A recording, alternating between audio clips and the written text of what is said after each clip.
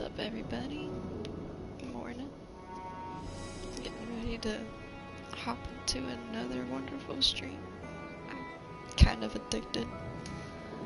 I didn't sleep very well. Alright, so let's get into it. I think we're at a recap. Yeah, it's good. Recaps are awesome.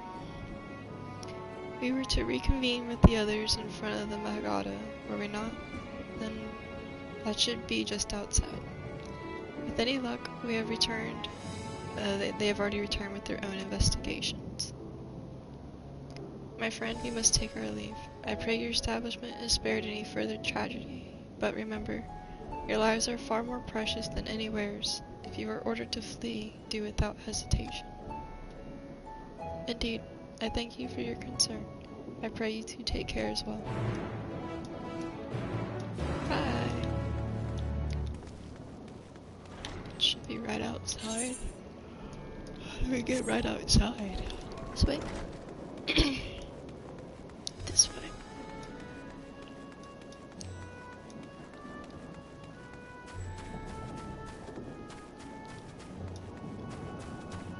Hi, friends.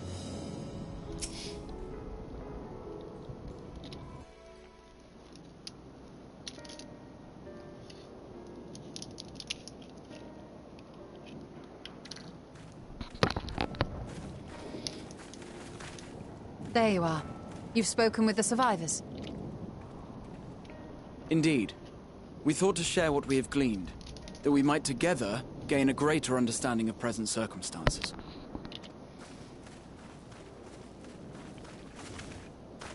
Fortuitous timing. Alize and I completed our own investigations not long ago. Then we should take a moment to compare notes. Shall we begin with the two of you?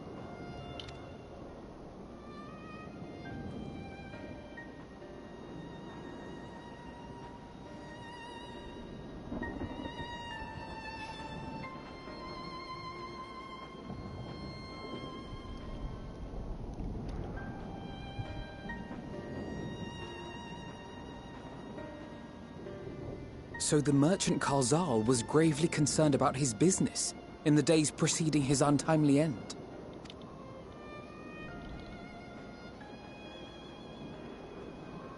The tales we heard were much the same. The first victims to be changed into blasphemies were all overcome with anguish of one manner or another. Then those who saw their loved ones stolen before their eyes succumbed to a similar panic, setting in motion a chain of transformations. Fear, unease, despair. These negative feelings serve as a catalyst. Light. Good morning. Good morning, good morning. If so, then it is not unlike the calamity that befell the ancients. With their creation magics, they unwittingly gave form to untold horrors. Had they simply lost control, surely it would have manifested in many forms, not all of them monstrous. Yet somehow, this phenomenon is triggered solely by the darkness in their hearts, a common thread with what we now witness. Common, but not identical. While the beasts the ancients faced were forged with magic alone, those of today are born of sentient beings. They got that. I wonder if they all have that little flower with emotion with them to tell them that, hey, they got upset. Why remains to be seen. But there is one fundamental difference between us and our predecessors. Our souls are sundered, whereas theirs were not. Perhaps that single variable makes all the difference.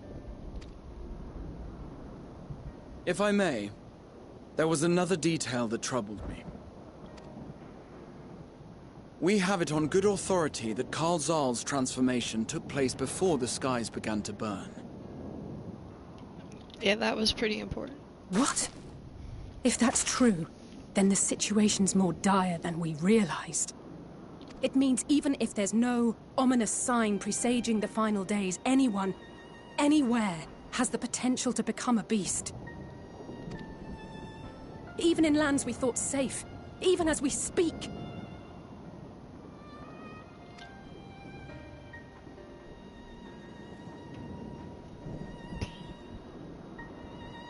Look! It's the satrap! The satrap!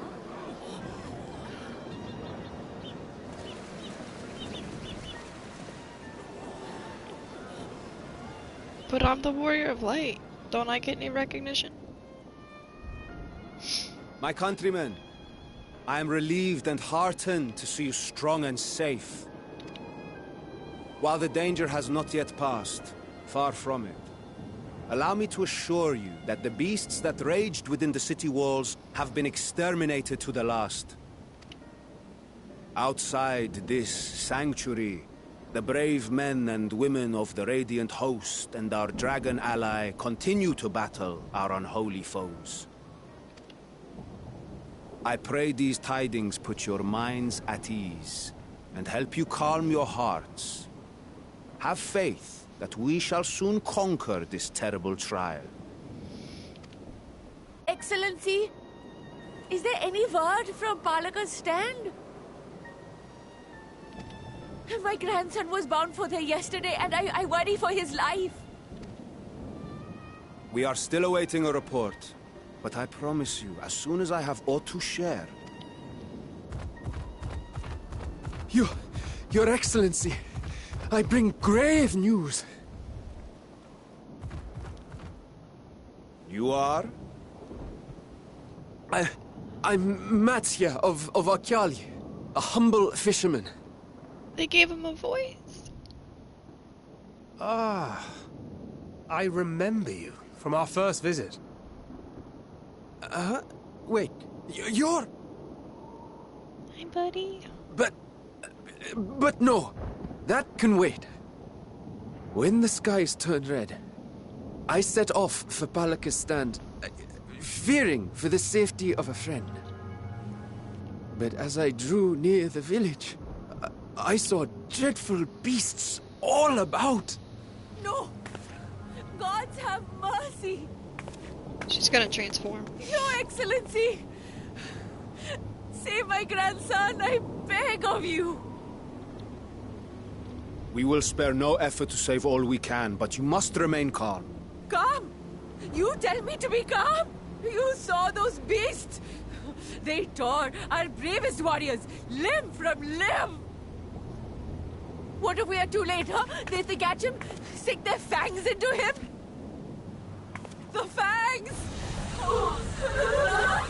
The screams! Get away from her, now! It's a good thing I'm more than like 20 feet there.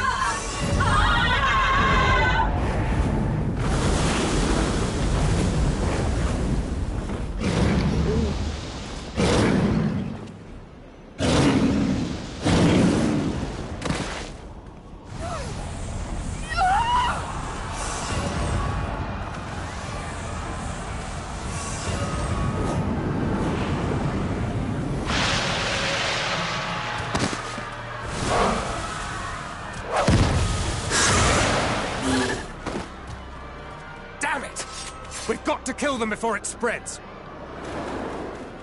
We'll handle this. See the townspeople to safety. Guard duty. Run! As fast as you can!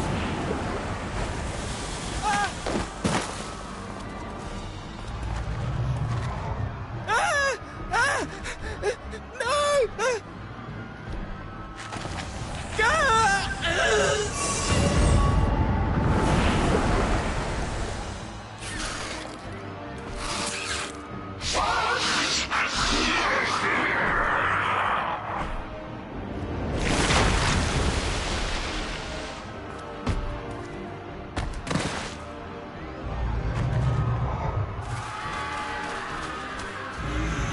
Well, there's gotta be something I can do.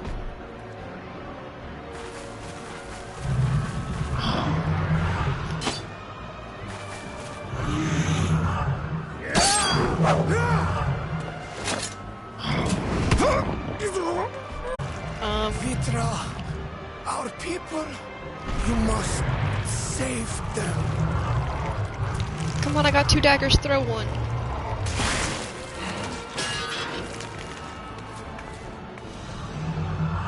Are you kidding? We just let that happen? We really just let that happen? My son.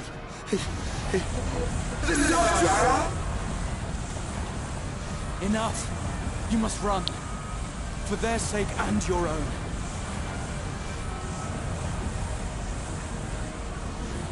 Calm down, dude. Calm down. Yes. You will survive. You must.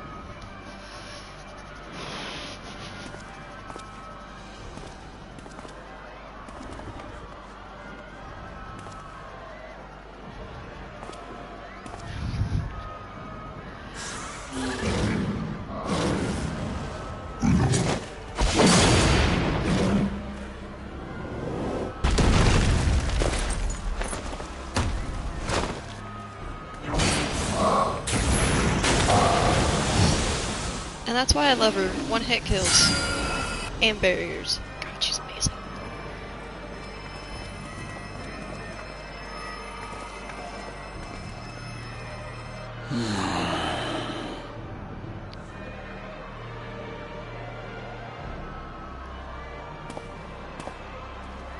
What's Graha about to do?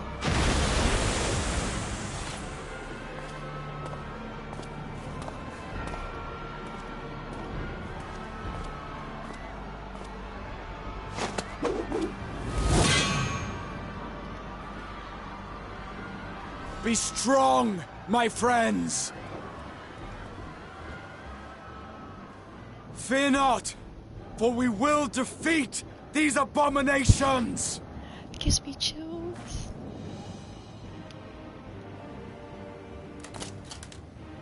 Brave men and women of the Radiant Host, lend your Stola and Thancred your aid. Let not a single beast escape.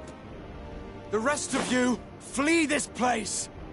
Carry the wounded if you must.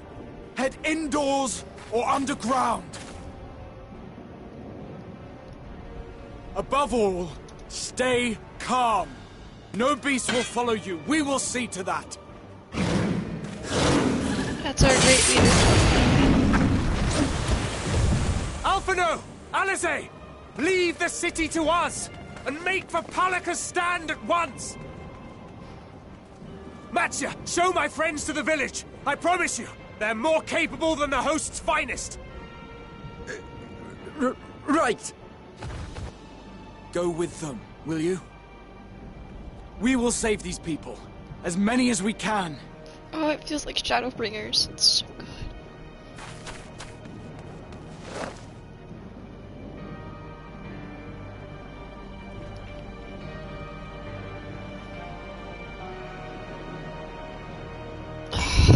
That's crazy.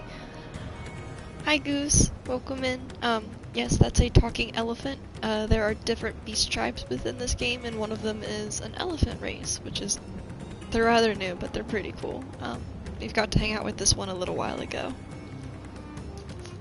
I like how those things were like, oh guys, let's stop talking about this dude's speech. Gotta give him the time. Dude, so Grahatea is actually the Crystal Exarch.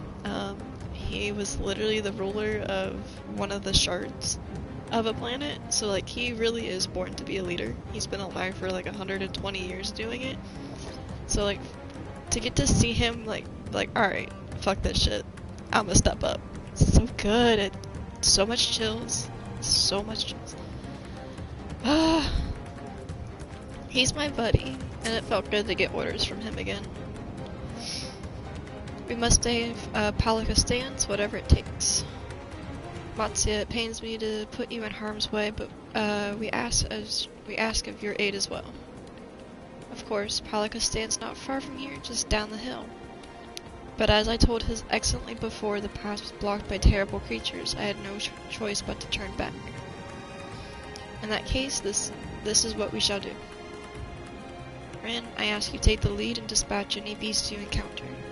Azalea and I will keep Matsya hidden amidst the trees and follow when the path is clear. Go bust some skulls. There's no telling what dangers await us. Keep your eyes peeled. Also, like, if you honestly wanted to watch the story through my stream playback, you totally could, and then skip it yourself. Ooh, look at this is a forest. This is a forest. This is a good forest. Look at all the trees.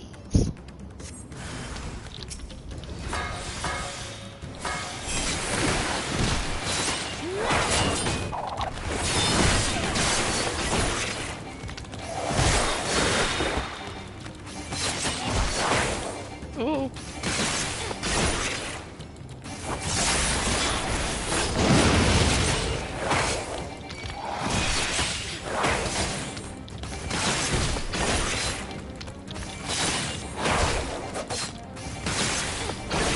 First, I feel like I do recognize this character from one of the Final Fantasies.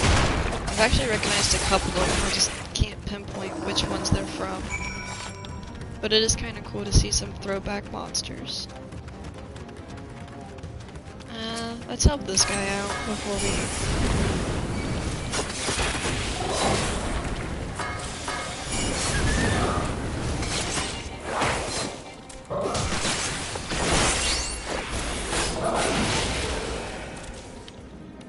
There you go, buddy. Have fun. And now I have space to work.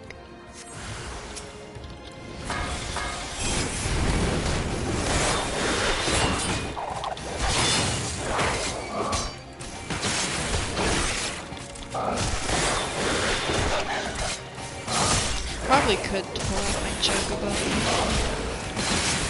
Good.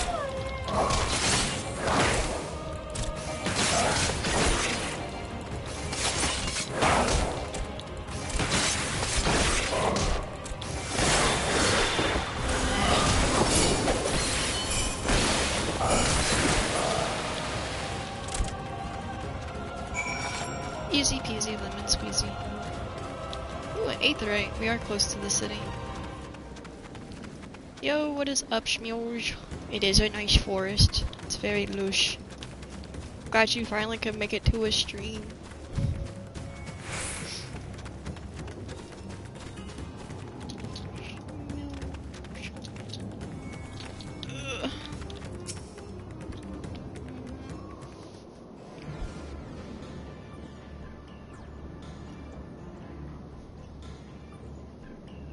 It cannot be. I mean, they're hurt, they're not turned, so... They're hurt, but okay. We must steal those we can and quickly. I see no beast would stay on your guard.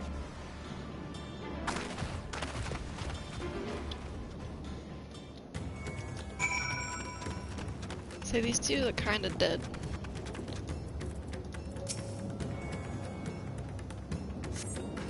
Ooh, dude, they have really good french fries. The cooling body has already begun to stiffen. The massive wound suggests the villager was gored by a terrible beast. Yeah, I saw that coming. The villager has no pulse, nor they appear to be breathing. Yeah.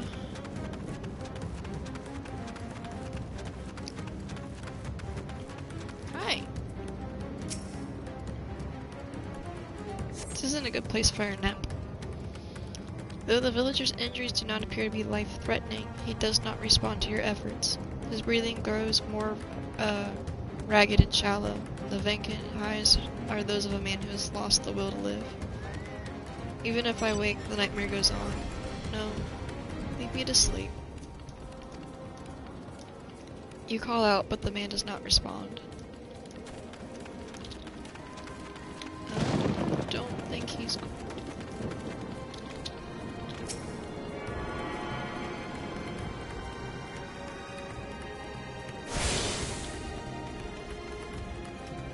This shit's crazy. Where's this person? Are they in here? Nope, they're outside. I'm totally short enough to go underneath the house.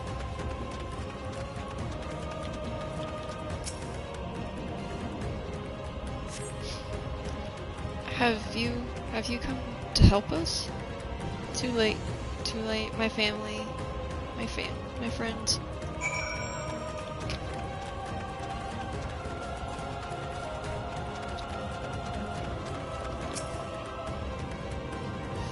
Are these the only villagers who survived?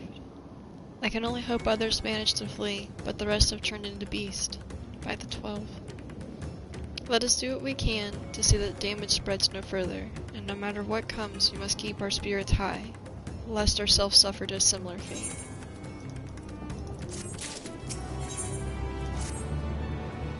I can tend to the rest. Pray look after Matsuya. No doubt what we have seen here weighs even heavier on his heart than ours.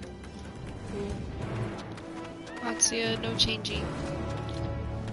Is that a goddamn peacock? Okay.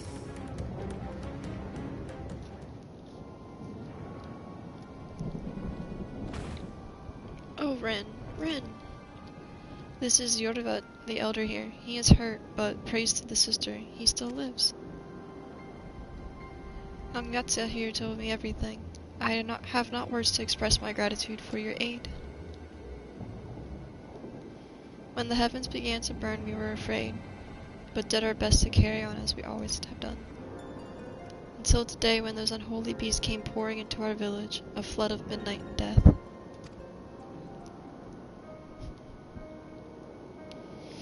There are no words to describe what followed. Men and women I have known since they were babies struck down by the creatures, only to rise again and join the murderous horde, in the guise of those same hideous fiends. In the chaos, a handful of our villagers fled for their lives. I can only hope they found their way to safety. Matsuya, do you perchance remember Korsov and Maven?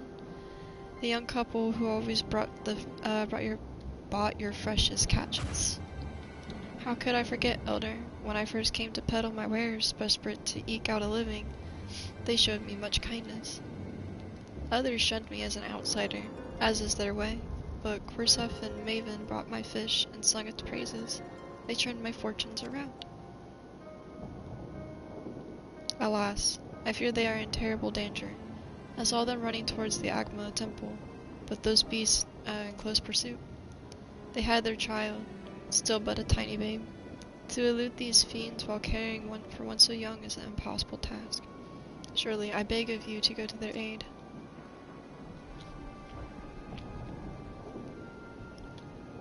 I don't want to send Matsuya. My dude doesn't have any weapons. I want to help them, yet I am but a fisherman. I cannot face beasts on my own. Will you come with me? Oh, thank you. The Agma Temple lies to the west of here. We must hurry. You're a buddy. I wouldn't let anything happen to you.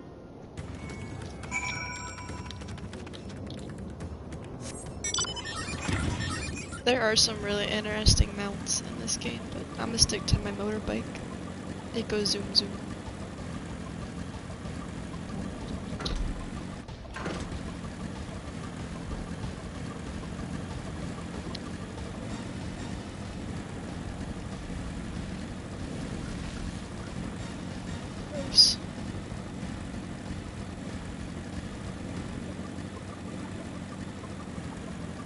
Found you. The temple is just ahead. It was built by those who worship Saint Agma, but has fallen into disrepair in recent years. If my friends made it this far, no doubt they are hiding somewhere amidst the ruins. No, please, stay back. Someone's transforming. That was cursive. Oh no, this is not good. I'll take a look. Please do. The Kai came from the ruins. You must hurry.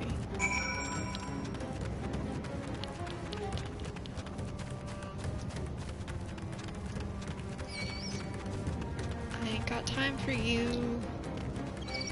I ain't got time for you either. Ooh. His wife turned.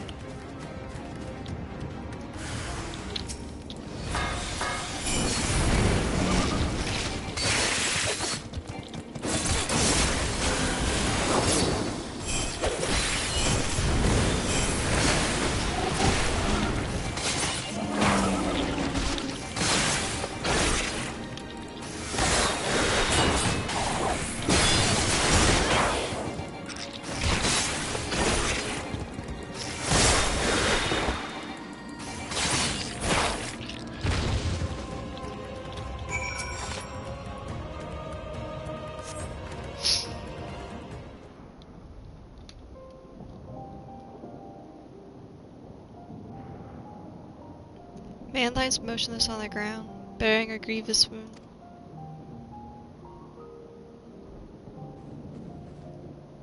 I'm sorry, Ren. I tried to stay behind, but I couldn't.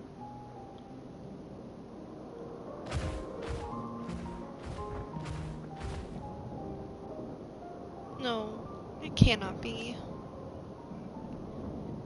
Is someone, anyone? My arm so heavy, and my legs. I cannot feel my legs. My leg! My wife fled with our daughter. I need to find them. I need to be with them. I need... Aggressive, no, you must stay strong. More time I thought I had.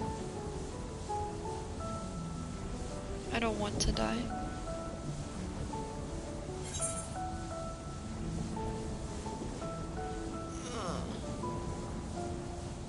I'm gonna dry his tears.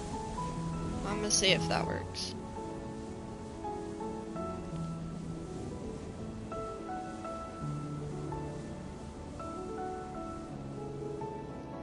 Yeah. Thank you. Please find them.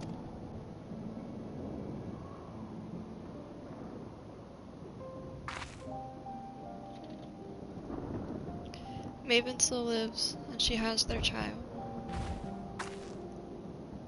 We must search the jungle between here and Playback's stand. There's nothing else we could have, she could have gone, I think.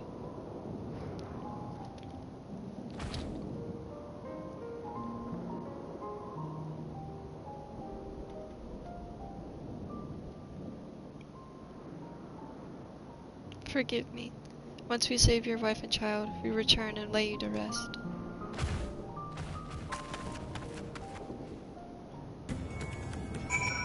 At least he didn't turn and like can be properly mourned. But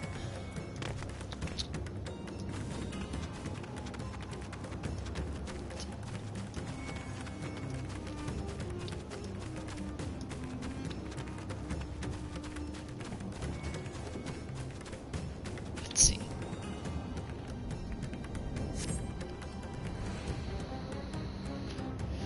We see no tracks or signs of recent travel. Maven and the child must be elsewhere.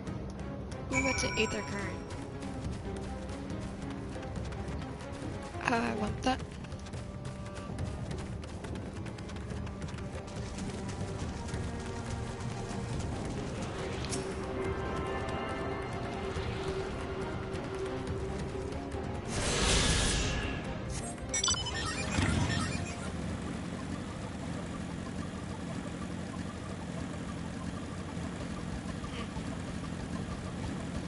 I like their squiggly things.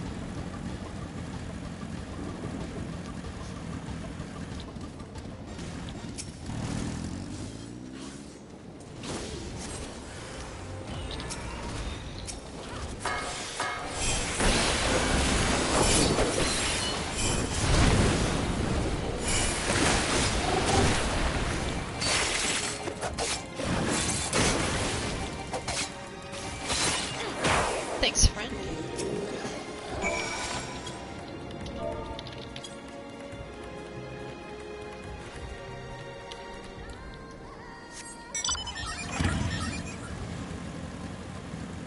Are we doing this together?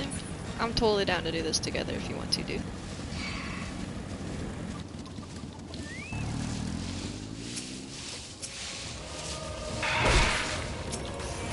Come here.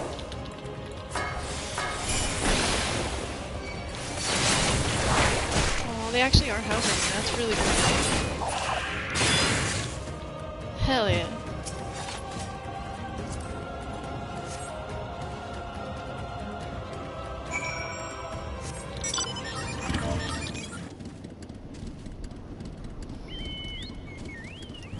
Let's go.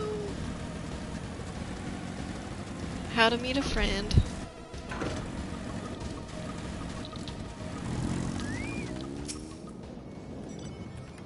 Did you see any sign of them? I found nothing. Perhaps Perhaps the beasts have chased them further from the village. O gods above, I beseech you, pray deliver Maven and their little one to safety.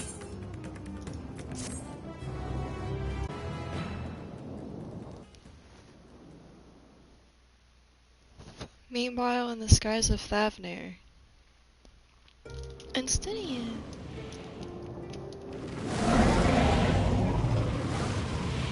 It's riding on a dragon. No more enemies to trouble us here.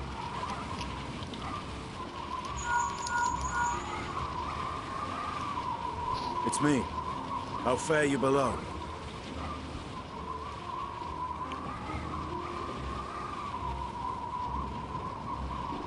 Understood. I will inform Vritra. Chaos and panic sweep Ras Khan, and many more have succumbed to the transformations. Amidst the fray, Ahawan fell, protecting a grief-stricken father.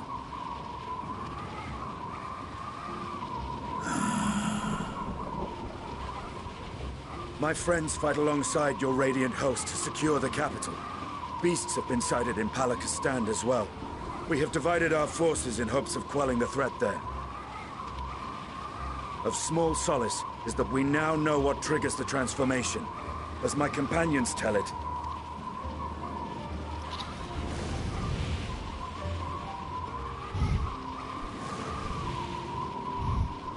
so it is the very fear and despair in their hearts which inflict this abhorrent punishment upon them.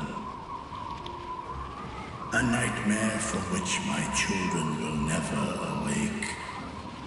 O capricious and cruel fate, they are undeserving of such condemnation. will you wallow in sorrow or rise to the occasion? Ras Khan is leaderless. Before he passed, Ahawan sought to reveal the truth to his people. Honor his wishes. To what end? To breed a new conflict between dragon and man? He's such a kind-hearted dragon, though, that, like, I don't think his people would turn on them, especially if they know that he's been watching over them for the last, like, 250 years.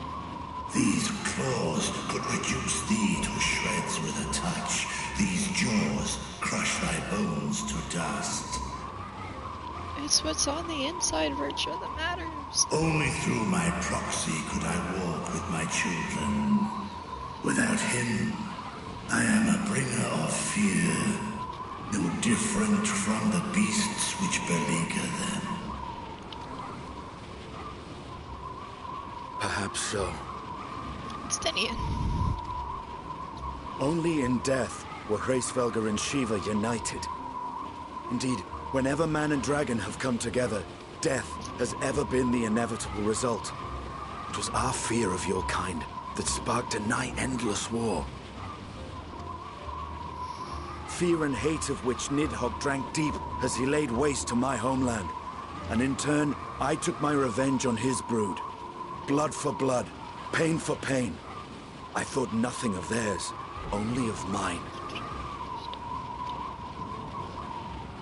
And yet, were the chasm between us too vast and too deep, Hraesvelgr would not have borne Isael to battle and our rescue. He would never have entrusted a mortal champion with one of his eyes. And the Dragonsong War would still rage on. Hey, And I would still wage a never-ending war of violence and vengeance. The future of our star be damned. How you doing today, dude? It's good to see you. I cannot speak for Ahawan's greater goals. Yet I know that he served you, served your people, long and true. In this time of unprecedented crisis, he turned to you. You could do worse than to place your trust in him.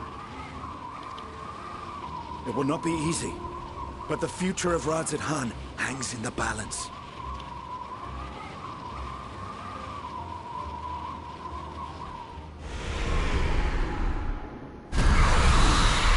We have company.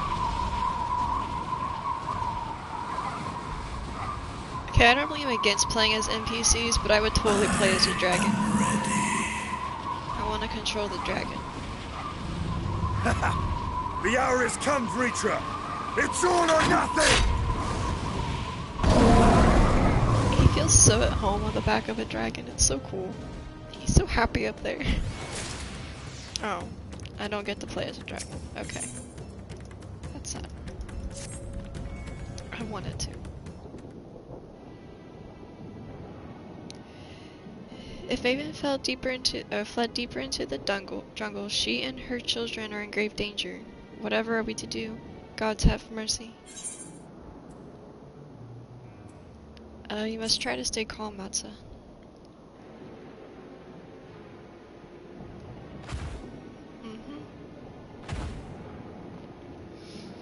But how could I be at a time like this? They could all be dead.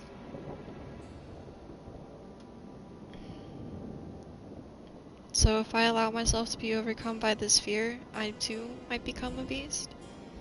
I'm not sure I understand, but I will do my best. I have seen to the wounded. How did the two of you fare? Did you find your friends?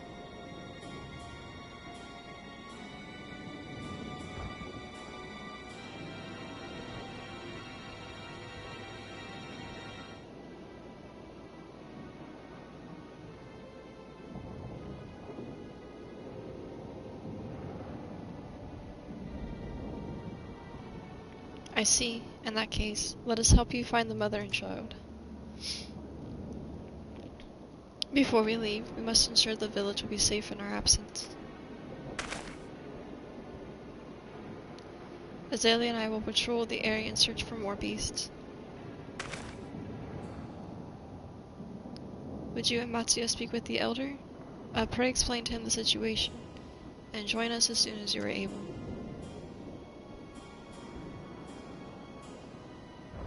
We will save Maven and her children. We can do that so much for him.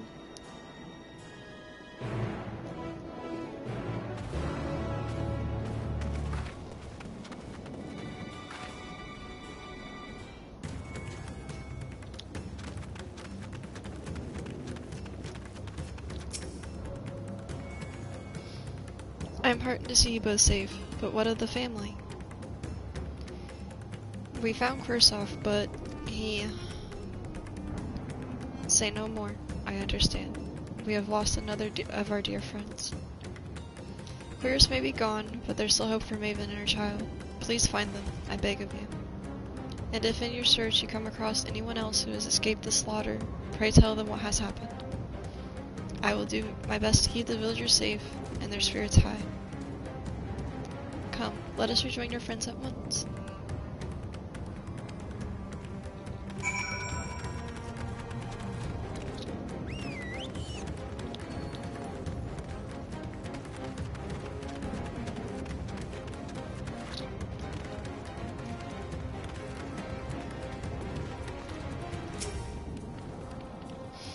I'm pleased to report that the vicinity appears to be beast-free, no doubt thanks to your earlier efforts.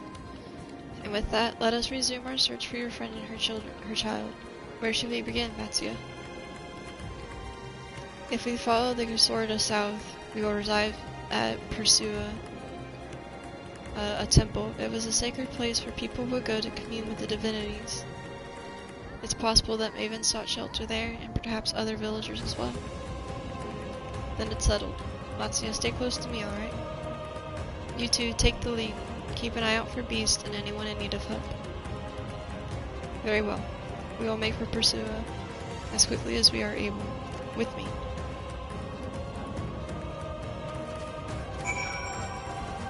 And then they left, and I was left to travel alone.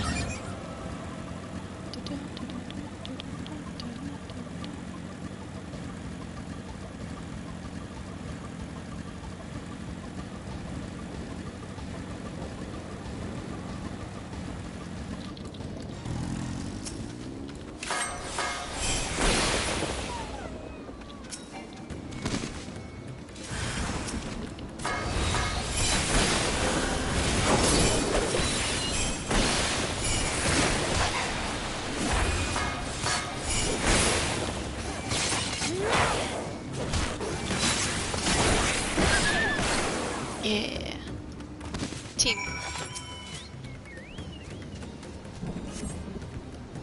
Thank you. I thought I was gone for. Maven? She is a friend of mine too, but I have not seen her. She must be out there somewhere. Try avoiding the beast. And with her child, gods. Worry not for me, I can make my way back to the village on my own. Okay, please do so. Thank you. As an alligator. As a chunky alligator.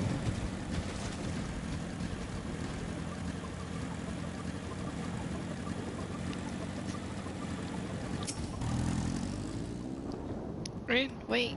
Pursue Elisha's up ahead, but something terrible just happened. The beasts have come, and they have already killed many. Alphanot and Alize have gone to do what they can, but there are so many.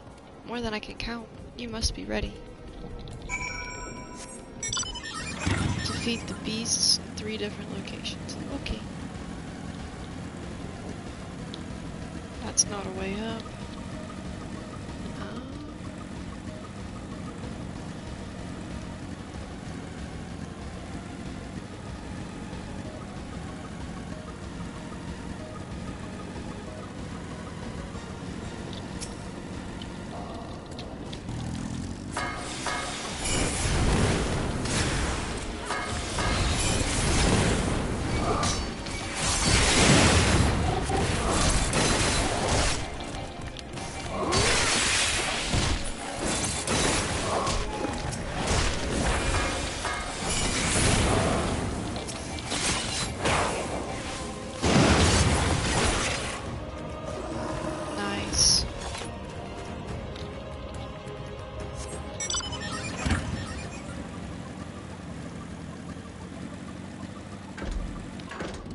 Is there an Aether link that I didn't see? Nope.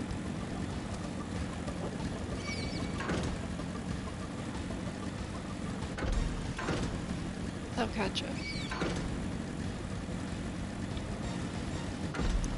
Get this other little ad off of my butt. There we go.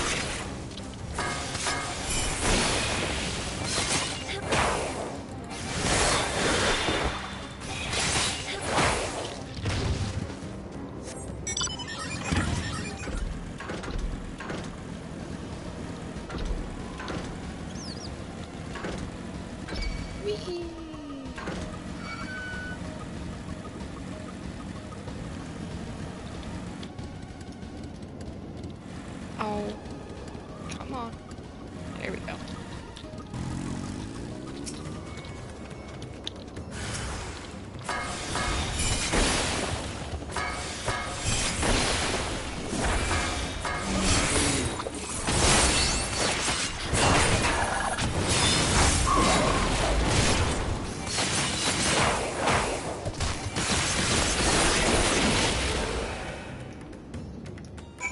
I did it.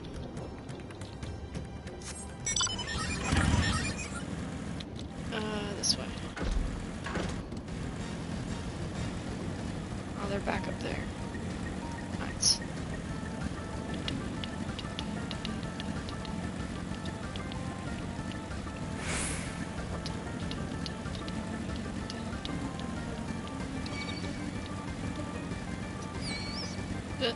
Picking up a lot of baddies.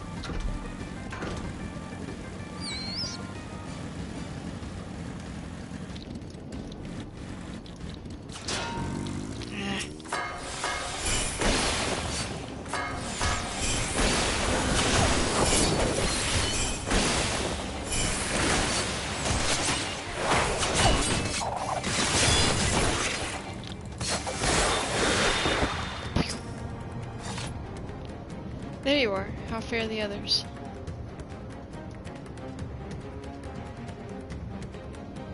I see.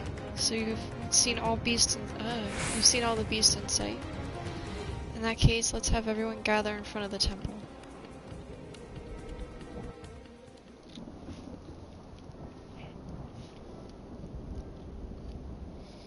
Oh wow, there's a bunch of them.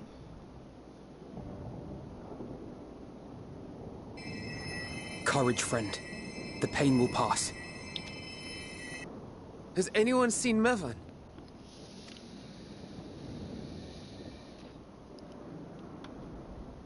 Where could she be?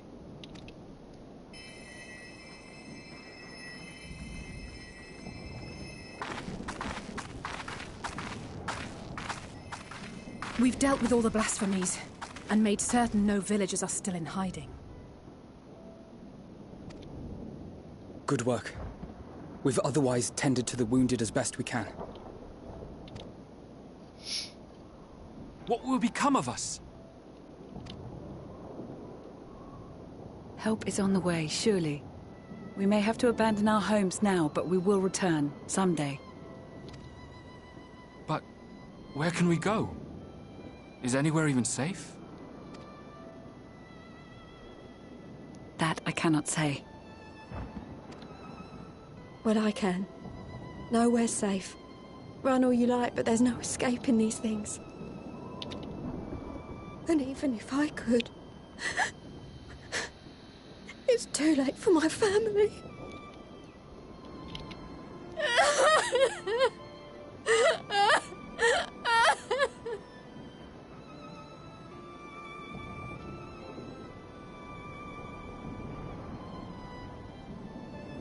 This isn't good. The more they dwell on the tragedy, the more likely we are to lose them too. That might explain why everyone's brains got cleaned. So like after the initial calamity that we all saved from, like no one could remember the events of the final days. They just knew it happened. Didn't know who saved them or what, but now it's starting to make sense. Someone wiped their memories to prevent them from falling in despair. To prevent them from falling into these blasphemies. Puzzle pieces. It's like the My only friends! way. This is a place of worship. Should your heart quake with sadness, cast your mind to the heavens and remember. Remember the teachings of the old gods. Did they not implore us to stand fast when waves of sorrow break against our shores?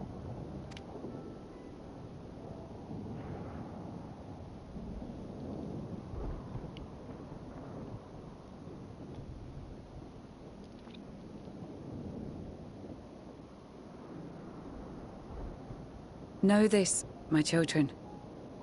There is more ugliness than beauty in this world. To live is to suffer.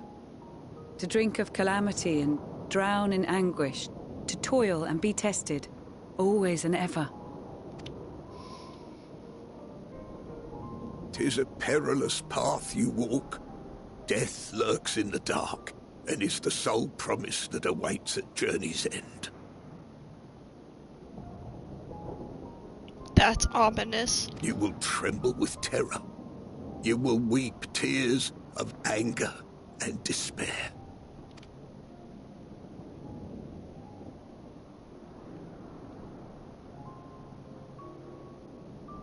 But do not avert your eyes.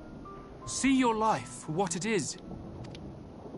Then will you see how the hardships make you strong.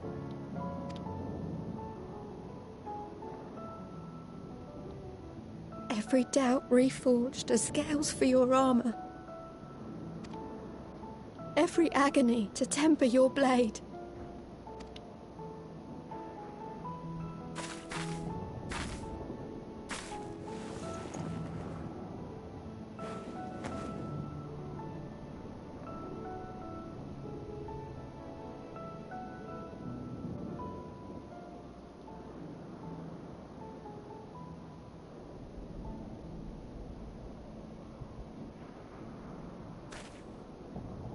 Thank you, lad.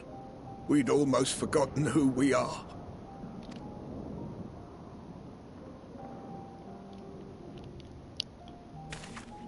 My undying gratitude to you as well, my friends. You were searching for Mevon, no? We must return home. I pray you help the boy find his friend. Gladly. We dispatched what beasts we could, but the roads are still dangerous. Stay together and go in safety.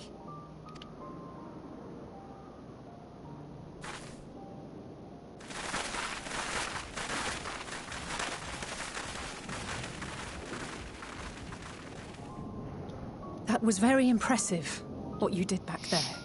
Those words seem to resonate with your people. They should. They were the first spoken unto our ancestors by the divinity of legend. I'm easily upset, and fish are wont to flee a temperamental hand, so I recite the teachings over and over to calm myself. They're lovely and inspiring to hear, though I imagine they were born of great misfortune. They are born of life. There's as much bad as good in it. More, many would attest. All the more reason to appreciate the good when you can. I won't argue with that.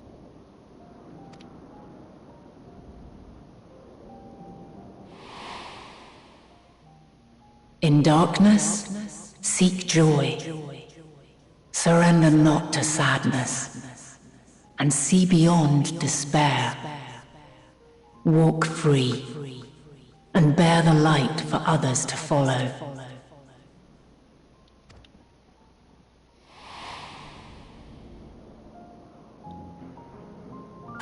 And with that, let us see if we can't find Mevon.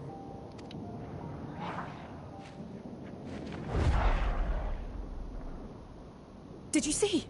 That beast was chasing someone.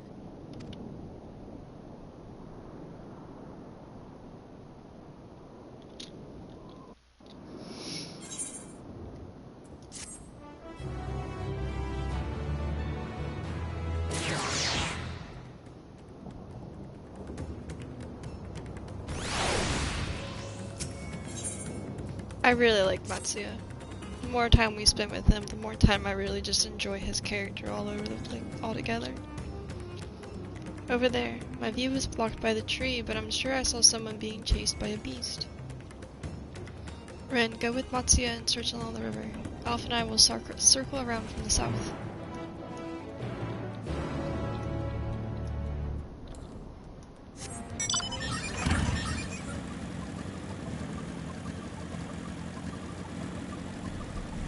Oink.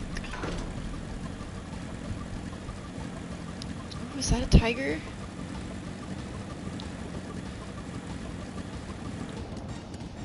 That's a tiger. It's really cool looking.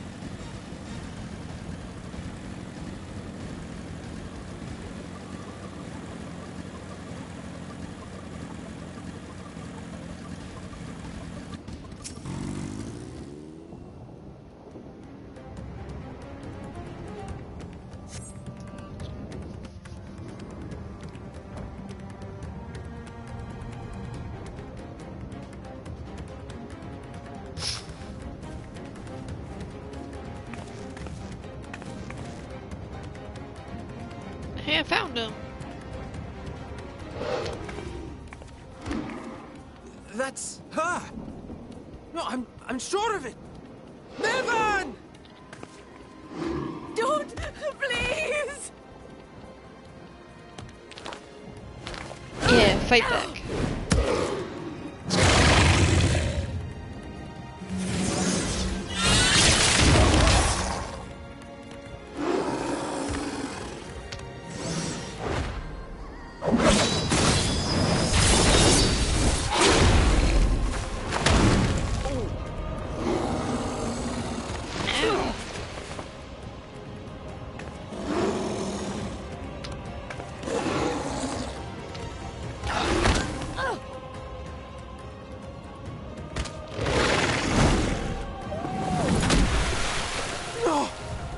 Lord have mercy!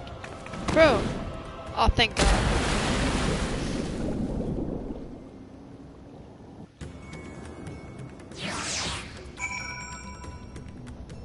Just got yeeted into the water. It's a good thing I can breathe under it.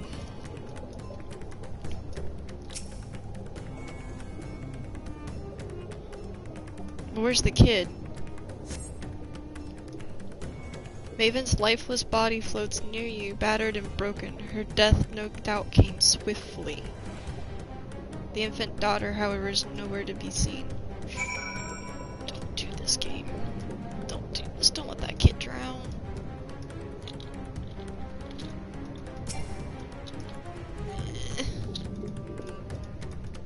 Can I reach it? Yeah.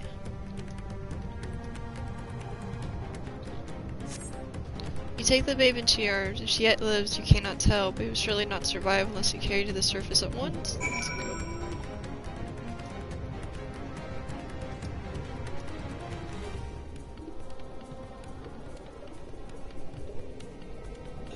Come on.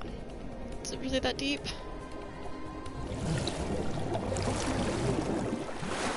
Okay, where's the stairs?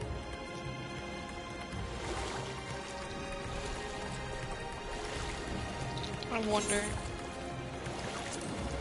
Okay, they didn't put the kid in my pocket. That's usually where they put stuff and people when I pick them up.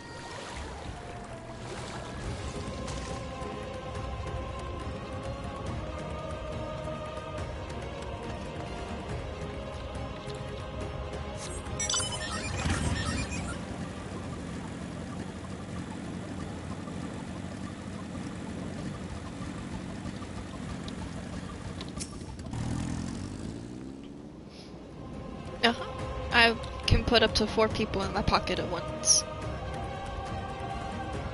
I've done it a couple times. I've even had all of my friends in my pocket at one point when we were traveling from planet to planet. It was pretty interesting. Felt like a drug dealer. Damn it all. You have the child? Let me see her.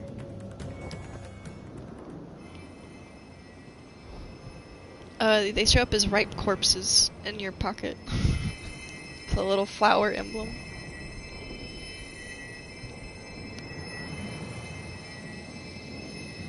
She's so cold, Alphino. The child is alert and I see no wounds, and yet she grows weaker. My spells can do no more. What she needs is a change of clothes and a warm bed. We must hurry back.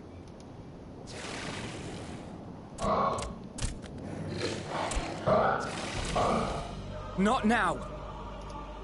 Matsia, take the child.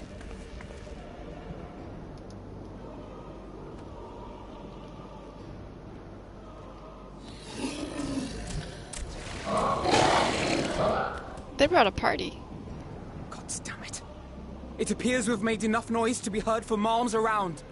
More will be upon us ere long. We make our stand here. Mattia, can you take her back to the village? But the child, all by myself. You can't be serious. The beasts will follow you home unless we stop them here. And so we shall. Be strong, Matsia. Her life is in your hands. Right. I can do it. I know you can. We'll keep them busy, Matsia. Go! Quickly! The only one without shiny weapon. Rip.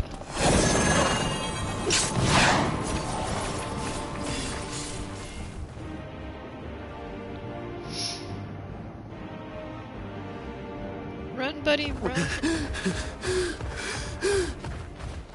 Steady. You know the way. Got this, bud. No. No!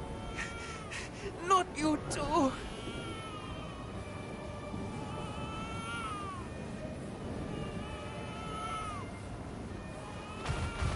Don't be afraid. Don't be afraid. To live is to suffer, to drink of calamity. It is a perilous path. Death lurks in the dark.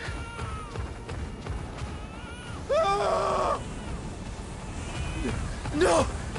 I'm not afraid! I'm not afraid! Do not avert your eyes. See your life for what it is. See how the hardships make you strong. Every doubt reforged.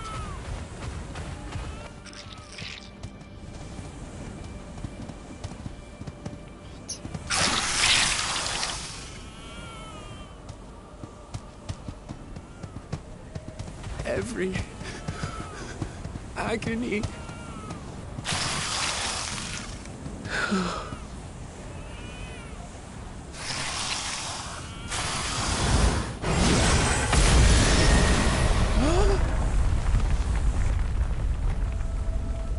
Steady.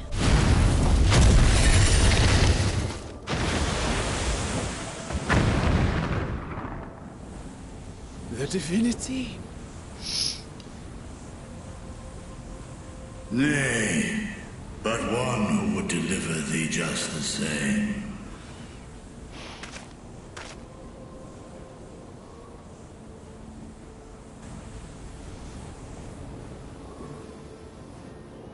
Please. You must save the child. She is all that remains of Mevan and Grasef. Please.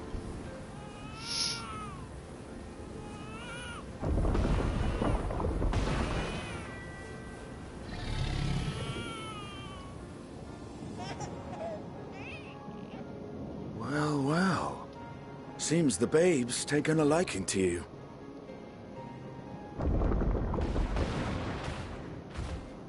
Thou art strong, little one. Let us convey thee to thy home.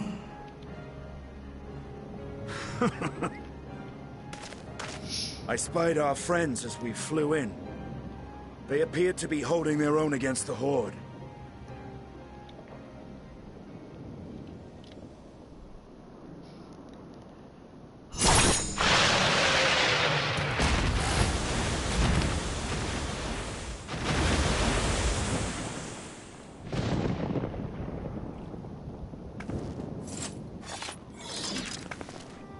Right. That's the last of them. We should hurry and find Matsia. Dude, that scared the shit out of me. I was terrified. Like, I really like Matsia. I don't want to see him turn. And, like, that's too close. That's way too close for comfort.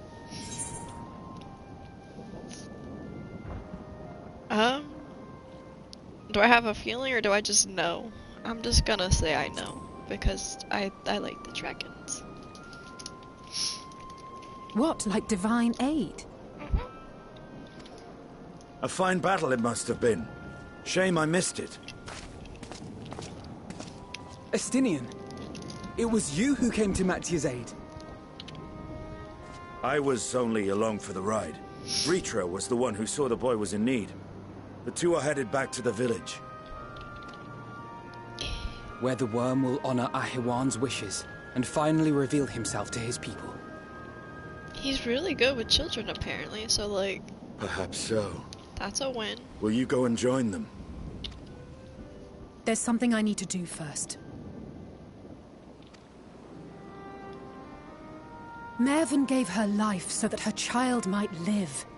She deserves better than to be left to drift alone. Oh, that's right. You can breathe underwater too now. So, you can go fetch the body. I probably should have brought that up with She deserves to be laid to rest beside her husband, at least. Will you help me? I'll go get the other body. Yeah. Put people in our pockets again.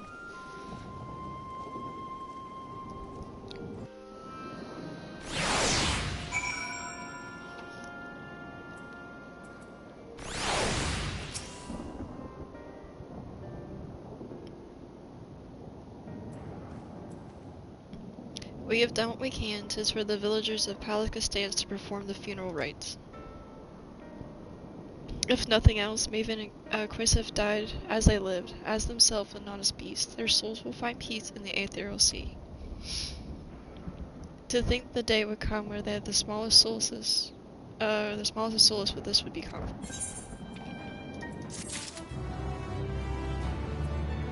It's like the whole game, like, I've been on edge since last night. It's been ridiculous. When the world started to look like this, my heart just... Are you ready then? Yeah, let's go look for some bodies. In that case, let's head to Palakistan. No doubt Virtua is waiting for us. We're not gonna go get bodies? I thought... Dude, her body is like in that ocean.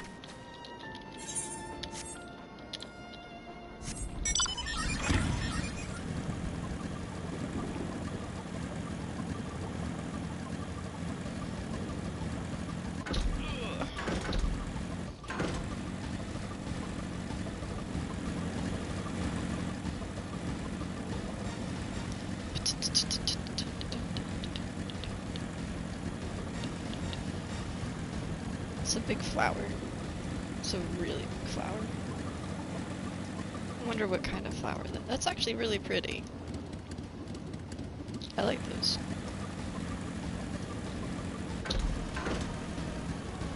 Whee! I didn't actually expect him to just be chilling here.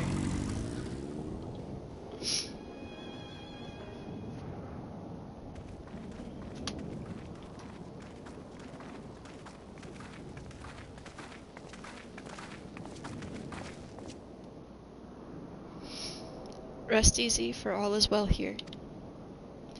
Young Matsuya returned with the babe safe in his arms. Owing to a warm bed, the girl hath already begun to regain her strength. Less joyous received was word of the mother and father's fate, as well as that of their transformed neighbors. How many children of Thavnar must be lose to this calamity?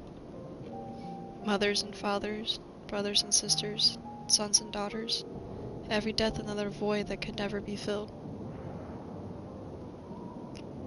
We who survive must carry the weight of their memory, as we strive to regain semblance of what we lost. Kursuf and Mae's babe is the child of Thavnar as well. I thank you for returning her to us safely.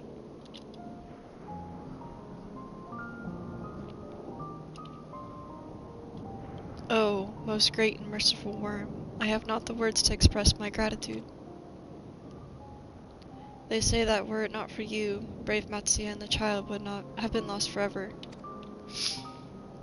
Long had I heard rumors that the mighty dragon had forged a pact of friendship with the satrap, but never did I expect such a kind and gentle soul. Truth in part, but not in whole.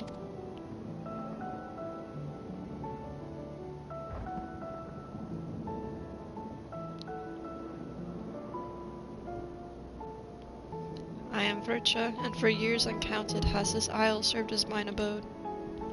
An isle I have ruled over as satrap, with Ahiwan as my loyal servant. Are my ears to be believed? You were the true satrap all along? Nidhadia, or whatever. Nidhana, that's her name. Nidhana, what are you doing here? Hanging out with her boyfriend. Matsuya, I see you, buddy.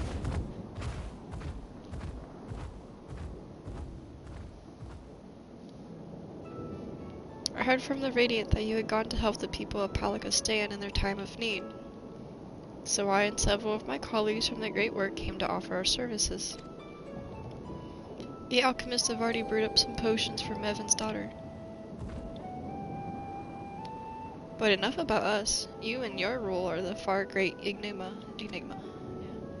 If you were the true satrap all along, could it be that young Varshahan was created to serve as your emissary? Thou dost suspect the boy is but a simulation, essentially. I can't say that word still. A rumor has circulated for many years around the high crucible that our most skilled alchemists were once commissioned by the satrap's family in secret to fashion a mammoth of indistinguishable from a living boy. Looking at Valjean with that knowledge, I simply put two and two together.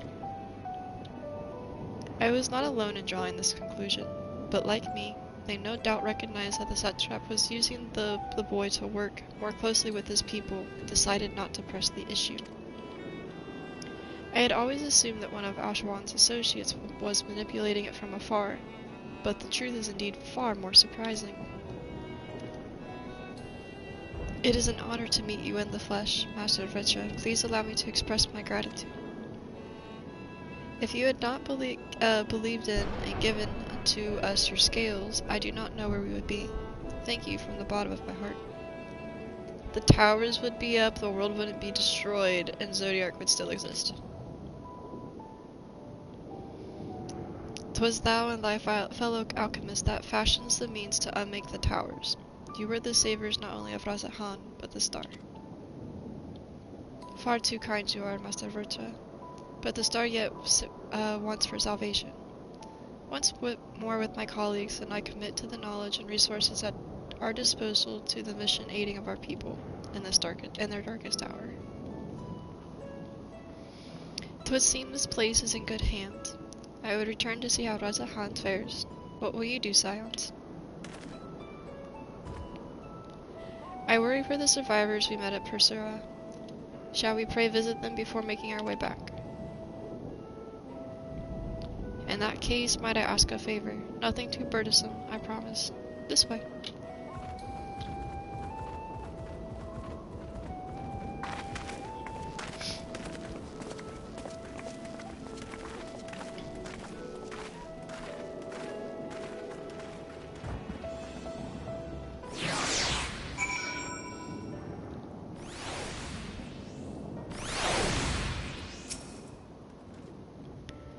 Need to simmer just a bit longer, I'd say. In the meantime, I was hoping I might ask you a few questions. The red sky, these terrible beasts, what in the name of the sisters is happening here in Thavnar?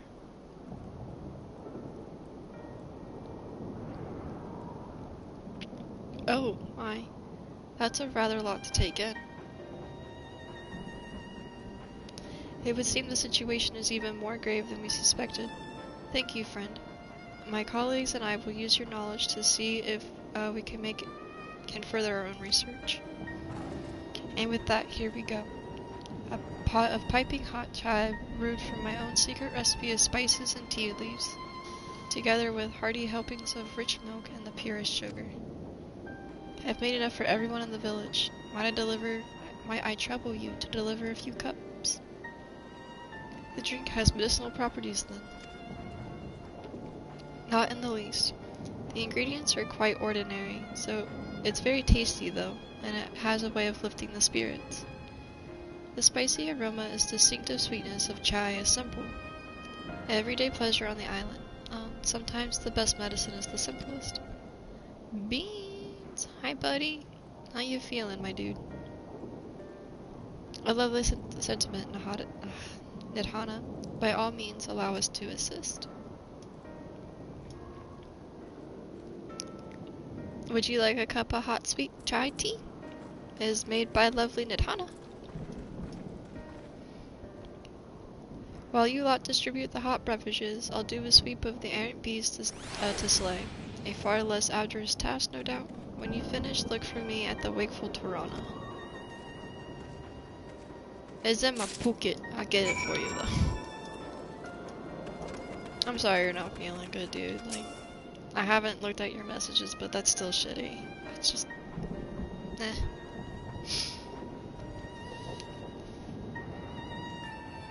Look at all of them lazing about, knowing full well the beast might strike again at any moment. Did they realize their lives are in danger? Well, I for one intend to survive. I'm too young to die. Yes, I'll leave this island behind if I must. But where should I go? Is anywhere safe these days? Would you like a cup of tea?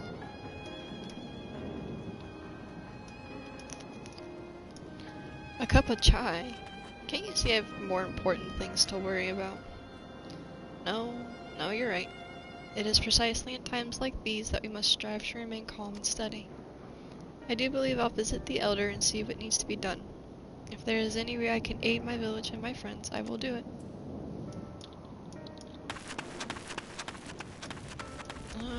Where else are we going?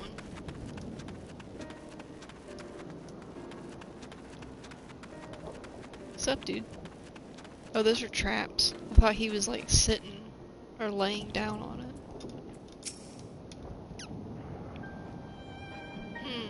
Wait, I know you. You're the one who saved us from the beast back at the temple. Were it not for you, well, let's not even think about that. At times like this, we mustn't dwell on what might have been, but look to our future. But what future awaits? How can Radz-at-Han hope to recover from this? Most of my friends are gone. I don't know where to turn. You can turn to a nice popping hot cup of tea. A cup of chai? Well, if you insist. Ah, the aroma has a way of clearing the mind. Come to think of it, now we faced our fair share of tribals in the past as well. But no matter how hard the times, we've always come together as people united. One day at a time, one step at a time. For that is all any of us can do.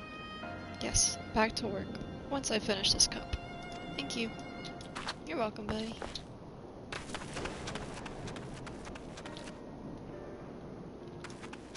What does it say? The weather forecast is apocalypse. Oh, that's funny. Where is this other person?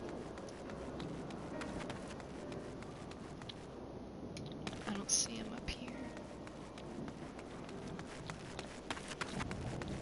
You gotta be in a building.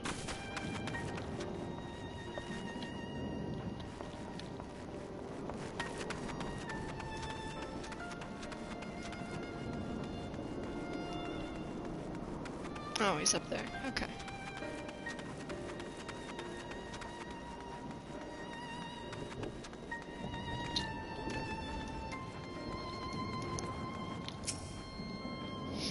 I'm sorry. I just want to be left alone.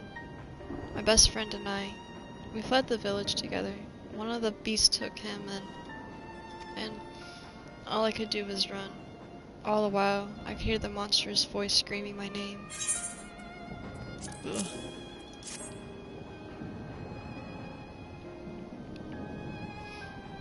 This is for me? We used to drink chai together often. Shared stories of receiving cups after a hard day's work. Thank you, friend. The pain may never pass, but I must press on all the same, for his memory and for all who we must remember. Ugh.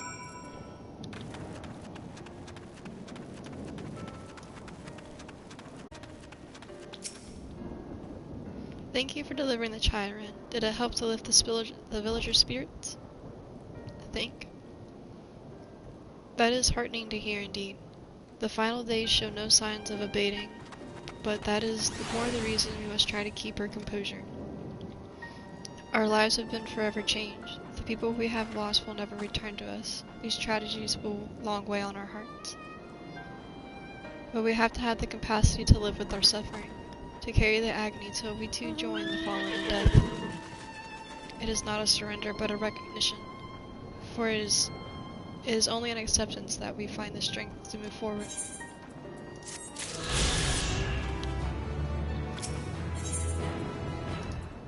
Under his wing. As you have finished your deliveries, might I talk with you a moment? I was curious to know what has become of Mavan and Korsav's remains. Oh, thank you, friend. Surely they will be able to rest peacefully by each other's side. And I and the people of Palakistan will perform the rites as soon as we are able. As for the child, it will not be easy for her, growing up without parents, but I promise to do what I can. When she is able to eat solid food, the fish I catch will help nourish her. You catch the best fish, Matsuya. She's gonna be so happy to eat your fish.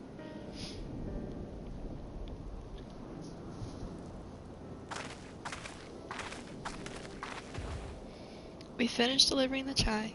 I do believe that everyone has a piping hot cup. I could almost believe there's magic at work. How their tensions fade with every sip. Let us pray that the Palika stand has seen the last of those transformations, at least for now. They are still at risk, as is every village in Thavnar, like as not. Still, I trust we can leave this place in the care of our friends from the Radiant and the High Crucible. Shall we return to Rezahan? By all means, do not let us keep you further. There are many things we would need. There are still many things oh my gosh. There are still many who have need of your wisdom and strength to deliver them from this terrible calamity. And I will do what I can as well. I will bring rations and supplies from Aliga. We have plenty to spare. Then let us find Instenian and be on our way. Where did he wander off again? It's a good thing the markets are closed and he can't spend all the coin. The wakeful Tirana? Near the bridge of Rahadzan, I recall. Very well then.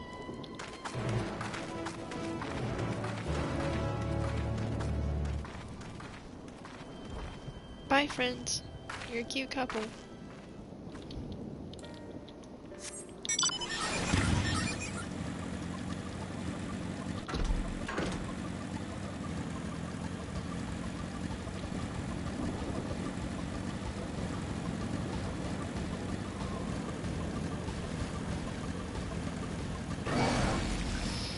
Yeah, grow yourself.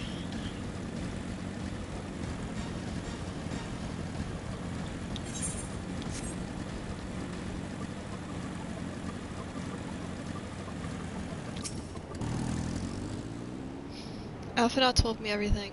Full glad am I here the people are safe. Likewise, you'll be pleased to know I found no evidence of lingering beasts in the jungle and ruins. 'Twould seem you finished off the last of them. Trying times yet lie ahead for the people of Thavnir. Fortunately, they have a wise and benevolent satrap to shepherd them through. Speaking of which, I received word from Thancred not a short while ago.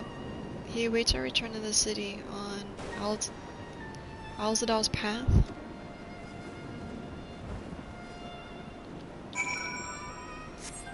Oh, he can fly. Can't wait till I can fly places.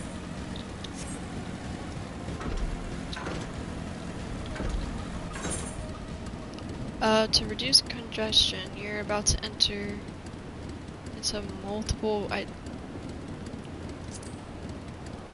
There's a lot of people apparently chilling in Rezahan right now.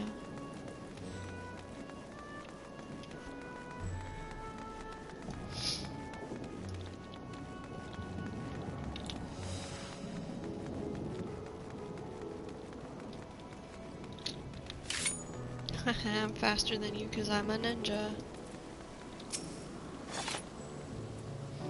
Good to see you safe. Given the skies, 'tis all easy to fear the worst. I'm pleased to report we've succeeded in quelling the threat here in the city. The beasts have been felled and the citizens are safe for now. I also heard from the Radiant that an important I know this word. Proclamation will be made in the city square, though they said no more than that. Might you have any idea what it's about? So Virtuous finally coming out from behind the curtain. I suppose we too shall hear what he has to say. To the Megaduda, then, and before that it appeared that a word of the assembly has not yet reached the citizen. If anyone along the way seems unaware, it may be best to enlighten them.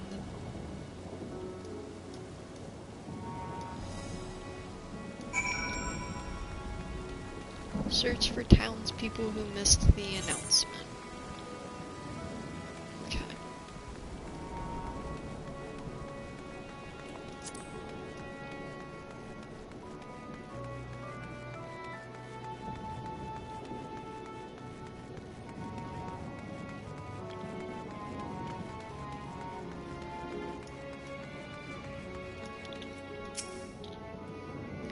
Are the beasts all gone? I've been hiding, and I'm scared to go out and look. Oh, that's a relief. I thought those beasts was gonna eat me. I wonder where Vashon is. He's the slowest runner. I hope he got away. He could be with the other people from the palace. Maybe I'll see him in the square.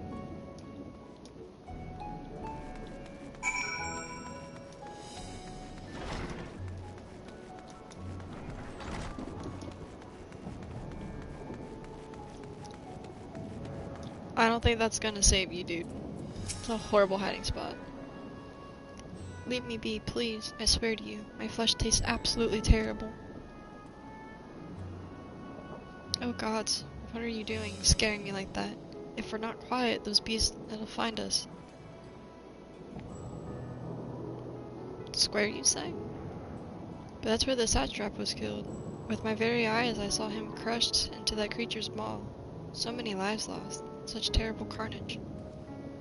And you say there's someone else who would lead Razahan in his stead? Whoever they are, if they say anything to sully the memory of our beloved satrap, I'll make them regret it.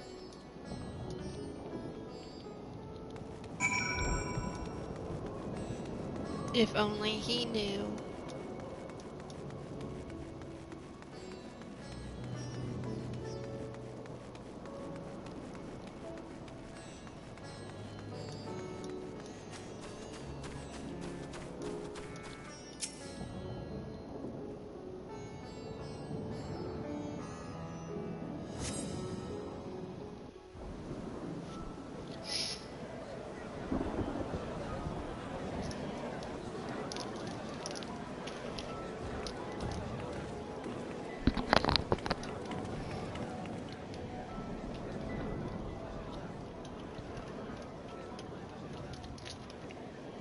Look!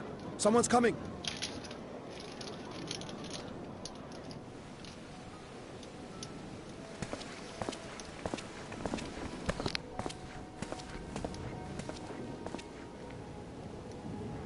People of Razathan, it warms my heart to see so many brave, resilient souls before me. Today, I would share with you a great revelation. But before I do, I must make a humble request. Do not be alarmed, nor avert your eyes. See the one I unveil for who he is, and know that he means you no harm.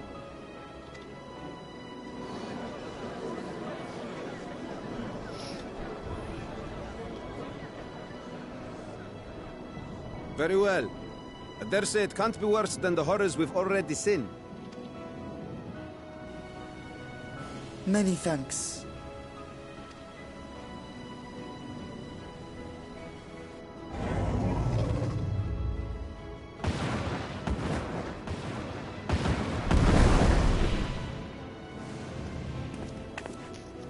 A dragon!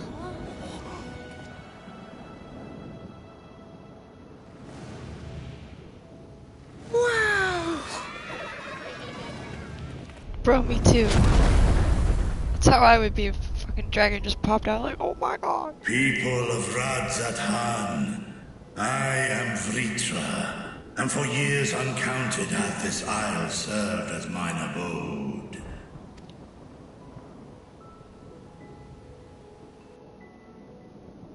Tis as the satrap's ally I am known.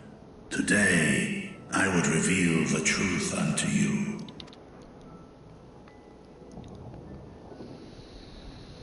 Let us hope they accept him.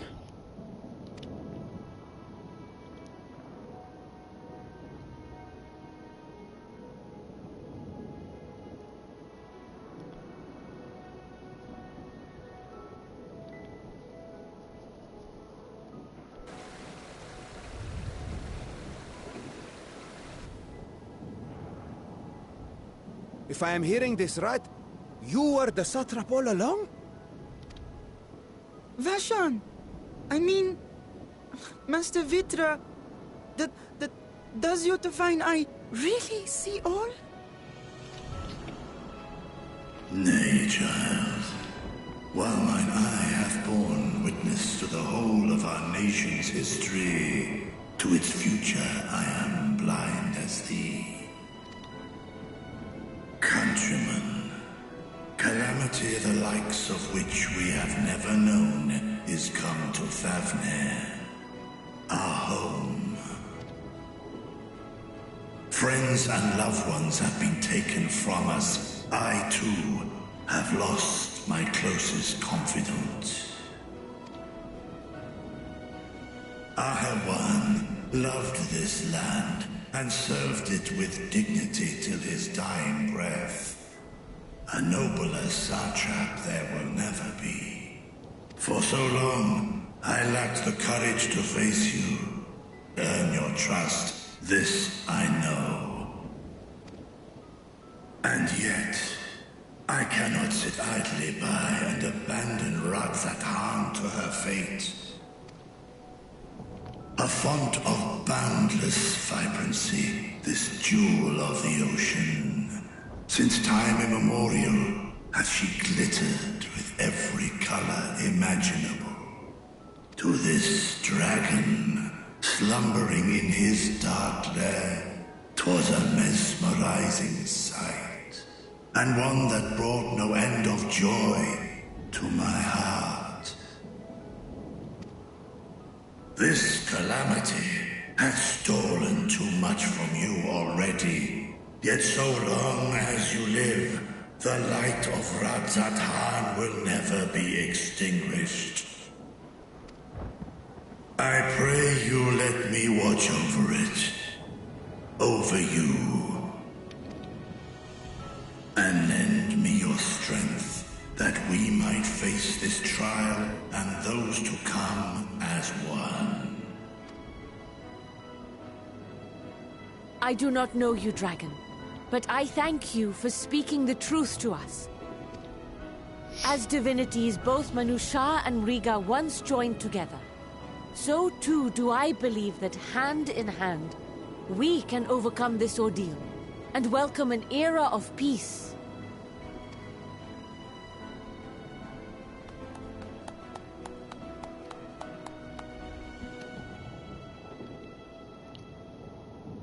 A sight that would have surely brought a smile to Azael's face.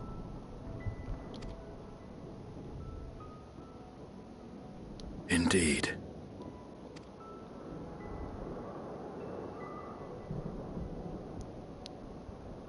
Uh-oh. Uh-oh. Hi, Dad.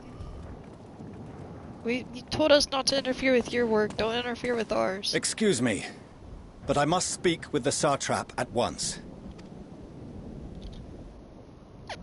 Father.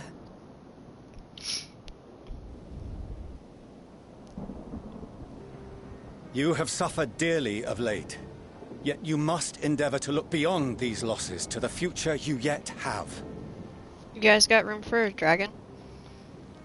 On behalf of the Forum of Sharlayan, I come with a proposal by which you, the people of Radzat-Han, might be saved. I say again, I must speak with your Satrap. I beseech you, take me to him with all possible haste. Lol. I am Satrap here. Speak thy proposal. All present shall hear and judge. Yeah.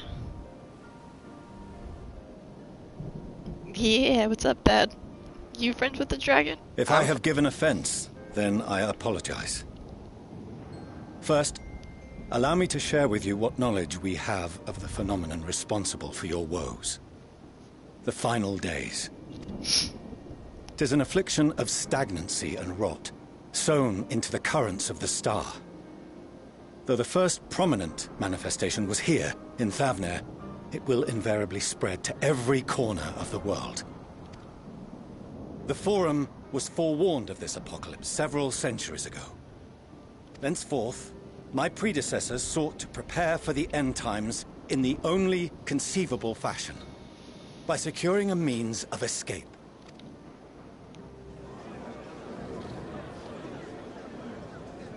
Escape the star? What madness is this? 'Tis by no means madness.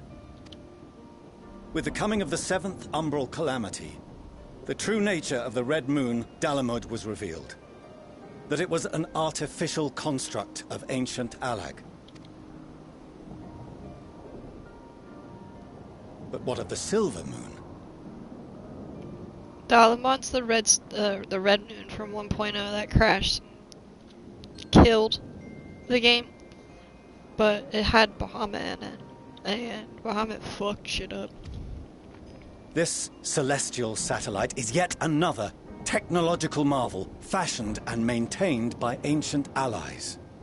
A ship that will sail the heavens and deliver our people from destruction.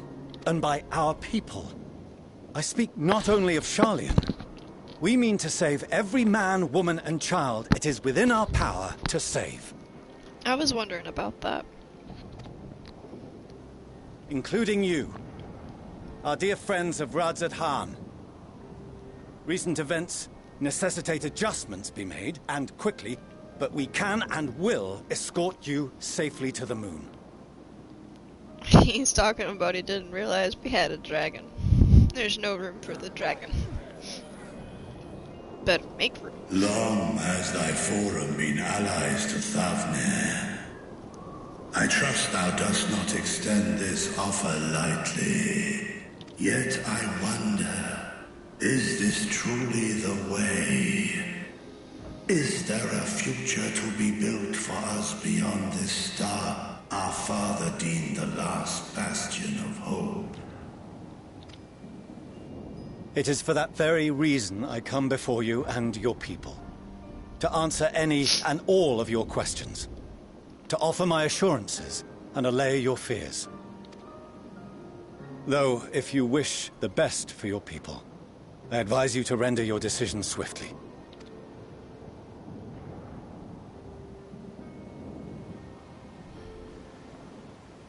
Show our friends to Megaduta. They are to be received as honored guests.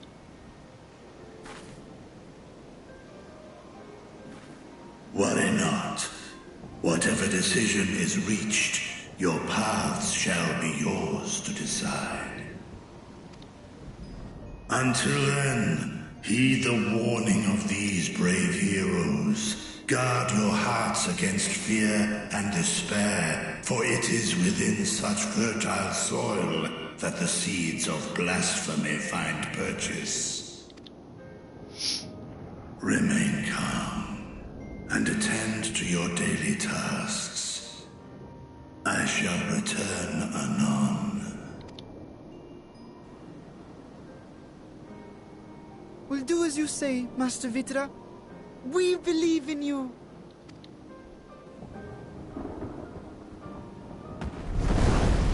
God, he's so cool.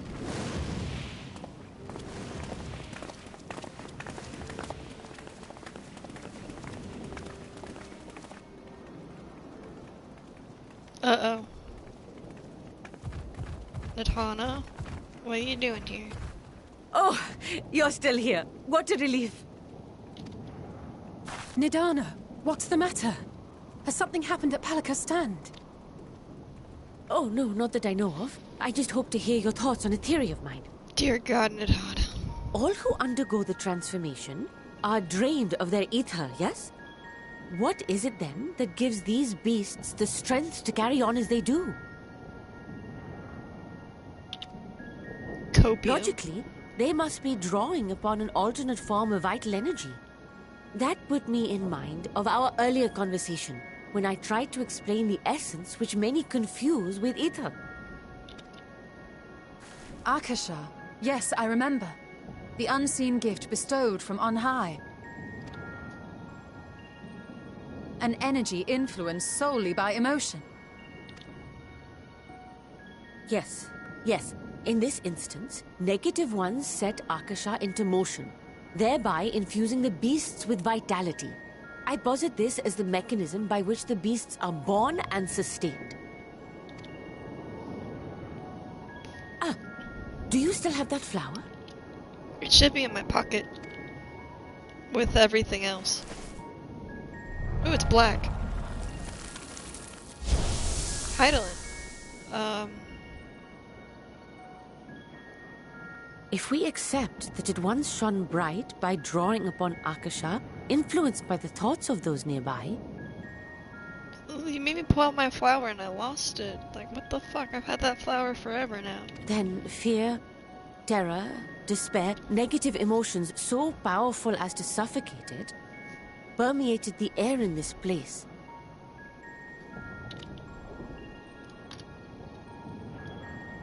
You must be very careful. The forces which drive the final days may be beyond our ability to perceive.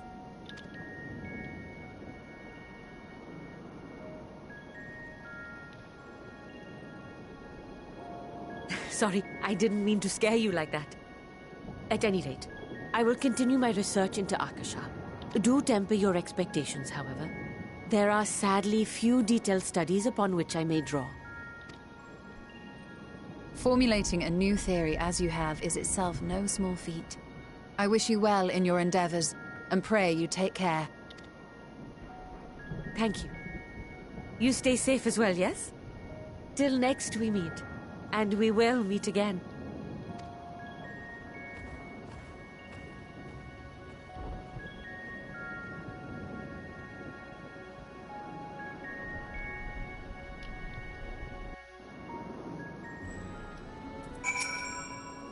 As far as we have come, after all the horrors we have seen, there is still so much we do not know about the final days. Could it be, as Nadana said, that the cause of this phenomenon is beyond our comprehension? And if so, are we powerless to forestall it? Ugh. I mean, I could become the warrior of love if we can spread love everywhere. Be fine. Greetings, honored scion of the 7th dawn. I have a message from His Excellency at the satrap. Brave scions, you have my gratitude for aiding my people in the most trying of times. Alas, matters here at Megahudata prevent me from meeting you all in person. As a token of mine appreciation, I have arranged for a feast to be held in your honor. May it nourish you in preparation for the trials ahead. Such are the words of Master Vajra. The feast he speaks of awaits you in, Maidri's Mayhem. Pray make your way there whenever your business here is done. We thank you for your kindness. Indeed, I was hoping we might find a place to discuss our next plan of action. And this seems like an ideal venue. Ah, and you too, Rimitsugo. There is someone we had hoped to introduce to you in particular. While I'm loath to detain you further, might you spare a moment of your time? A personal invitation, full knowing, while your services are the highest demand right now, this must be important. Worry not, we'll save some food for you, so take all the time you need. Save me a slice of pizza. Thank you, friend. Whenever you are ready, please join me at the Aetherite Plaza. I shall go on ahead. Are you giving me access? Can I finally attune, so I don't have to... I didn't let you guys know. After stream last night, I teleported away from here and went and did a few just nonchalant bullshit things. And when I logged in today, I couldn't get back to Razathon. I actually had to Google, like, how do I get back? Because they can't teleport. It took me like 20 minutes to figure out how to get back here. So if you're playing the story and you have not attuned to Razathon and your story is in Razathon, don't leave. Just don't. Oh god. That was convenient. Access to the Aetherite you see has been restricted for a select few ever since the first tower appeared. We sincerely apologize for the inconvenience, but it was deemed too dangerous to promote the free movement of visitors at the time of emergency, a risk we could not take. In light of recent developments, however, the satrap has decided that such restrictions would only hinder our efforts to combat the final days. As such, I would encourage you to attune to the Aetherite before proceeding along the corridor. Yay! Finally!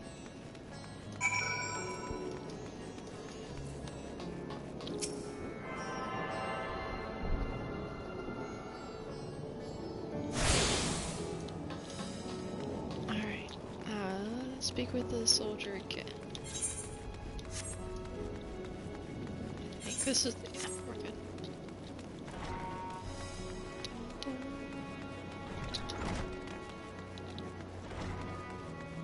These look like ghosts. Like the face, the eyeball, and then the ooh mouth. I can't see the top one. Yeah. Eyeball, ooh. Ghosts.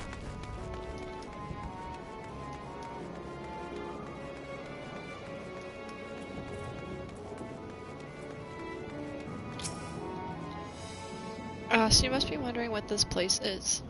You stand at the hall of the Radiant House, from where our leadership oversees all of Razathan's military operations. Sundrop, our destination, lies just ahead.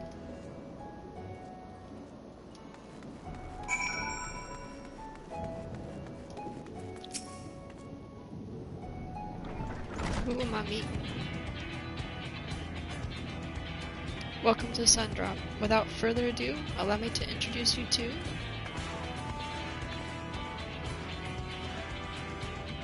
Oh, so you're the famous Rin Mitsuko, huh?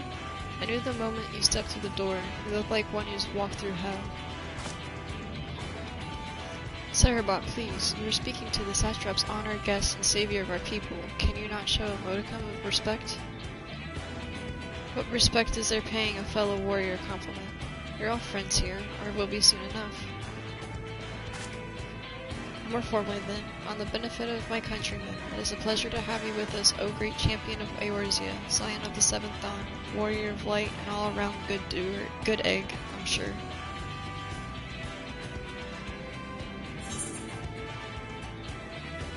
This talk of eggs reminds me I'm late for dinner. What do you want? Hahaha, a woman after my own heart. I like that. Don't worry, I'll keep it short. There's just a thing or two we'd like you to remember. First of all, about your room you're standing in now. Razathan welcomes delegates from all over the lands to oversee trade and diplomatic dealings. There are military matters to discuss, which is why all these officers stationed here in Sundrop. I imagine you're more familiar with each of the nations they represented, yes? Got representatives from Doma?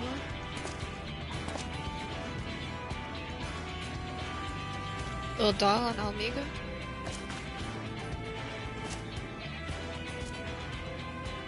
Linza?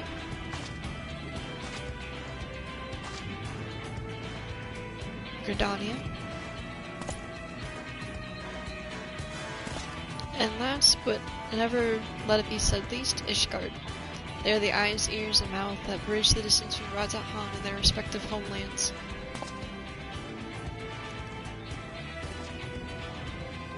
We use this brief respite to share the details of our plight with our overseas counterparts. And wouldn't you know it, all our leaders requested a few words from you specifically. You're a woman in high demand. And so, would you mind regaling us with your own account? Indulge us before you indulge yourself? You said it wasn't gonna take long. Your food's gonna get cold.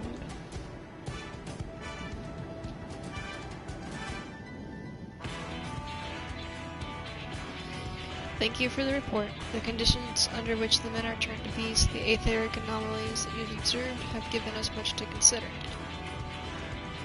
It is considering that the first transformation apparently occurred before the skies turned red, which is contrary to what one would expect. Thankfully, the information you gave to Lucia upon your return from the moon has already proved invaluable. As soon as reports of the calamity here in Thamvar reached the Grand Company of Eorzea and our far eastern allies, our leaders knew at once that the final days were indeed upon us.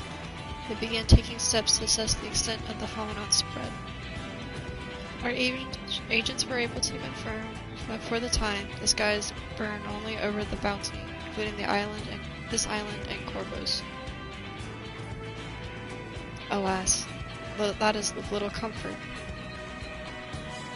Aye, throughout the Allied lands, there have been reports of people transforming into hideous beasts. From what little we've learned, these incidents are similar in nature to that involving the merchant Kalzar. As was the case here, the victims underwent a change prior to the heavens being set ablaze. So while the burning skies have yet manifested beyond the Bounty, the transformations do not appear to be subject to any similar restriction. If anyone were overcome by despair can turn, nowhere is safe. That's about the size of it. Speaking of which, we ought to give these creatures a name, don't you think? Here at Zahan, we've taken to calling the first to change, which tend to be the biggest, blasphemies. As the fitting name is any. To ensure clarity and further communication, we shall urge our comrades to adopt this terminology. Our leaders have taken measures to deal with the threat to the best of our abilities.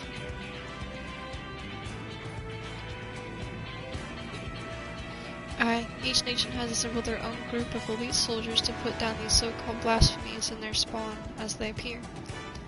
At the same time, we're doing all in our power to put people's minds at ease to prevent panic and fear from spreading.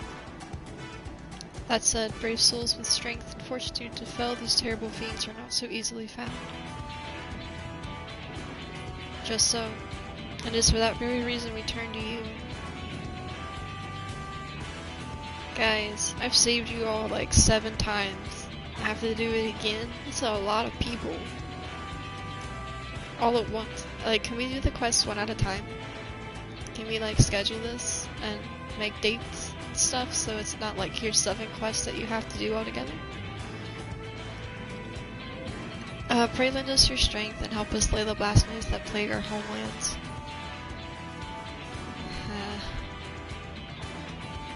Now, you don't have to give ready reply before dinner. Should also mention that each blasphemy seems to progress wildly different characteristics. What works well against one may serve you poorly against another. So before you go rushing off to save everyone's day, have a word with the delegates. They'll tell you what to expect. Yeah. Ugh. That's rough. And with that, I do believe our friend here has a feast to attend. Spare a thought while you're tucking into that fine cuisine, huh? Gain access to the real quest of EndWalker. A separate quest line and story is now available for tank, melee DPS, physical range DPS, magical range DPS, and healer roles. So it's so they just unlocked the job quest system. I don't actually have to do this right now. To undertake these quests, speak with the delegates of Sundrop, and agree to help the blasphemies that plague their respective homelands. That's what she meant by one won't go down as so easily as the other. A tank can't kill a healer, and vice versa. Pray forgive Sharpart and her rudeness. She can be a bit boisterous at times, but it's simply her nature. Anyways, my apologies for keeping you from your hard-earned rest. Will you be rejoining your companions? Yes. Do you know your way? I got it. Glad to hear you're becoming familiar with the city. You'll be pleased that here all drinks from the house, so order whatever suits your fancy. And with that, I must return to my post. On behalf of the Radiant Host, I thank you and your friends once more for lending your strength and courage to the Razat Han in our time of need. We shall endeavor to fight the good fight to the end. We might honor our Alawan's legacy and serve Master Vitcher as well. You have my word that your efforts will not be in vain.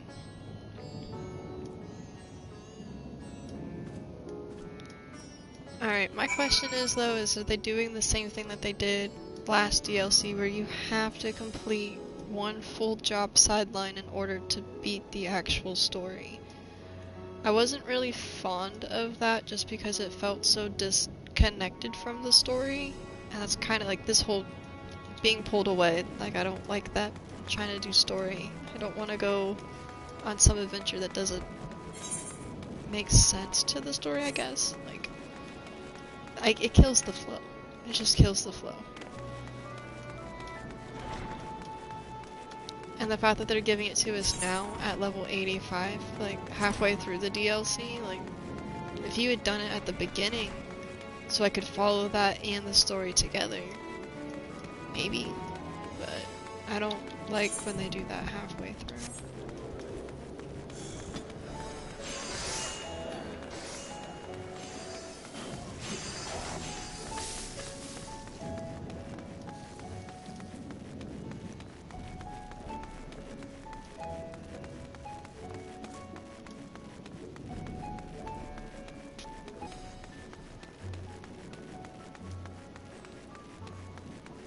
ground sounds squishy.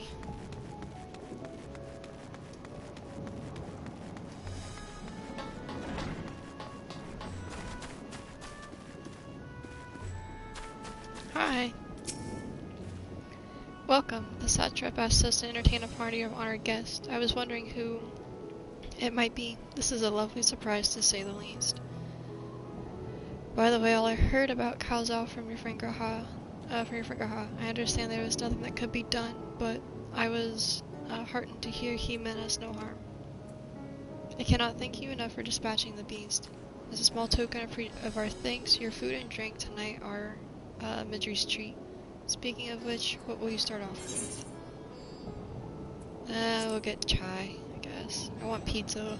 You got pizza? As you wish, pray join your friends and I'll bring you your drink.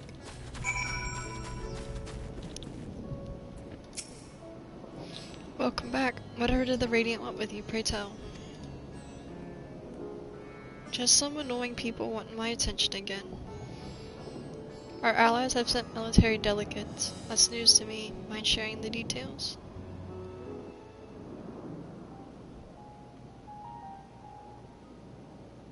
It's just too many people that want my attention. So blasphemies now plague all the realm. It will only get worse if what Father said is true.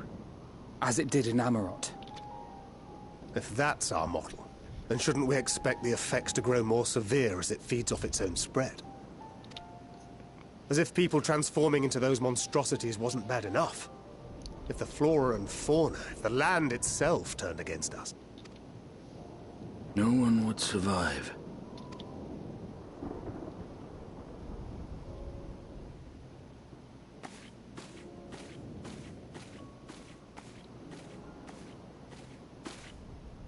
Here's your order, friend.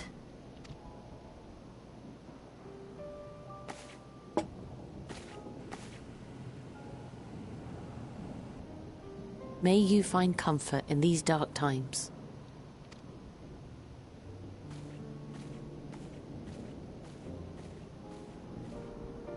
Where do we go from here? If there's one thing we've learned, fighting blindly and simply reacting to what comes will accomplish nothing. We must find a solution that addresses the fundamental cause. Before our strength is exhausted, before this crisis spirals out of control. That's kind of how I feel about the whole job quest side thing. Like, if I just go kill the big guy and get rid of the problem, then everyone else everywhere else will be fine, and I won't have to go through 6 different nations. Is there something? Anything we've overlooked? You could throw me into the Aetheral Sea. That's my solution to this. If there is an answer, Hydaelyn herself will have it. 'Twas she who bound Zodiac and forestalled the final days. Or I'll become Zodiac. Alas, we have heard naught from her since the Tower of Babel. Whether she cannot or will not speak, I can only speculate. Even the flower she gave us is no more.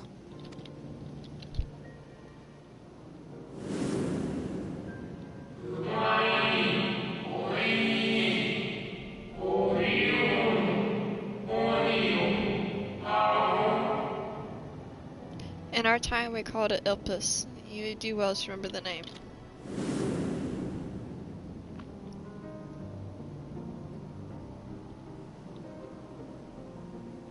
So advised the Watcher.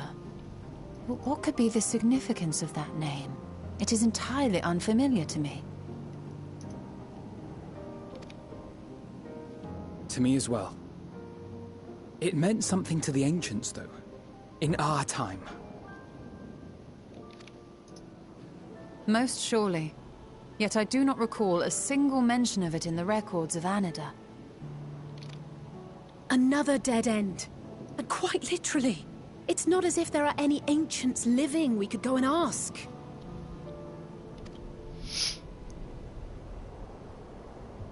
Not alive as such, but not quite dead.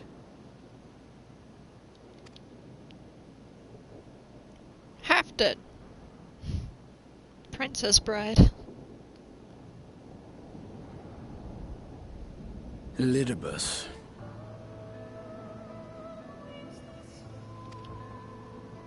I sealed him in the White Horusite of the Crystal Tower back on the 1st. Contained within that reservoir of ether that maintains it, ether that is returned little by little to the sea, naught may remain of his soul. However, if part of it lingers, we might be able to speak with him there. Are we going back to Crystarium? No, we can no longer make that journey, but you, my friend, still can.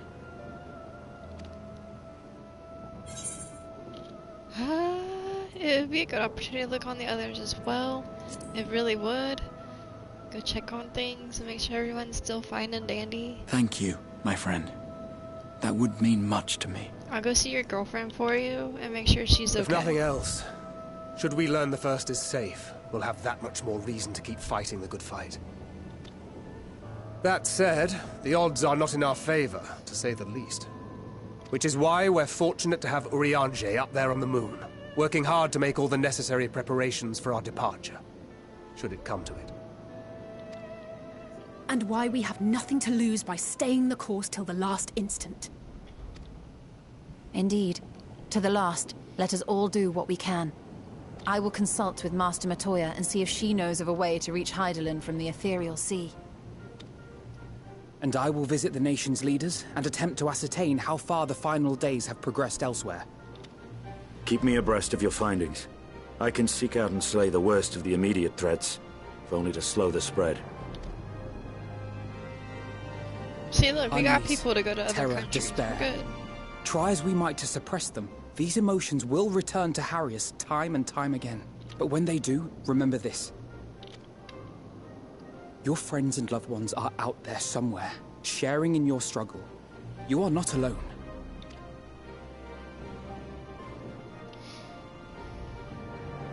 So ends the brief respite before the next revelation. Yes, so much left for you to see. Where beginning ends, and end begins.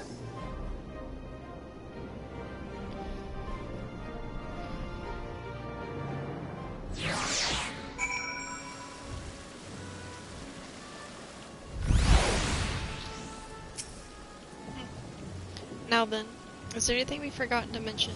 Are your arms and armor in good order? Yeah. In that case, it is time we each attended to our tasks. When you arrive on the 1st, give my regards to Ren. Tell her I miss her. I will.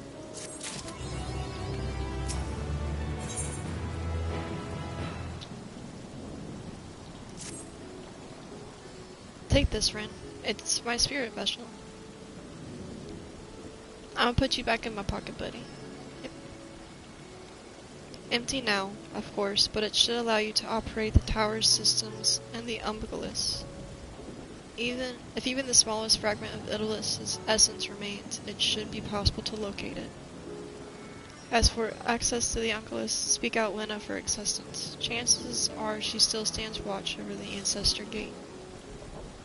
Should she or anyone else ask after me, tell them I am living my life to the fullest, that I'm happy, hardships and all. Well, we had best be on our respective ways. God's willing, we will see each other again ere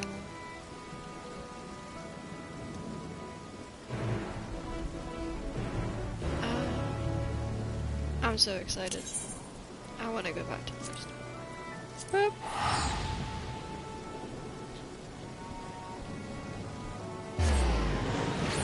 I'm taking the shortcut too. I'm not taking the long way. Alright, we're here. I'm gonna go outside just to kind of show you what the first does look like. It's nighttime too. So Graha was the leader to the first, and this giant crystal is a part of him, and he is a part of it. That's how he's been able to live for like 150 years. But he built everything from the ground up. Like, this is all his doing. This is his great lands. And it's just, I'm so excited. He was like, look, I need you to go back and fix it. Because clearly I didn't get everything tucked away. And this is inside the Crystarium. I've always kind of loved this place. It's a little hard to navigate, but it's really pretty. Oh, I'm actually supposed to go into Lakeland? Lol. Okay. Turn around. It's very quiet, though. Now that everyone's moved on to Charlian. This used to be bustling with people.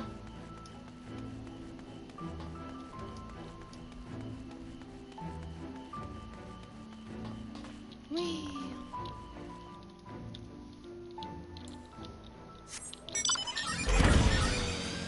And I can fly here, thank goodness.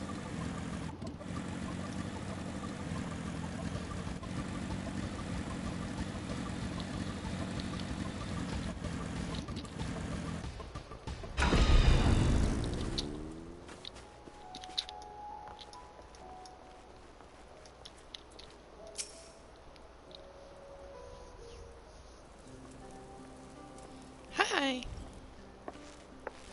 Rin, you are returned.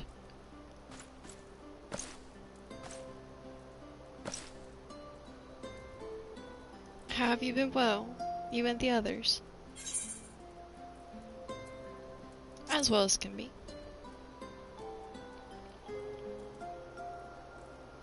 Full glad I am to hear. I trust my lord is enjoying himself.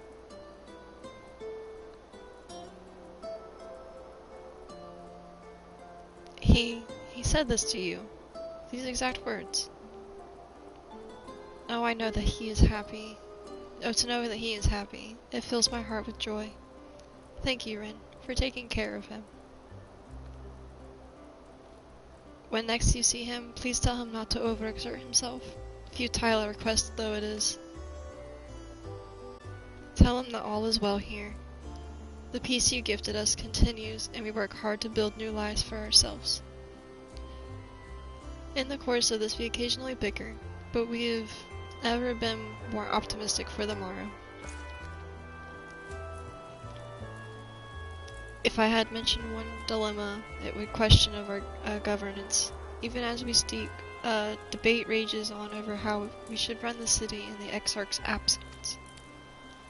Most are in the mind that the settlement councils should continue to oversee the general running of the Crystarium, while representatives are elected to determine policy and handle diplomacy.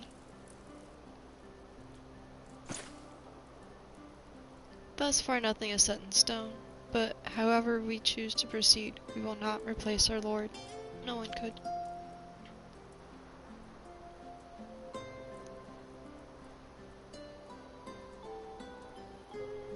Have we recently observed any unusual phenomenon? No, I cannot say there have been. Curious that you should ask me this question, though. Some days ago, Rain came and asked the very same. She was rather unsettled, in stark contrast to how cheerful she has been of late.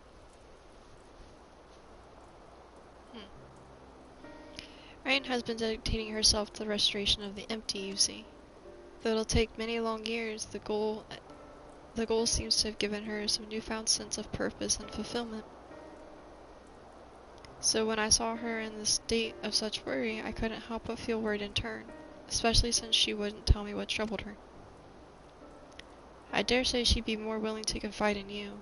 May I ask you to broach the subject with her?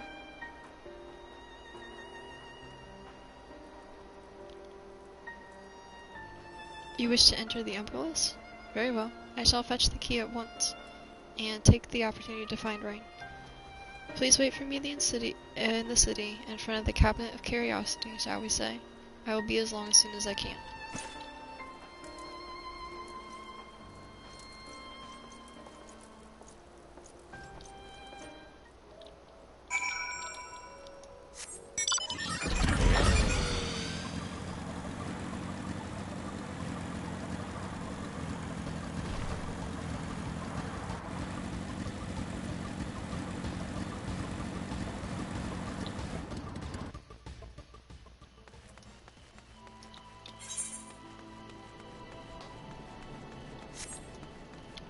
there should be an Aether.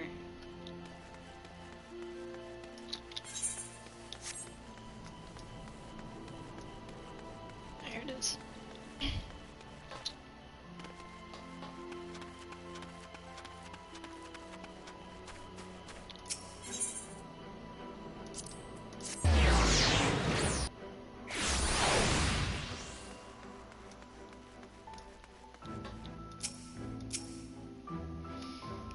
The following event cannot be skipped. You may wish cancel any duty finding registrations. Okay, so that means that there's a really long cutscene. I am going to go get a new drink, go to the bathroom, and I will be right back. So stay tuned.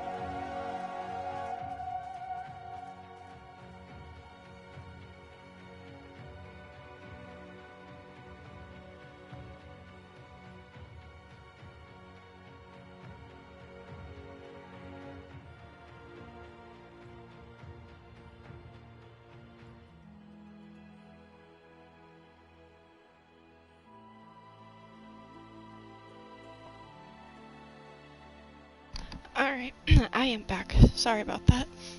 The puppies needed to go outside and stuff. Can't let the baby boy wander though. Alright, let's wait for Lena. See what she's got to say for us.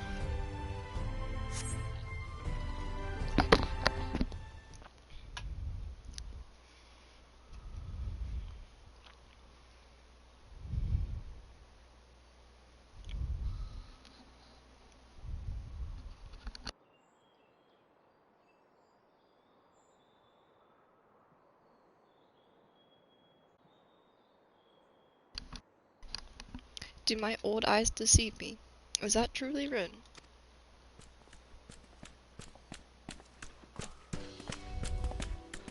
What's up, yo? Ha! It is. Full glad I am to see you hale and whole, my friend. What a wonderful surprise it is to have you back with us, and of the most opportune time. In case you haven't heard, we're planning to produce some tome chronolog putting everything in the time of events for the floods of the Night Return. So this place used to be shielded in like light. It was just always daytime, and we had to come back and bring night to the sky by killing a bunch of sin eaters and stuff. And they want to make a tome about our good deeds. For this project, we intend to draw upon records kept by the world's peoples. Historical and contemporary first-hand accounts will be the centerpiece of this tome, but yours would be the one that crowned them all. I've been asked to contribute a chapter on the soul, a subject that is key to understanding much of your endeavors. In the case of developing the spirit vessel, I gained valuable insight into travel beyond the rift.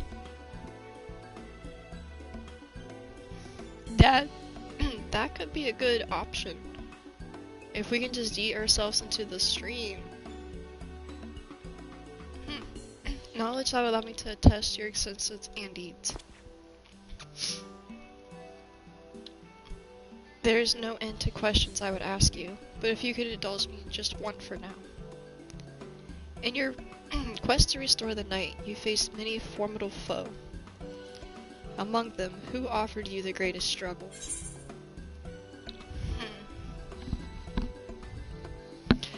Tatiana was pretty cool. That's a really fun fight. The Vothri fight wasn't horrible. It's just, he's ugly, and he looks like a big fat baby 2-year-old with a temper tantrum. Just, anyways. Hades wasn't too bad of a fight either. I kinda wanna know what this is. Truly, I would have never guessed. But then if I could, I suppose I wouldn't have had to ask. 'Tis tremendously eye-opening answer, and we will see what your account of this battle features prominently in the tome. What would I say? I know you'd love to talk your ear off, Morin, but we really should be on our way. Those documents from Elamorg won't collect themselves. Of course, of course. And afterwards, would you care to join me for tea?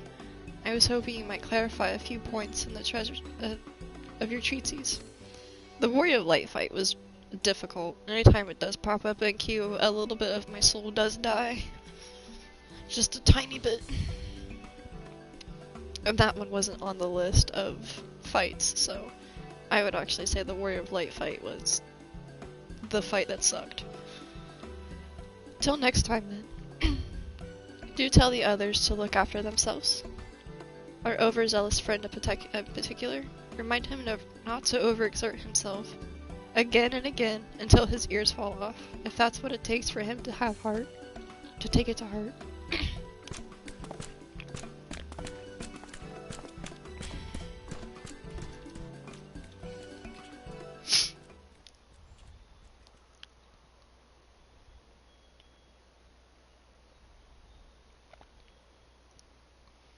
Gasp.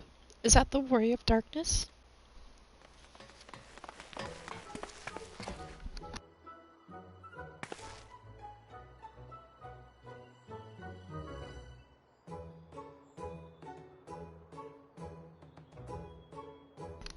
It is her, it really is. What are you doing here?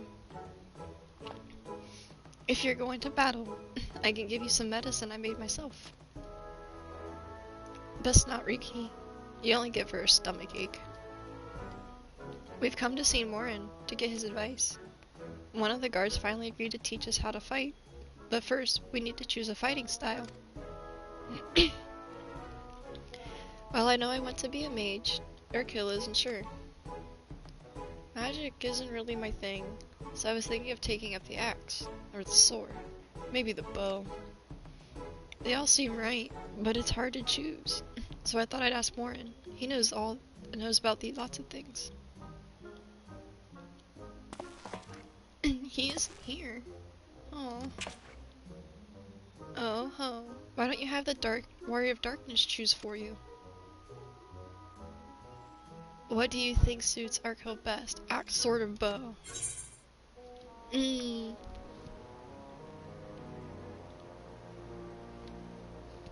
Protecting your friends, the sword. The sword. If you took up the sword, you could be just like Brandon, the Warrior of Light. I love the tale. Let's borrow the book today. It's really popular though. I hope it's still there. Thanks for helping me decide, Warrior of Darkness. I shall start with that style, and maybe try something else later on. And when I get really strong, I hope to have a bout with you. Oh, this was cute. It was cute to see these kids again. Like, they were really cute in Shadowbringers. They just wanted to help, and they couldn't help because they were too young. And, like, that's really cool to get to see them getting a chance to, like, get their first steps into the world. Humph. Such fun she's been having basking in the adoration of musty old bookworms and eyed-wide younglings, but does she spare a thought for me? Of course not. We in trouble. I waited and waited and waited, but she won't as much acknowledge the presence of her beautiful branch, even though they're right here. Even such a heartless thing our sapling is, cold and cruel and heartless.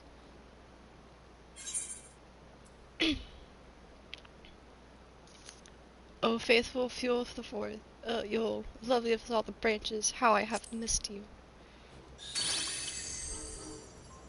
If you truly missed me, you should have cried for me at the top of your lungs the instant you arrived. To make up for it, you will call me with twice the passion next time. Though for there to be a next time, you've some few struggles to overcome. So, my adorable sapling, the world is on the verge of destruction, is it? Hee hee, how do I know this?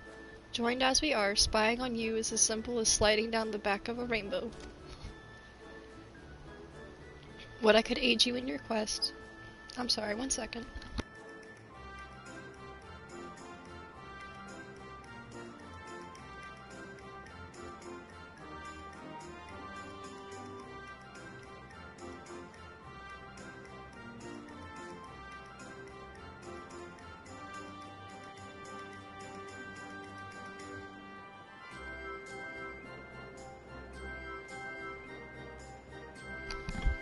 Okay.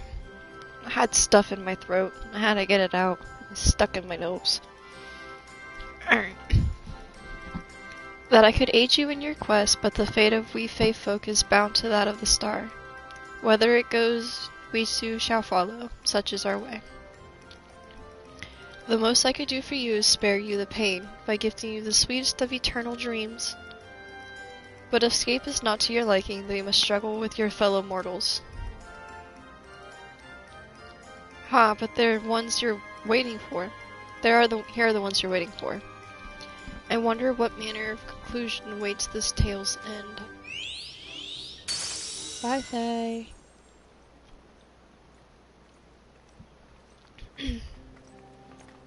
There we go.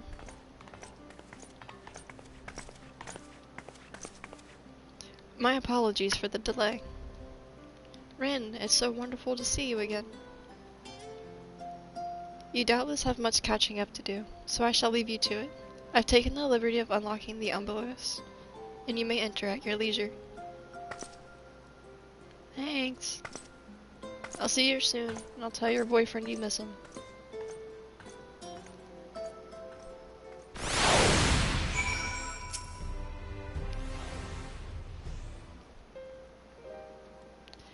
I'm relieved to hear everyone is well. I had this feeling, a pit in my stomach, but I was afraid that something might have happened. Maybe I'm overthinking things, but it's just that I am the Oracle of Light, but I've never spoken with Hylan, never once heard her call. Even so, I always just had this feeling deep inside me, a connection to something immense. The past few days, though, that connection has wavered, as if the immense something was distant, then close, and then distant again. And then the other night, I was jolted awake by a feeling it had been completely severed. Wanting some fresh air, I went to open the window, and to my horror, the sky was ablaze, like during the star shower.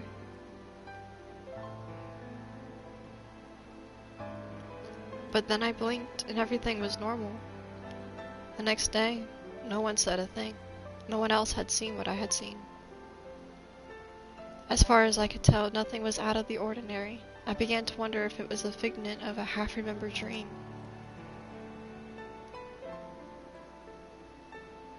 Rin, what are you not telling me?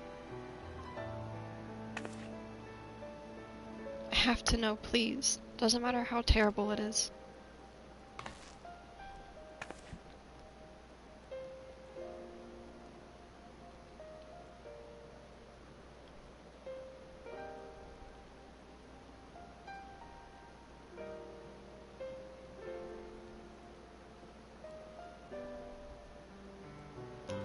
It wasn't my imagination then. The doomy witness in armor has come again. I can't believe it. Like I told you before, all is well here in the first. So don't worry about us, please. Only look to the threat before you. We're fine right now, and even if we weren't, we've learned how to survive. Should the final days reach us here as well, you may be assured we won't go so quietly. No, we will hold on to you. Hold on to you until we can find a way to save all our worlds. So as long as you continue to fight your fight, so will we too, united in purpose beneath a blazing sky.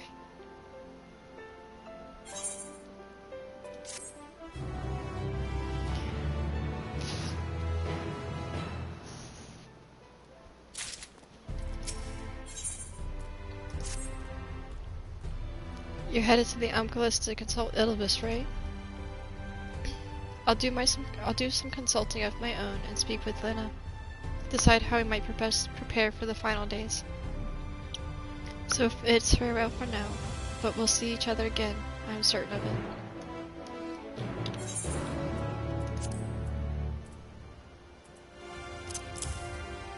What item level is that?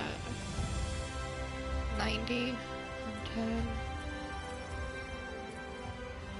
Ooh, item level 139. That's the one I want.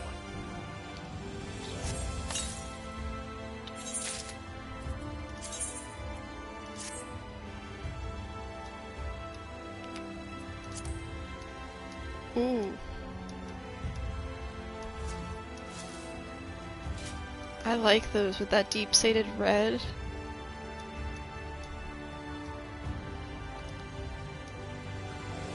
Yeah, those are nice. I approve.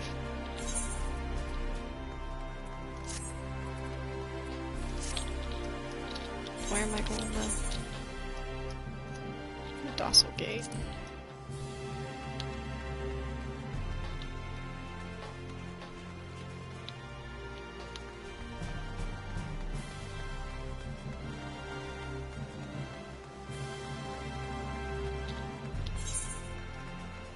Behind me. That sucks.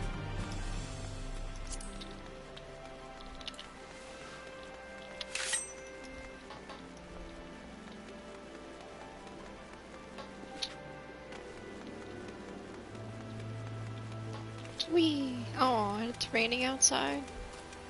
Eh.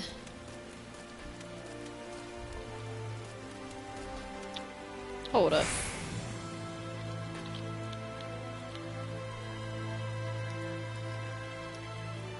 This is the best outfit I think I have seen in a long time. My dude. That's a 10 out of 10. That's great.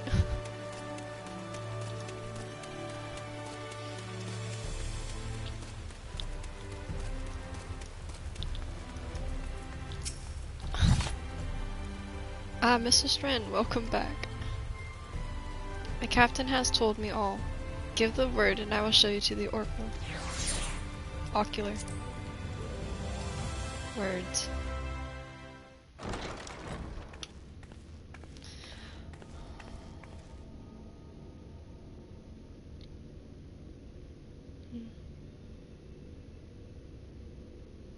Yeah. No way.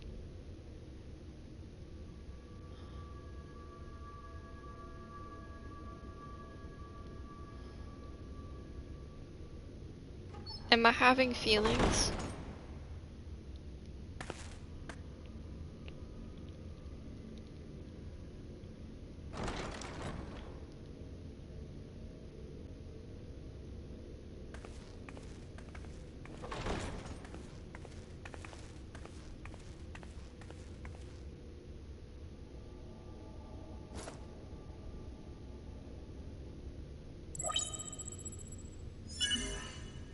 Biometric authentication complete. Please state your business.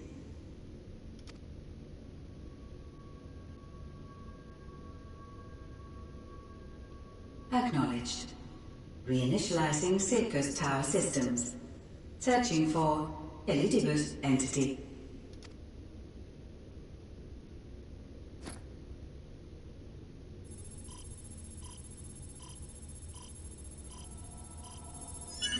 Target located in subterranean core power accumulator.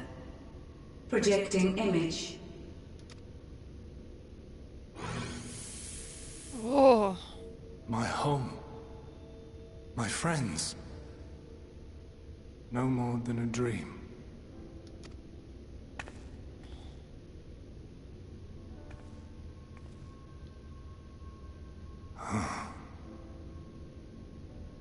You. Why have you awakened me? I no longer sense those places beyond, or Lord Zodiac. You must explain all.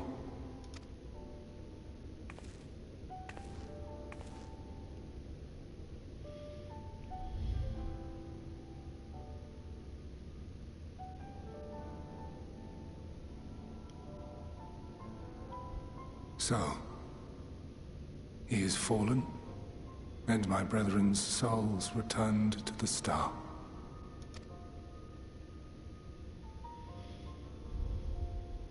The doom we sacrificed so much to prevent is come again.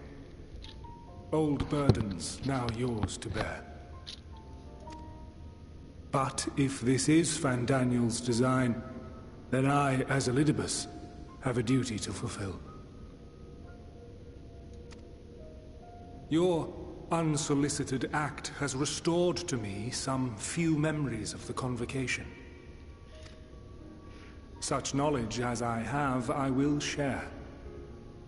Why couldn't you have been this kind the first couple times we met, dude?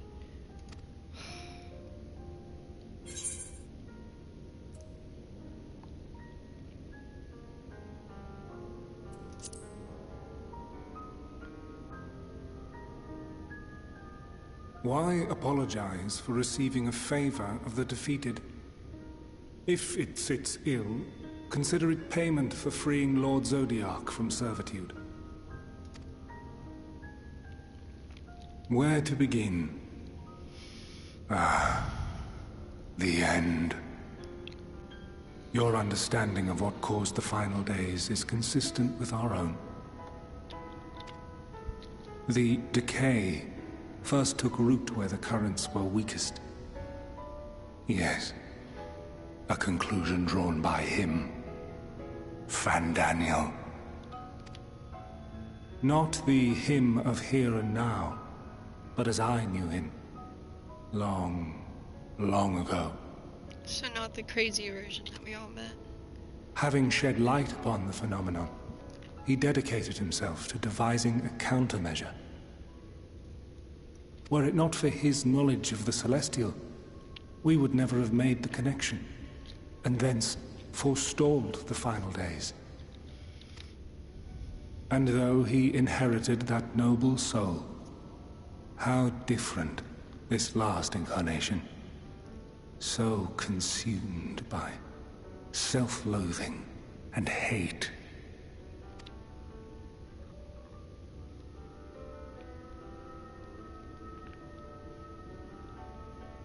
Elpis. Yes, the name is familiar to me. Yet I know it not as a flower, but a place. A testing facility for determining which of our creations were fit to be released into the world. Many worked there, and before joining the Convocation and assuming the title of Fandaniel, he was their chief. He was Hermes.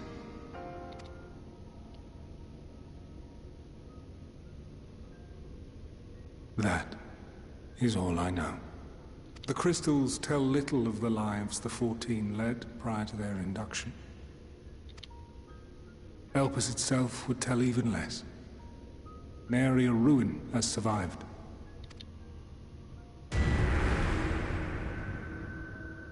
Wait. I saw you there. In Elpis. No. I did not. But I did. I did. A lingering trace of impossibility. And a truth that fills my heart.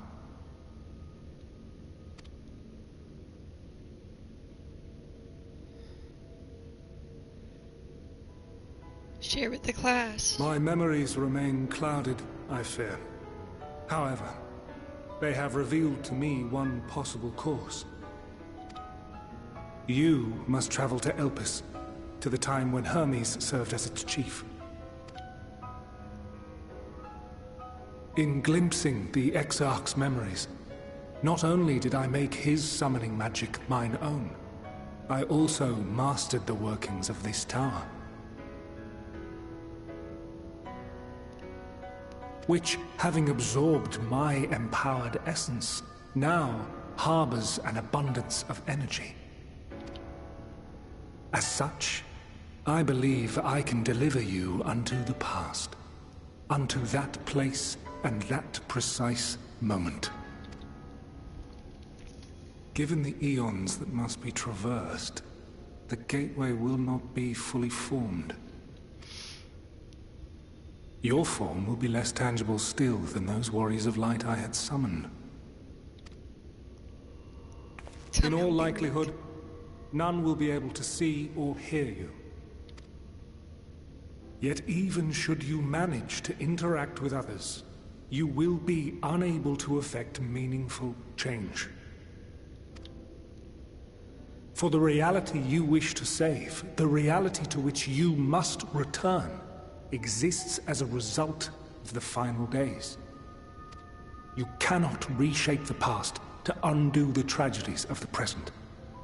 Cannot unmake the sorrow and suffering fated to come. In full knowledge of this, will you still entrust your life to your foe and make the journey?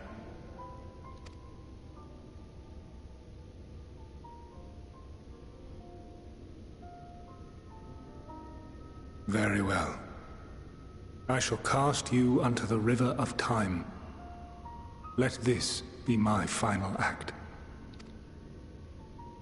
You must input the commands. I no longer have the authority. First, you must reconfigure the systems, that the tower's ether may be channeled for the magic.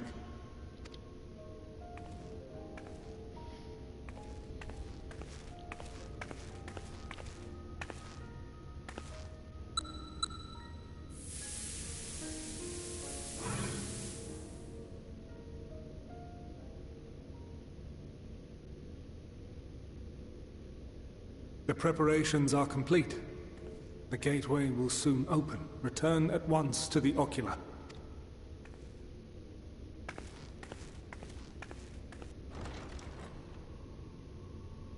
I feel like I probably should have told Lena, like, that I was maybe using their power All again. appears to be in order. The ether flows unimpeded. The magic should consume every last mote of my essence. Why are you surprised?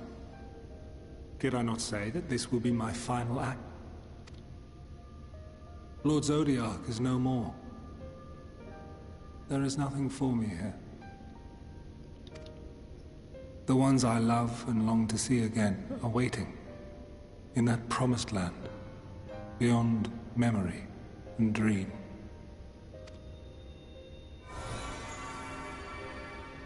Now go, warrior of light. Go, and do not look back.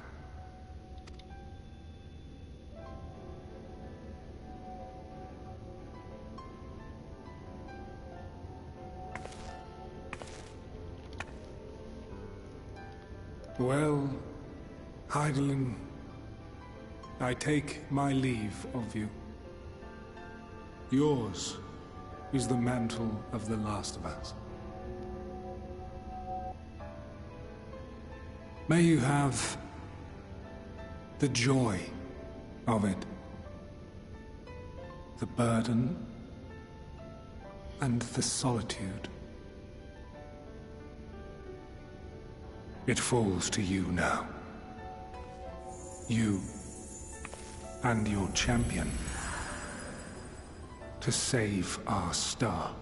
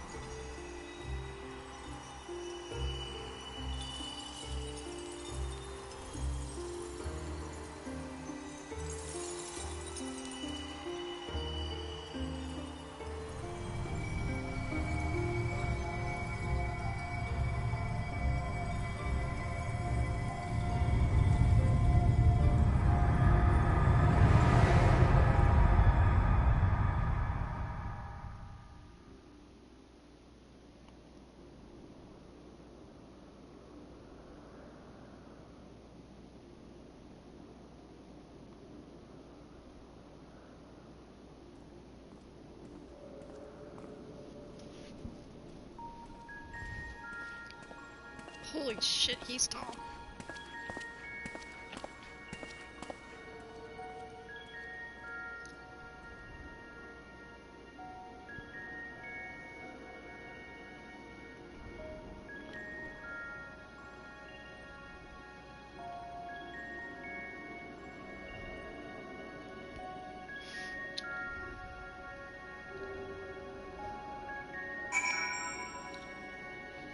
I feel like we're in Armorant, except before the final days.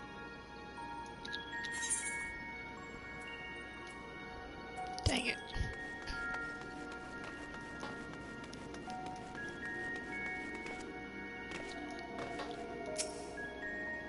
This device is reminiscent of Aetherite. Perhaps it is possible to attune with it.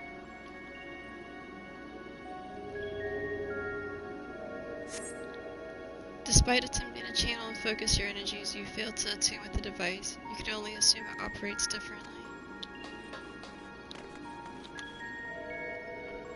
Incorporeal, transcending the boundary between existent and nihility. man stands dutiful by the Aetheryte-like device, a guide for this facility, in all likelihood. You attempt to get the man's attention, but if he sees or hears you, he will give absolutely no indication. As Edelbus warned, it appears your form is intangible.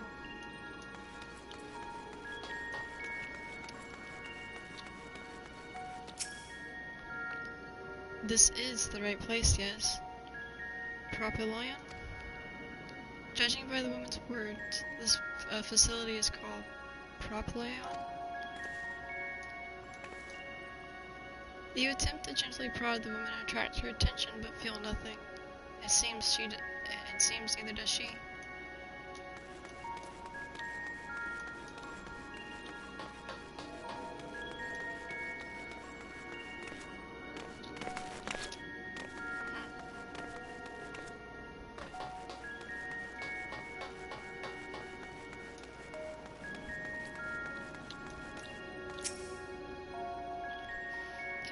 The remarkably large man wears black robes and half-mask, much like the phantoms you encountered in the Merlamatorium and the recreated armor. It would seem you have made it to your destination.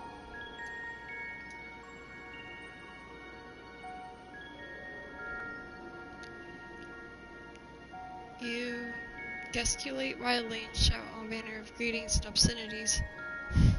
Hey, motherfucker, down here. But the man does not so as much glance in your general direction.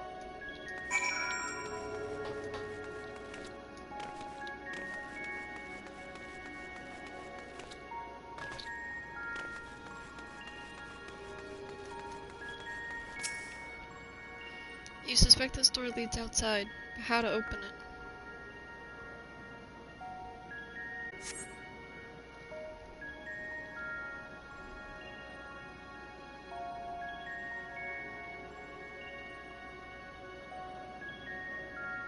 Ooh. And here we are, Elpis. Well, well, how rare to receive you in person. To what do we owe the honor? Oh, just a few odd tasks. We'll be here a while. You're welcome to stay as long as you see fit, of course. As a matter of procedure, however, I must ask that you kindly remove your masks.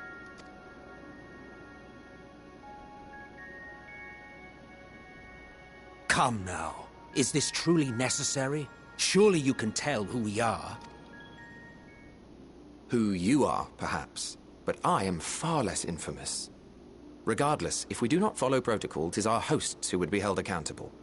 So, please, do favor us with your handsome face.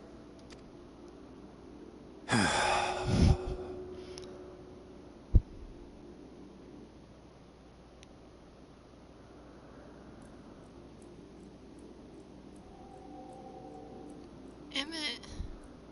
A young Emmett.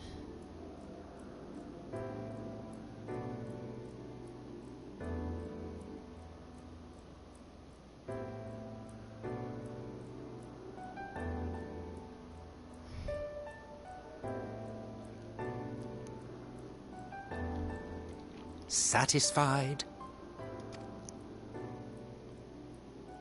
I thank you for your cooperation. You are free to go about your business.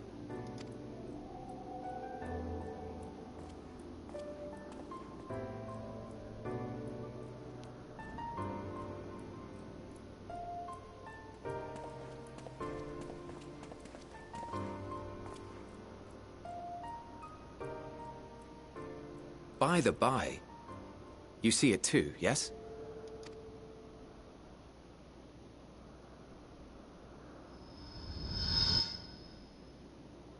I haven't the foggiest what you're talking about.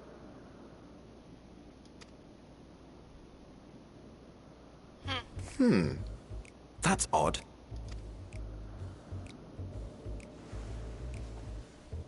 It's right here. A bit thin in the ether, but there's no mistaking it. The color of its soul is almost identical to Azem's. Do you suppose she created it? Rather unusual for a familiar to have a soul, though.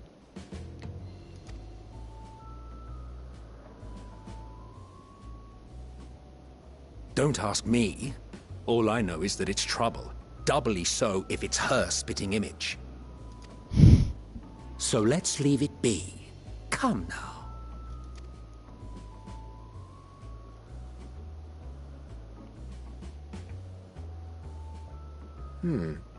It's trying to say something, but it's literally too intangible to form words. I feel like a pet. Like, what the fuck? I'm not a Why don't minion. you give it some ether? Spare a snifter of your bounteous reserves. Come on, Emmett. Play Who nice. do you take me for? Our buddy, our friend. Why, a dear friend, of course. One who wouldn't let acts of kindness, such as my accompanying him on errands to far-flung outposts, go unrewarded. Entertain him.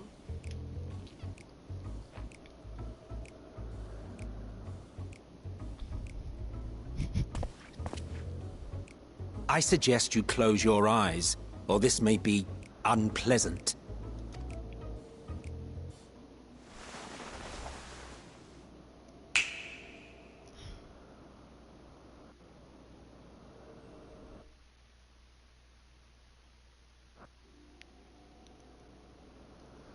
You may open your eyes. Ooh, you can't see through me anymore. Tangible.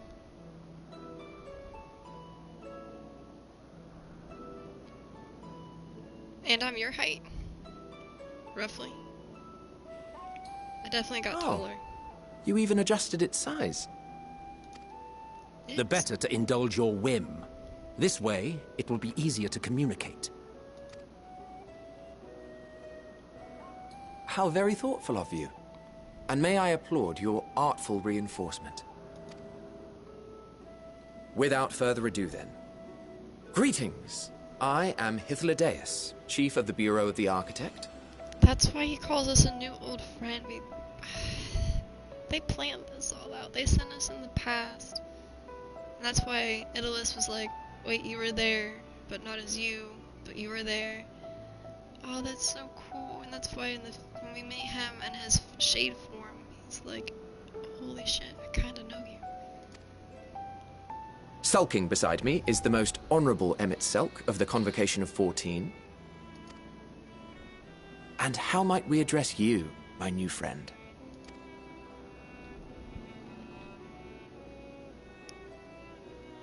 A fine name. And I'm pleased to see you understand our words. So, tell us, whence have you come? The thinness of your essence suggests you weren't created here.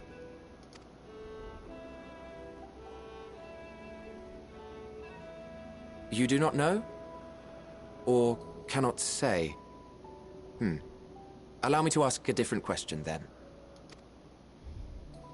What brings you here?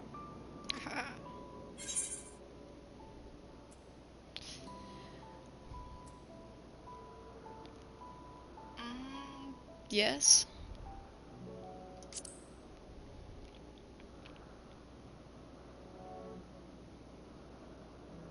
Well now, the same as us. Perhaps Azim wished to come too, but had to settle for a familiar. If she truly wished to be here, then she would be. I am here. I swear. Right you are. I smell pizza, by the way. I might have to go downstairs and check that out. My apologies if we've given offense. The two of us can discern the color of souls, you see, and yours happens to resemble that of a friend. That's what Yashola does, but she can't see physical form. And with your purpose matching our own besides, we jumped to a hasty conclusion.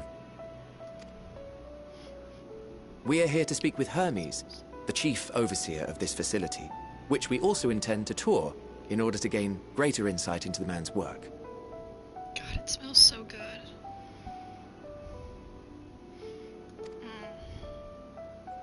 We, I say. though this is Emmett Selk's charge. I am here only to serve as his guide.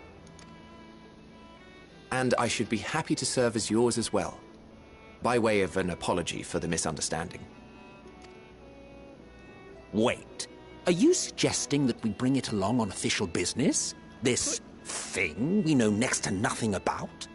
First I'm a it, now I'm a thing. Bro.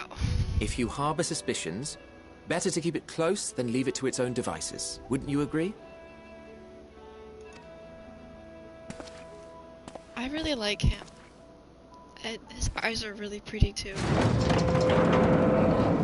Besides, having a mysterious life form in tow is the norm rather than the exception here. And I don't know, it's just like seeing him in a shade form and finally getting to see his face. Like, it feels so cool to be able to do. And see a young Emmett, and not Grandpa Emmett. His hair was long, he's like a rebel. Welcome, my friends, to the testing ground of creation at Heaven's Edge. Elpis.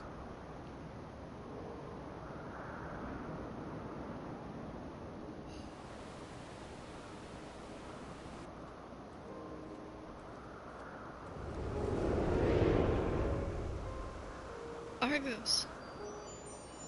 Hydaelyn. She's This here too. presence. We can actually interact with Hydaelyn. Oh my god, look how cute they are. Little Axelor. Hermes! Visitors! We have visitors! Look how cute they are. Oh my god.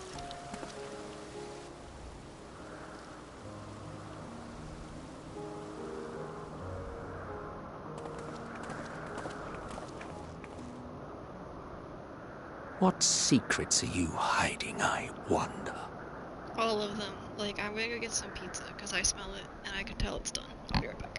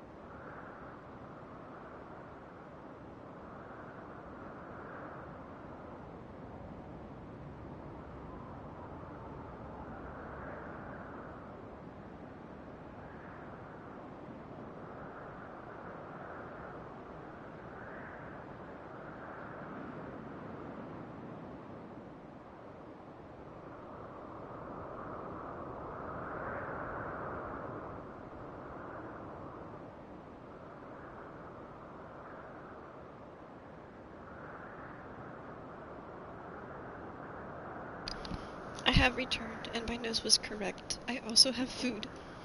So if I don't speak, it's because I'm eating, but we're gonna let the story still play.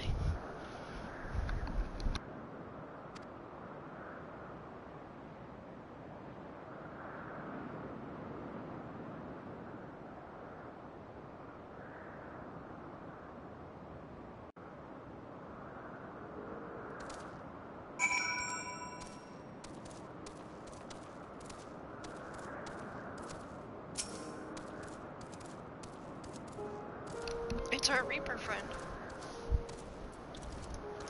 I'm glad they beat it. That's what's up. This is hardly my first time here, but the scenery never fails to take my breath away. Why, I feel as if I could reach out and touch the heavens. Now then, to begin our guided tour. Perhaps you already know these things, but for the sake of thoughtfulness, we'll start with the basics. Using concepts to give shape to Aether, creation magic allows us to bring forth anything we desire, be it inanimate objects or living beings. Anyone may conceive of concepts, but they will all undergo evaluation at the Bureau of Architect. As part of the process, living beings and certain arcane entities must be sent here to Impolis for an in-depth observation of study. The facility, a fascinating facility, isn't it? I dare say you will enjoy touring around it with us. Oh, I got a Prezi. Now then, our friend Hermes. Aside from overseeing the facility, he also conducts his own research. Chances are he will be at the main observation hub, so let us say come out there first. Tired as you are, however, you stand out a little bit too much. Our dear Emmett wishes to keep a lookout for his errand, so... Do you know how to make a robe? A basic concept will do. No? In that case, Emmett? No, your whim, your responsibility. You're not getting another thimble out of Aether out of me. The way he scripts sometimes, you think he wasn't a nigh bottomless font of magic.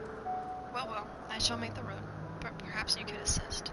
Come, let's look for the requisite material.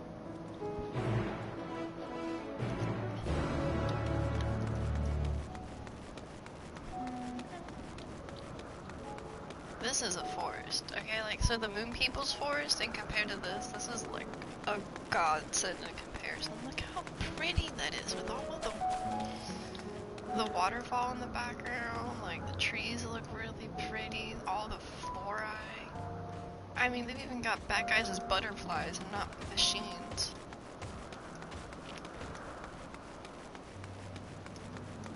It's just way too pretty. Yes, these creatures should suffice.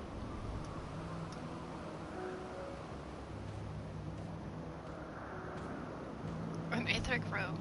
I want you to use it to capture, shall we say, 2 Pedalodai. There are 3 species here, I believe. Any 2 different kinds should serve. Now I should mention that strength of the robe is tied, no pun intended, to the strength of its user. As your Aether is still thin compared to ours, you'll need to weaken the pedal first. Good luck. Okay.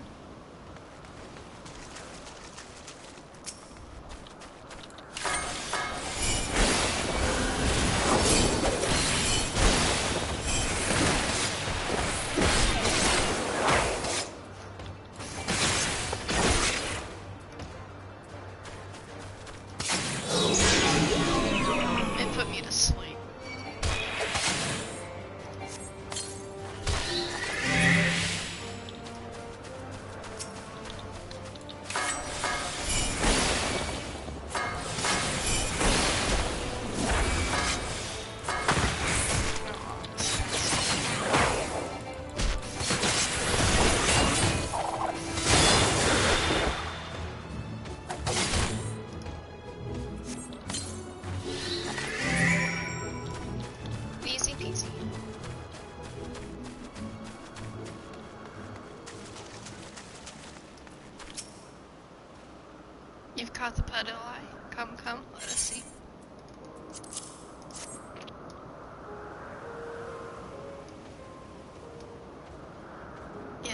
fine fellows do nicely.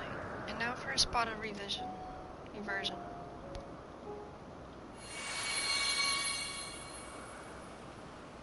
There, it is ready.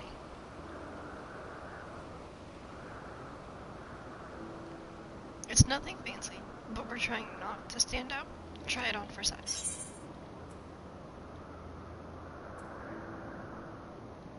Won't someone be angry at us for using those creatures?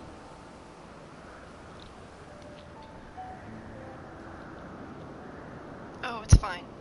There's no one around to tell us off, and besides we can always make more pedali. They need but a tiny amount of aether. It may take some effort to get them to form the composition right, but any familiar with the concept should be able to manage. Well, a good disguise and educate. Good to disguise and educate, but it won't fool anyone if we can't, who can't see worth a damn. A fair point, but at the very least we should spare you any unwanted attention from casual observers. If it speaks true, even dressed like this, your unusual nature will be plain to see to those who think to look. Should someone question your presence, don't make excuses, much less explain what you actually are. No, it's best to simply say you're familiar. The question is, whose? Ah, of course, Asm's.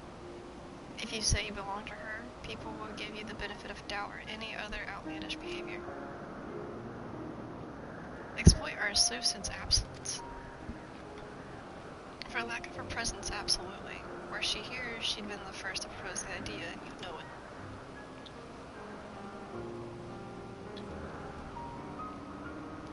With that, your story is settled. Let us continue with our errand. I got new clue moving.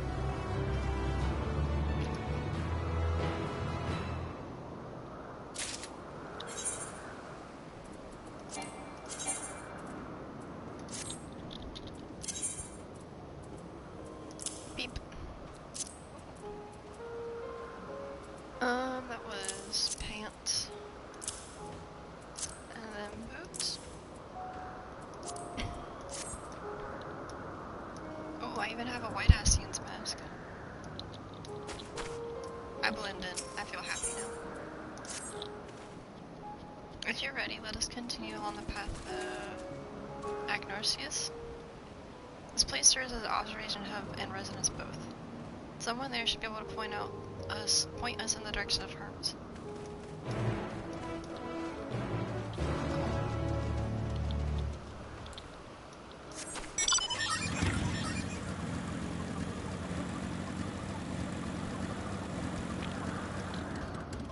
I do feel a little bit weird going to dress on a bike. I feel like I might burn the hems on the actual exhaust, but you know, game mechanics.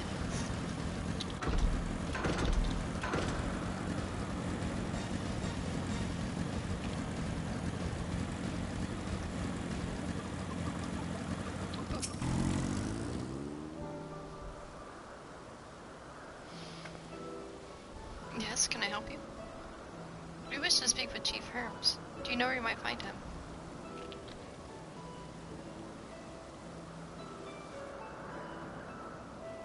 Well now, by your mask I assume you're one of the 14. I wasn't aware there was to be visitation. Between you and us, it's something of a surprise. Your discretion in the matter would be appreciated. I see. My lips are sealed. The Chief should be out conducting observation as usual. His focus as of late has been aquatic creatures, so I expect you'll find him at one of the pools here. The pools, you say? Many thanks and apologizing, and apologies for disrupting your work. Say, I've never met Hermes. Do you know him well? Do you not? That being the case, could you simply find him by his aether? I thought I could. As you know, Emmett and I can discern the color of souls. By the same token, we can also see aether quite keenly from great distances. With this skill, I could hardly locate Hermes, but I felt it would be a waste of an opportunity. We're here to perform an assessment, after all. By searching the ordinary way, we stand to gain insight of Ilpus and the man in charge of it. This is so much for your own enjoyment. Like as not. Point taken. If you're going to accompany us, make yourself useful and help us look for Hermes. According to his profile, he has short, dark hair. As you know, because we're in the Eplis, we don't have our cows up. A special exemption due to the need to be aware to dangerous creatures. Elsewhere, we do not exhibit our individuality. It's unseemly. This is all common sense, but you would not assume to possess any. It's a rare treat indeed to be able to search for someone by their appearance, and I thank you for humoring me. Come, let us find our men.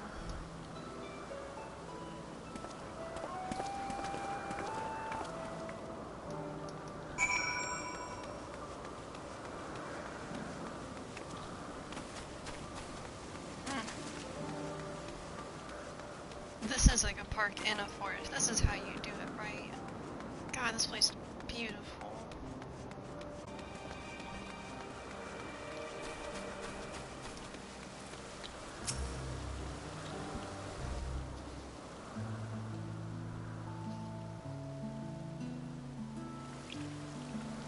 He's so cute.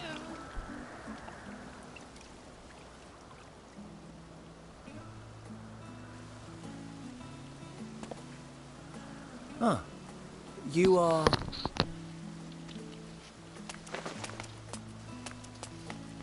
Oh!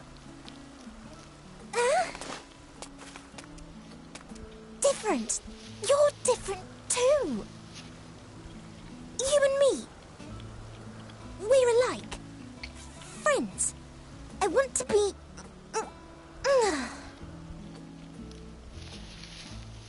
Wait.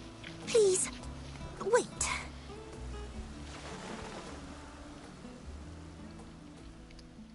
Greetings and salutations. Can you hear me? Do not be alarmed. I mean you no harm. I wish only to hear your words, share your feelings, and know your thoughts.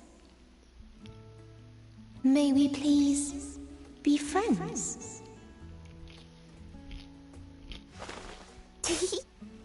May we please be friends?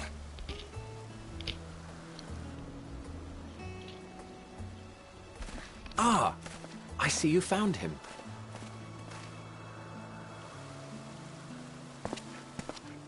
Hythlodaeus.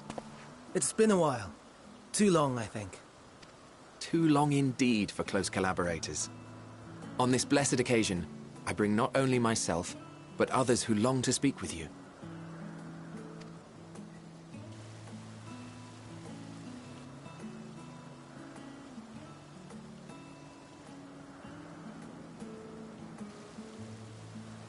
You are of the Convocation? Emmet Selk at your service. Do I have the honor of addressing Hermes, Chief Overseer of Elpis? You do.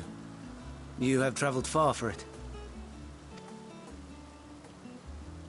Given your facility's purpose, its remote location is something of a necessity. Would that I didn't have to rely upon a guide.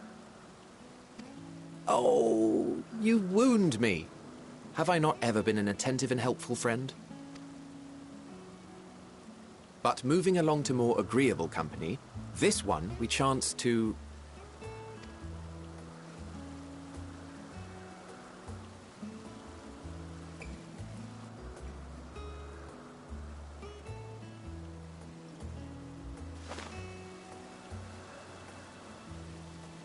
Well, you certainly have her attention. Is she one of yours, Hermes?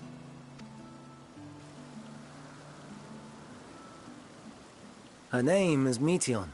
It means shooting star.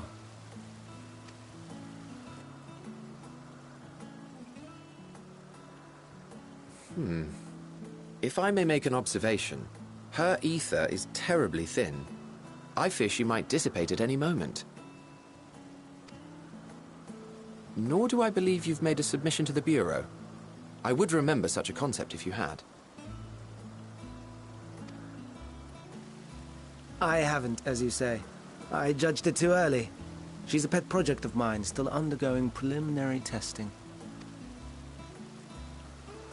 But rest assured that I will attend in person ere long. Very well. Being an authority on flying life forms, I appreciate that you are exacting in your work.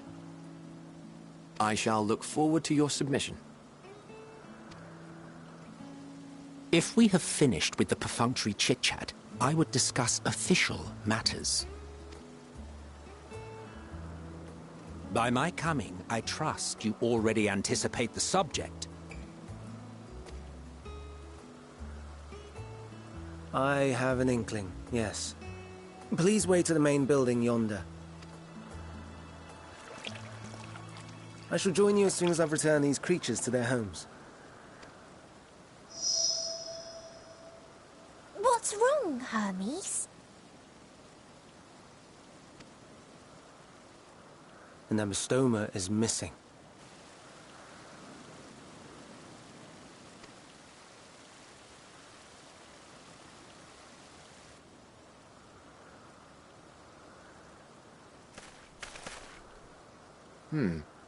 I may have found it. A creature with the self-same ether as those there, nestled in the boughs of a tree outside the grounds.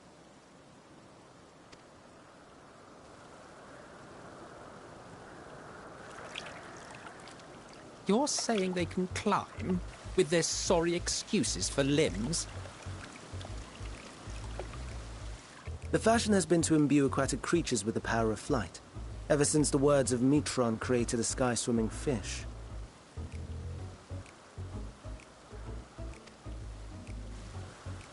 The ambystomas, too, can fly, if only slightly, and they could conceivably climb a tree. Whether they can come down safely, however...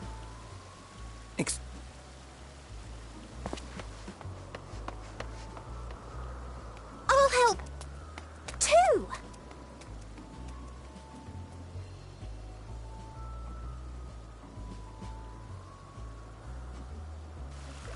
And what are we supposed to do with this lot?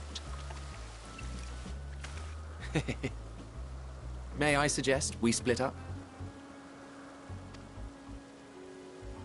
If you would be so good as to assist Hermes, Emmett Selk and I shall keep an eye on these adorable creations in the meantime.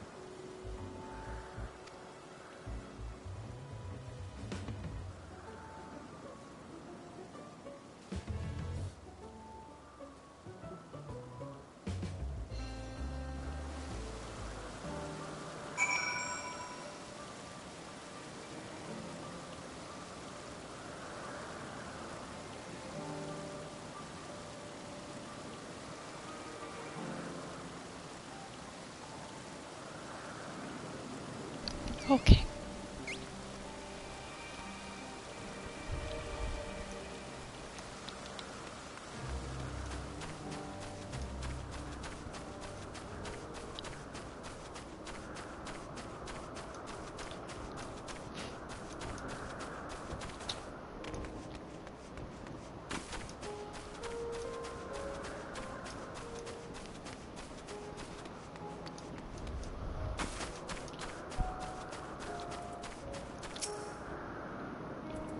Seems Hermes and Medion have found their quarry, a creature known as this age as the Ambystoma. Yet though it is safely extracted from the tree here, Hermes appears to have found himself quite in the predicament.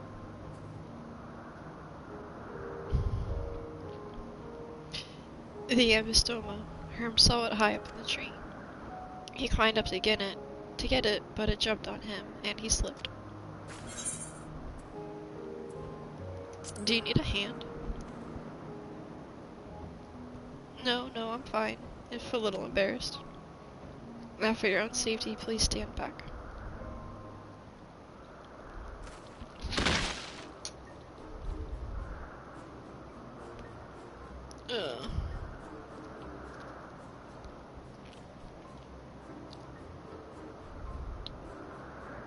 Hermes, are you alright? Quite alright, yes. My apologies for making you worry, Medium. Both you and,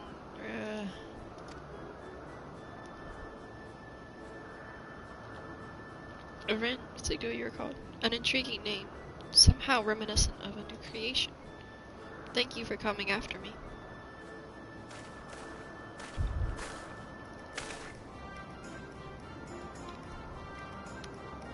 As for you, little one, you must be careful.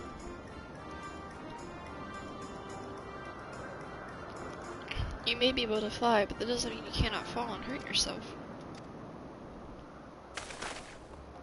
Oh no, I had forgotten all about its fellows.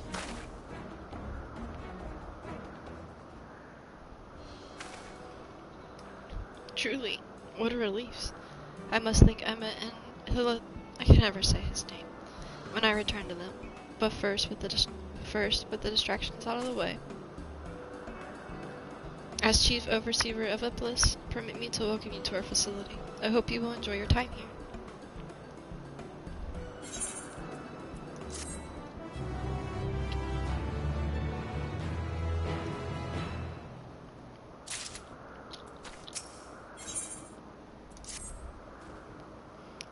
We mustn't keep the others waiting. Let's return to the Argonoses.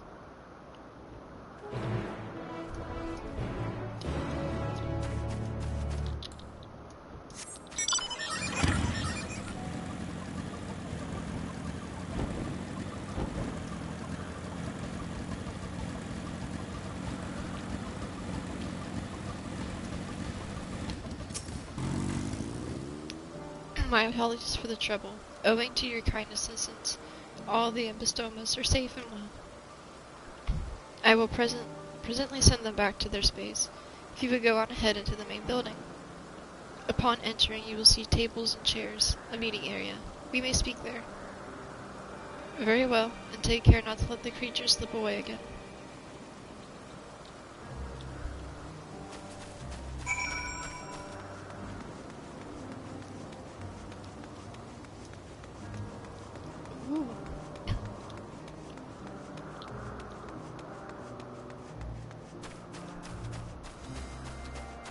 This is a really pretty place to live.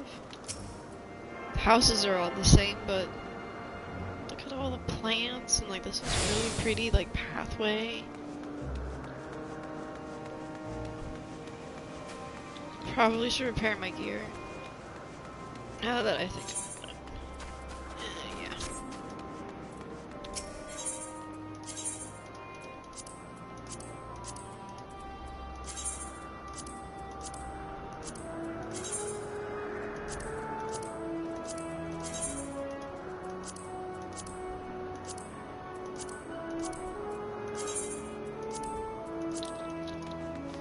Thank you.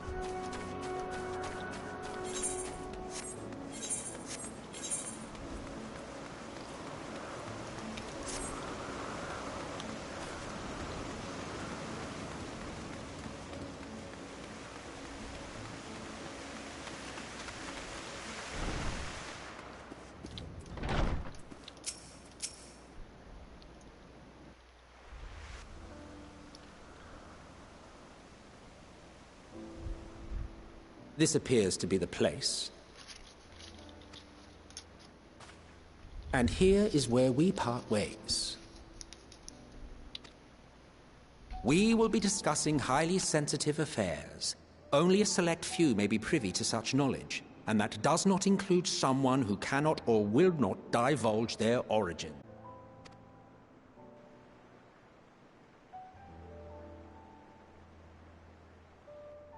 What? Will I have to remove you by force?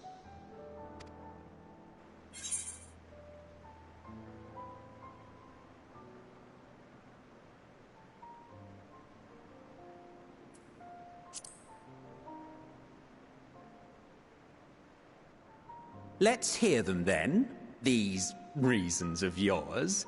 Who knows? If I deem your mysterious cause worthy, I may even be inclined to offer my assistance.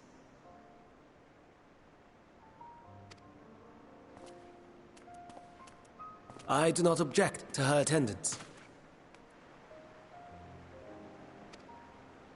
Hermes, this is highly irregular. Perhaps. But I believe she can be trusted. Meteion would not have taken to her so quickly otherwise. Moreover, the presence of a third party may help me to maintain composure.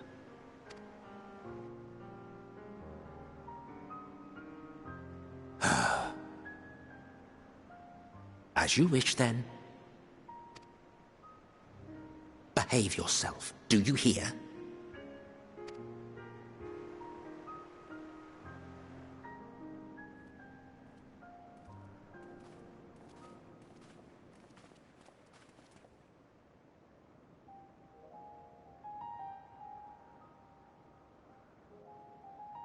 So, it's finally happened, then.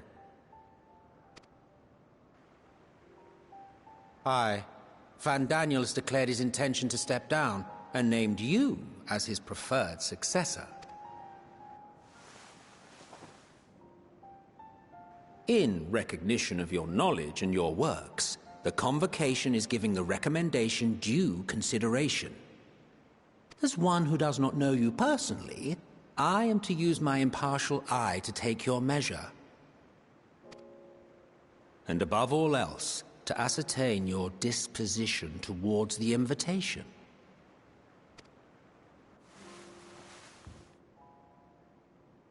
I understand that you and Van Daniel are close. He himself was once chief overseer of Elpis, after all. I should not be surprised if you knew before anyone else that he wished to relinquish his office. I did. He told me that when he fulfilled his purpose, he wished to pass the torch to me. A torch you seem none too pleased to accept. Are you so averse to serving on the Convocation? No, it's not that. For a humble researcher like myself to even be considered is an honor beyond words. No. What troubles me, what I struggle to come to terms with, is the very fact that Van Daniel is stepping down. Does this not mean that he will return to the Star?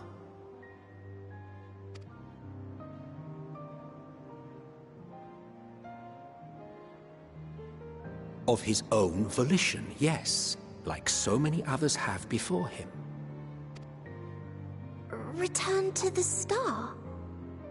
Does that mean die? Well now, that's not a word I hear often. Is that what you say here in Elpis? Mankind is the life of Atheris. Each of us, a drop of blood flowing through its veins, bearing sustenance. In our finite time upon it, 'tis our duty to make it a better place, that all who call it home, now and in future, may abide in happiness. To that end, we have dedicated ourselves to the pursuit of enlightened creation. And by our efforts did we transform this once untamed wilderness into the peaceful paradise you enjoy today. To return to the Star whence we came is a privilege afforded to we who have so loved and nurtured it.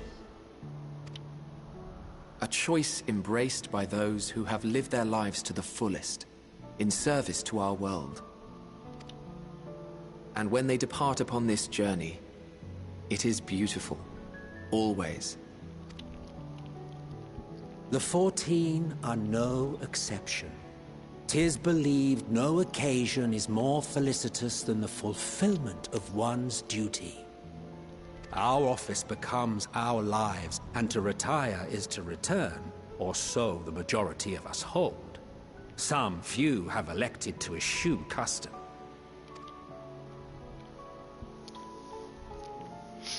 Mayhap you feel Van Daniel's deeds do not warrant his return. Yet you should know his accomplishments as well as any. During his time, he conceived of countless outstanding concepts. And channeling the wealth of experience he attained here in Elpis, he brought forth many new specimens. I know of all this. I do. It's just... I cannot fathom why someone so great and wise, who could still do so much good, would want to end it all.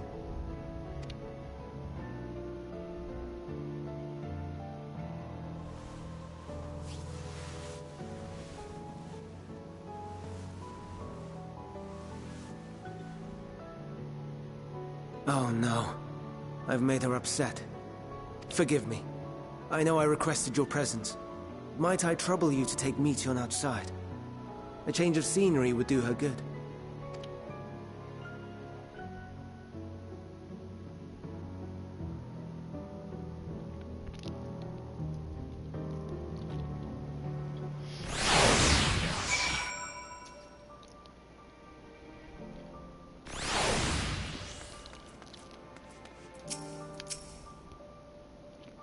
Forgive me. I will make up towards my promise.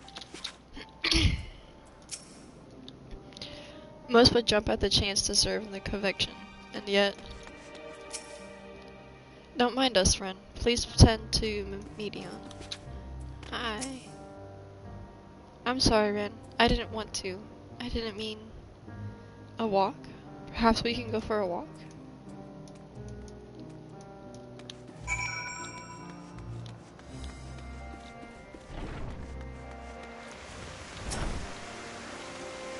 Hermes gets sad when he thinks about death.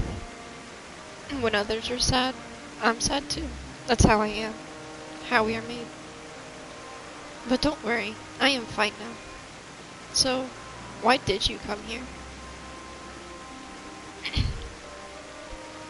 You want to learn about Iblis and Hermes? Oh, I'll teach you. I can teach you. We could take turns. I tell you something, then you tell me something. Sounds like fun. It will be. Where to start? Yes, let's talk to Minon. He should be near the Aether. I'm not good at explaining, but Minon is. So I'll have him explain instead. Meteion is now accompanying me. Yay! Boop.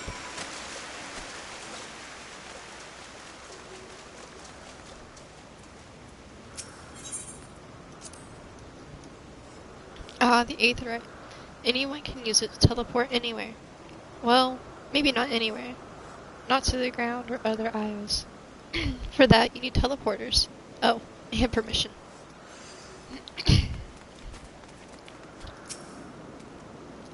And what do we have here?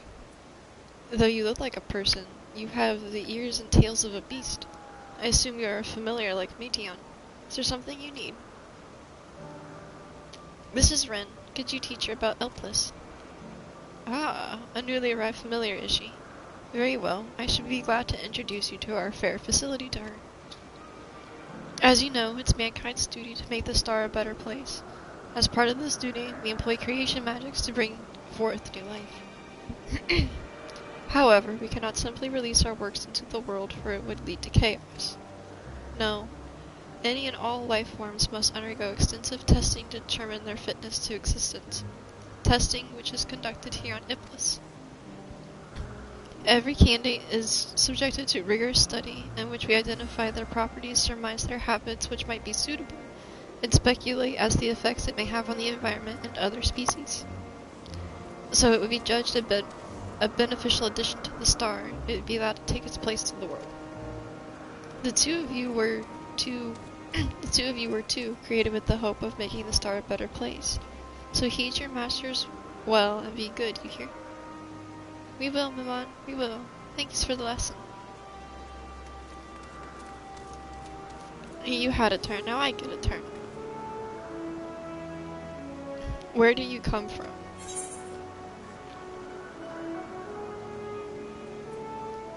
From a place far, far away.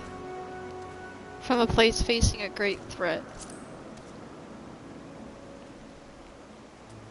There's such a place? I had no idea. But this place is important to you. I can feel it. Oh, my power. I haven't told you. A creation. Let's find a creation. One not being watched. I'll explain my power.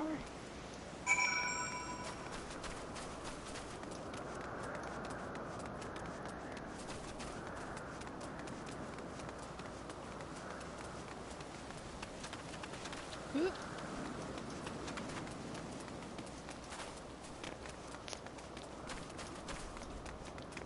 A motionless bird.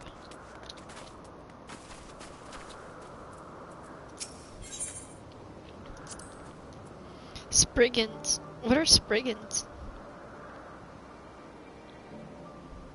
Oh, no.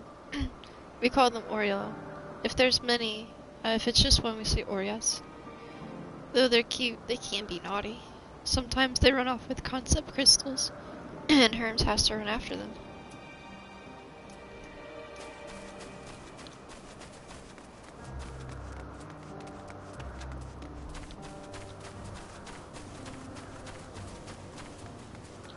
Wait. There it is. I just passed.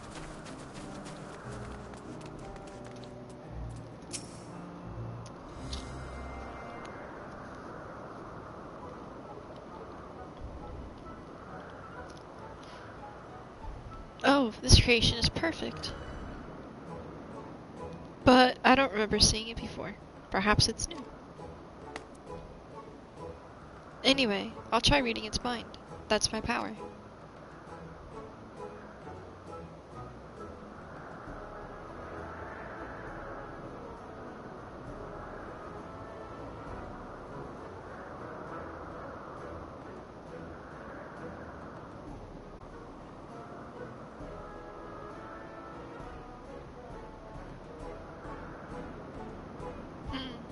I can't read it. Or maybe there's nothing to read. He's got the wrong shoe on the foot. Just kidding. Hi, Robo. How you doing, my dude? Wait, please wait. I'll try again. This time with you. Don't read my mind. Don't do it. Never mind. Okay.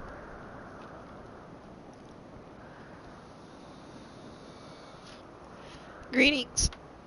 Can you hear me?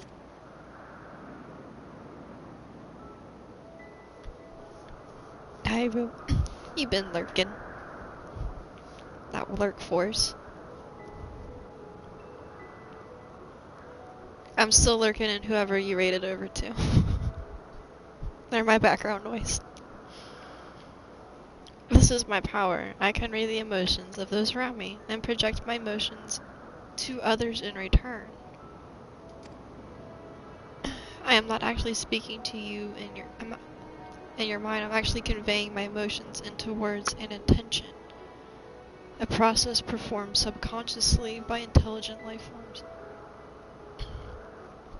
That would be really helpful. This ability is vital to my mission, for it allows me to interact with intelligent beings should they be able to communicate via unknown languages or nonverbal means.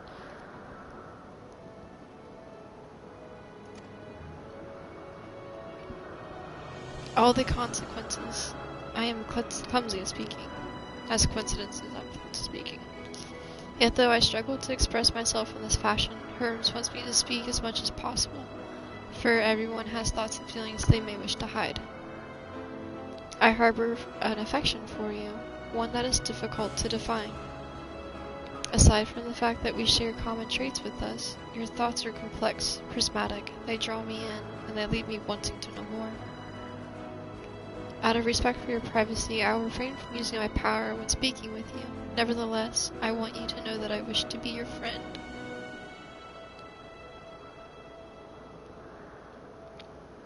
Did you hear me? Good. Now it's my turn again. So, what are you good at? Fighting, crafting, gathering, playing. It's a secret. I'm good at all of that stuff. Robo, you pick. What am I good at? D and F. Is that a fighting game? No. I don't know what D and F is, Robo.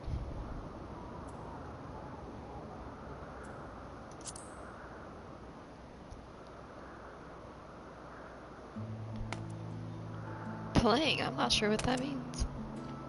Herm says let's play, but then he goes for a walk or looks at creation. It's no fun, but no different from work. It's fun, but no different from work.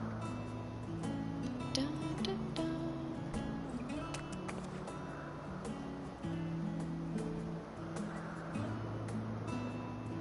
I think we might be bothering it. He doesn't look too happy about us staring right at it. Let's keep going. We should go see Yunthin next. She's usually in a small building. The one on the west rim.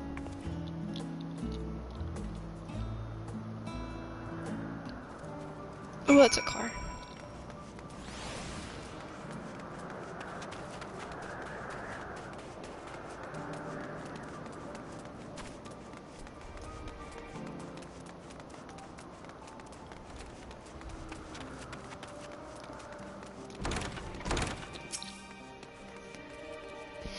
Well, if it isn't Medion. I see you brought a friend today.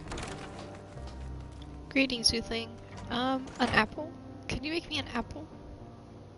The kind Hermes likes. Covered in syrup. I want to share it with Ren. Oh, a candied apple. Hermes is certainly partial to them. But you know you can't eat Medion. You aren't made to do so. But I like to do it. It may seem that way, but it's due to your inability to share others' feelings. You've taken Herm's likes for your own. In any case, I can't prepare an apple right now, but I'll bring one for Herm soon, I promise. I'm sorry, Ren. I wanted to show you one of my favorite things. But I could ask about yours. Then I could ask about yours, but I failed. Tell her what I like. I like pizza. I'm not sure you guys have that here, but it's delicious and you should create it. Oh, that's what you like? Yes. Yes, I can feel it. Your joy and happiness. And it makes me happy too. Thanks for sharing with me, Rin.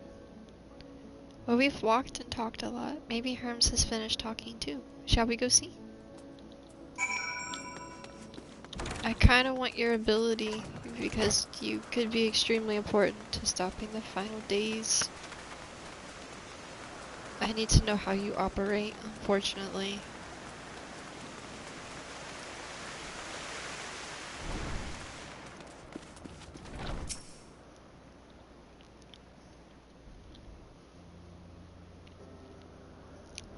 There you are. I can see the fresh air has done Median good. Rin wanted to learn about you and Iblis, so I taught her. About this place, about my power, about your favorite food. I'm not sure if that last one will be of any use. But I do appreciate you keeping Median company. While you were away, we were finished speaking with our guests. Finished? Hardly. You requested time to consider the invitations. We have no choice but to occupy ourselves with inspection of your work. My apologies. It has been decided that Emmett and Lodothus will accompany me as I tend to my duties. If you wish to learn more, perhaps you could come too. I'm compelled to remind you that she is no way associated with the convocation. We simply chanced to meet at the Propleon. There is no guarantee that the matters we discuss will remain private. I don't mind. To see the joy of her presence brings Medion, I cannot imagine our mysterious friend harbors malicious intent. Rin is kind, truly, really truly. She taught me much as I taught her. You're coming, of course, to watch Herms. You're bound to learn lots and lots.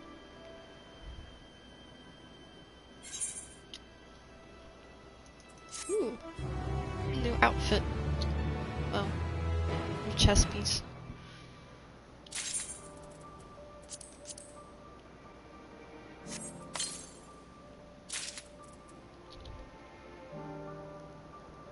Jacket of the falling dragon. That sounds cool.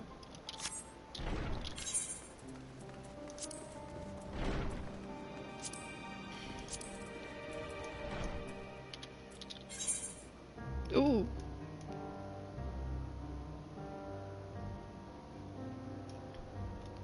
Excuse me? What is that?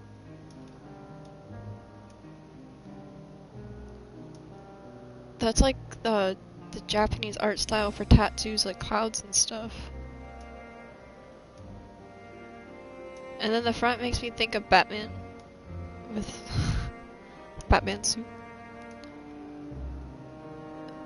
But that's actually a really nice, intricate piece. Even the like this part's done really well. I like the drapery with the red. Yeah, I like that.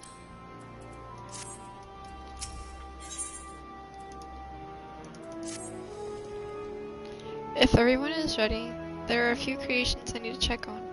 First, we shall return to the spot where we found our wayward, ambystoma. Have care when you step outside, but there may be unruly creatures about.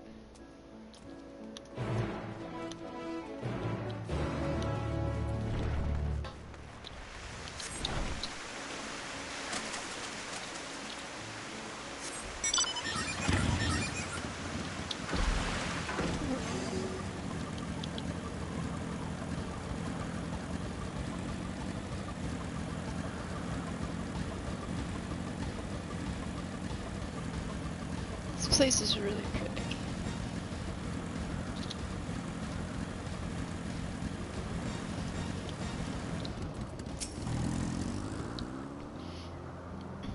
This here is a new species of Petaloda we've recently set loose. It has been doing very well, managing to maintain stable existence thus far. If it can see its observation period to the end without issue, we shall release it into the world. Tell me, do you know the difference between living beings and arcane entities? It is the presence of a soul, yet the soul isn't something you can choose to have at will. No, it only manifests to the laws of creation that can endure on their own. Beings that do not fulfill this requirement, such as those spontaneously born of magic or natural phenomena, do not have souls. No matter how much it might resemble flora or fauna, if it lacks a soul, then it's considered an arcane entity. So you see, if it is not for mankind to decide what is living, that domain lies beyond our manipulation, and is a hubris to assume otherwise. But come, let us head to the nearby beacon. I've received report that arcane entities have gathered there.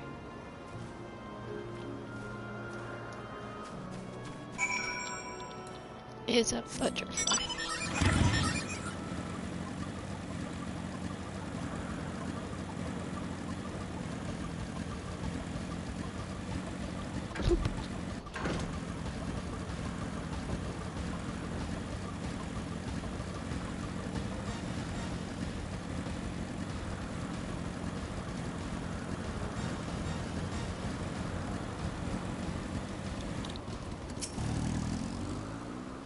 Oh yes, lighting phenomenon, just as the report said.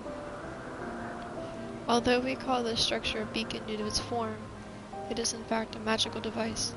By manipulating the balance of elements, it keeps the isle airborne and maintains the climate thereupon.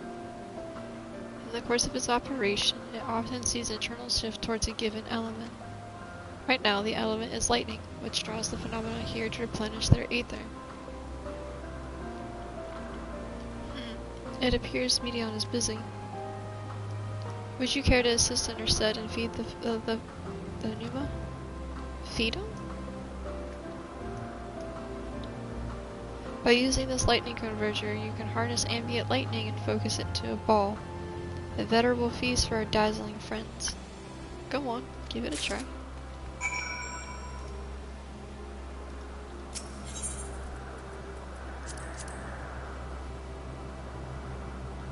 Oh, ground targeting mode. Nice.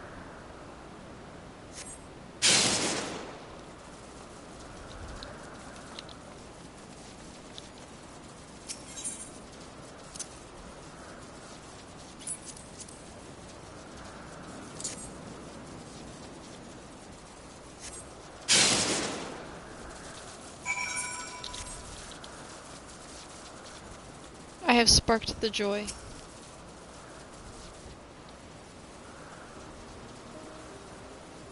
Perfectly done, Ren. Look.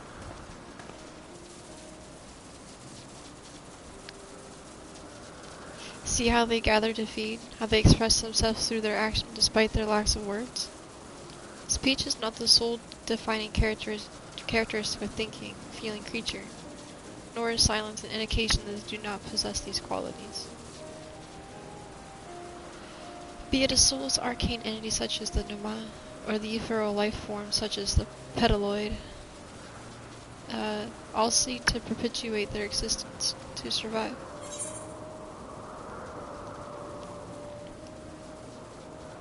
Is meeting on a living being.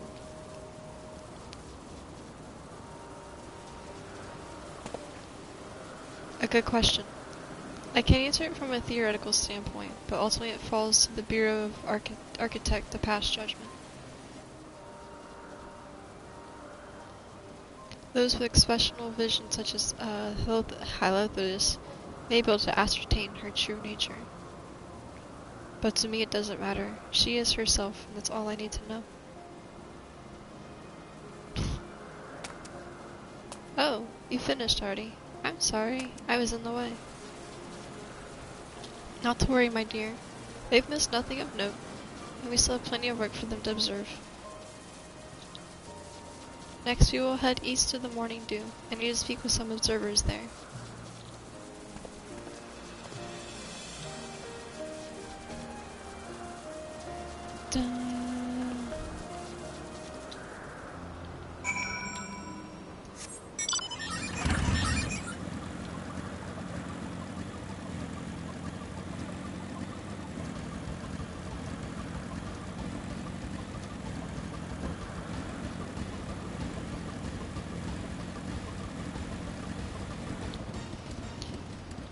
I'm gonna guess there's a cutscene here.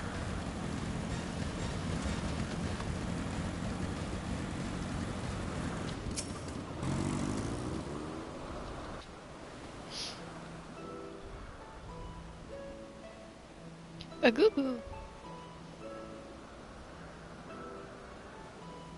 Amazing, is it not?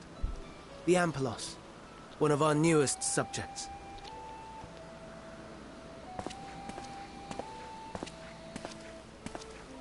So, how are we coming along?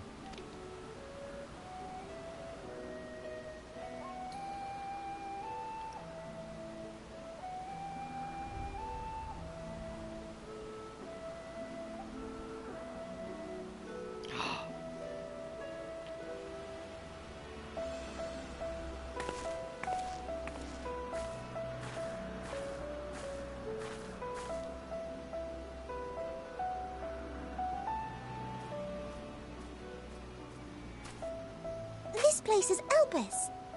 Those flowers. Elpis. Entelekis. Like me.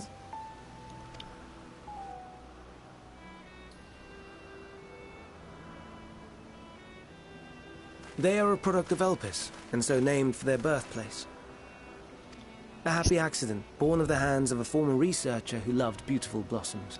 Explains why they're so rare in Eorzea. They are predated all the way back to, like, the 5th Umbral Calamity.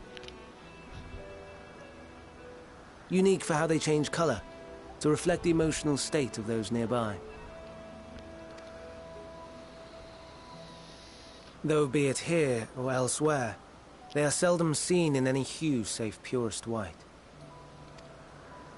Reflect the emotional state, you say? By what means do they achieve this? In creation, there exists an energy wholly apart from ether, one driven by emotions. In like manner to how we manipulate ether, this flower is subject to the influence of said energy.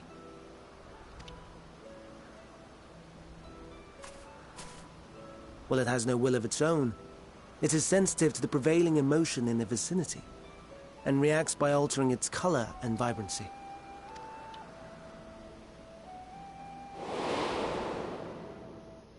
Akasha? It is one of the unseen energies defined by Harnish alchemical theory. Though a gross oversimplification, some describe it as an essence influenced by feeling.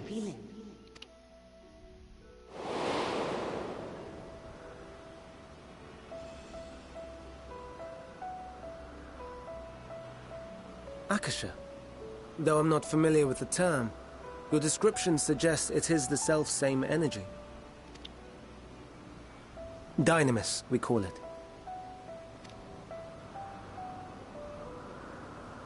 And those entities like the Elpis flower that have the ability to interact with this energy, converting emotions into tangible phenomena,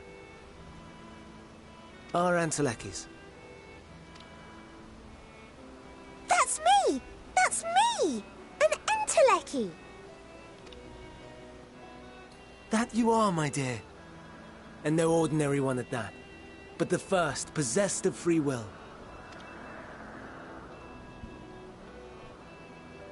Wait. A form of energy other than ether? Dynamis? I've never heard of such a thing. Hardly surprising. Dynamis cannot be seen, much less felt. And though its existence has long been theorized, we had no proof until the flower's serendipitous creation. What's more, Dynamis is far weaker than ether. Under normal circumstances, its effects are drowned out by the latter. On account of which, beings comprised of and reliant upon the ether, like you and I, are unable to make practical use of Dynamis. 'Tis a truly esoteric thing, known to but a select few scholars. Intriguing. Then, given the limitations you described, why create Meteon?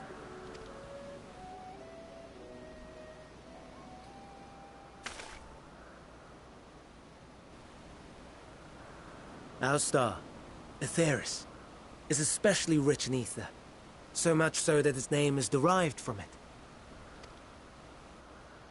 However, when we consider all energy in existence here and in the vast space beyond, Dynamis may account for as much as 68.3%. The more abundant form by far. Were we able to control it, we could open the door to limitless possibilities. 'Tis not unlike a gently flowing stream, unable to break through the dam of ether barring its path. But if we could imbue the stream with the vigor of a raging river...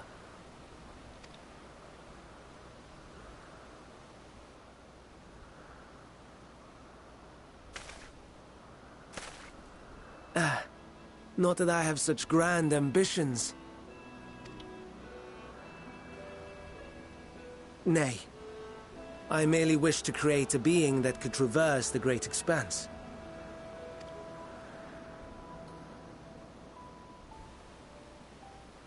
The relative scarcity of ether beyond the bounds of this star was a concern. And so, I looked to another source of energy by necessity.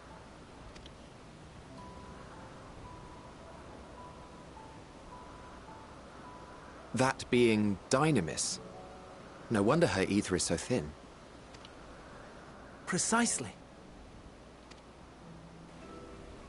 Yours is thin too. Like an Enteleki. Like me. So... are we the same? Entelekis.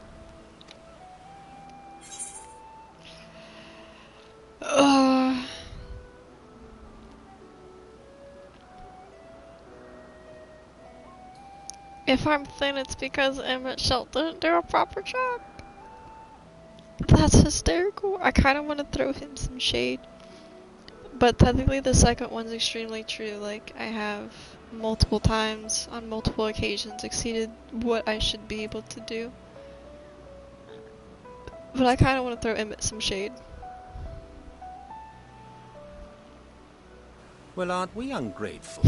Mayhap I should revert you to the pathetic, faded thing you were.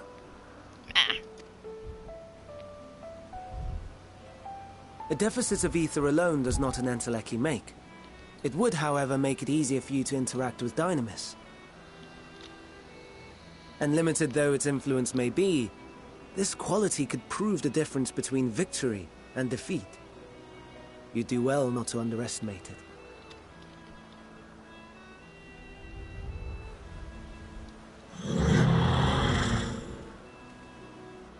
Oh dear. I'd forgotten about the poor fella. You must excuse me a moment while I go and verify a few more things.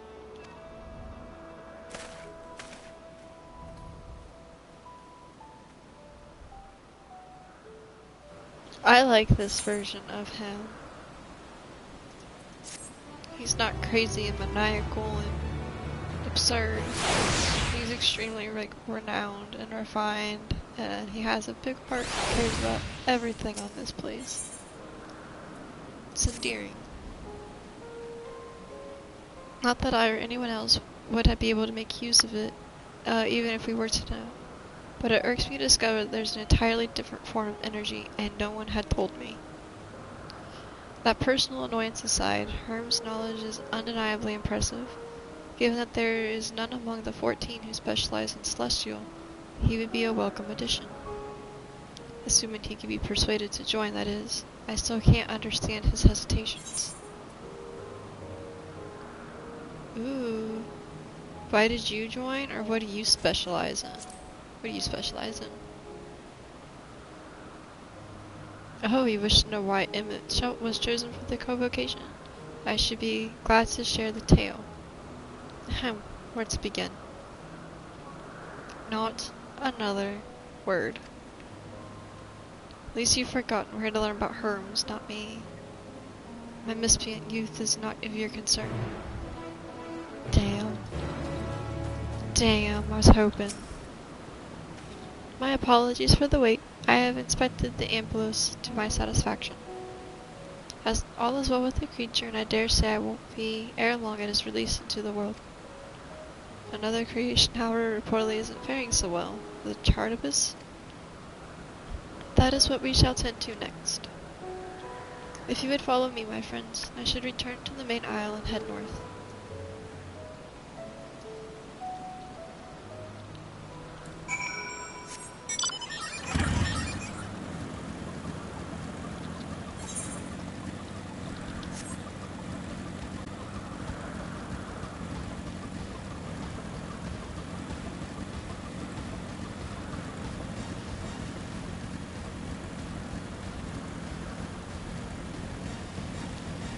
Ooh.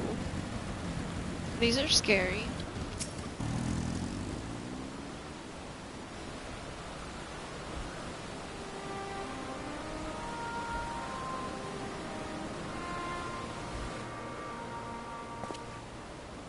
I understand there's a problem with one of the Chartibus.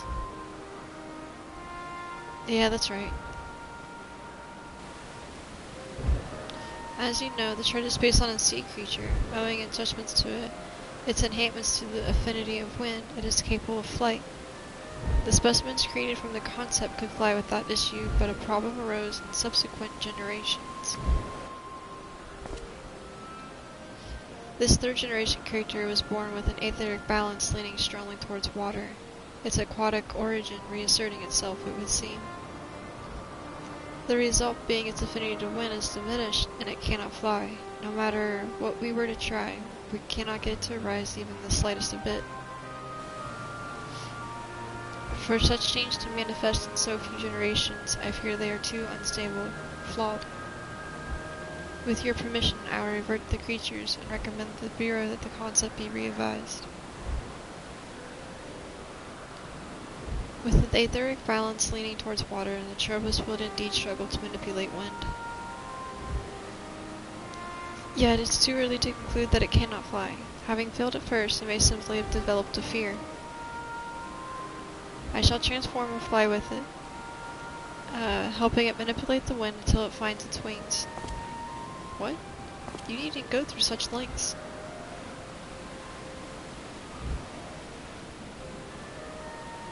You don't know? But of course not. Transformation is an art in which one manipulates a vast quantity of aether to construct another body around oneself. In practice, this allows one to assume any conceivable form and thereby transcend the limits of one's flesh.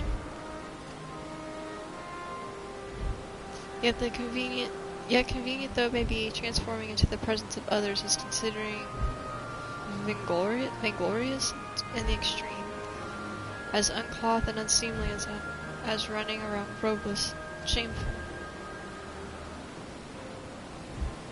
The pretty blue one? Yeah, I wish. I wouldn't want to see it out in the wild, but it'd be fun to have as a mount.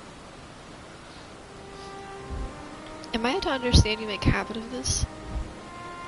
No, nothing of the sort. It's just that when transformed, I can wield the wind and fly. It may seem excessive, but what is our shame next to the lives of these creatures?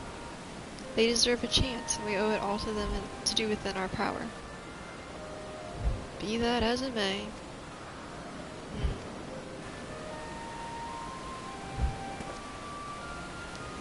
Yes, I believe I have a solution. Emmett, may I trouble you to move that Tribus away from its fellows? Somewhere out of sight.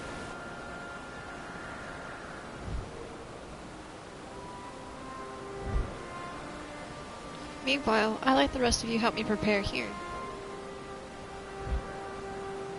What mischief are you scheming now?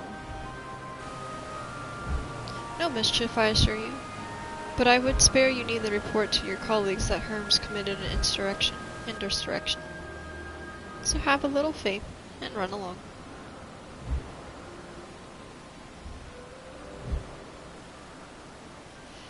I trust you don't mind.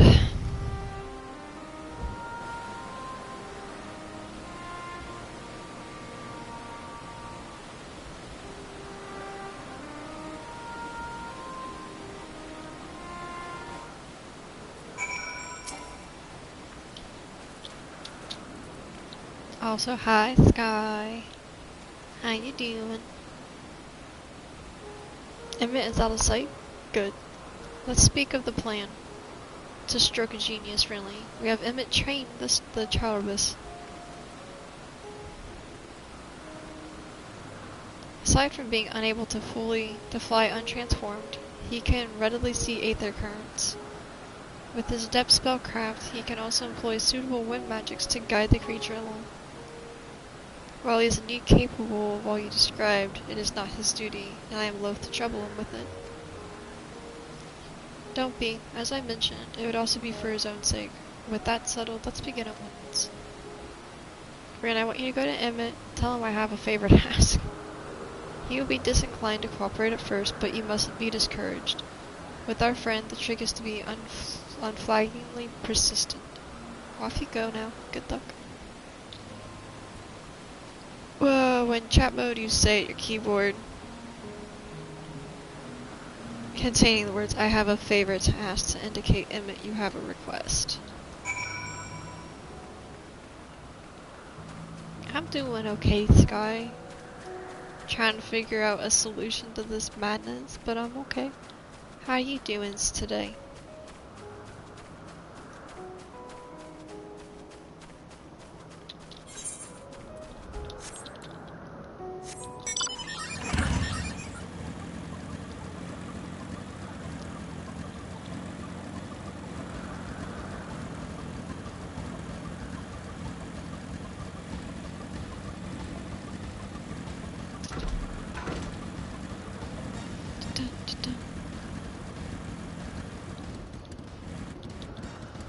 Nice. Did you have fun with your little, what is it, alligator guapo with the golden tooth?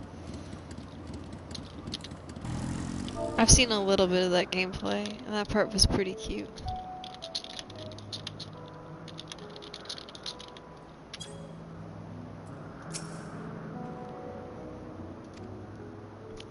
I thought I'd...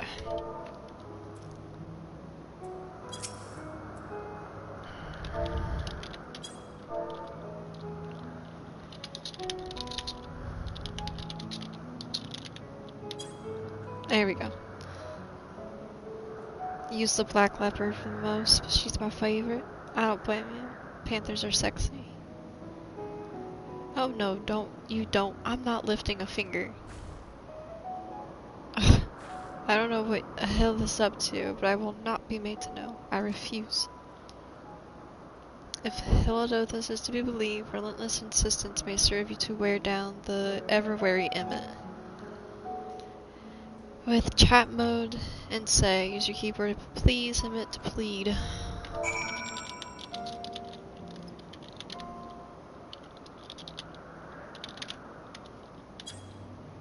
Gosh darn it, Hey. I did. Is it because I don't have a comma? For real? Wow, picky game. Really, it's because I didn't have a comma. No, no, no. You are not foisting this nonsense on me. Yes, I am. I'm given to understand you have the power to help the Charybdis, and should be quite willing to do so. And so I appeal to your better nature, most benevolent Emet-Selch. Please teach her to fly. Or else Hermes will transform. Right now. Put him in a bind. Help out or fill out paperwork. One of your choice. Now, there's no need to go quite that far. Altruism is its own reward, as I'm sure he would agree. Oh, would he now? And who contrived to put me in this position, pray tell? Nothing so devious. I merely suggested a possible course of action.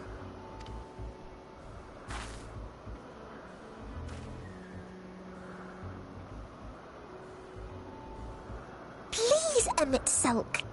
Please. He hates it right now. He hates his life. Poor dude. I did not come all this way to play nursemaid to your creations. I'd thank you to remember this favor and let it be the last.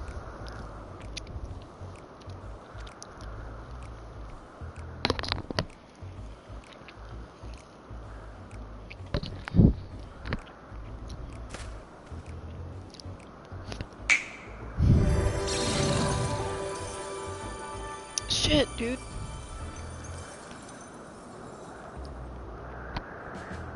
I will aid it once it has taken to the air. It falls to you to shepherd it skyward.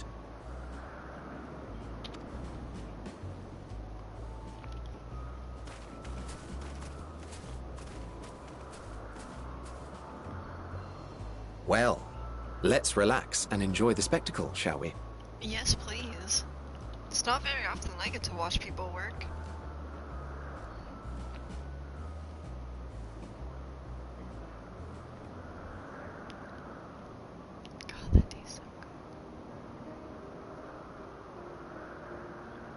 You were wondering why Emet-Selch joined the convocation.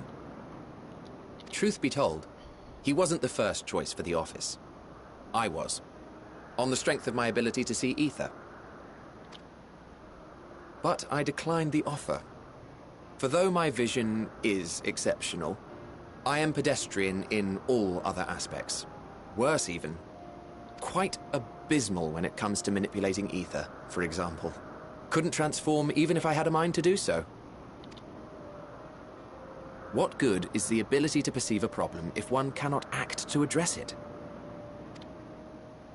Emet-Selch has no such shortcomings. He excels in vision and manipulation both, the latter to an extraordinary degree.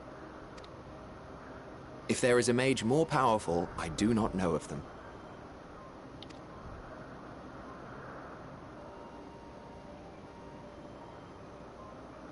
Thus did I recommend him for the office in my stead.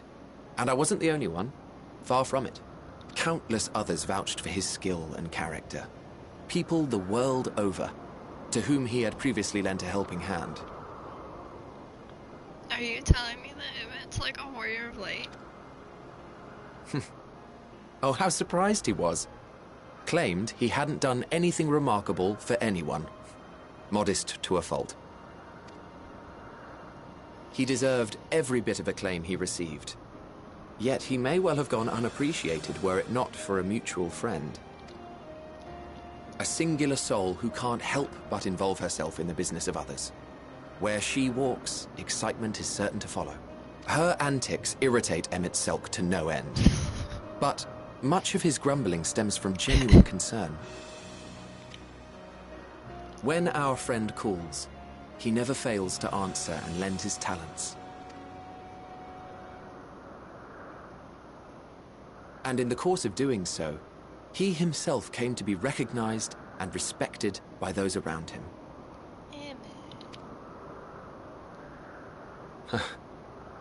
They are truly remarkable individuals, and I'm proud to call them friends.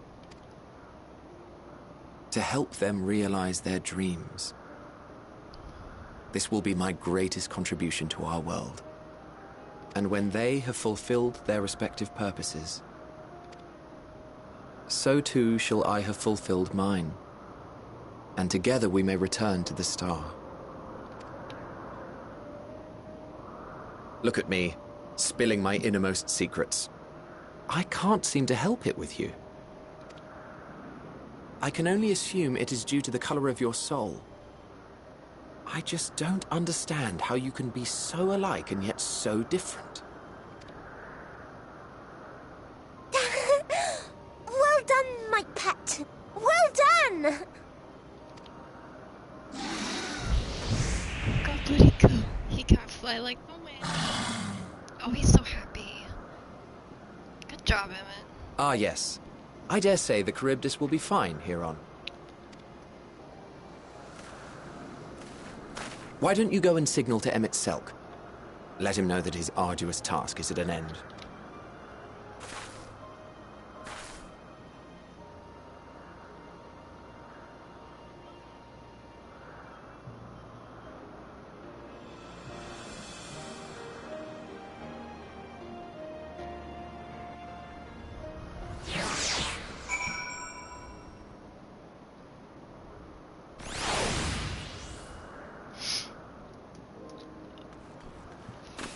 Well, damn.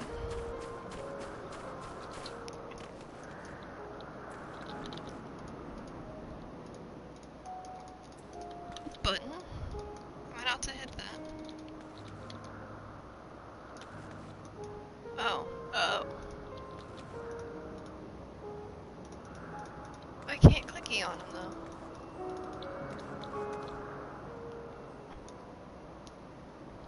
Am I just supposed to wave?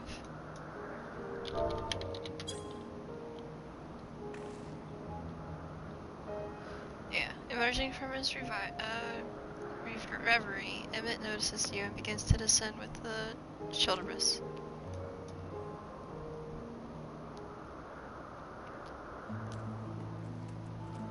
I like his mount though, I want it. I have no words to express my gratitude. Thanks to you, the traveleress has learned to fly. Who's a good boy? You's a good boy. Andrew and I could relax and have a pleasant chat.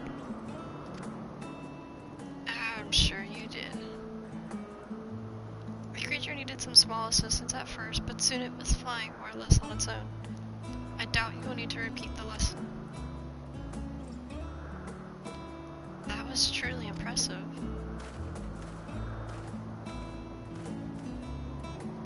I witnessed it all from afar.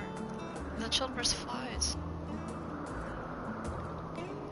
Indeed, with this, we've proven that even a creature with a skewed etheric balance is capable of flight. Though we helped to achieve this, the Childress is a herd animal. They may well aid their struggle kin in a like fashion if and when the need arises. Keeping this in mind, I bid you continue to observe them, if that is what you want. He is really pretty. But if I may say so, rather than hoping an idealistic possibility come to pass, would it not be simpler to have the concept adjusted? That way we could guarantee that abnormalities such as the specimen are never born in the first place. These creatures are already here. You will spare no effort in giving them a chance to survive. As you wish, Chief. As you wish.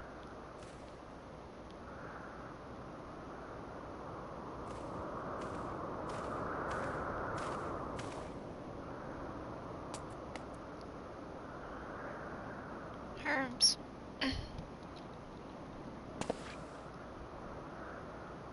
I'm fine. Don't worry. Well, that concludes all my present tasks. Let us return to the Argonists for now.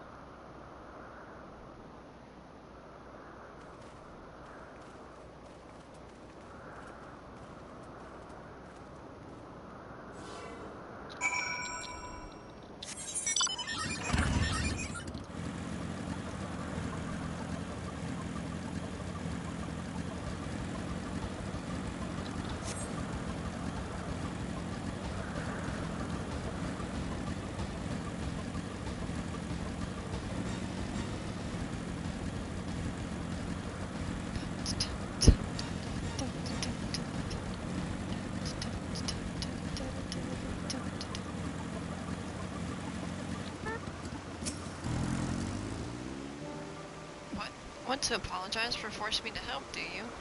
Save your breath. You didn't force me to do anything. I merely chose the most expeditious way to have done done with an impenet to our business. Words, man.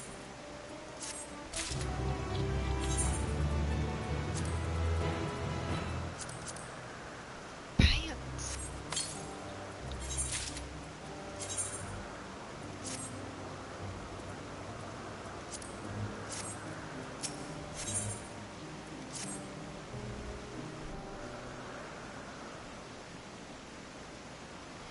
Tell me, Ren, in the course of watching me, have you learned aught of value?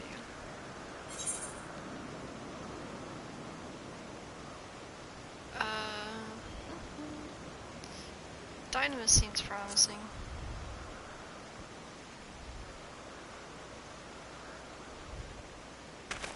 Dynamis, you say? Curious that such an obscure phenomenon should be of interest to you. Chief Herms, what good fortune to find you here. Is something the matter? Alacoin, I'm afraid it's done it again. No sooner to release one for observation than it's set upon its nearby aqueducts, slaughtering them. Was the creature hungry, or somehow provoked? I had just fed them myself, and the Okies were keeping a wide berth. It is the nature of the Lycan is to blame. Their innate temperament aside, is an outstanding creature, perfect in form and function. Though it may not be suited for release, I have no doubt that the Bureau will accept its concept for preservation. In any case, there's no point in postponing the inevitables. Zoros will revert them all once the paperwork is in order. Where is the scene of the incident? Just off the pass of the 12 Wonders. As you make your way, you should see on the left. I don't know if the Doros are still down there. However. Herms, wait.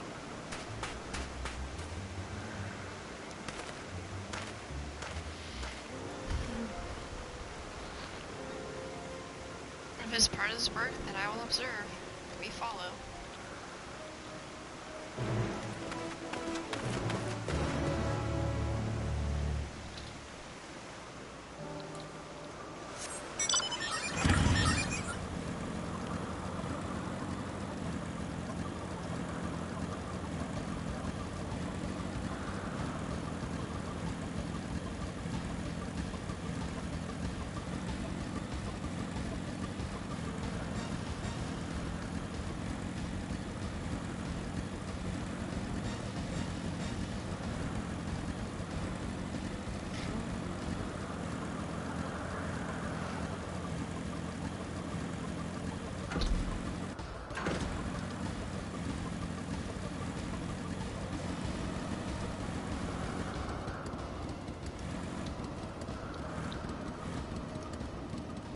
Sucks. Things look kinda cool. A laceration and burns are unmistakable. A Lycan was indeed responsible. But the creature is nowhere to be seen. Doros must have taken it away. The man makes his base at the 12 Wonders. I shall go and seek him out there. Emmett and I will search the area for good measure, just to make sure that the Lycan didn't escape. My thanks. Let's meet at the 12 Wonders when you have finished. I will go on ahead. Please follow with Ren.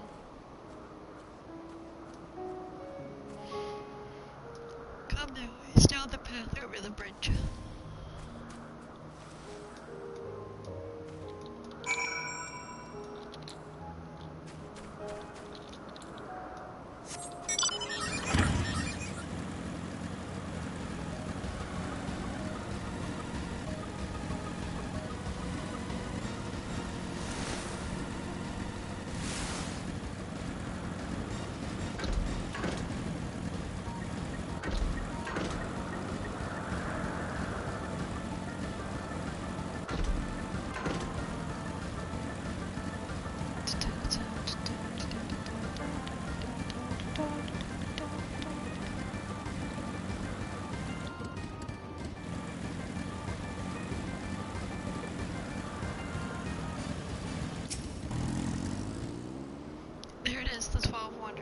Worm's is looking for Doros. Let's look for Doros too. He's a man with long blonde hair, I think. I know him. I'll know him when I see him.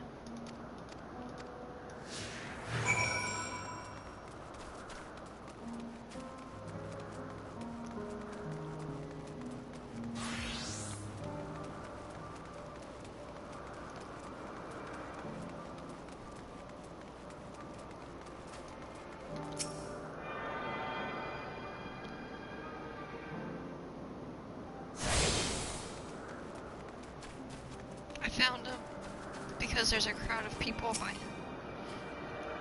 Doros, that's Doros. Well, now, if it isn't Median, what brings you here?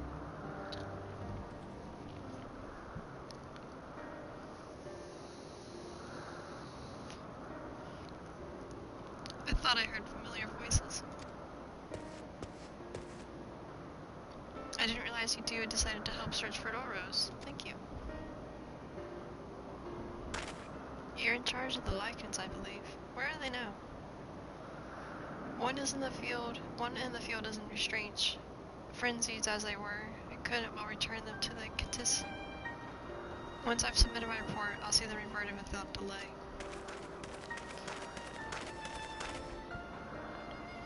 It's as he says, the beasts are indeed quite ferocious. You're one of the 14. Well, what brings you here? Nothing you need to concern yourself with, as you were. We heard the news that the Lycans slaughtered the birdies. As the observer in charge, you are of the opinion they are not fit to be released. I am. Their normal aggression and exceptional strengths makes it for a highly problematic combination. It matters not where they were released. Lycans would threaten other species and upset natural order. Could it be that the specimens observed are an outlier?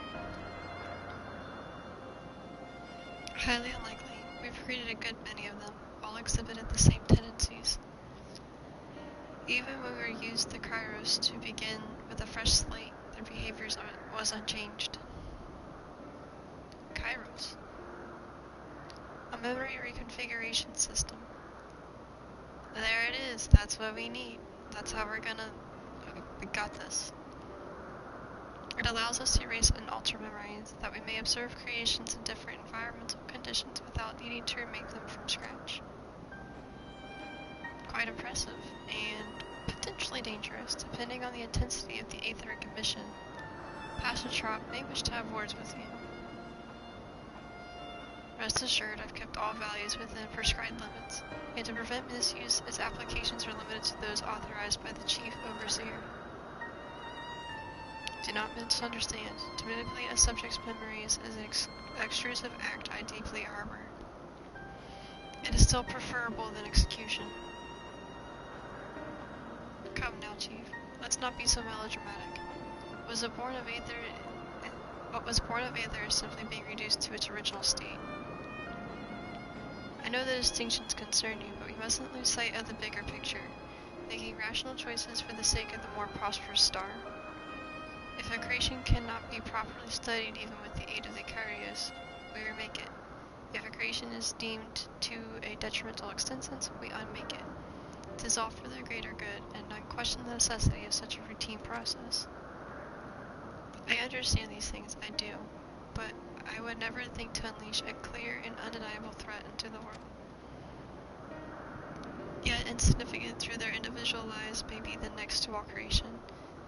It is all the Lycans have. Before we seal their fate, we owe it to these beings to exhaust all options to ensure that nothing has been overlooked. If you insist, let me provide you with a full report and we may take it from there.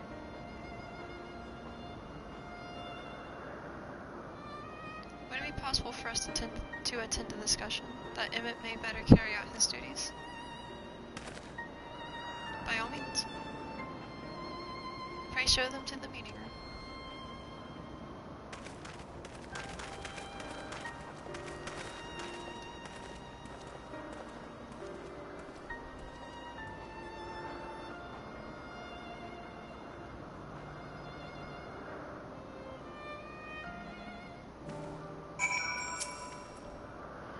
To man, other beings or things. To be controlled. Used and controlled like magic. That's what Herms once told me.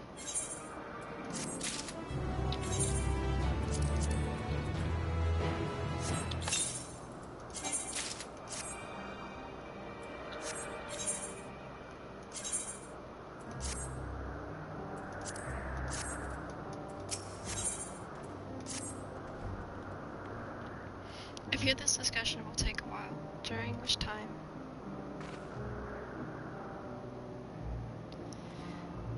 Median, are you feeling unwell? It is not Herms. Me, Herms, it's you. I won't go to the meeting. I'll stay with Ren. Both as I am to oppose, may I leave Median with you in your care? I'm in your debt. If you'll excuse me.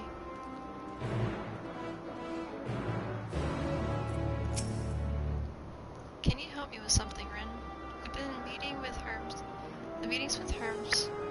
The meeting will make Herms sad. I want to cheer him up with a flower. Herms likes flowers the most of all the creations in Iblis. Most creations are expected to be interesting, or beautiful, or strong, or better in some way. But flowers are different. They're designed to suit our emotions, what we feel, and what we want to convey. Herms likes that. I can't make flowers, so I'll search for one, and I want you to search with me. Let's start here at the 12 Wonders.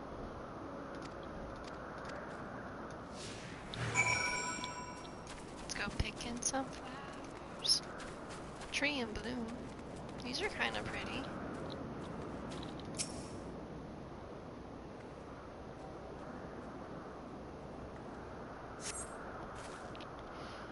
Vibrant purple flowers bigger than your head adorn this tree. Ooh, so big and bright. I love them.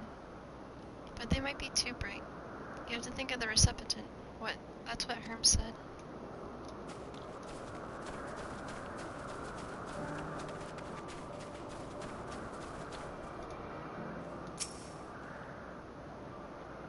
Am I gonna bring him a tree?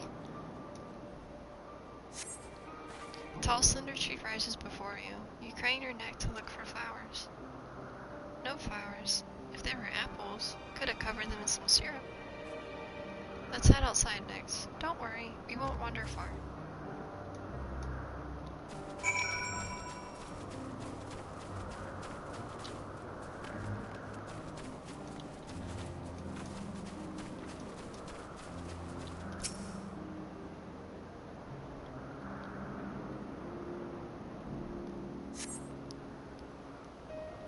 An array of beautiful flowers grow in the bed, their mix of colors forming a pattern. These would be better for Herms, but they're hedged in. We probably shouldn't touch them. They're either under observation or poisonous. Any other place should be fine though. Let's keep looking.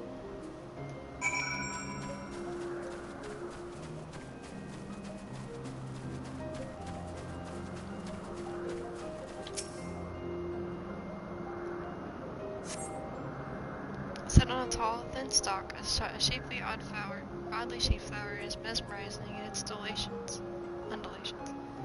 Oh, a conion, a flower that can move. When Herms wasn't looking, I shot seeds at him. Not a good gift, maybe.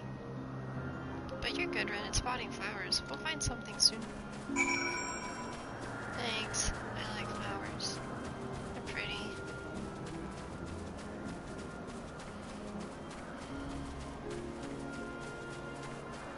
There it is.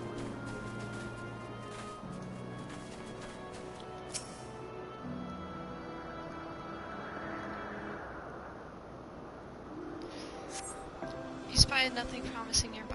At best, a common-looking grasses with a few tiny flowers. Nothing around here. Ah. Over there, Ren. Something big. Huge.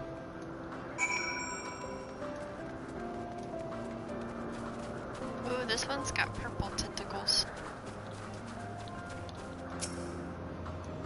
Is it not gonna attack me? A terrible stench reminiscent of solder, old boots pervades the air. Without a doubt, the Garpa is the moppo-like creature before you. It's the Madonna's. The thing around his mouth is such like petals, but the flowers are orbs on its head. And Herms inspected it and swallowed him up. Didn't even leave his room for days. What do you think, Ren? Would he like it? Probably not a good sort of memory. So, not this one either. Finding a good flower. It's harder than I thought. I'm sorry, Ren, but can we search a little bit more? Maybe as far as the fields over there? I'll pick something after that, I promise.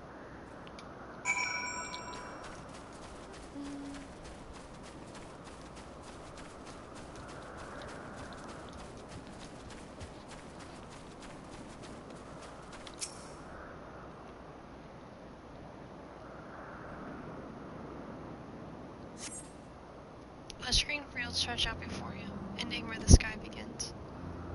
Oh, there's nothing.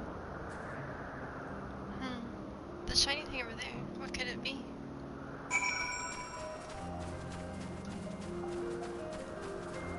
It's more of the fancy flowers we like. The emotion flowers.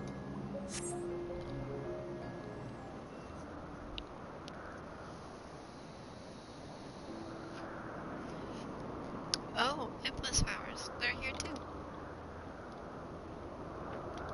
Herms likes and dislikes them at the same time. Like me, they're entelechy. Like me, they feel his pain and turn dark.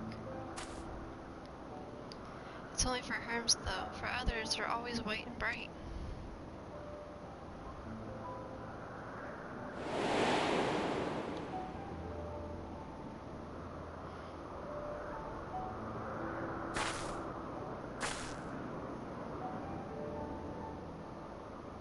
Truly? The flower was dark in your home? Then you have it too. A dark emotion.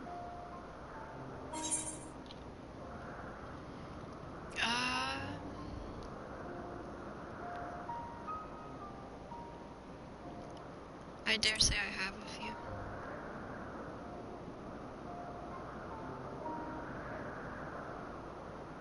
You don't have to say it. I can feel it's something you want to hide.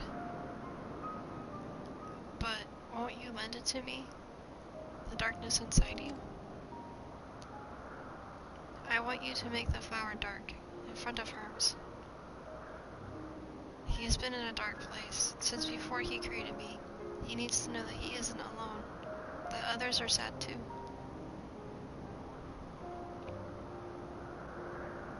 Truly, you'll do it?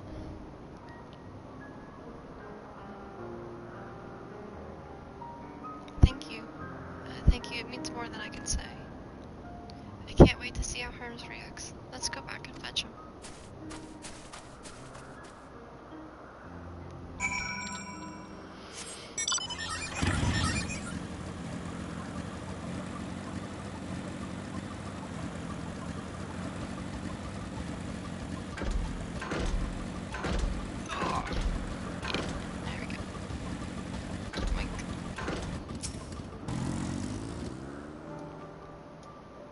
It seems they're still talking. Let's wait till they finished.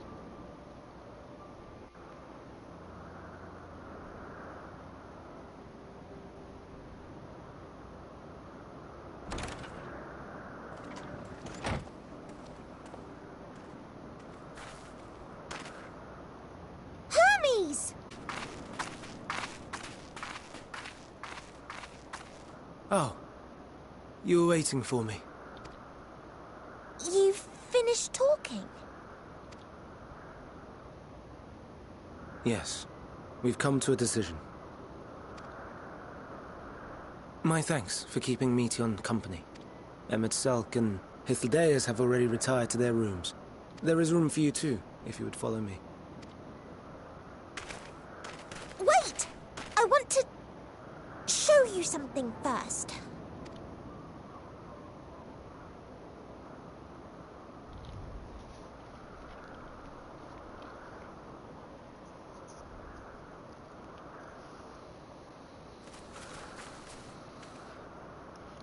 Elpis flowers? Go on.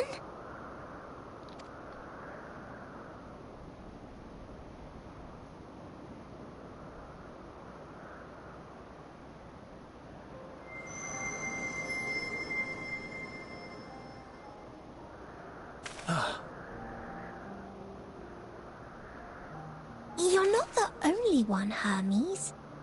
Others feel sad too. You're not alone.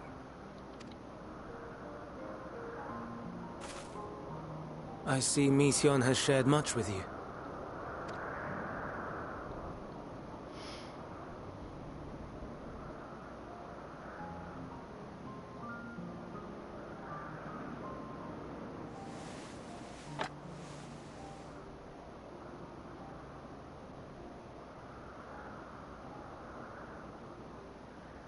May we talk a moment?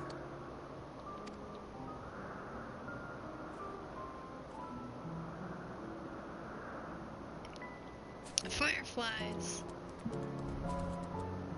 A little hedgehog. Look how cute he is. Oh my god.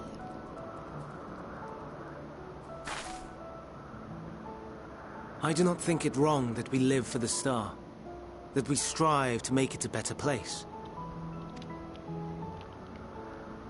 And yet, in carrying out my duties here, there are times when I am plagued by doubt. Do you recall what Hythlodaeus said when we first spoke of my nomination? Death is the privilege of those who have fulfilled their purpose, a choice they embrace of their own free will, and when they depart, it is always beautiful. Perhaps it is, but only for man. Creations that he deems useless are discarded with nary a second thought. Some scarcely born into the world, afforded a handful of breaths before life and potential are abruptly extinguished. We make an effort to spare them the pain. Kitty. They sense what awaits. Rage and anguish and cower and fear. And it is not beautiful. Yet no one cares. No one. So fixated are we upon the duty that we do not pause to question the method. Pain and suffering, confusion and despair, writ plain in the eyes of those poor creatures. Yet no one sees.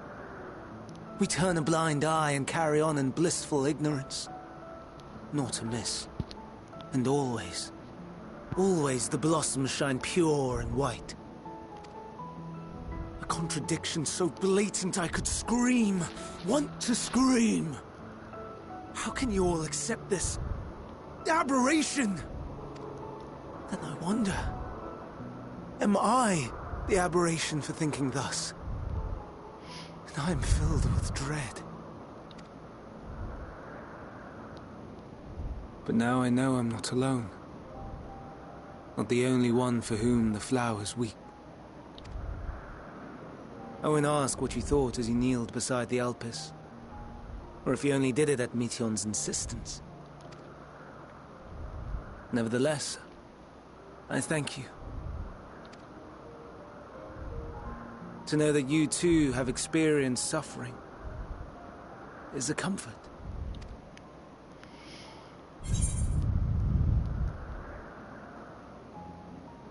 I could tell you all about suffering. But I'm glad I can be of service. To so willingly lend an ear to ease my burden, you are a strange one.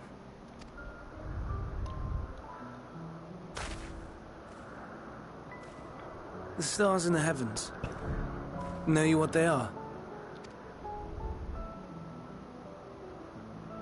Though it is too far to tell, each glittering light could be a world not unlike Aetheris. A world filled with life. So many stars, so many lives. For us, there may be no higher purpose than to live for our world. But what of the other living beings out there? What is it that gives their lives meaning? That drives them day after day after day? To pose that question to our undiscovered cousins, I created beings of dynamis, who can traverse the vast emptiness between the stars. Meteion and her sisters. Sisters. She has a great many of them. And they have already departed on their journey, traveling to one star and then the next in search of life. As one might expect, exploration on such a grand scale is rife with difficulties, and thus far I've naught to show for it. But I have faith that we will make some manner of discovery ere long. And when we do, I should be glad to share our findings with you, in gratitude for your kindness. It's getting rather late. We had best find our beds. It would not do for both of us to be sleep-deprived on the morrow. Come, Meteion. Let us head back. All right!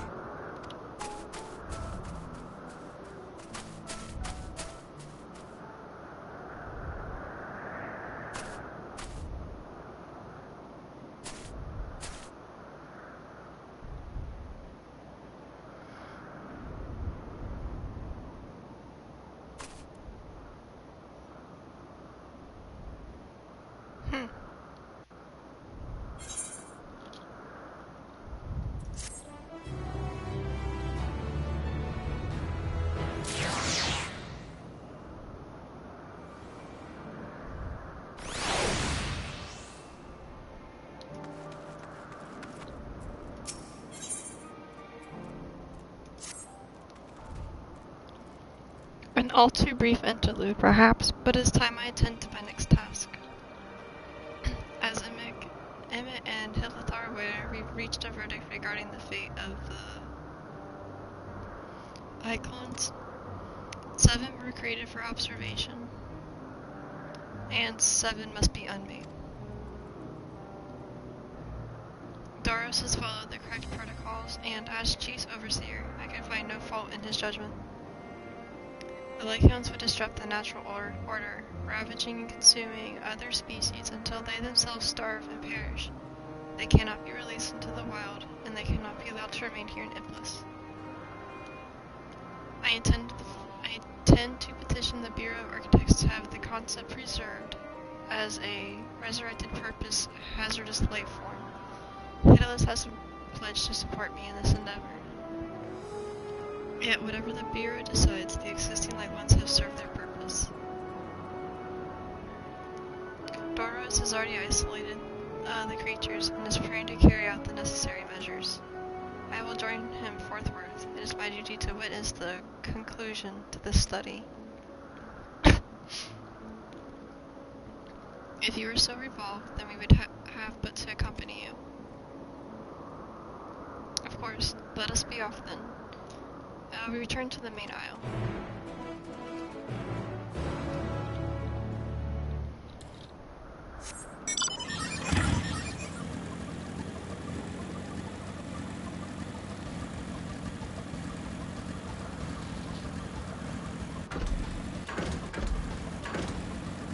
Oh, an aether current.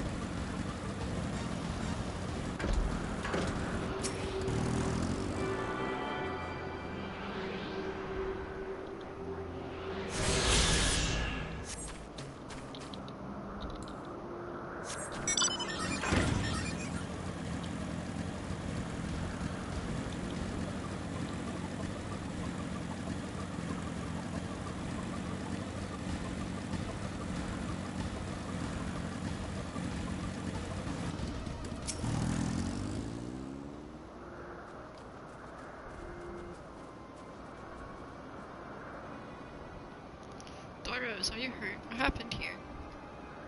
They caught me off guard. I had them bound with aetherial shackles, but they became frenzied, even more so than usual, and broke free. I was able to stop 4, but 3 escaped.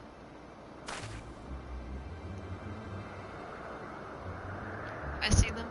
2 have taken to the air above the 12 wonders.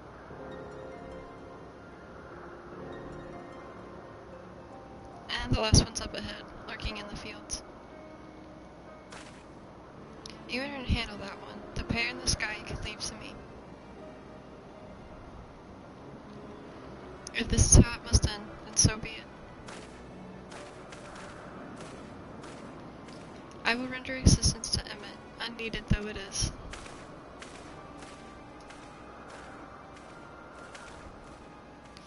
Medion, you're here to stay with Adoros. But Hermes, the like ones must be reverted. I would spare you their pain, and mine.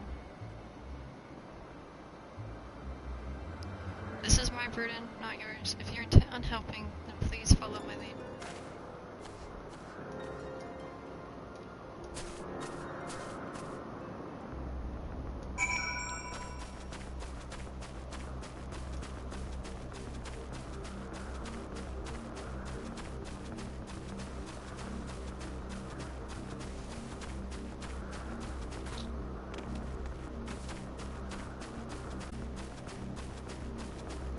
I want to look at it before I fight it because it looks really cool.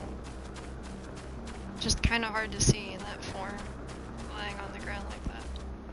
So it's like a dragon or lion mix.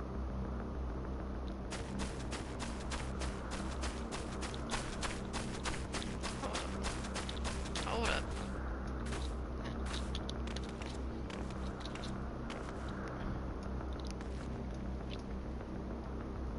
It's actually pretty cool looking. That would be fun to ride.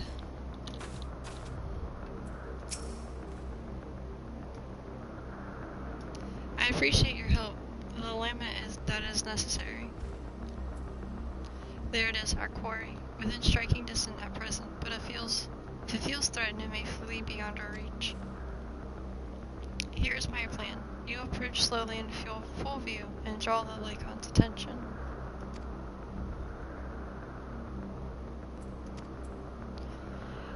But fear not. Oh, okay, I'm trying to cover something. I keep hitting the button. So I'm going from the front. I think he's going to the back.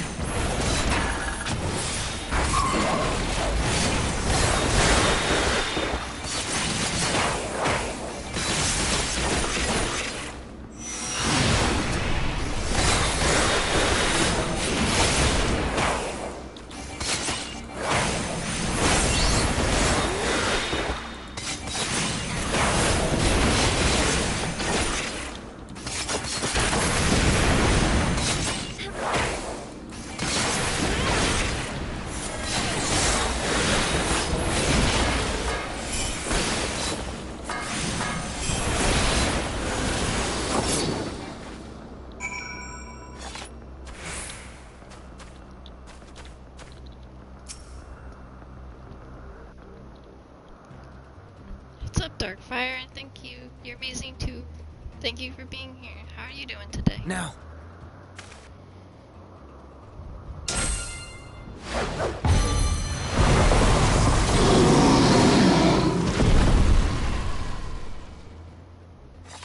Nice.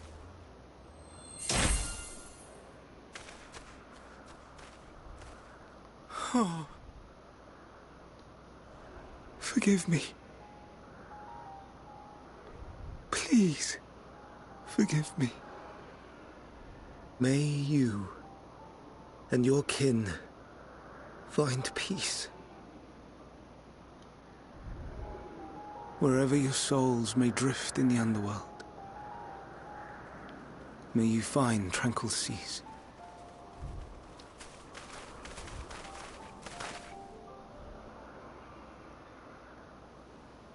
Be not forgotten. In concept endure, to reclaim form and one day live again. Serve not the star, or any purpose save your own. Live again, if that be your desire. Holy shit, that's touching as fuck. Hate, if that be your want. You're worthy. But leave your suffering behind. Lay down your burdens, be born anew. Fly high. Fly free.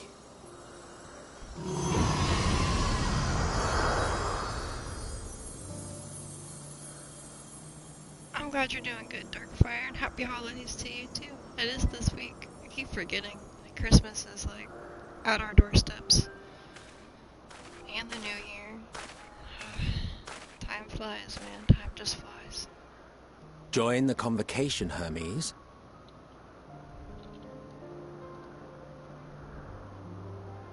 You do not belong here. Leave to replace another.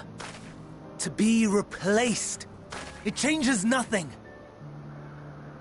Tell me, do you think it right that we sacrifice all these lives for the sake of the star? And when the star has reached perfection, what then? If all who are satisfied choose to die, shall we all die in satisfaction?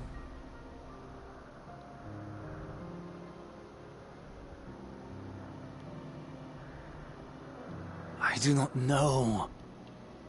Were I to take up the seat of Fandaniel, it would be tantamount to approving my predecessor's death.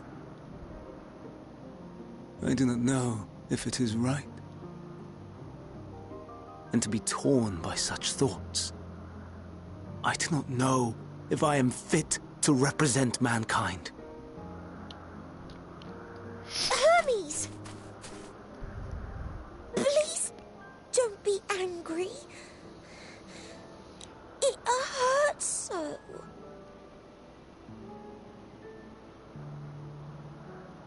Forgive me. If you would still consider me in spite of everything, I beg some time to gather my thoughts. Meanwhile, Hythlodaeus, I fear I must trouble you to attend to the others. 'Tis no trouble at all. Take as long as you require.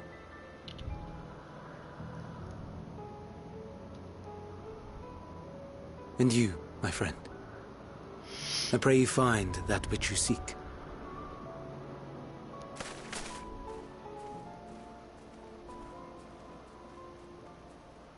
I expect we have some few matters to discuss. Shall we return to the 12 Wonders for a time? Aye.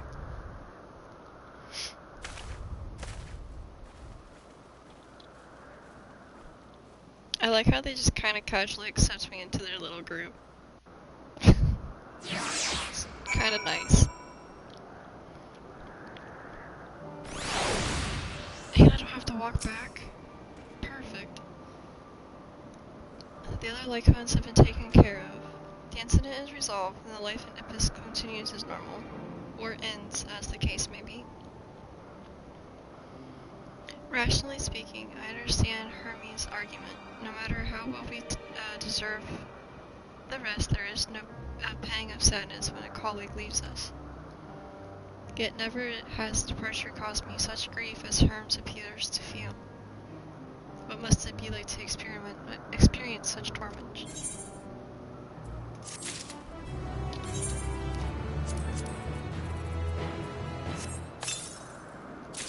Is that a new hat? That's gloves.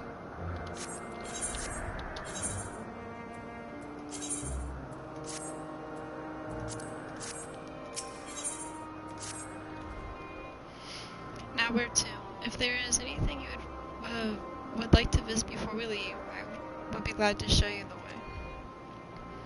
Hermes has not outright refused his position at the convocation, merely postponed the decision.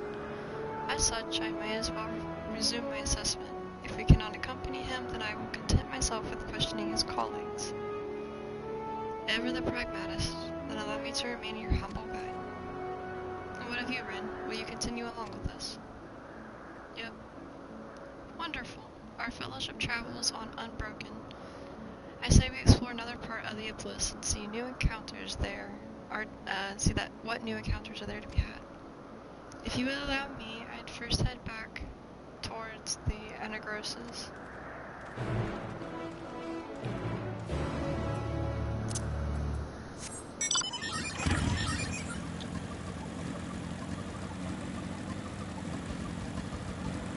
And away we go.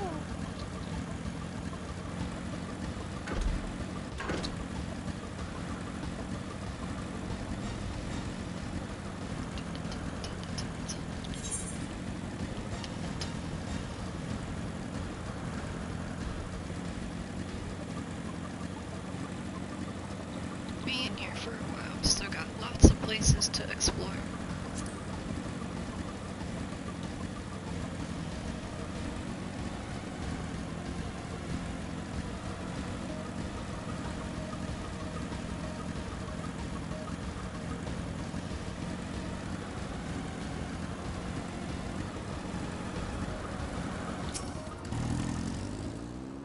From here we follow the path northwards to Nautnius.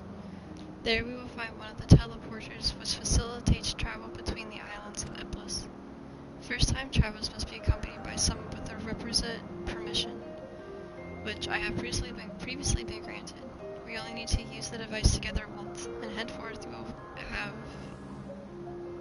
have leave to use it freely. Shall we?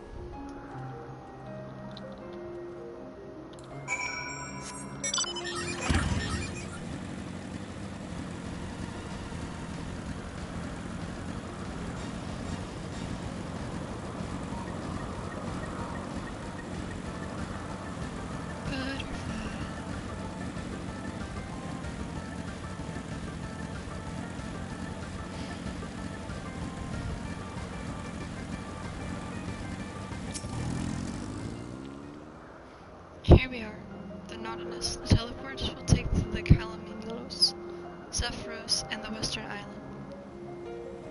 That's it right there, looming large over us. Step this way and we can soon admire the view from above.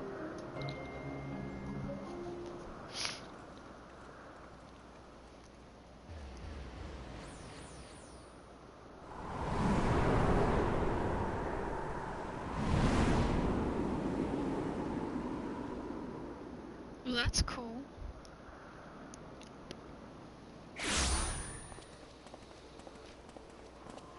I present to you Kalamelios Zephyros. Here you will find a number of testing facilities, as well as the observation hub of Poiton Oikos. Right then. Let's begin by...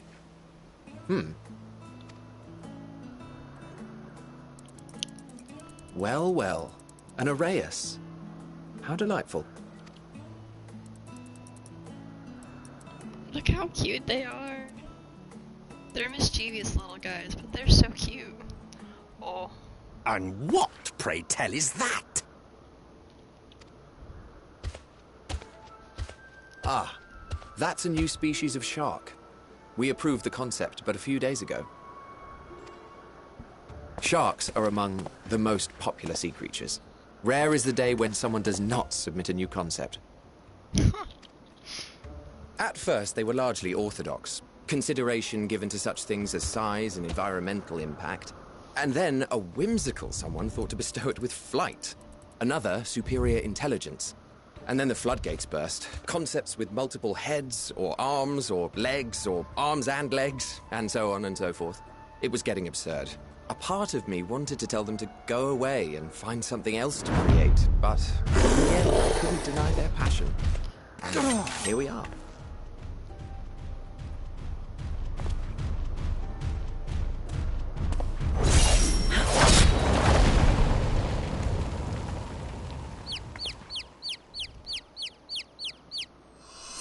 I think he's gone to sleepy sleeps.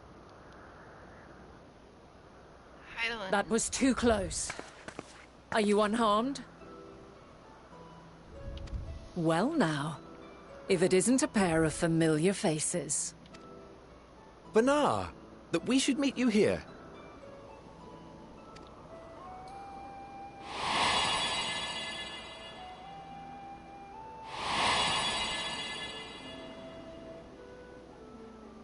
As I mentioned earlier, the better part of the convocation holds that when we retire is when we return to the star. Well, she is not among said majority. Even after stepping down, she carries on with her work. Vanar is her name, and she is the previous Azem. How the tables have turned. Okay, Heidelin, I see you. No wonder I have your stone. It has been a while, Hythlodaeus. You look well. Less so, Emmet Selk. I dare say the lines upon your brow have both deepened and doubled in number. Oh, ruthless. A shame for one so young. You must make an effort to frown less often.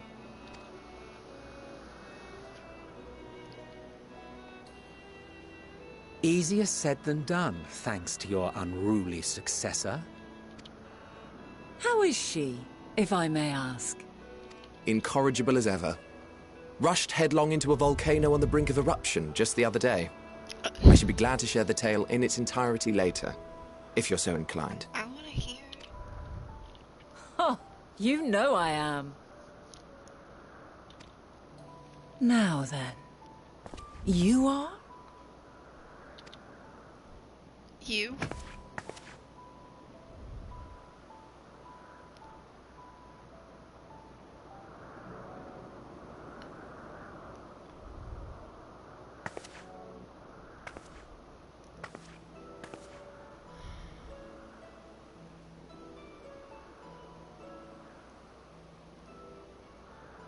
I say, have you perchance come from the future?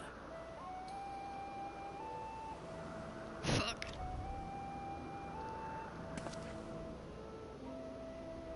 I do not believe we have ever met, yet I sense my magic upon you. Therefore, if I wove the enchantment, I could only have done so at a later point in time. Damn, she's so quick on that. What manner of magic is this, if I may ask? A traveler's ward, of course. It prevents the corruption of one's ether.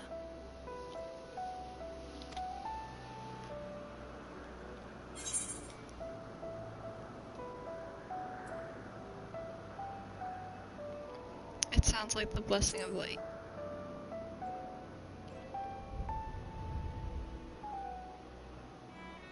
I see you are not ignorant to its presence. And while there are many protective spells, the one you bear is unmistakably mine. Hold on. From the future? That's absurd. I know your older self, and I kinda killed you. I'm sorry.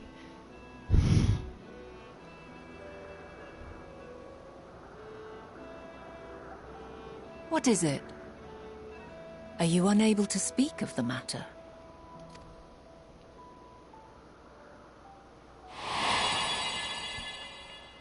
The reality to which you must return exists as a result of the final days. You cannot reshape the past to undo the tragedies of the present.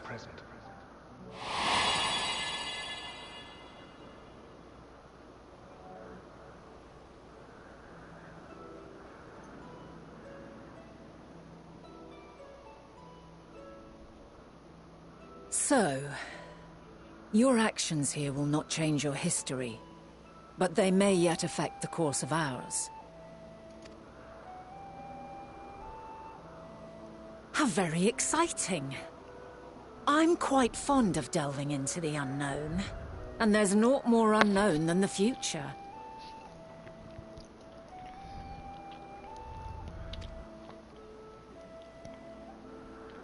Until a moment finally arrives, we cannot know for certain what will come to pass, regardless of our supposed foreknowledge, so you needn't worry for us. More importantly, that you should go to such great lengths as to travel unto the past bespeaks the gravity of your quest. Will you not reveal it to us? Mayhap we can be of aid to your cause.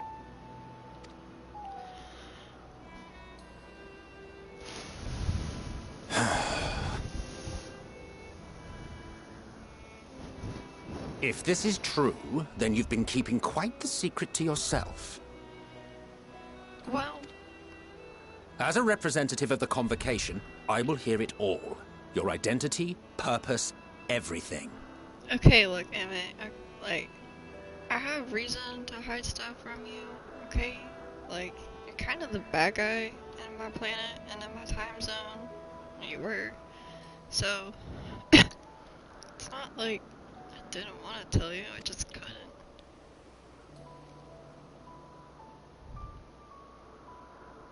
Those lofty eyes of his. Why don't we move to a place more conducive to calm conversation? I've been working here for some days now at an old friend's behest. If it is agreeable, we may make use of my accommodation at Poiton Oikos.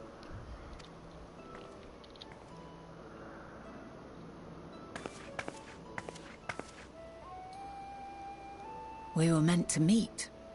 I am certain of it. Bro, you have no idea.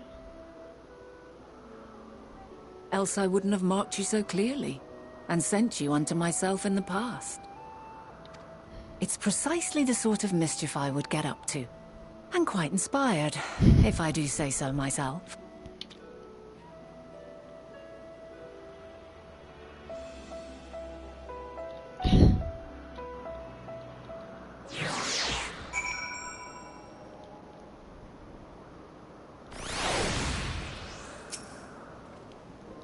My apologies. Before we move along, a colleague has tasked me with a matter which I'd rather not leave unresolved. It involves finding a certain concept engraved crystal and a quick fingered Aureus made off with it. You said an Aureus, you say? I think we might have seen the culprit before, being distracted by that business with the shark. Would you like us to follow the Aether Trail? That would, of course, lead us to the only Orpheus. Aureus? There's no guarantee that he hasn't dropped it or stashed the crystal you seek. Please, even that much would be enormously helpful. While you're hunting down the thief, I can follow behind and scour the forest floor just in case. Could I ask you to join the search? I'd appreciate another pair of eyes to cover the land to the west of here. Many thanks. There's a small bridge leading to the Poiton Oikos. Let's meet up there once we've exhausted our efforts.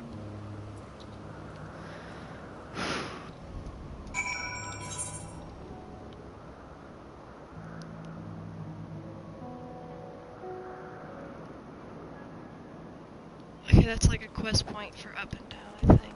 I don't think that's anything of much importance. Is that a leopard mixed with a deer? A stag, but that's interesting. They look really cool.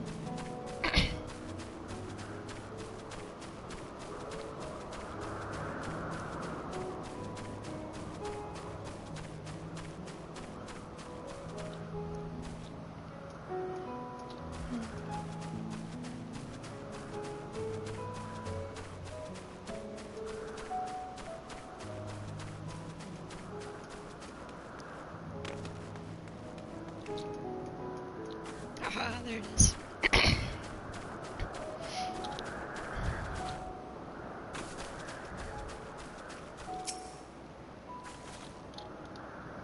Yo, Keg. How are you doing, my dude? How is the past treating me? Honestly, I've had a giant smile on my face this whole time being here. Like, it's really cool to get to see a young Emmett, our new old friend, and Heidelin. Like, we just met Heidelin. Well, Vanat, but it's super cool. This place is so amazing. I'm doing good. I'm just out of the story, man. It's so good. I wasn't a big fan of the moon. I'll give you that much. Like, the first half of it was really badass. And then the little bunnies kicked in, and I hated life for like an hour and a half, maybe 2 hours. You also hated the moon? I'm so glad I'm not the only one. Like, I feel bad that there's like 2 hours of me bitching and griping, like I just want to go home. There's other shit to do. But I'm so glad I'm not the only one that hated the moon. Our last searcher returns. I'm afraid the Aureus no longer had the crystal, nor was I able to find it in its wake. I don't suppose you fared any better. I did. I found it. The crystal. Well done.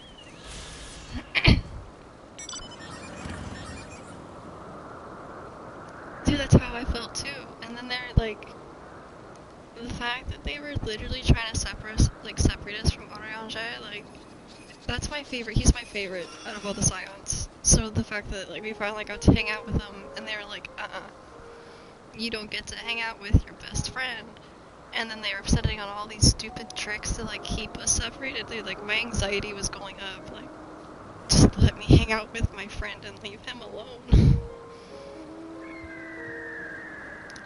Wonderful. Now I can focus on your tale without missing the concept. Without that missing concept nagging my mind. Have you always had a knack for finding things? Heidelin, we have traveled nearly 200 years in the past. I think I have a knack for finding things. I've been asked to do so. Yeah. Like a rock that I can't find for 45 minutes over in the Mog home. Oh, who did you choose in the bedroom? I was sad that Uriasha wasn't there because the moon, but you can watch all the different interactions. I didn't know that. I wasn't really sure what was going on. I actually guessed Alphanod would be at the door, like regardless of who I picked. But I picked Graha as the person I wanted to see. I should have picked Y'shtola. Y'shtola's my second fave, but I wanted to see Graha. Like, Graha's really cool too. So that was really cute to get to interact with him. You picked Instinian? That had to have been fun. That had to have been fun too. I feel like most of them would have been good choices. But yeah, Urianger would have been my pick to come hang out with. I was really sad they didn't want to come like into your room and have that conversation. It kind of felt awkward to have it at the door since it's like, hey, this is probably the last time we're gonna see you, but I'm not gonna enter your door. We're just gonna stand at the door and have this in-depth conversation. But it was really cool. Like, and then Chip, I'm just, you know, the whole Matsuya situation, like, that had my heart in a panic too. Like, I was terrified for our friend, like, and then Vitra being a badass, like, there's so many cool elements in the story so far. Everything but that last half of the moon. I hope we don't go back to the moon. I really don't want to. Oh, you too? Some of us seem destined to always be searching for ourselves and for others. It's been so good. Long ago, when I held the seat of Azam, I was forever trekking back and forth across the star in search of answers to peaceful problem. Story of my life. Naturally, we need the search for such journeys has lessened considerably since I entrusted the position to my whimsical successor.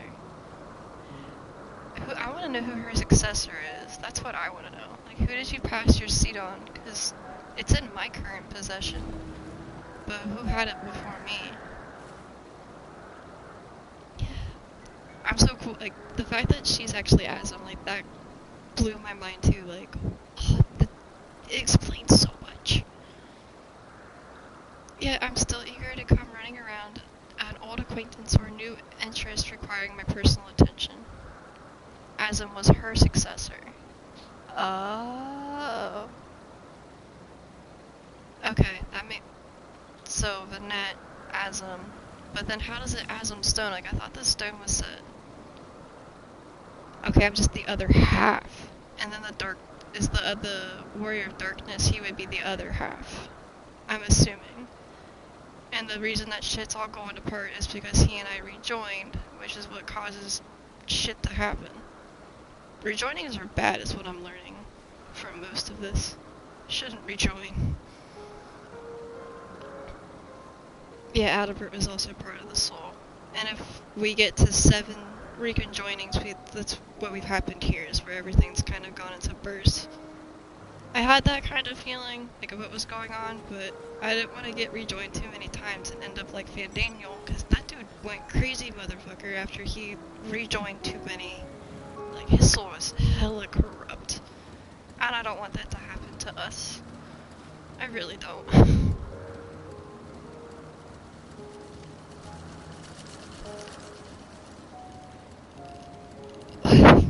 I love the random... Bye, friend. That's a really cute mount. That is what brings me to Iblis, in fact. Many times has my presence been requested, my opinion sought out concerning the habitants of this or that creation.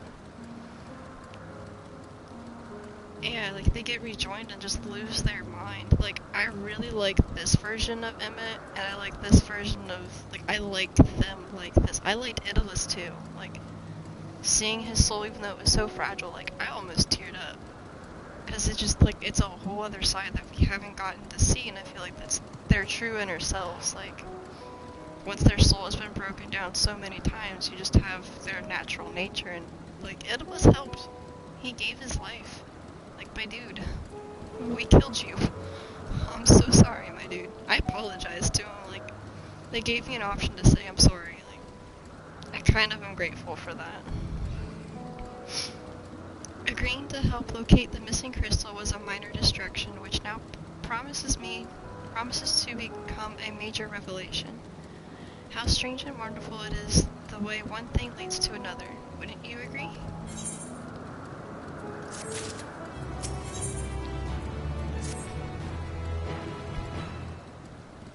Yeah, my heart. This game in my heart just can't take it. That's why I titled it with G's. My heart can't take this. Killing me. Goodly and badly.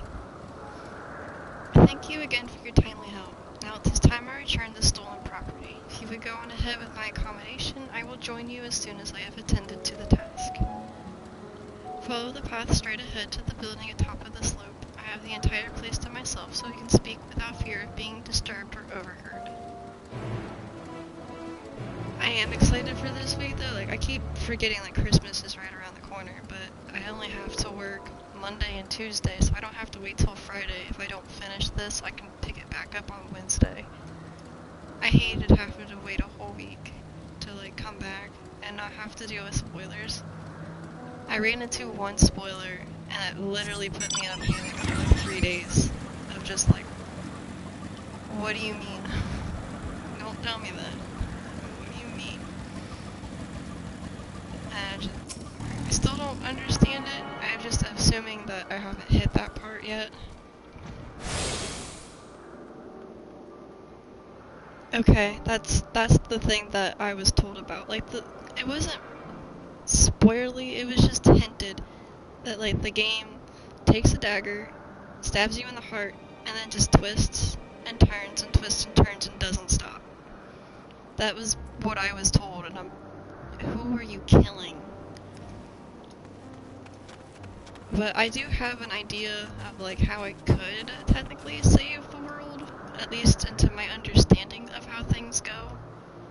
If we are Heidelins, like a part of Heidelin and stuff, and we destroyed Zodiac's heart, and there's no heart, then we need to go ourselves into the Aetherial Sea and like sacrifice ourselves to it, and that should, in theory, rebalance out the Aetherial currents and the Celestial currents, and it could save the star. I don't know if that's what's gonna happen, but like that's my feelings towards it, is we're gonna pull a crazy self-sacrifice and save everybody.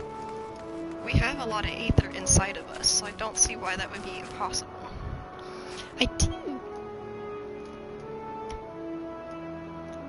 did pull him out. I wanted to look at him, and I couldn't put him back. He's just been there. He's actually really cute in this form. Like, I love his little mohawk. Yeah, I try to not watch stuff, but I was watching Zebla, and it did say no spoilers. And I would say that isn't a spoiler, but it's a major hint. Welcome. Yeah, he's huge. It's probably the biggest minion that I actually own. Welcome to my temporary abode. Please make yourself at home while I put on some tea.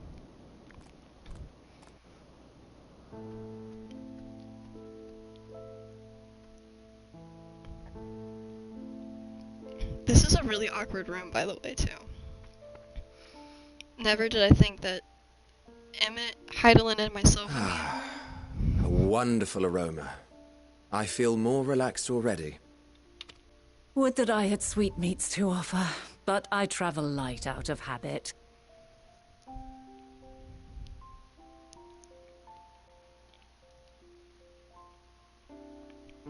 Yeah, like, that's the only video I've watched, and I kind of regret watching it.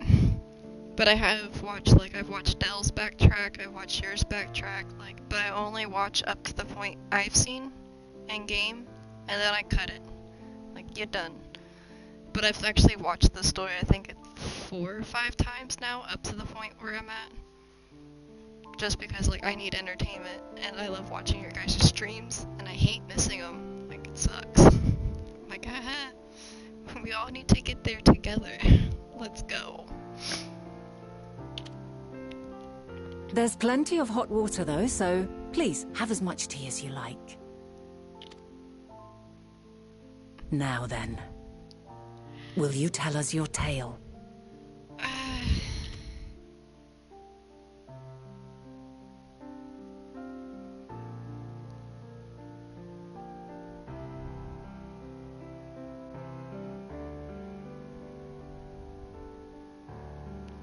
Nice.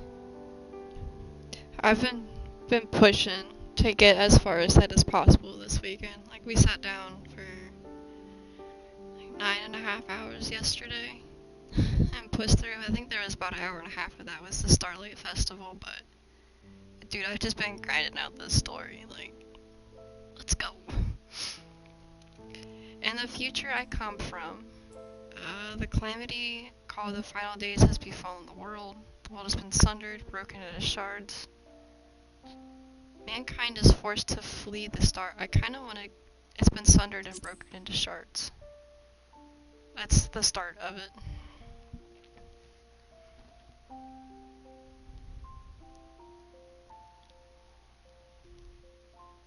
Why don't you start from the beginning? I did.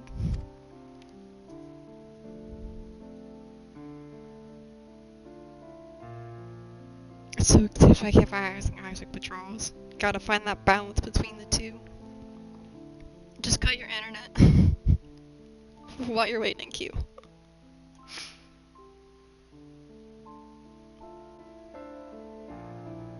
I've actually had really good queues this weekend. A queue line of 25 and a queue line of 60 today. It's been relatively nice. That's the Heidelin. That's you. That's where we met you. And that's Breca. He opposed. Yeah. Benefits of not being on a preferred server. There's not a lot of people here.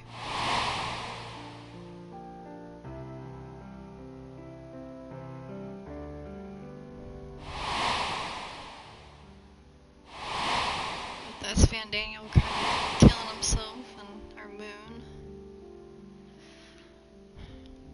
That part blew my mind. Like, here, I want to be Zodiac so I can kill Zodiac. Like, my dude. What are you doing? I didn't want to kill him. I just didn't want him to get free. Preposterous. Utterly preposterous. While not the words I would have chosen, I too have my doubts. Much of it borders on the incredulous. Coming from people who make stuff out of pure air and nothingness, I don't see how you have room to doubt. And I'm here from the past. What of you, Vanar?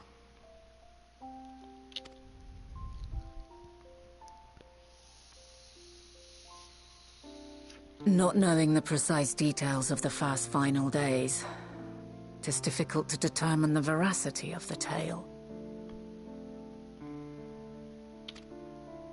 Supposing it is all true, I must ask myself why I would do what I did.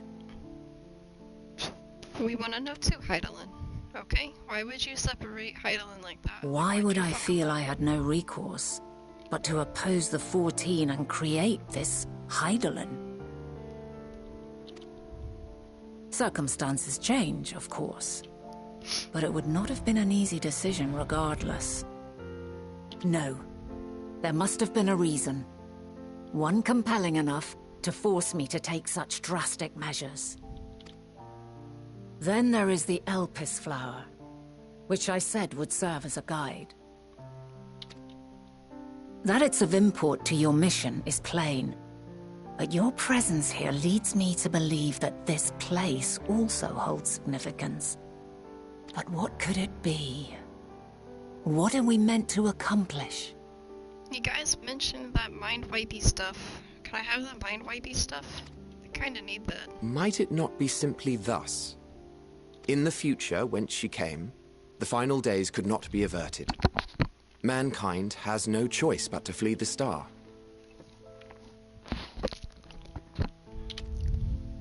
By alerting us to that eventuality, perhaps you wish to pave the way for other futures.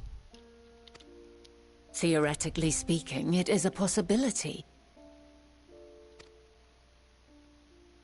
Yet if that were my primary objective, I see no reason to guide our friend to Elpis specifically. The capital and Amarot, or even my own home would be more logical destinations. Where are you from if you're not from here?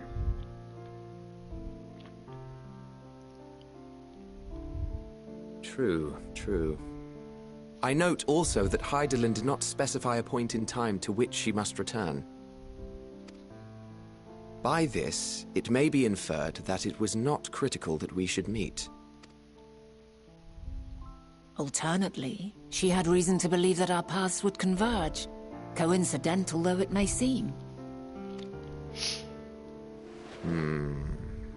This is quite a puzzle, and we do not have all the pieces. Can I have that any. mind? But we do have one immutable fact. Look, I just give me the mind swipe technology. It's really all I need. If the final days are indeed as described, they will bring death to all that I hold dear.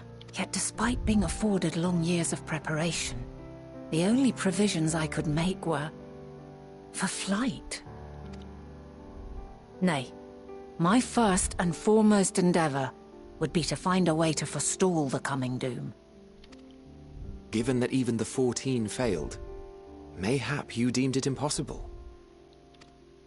Nothing is impossible. This I have always believed. And if Heidelin is indeed me, she would believe the same. Listen to yourself. Are you seriously entertaining the notion that you are a messianic figure in some far-fetched tale? I was gonna say, he's been kinda quiet.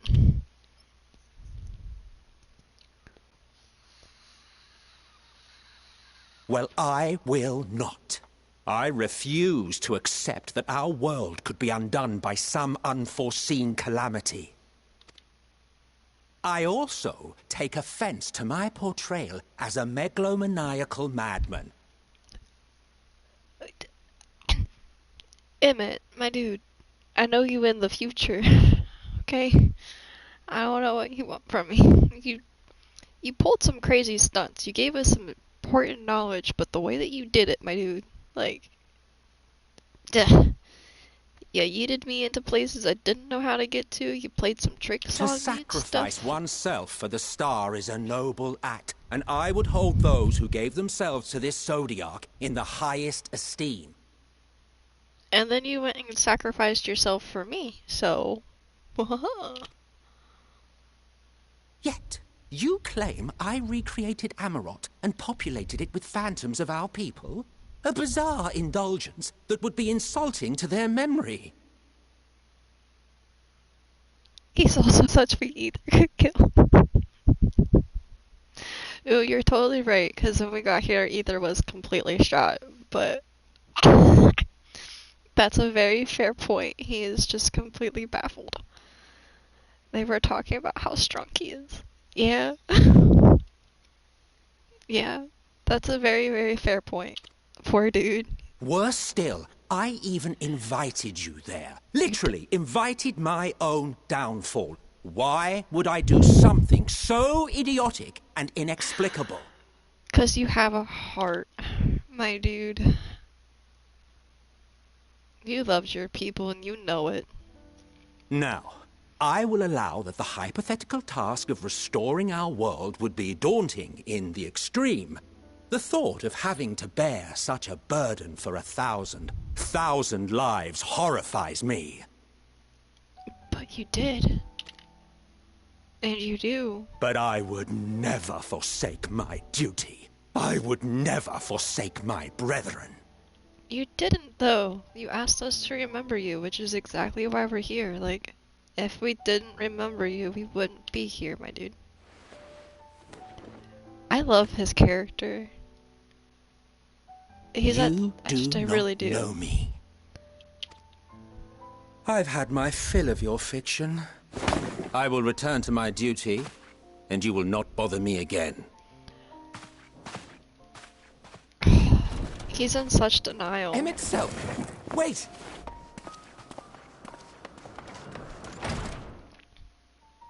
Ooh, at least we have a long time with Heidelin. You've seen much of Elpis already. If you have any observations to share, I should like to hear them. I want to ask her stuff about what's happening now, but she doesn't know in this form.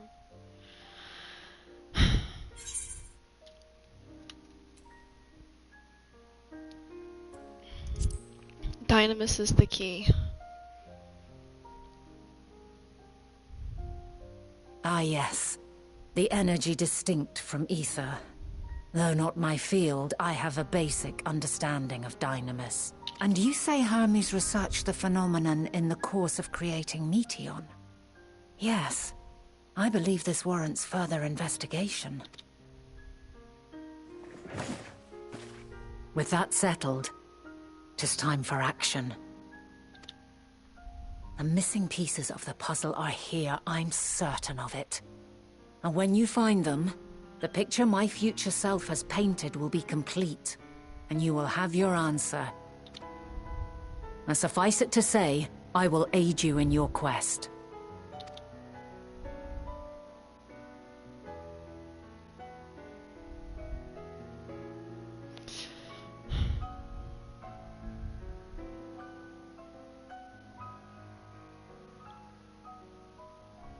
Have faith.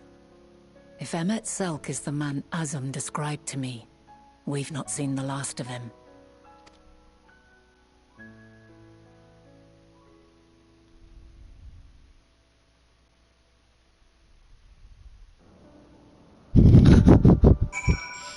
That's very true.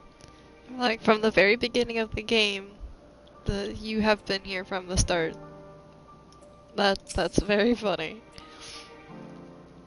Oh, man. This whole bringing everything back around to full circle is just nuts. It's just nuts.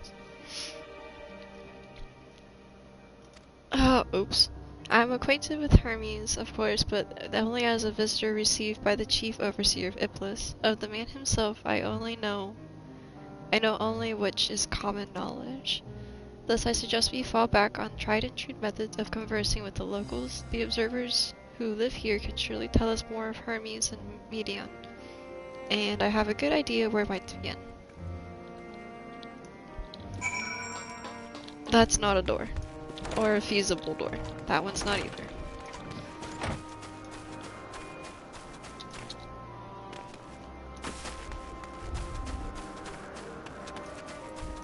That's a cool light post. Man, I really like these places too. Like, compared to the Moon's Force, this is a major improvement. See you, the woman standing in front of yonder building? Her name is Esme. She is the one who made arrangement for me to stay in Iblis, and from what I recall, she has held her position here for quite some time. Chances are she can provide us with some insight. Go ahead and ask your questions. I will help with drawing out answers if need be, but I leave the choice of topic up to you. It really has been. One real big thing I like about Charlian is that probably will become the central hub for like most players, but unlike Limsa, the floor is of a gray tone and not of a white tone. It doesn't blind your fucking eyes every time you go. It's so nice. Oh, I hated Limsa for that. Like, it was a really pretty city, but every time I went, if it was daytime in yours, you get blinded. Razathan is really beautiful too, yeah. I really liked all the different colors and stuff and seeing like the intricate structures. It was really pretty.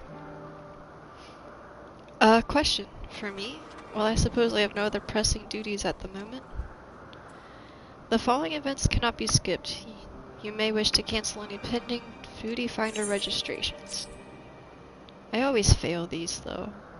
I failed the Fisherman quest too pretty hard. Greetings, Ismene. My friend here is desperately curious about the Chief Hermes, and I was wondering if you might indulge her. Certainly, Mistress Venat. Anything to be of your service. What do you wish to know?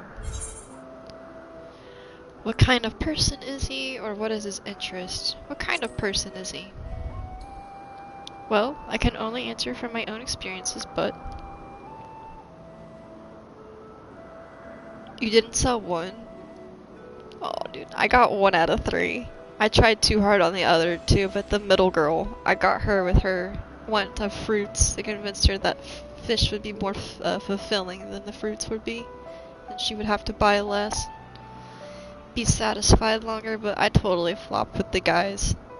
I felt so bad, and Matsuya's just like, oh, I've learned so much from you, both good and bad. I'm gonna take these lessons to heart and train really hard, and I'm like, no.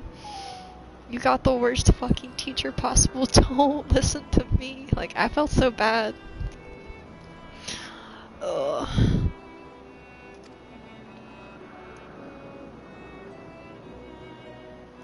It was cute. It was so good. I love how much they've allowed us to be like our own selves within our character and actually given us choices. And it's not the stereotypical like, yeah, you get 2 options, but you get the same dialogue afterwards. Like, it's different dialogue, and it's nice to be able to have that. I would describe him as a quiet man, reserved you might say, and occasionally somewhat poor in his choice of words. His reticent nature, however, does not prevent him from carrying out his duties as chief overseer. The man is a walking archive when it comes to life forms. He can discuss any species in incredible detail and is leading authority in concepts which the power of flight. I hope that answers your question. What else? Is there anything else? How long has Medium been here, or do I know about her? How long has she been here? Alright, my dude, enjoy your lurk, enjoy your food, get yourself ready. If I pass up you by time that I finish, I'd probably come hang out and watch. I cannot rightfully say, as the chief person's creation, Median has not been subjected to observation and study like other concepts. So, one day she was simply there, and what do you make of her abilities? I understand that she is highly unusual familiar, able to read emotions and communicate directly with one's mind. Exactly how she was created with that talent, however, is a mystery to me. Thank you, you too, my friend. My apologies. I wish I could explain her nature in more depth, but I've not had the occasion to discuss it with Chief Hermes. Do you wish to know him better, or do you trust him? I beg your pardon?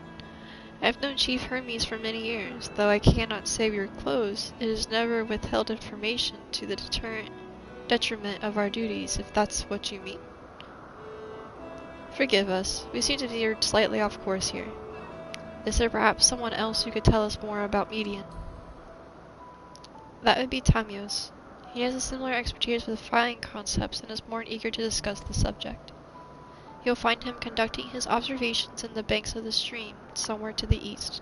Oh, and unless you are particularly joy on rambling, of course, I suggest you keep your questions concise. We shall keep that in mind. Thank you for your patience and your insight. Think nothing of it. If there is naught else you need during your stay, please do not hesitate to ask. Come, Rin. I think we've taken enough of Ismin's time. Let's go bug somebody else. Where is this other person? Our investigation is off to a fine start, wouldn't you agree? From here, I propose we split up. I shall continue making inquiries with the resident observers. If you could track down the colleagues Ismin mentioned. While I did feel compelled to interject once or twice during that previous conversation, you seem more than capable of drawing forth the answers you seek. All I ask is you watch your footing around the stream. We can meet back here once you finish speaking with Tamios. Okay. Whee!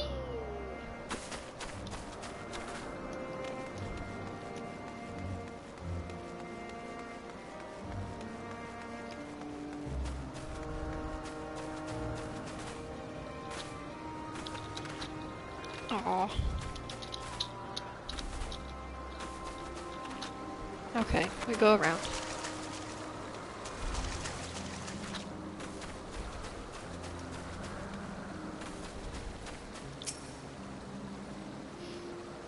Yes, I am Tamios, but please keep your voice down. You'll startle the birds.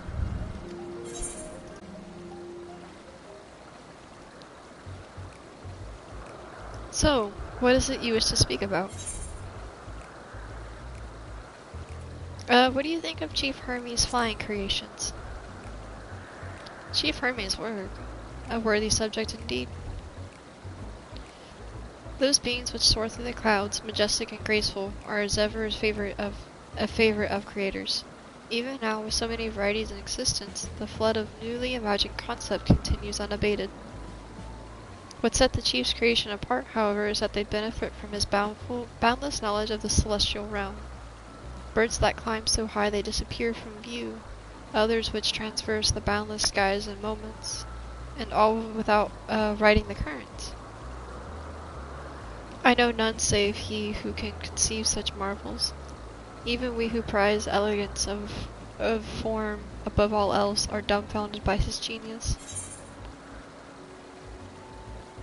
Median, too, is a marvel, then. My opinion on that matter would be superficial at best. Despite my admiration for Median as a concept, I have never delved too deeply into the inner workings of her nature. I know that she has a gift for communicating via emotions, but otherwise her abilities are a mystery to me.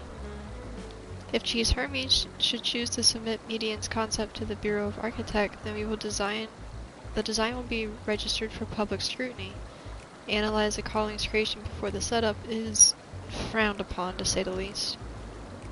Of course, if he came to me, a fellow artisan, looking for advice, that would be an entirely different story. Do you know of Dynamis or the Dynamis and Entelechy? Those terms do sound vaguely familiar. Was there not a flower here made in Iplis which exhibited properties of one or the other? Must have been centuries since I last heard anyone speak such things.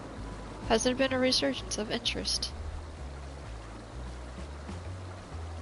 Then why bring up the subject? I'm flattered that you sought my insight, but I cannot afford to neglect my duties for the sake of idle chatter. Crap. Now I really must return to my observation. Surely you have your own tasks to attend to? I'm not sure if I failed that or did good, but Let's go see what Vanette says.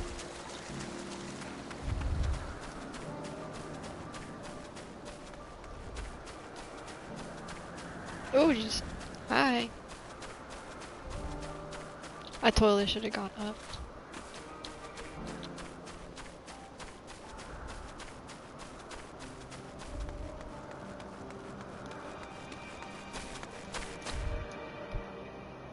Holy crap, this place is huge. I didn't think it was that tall. That's cool.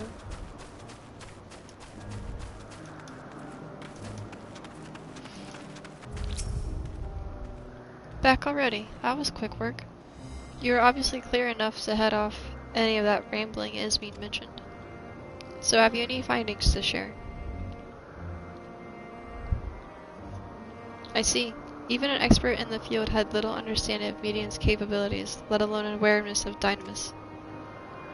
My questions resulted in much the same answers. Hermes' colleagues view Median as his personal project and can provide no details beyond those which you just told me. Which leads me to believe that he's the only person with significant knowledge of the Dynamis is Hermes himself. Yes, we've made some progress here, but more information is needed if we are to reach any definitive conclusion.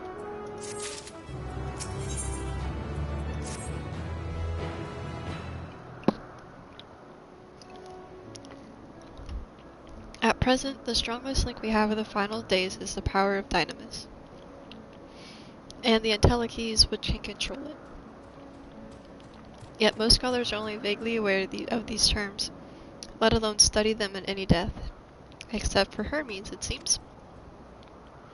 Thus I am inclined to stay our current course and learn all we can about the Chief Overseer and his familiar. And on that subject, was there aught else of note you can tell me about Median, aside from her unorthodox method of communication? She and her sisters, ooh. So I could just rat them out plainly, or I could rat them out plainly and give a reason.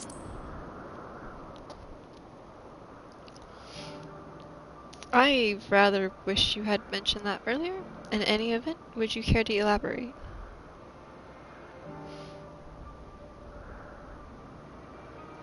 So these siblings of hers now travel the great expanse in search of deeper meaning. Thank you. Though the mystery at hand remains unsolved, I feel you've touched upon a vital clue, one we should keep in mind as we continue. Next, I propose we take ourselves to the Perpetua crystalline, not far from here. Just follow the path up west.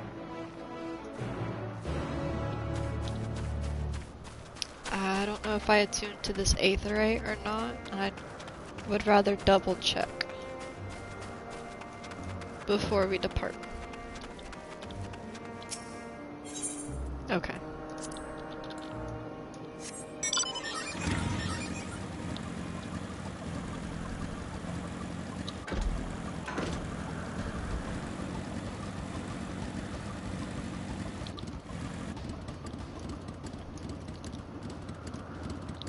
That is the cutest thing ever. What are you guys doing out here? It is the fat cat minion and the black cat minion.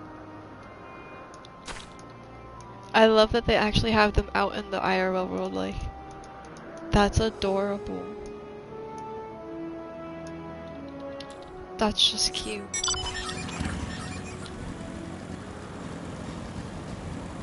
Whee!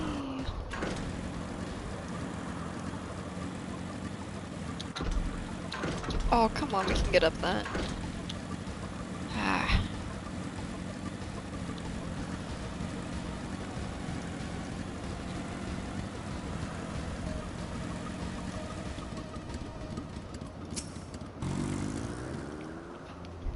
This tower and the one further along are both part of the Perpetua crystalline, the facility where they archive all of Ellipsis' observations and testing records.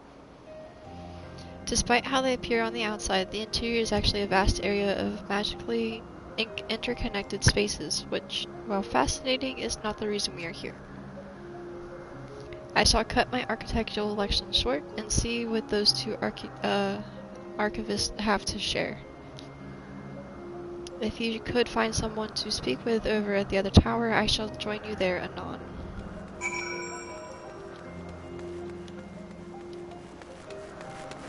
Ooh, I like that. That's really pretty. Like glass fusing area. A really pretty cluster.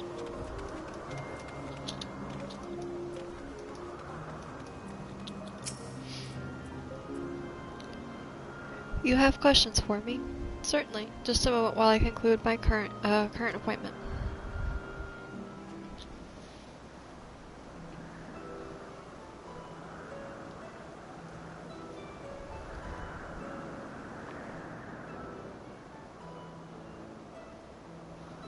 Indeed. So if you could provide a comprehensive log of all the behaviors, we should have sufficient data for our official records.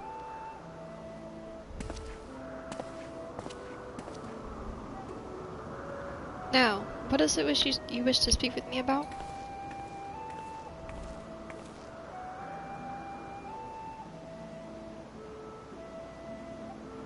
The Chief Overseer's personal research project, and by that I assume you mean median? Such undocumented studies are difficult to track. After all, hardly a day goes past without seeing a researcher's trailed by one creation or another. I'm afraid I cannot tell you exactly when Median appeared, only that she now spends much of her time at Chief Hermes' side.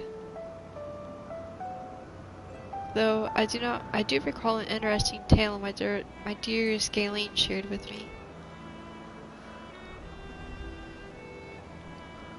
Galen is my partner and fellow researcher here at the Iblis. She was returning late one night when she caught sight of Chief Hermes sending Median heavensward, a host of them. For several days she would speak of that scene with wonder, describing it as one of the most beautiful spectacles she had ever witnessed. That sounds like a story I should hear.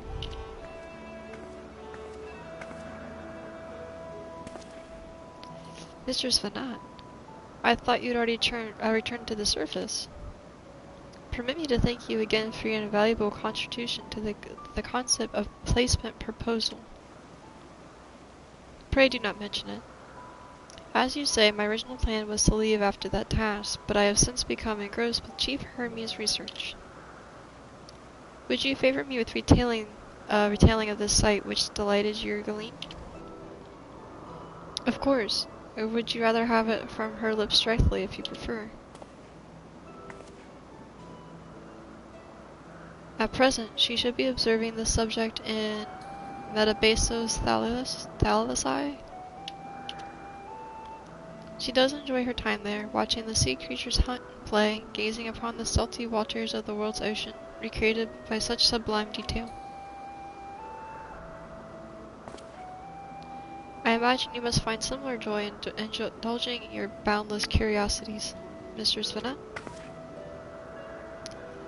Even though such pursuits must continuously and regretfully delay your return to the star. Indeed they do. 'Tis a rest well deserved and long overdue, I should think. How greatly have we prospered from the wisdom you accumulated during your travels as Azam. And what Iblis would be without your earlier academic work. The theories you developed served as the basis of many techniques still used today. Man is a creature of contemplation, but none embodied the nature with as much enduring passion as you.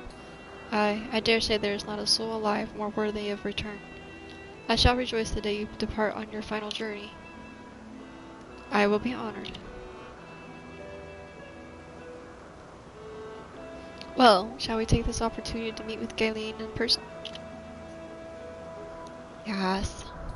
Then allow me to reconfigure the door for the archives here.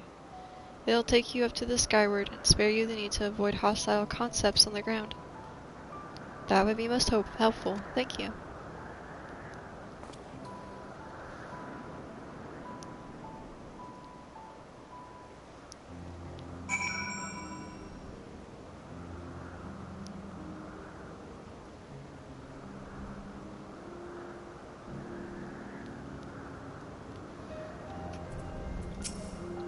I've opened the path to the Skyway. Once you pass through the door, simply walk straight across the next tower and ask for admittance to the upper tier of the Skyway. You will find yourself at the entrance of the Metabasios Thalassai.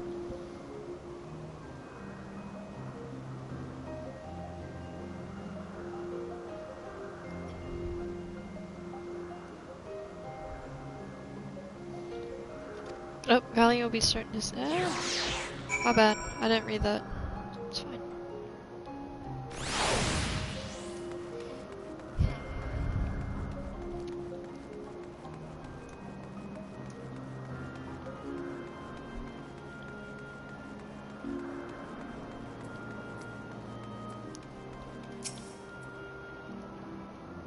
Mistress Fanat, just passing through. Then allow me prepare the path. If you need further assistance, there is always another observer or two on the upper Skyway.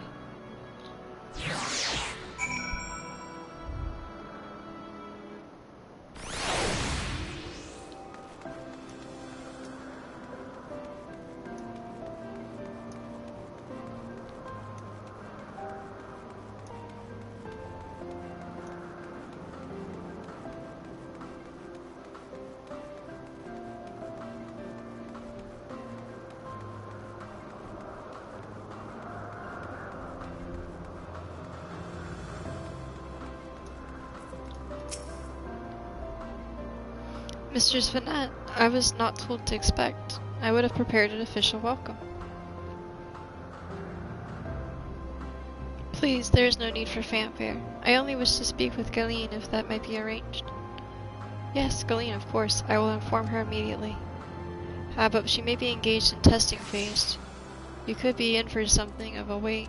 Should I let her know if her business is urgent? That won't be necessary. This lovely view will keep us occupied until she is ready to receive us.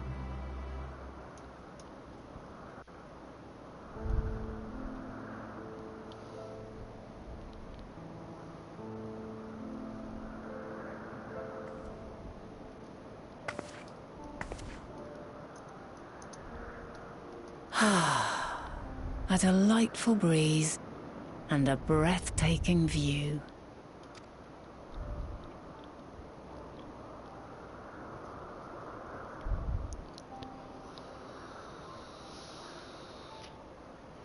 What is it like in the future? Is the world still a beautiful place?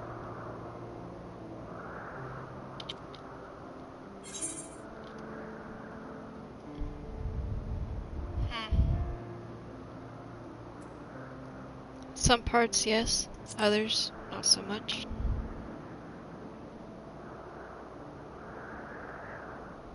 Dark, hidden places, rife with danger.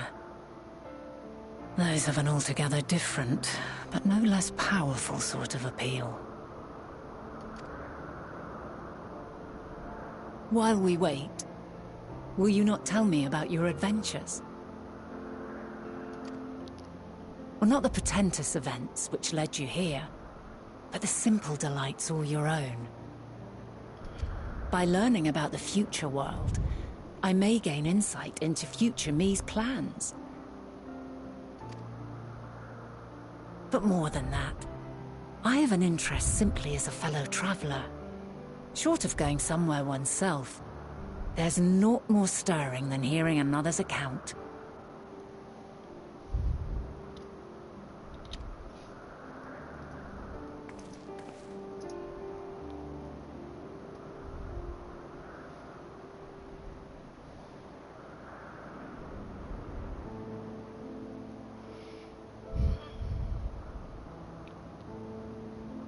I wish I could, like, pick which adventures I could tell her, and which stories I wanted to share.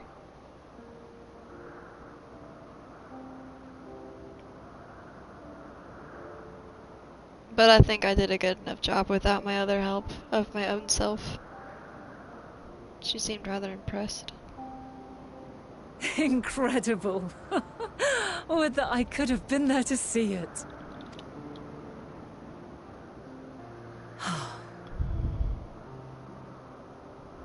Yours is a harsh and unforgiving world.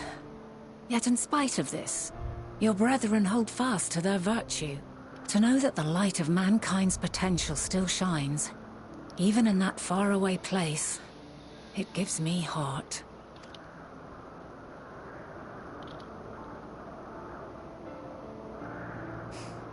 Thank you for regaling me with your tales. I will treasure every word. As you know, I was once a scholar. And among other things, I sought to understand the workings of the world. What exactly is ether? How formed the laws of nature? Whence sprung mankind? Riddles and mysteries beyond counting. Over the years, I have managed to find answers to some few of them. Yet rather than attain a sense of mastery, the more I understood, the more... Oh! We too are miracles. Each and every one of us.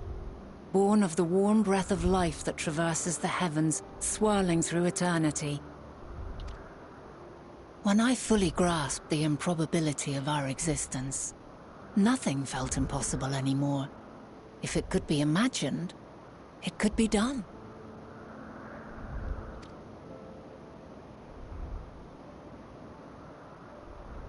A passion swelled within me. An epiphany dispelling all preconceptions of what was natural and true. And a presence without. Immense, yet intimate. Fate, perhaps, holding us in its tender embrace.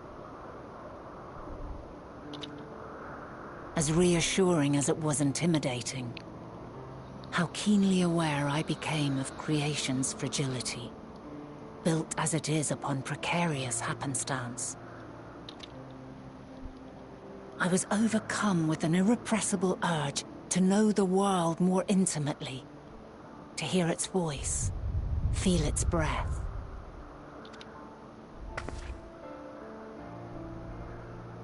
I ventured forth on a journey that very day, so very long ago now.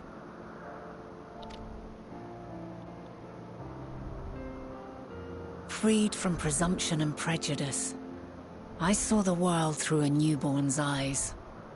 Everything fresh and new, and so beautiful. Lands that stretched on forever. Skies one could drown in. The heartbeat of nature, silent yet strong. And amidst it all a people, beacons of light and life. Laughter that warmed my heart like naught else before. They are my meaning, and my purpose, my love. And so long as they need help, I cannot return to the star. Perhaps my future self is still waiting for it. The moment she can let go and walk unto the end. Safe in the knowledge that man will find his own way.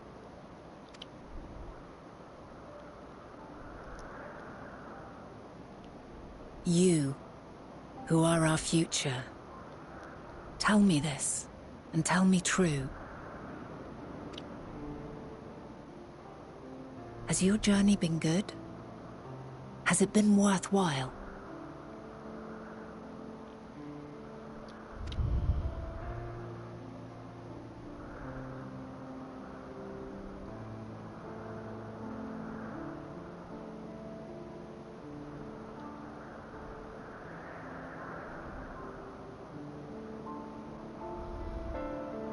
Pray forgive my lateness. My observation subject was rather irritable, and it took a while to settle it down. No need to apologize. Your work takes precedence. Besides, we had a pleasant conversation in the meantime. You're too kind. Now then, I'm told you wished to ask me some questions. Indeed. I've an interest in one of Hermes' creations. Meteon. You witnessed a host of them take flight, yes? Oh, that! Yes, I did. 'Twas in the dark of the morn. I'd left the Thalassai after nocturnal observation. As I walked along, I spied a bright light climbing high into the southeastern skies. Then, in an instant, it was gone, like a shooting star, only rising rather than falling. But then another shot up, then another, and another. Intrigued, I made my way to the edge to investigate. And who should I spy on an isle to the south but Hermes and Meteon, the Metea, rather. There were lots of them, and I realized they must be the shooting stars that I'd seen. A dazzling spectacle indeed. Have you spoken with Hermes about this? Oh, yes. The sight left such an impression on me that I approached him about his mystery project the very next day. Alas, he said that he couldn't reveal anything just yet, that he needed to conduct further tests. It shouldn't be long now, though. He often returns to that isle, and I have a feeling he's nearing a breakthrough.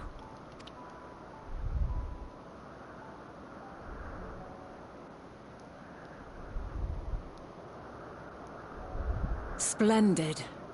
We are likewise eager for the details. Well, that is all we wish to ask. Thank you for taking the time to indulge our curiosity. You're very welcome. It's always a pleasure to speak with other inquisitive souls. Oh, and will you be descending now? If so, I shall link the doors for you. Please.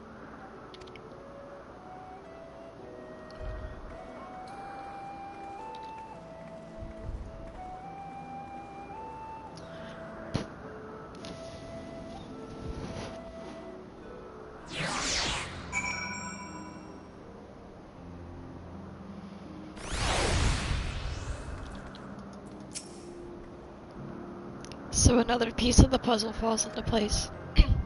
From what we have learned thus far, I think we can safely conclude that Hermes hasn't been revealing the details of his research to others, which suggests that either someone will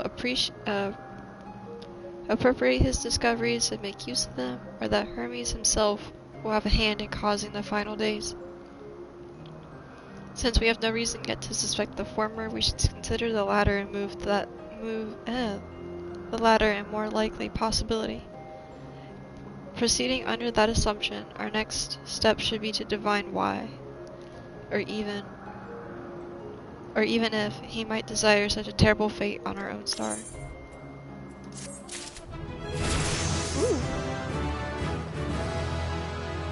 Last level, baby, 89.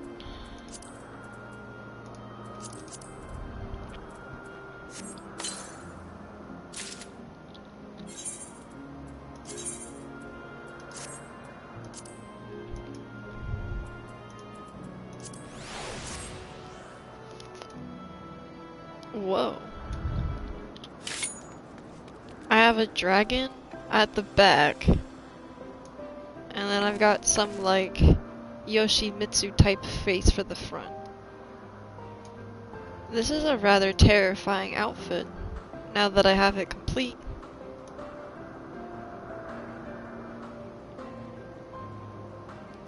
That's actually, I don't know, I mean, I've never had something on the back of my head like that.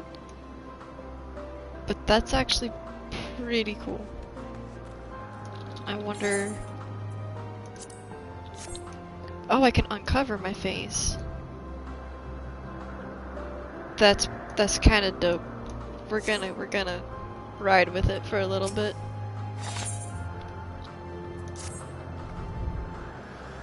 I should like to visit the site from which Hermes sent forth the media. If we are fortunate, we might find some hint of what drives this research of his. Galen said he spotted them at the southeast, rising from an isle she could see from the edge.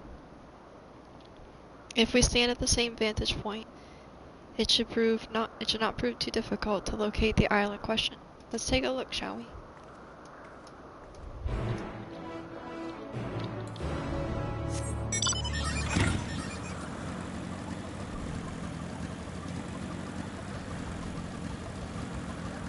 Whee!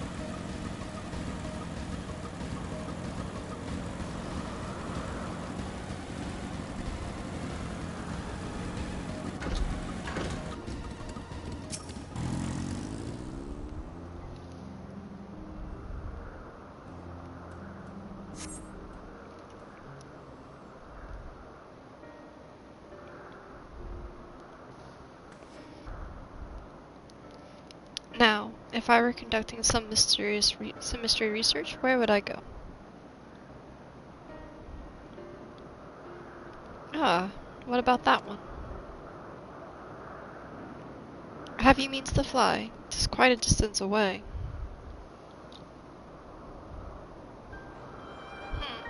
Inconvenient, but hardly an insurmountable problem. To me, Argos. Hi, buddy. Hi, buddy. It's good to see you again. He's a good puppy. My friend, would you mind creating a double to carry Ren here over on that island?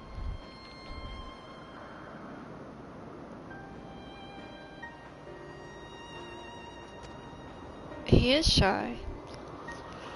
Suffering creature, there is no place on this great star that we have not together traveled, and yet still remains obstinate in the presence of strangers. Argos is rather exacting of standards, I'm afraid.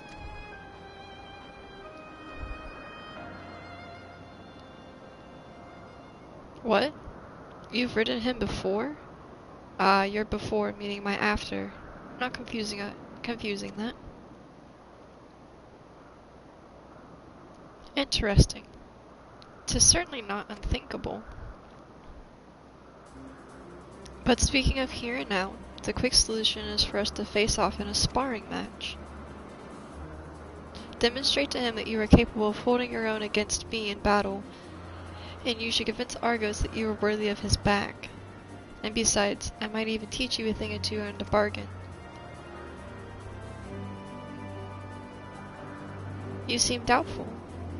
But useful lesson or not, it will certainly be a moment to remember.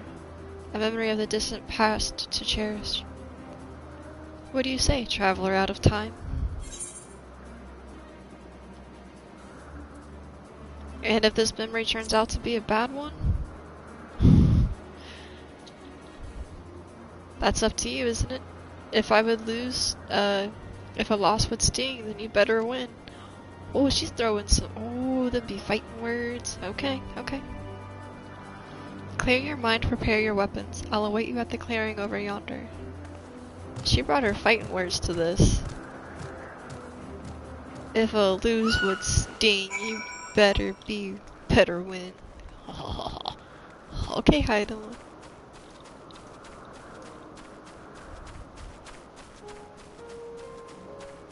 How far away do you want to fight?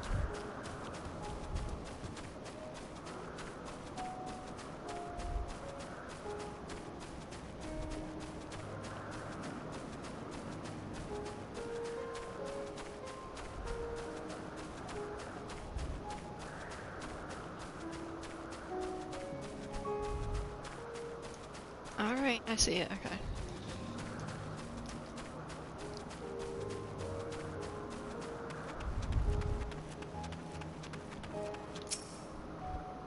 Shall we begin?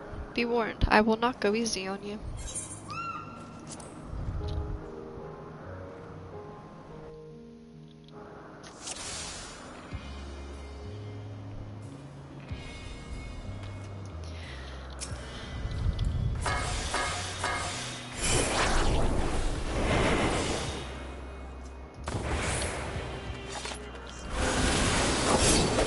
Let neither side hold back.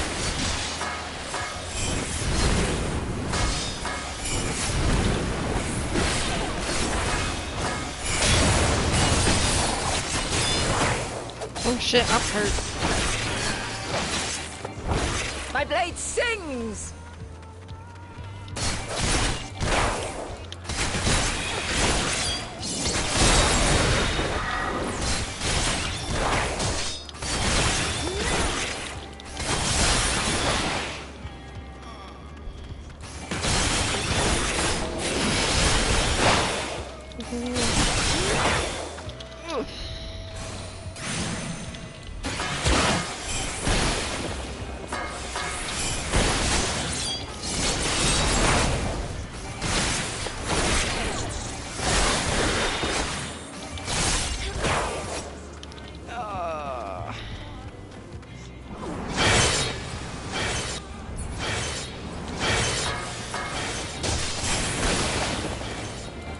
My blade sings!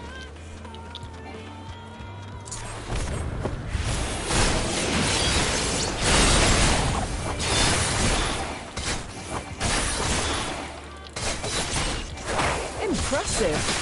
I shall have to try something different.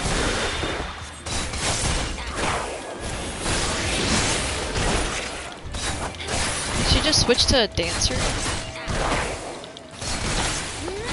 Did she just switch class? No quarter! Okay.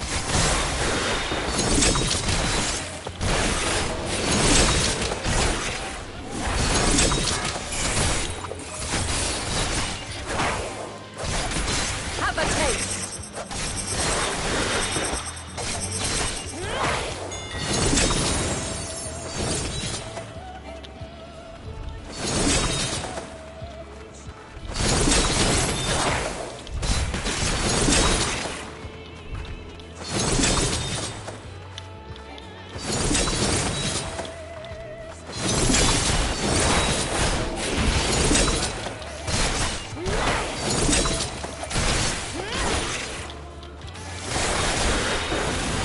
I see you won't be easily overcome, but neither will I.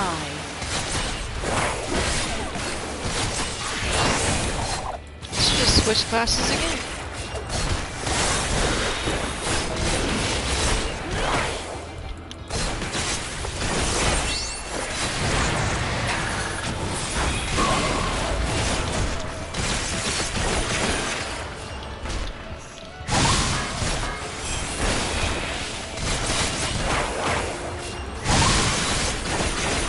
Prepare yourself!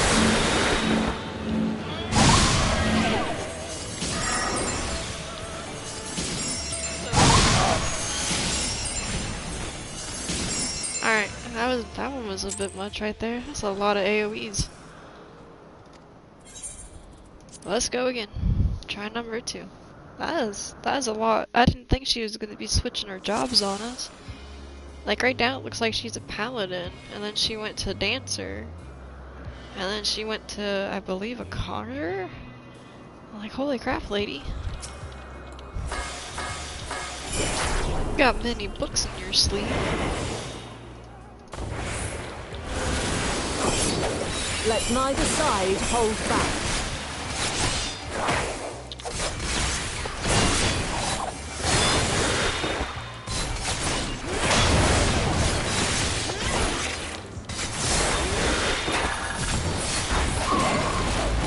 My blade sings!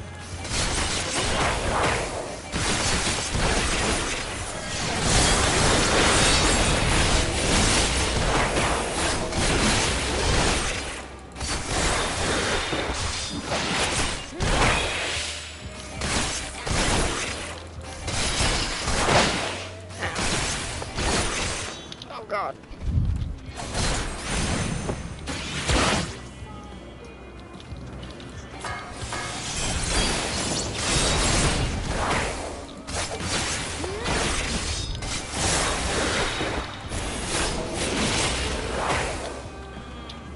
We should.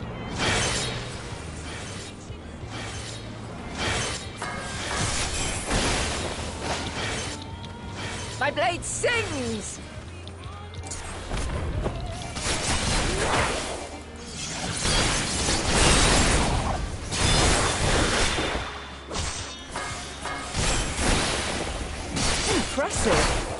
shall have to try something different.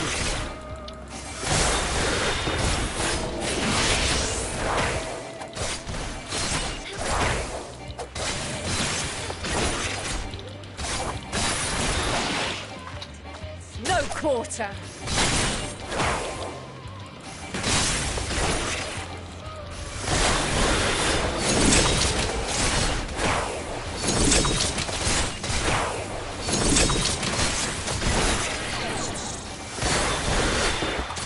Have a taste.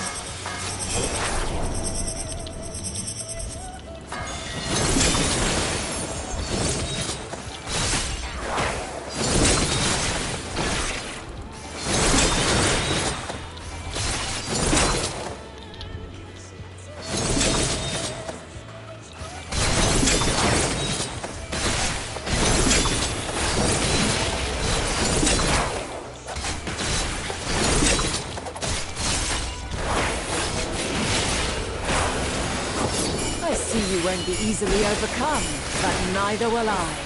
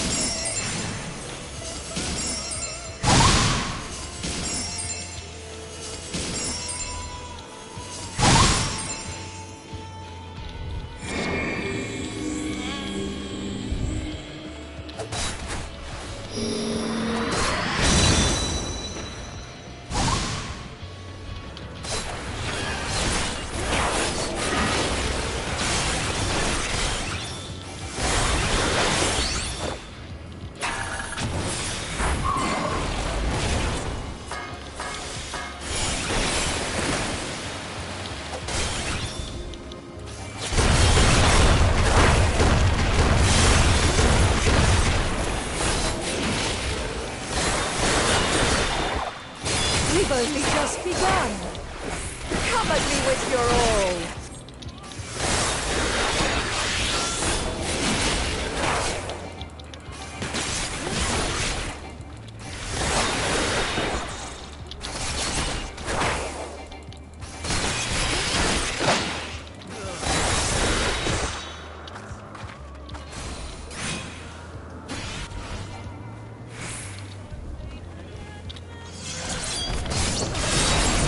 Oh, are you kidding?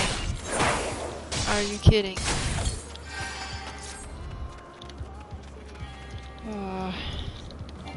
50 seconds till I can heal again too.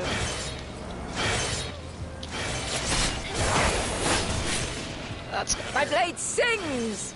Oh god. Get behind her. Get behind her. Get behind her.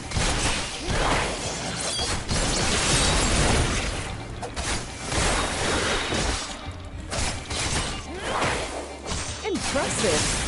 I shall have to try something different. Let her bloods back up, thank goodness. She's going back to her dancer class. Very well. Let us move to the final trial. Oh.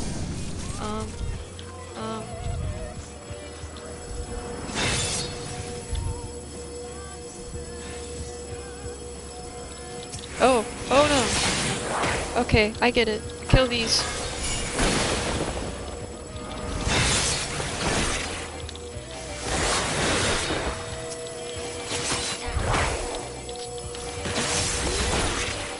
Crap. Oh, okay. Couple more. So one's done. There it is.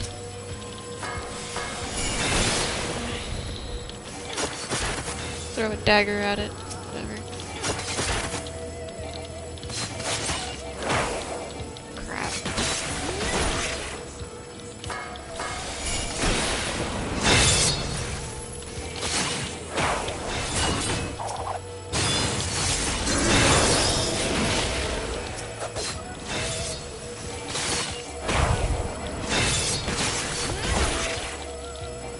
Is that all of them? Nope, one more. Wow, there's a bunch of these.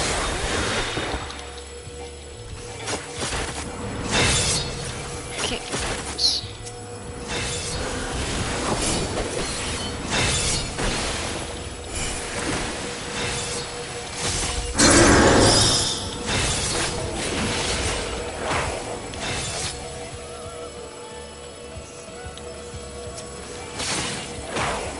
Uh-oh, she's at 71%. That's not good.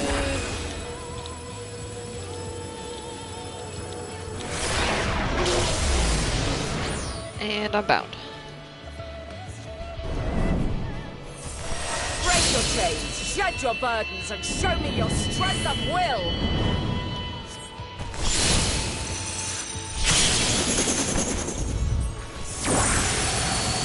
Kamehameha.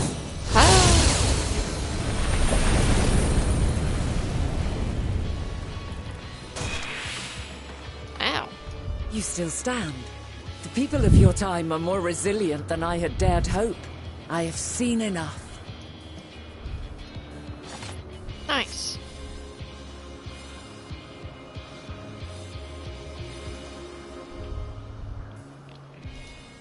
Yeah, I kind of hope we would get her approval, like she did choose us.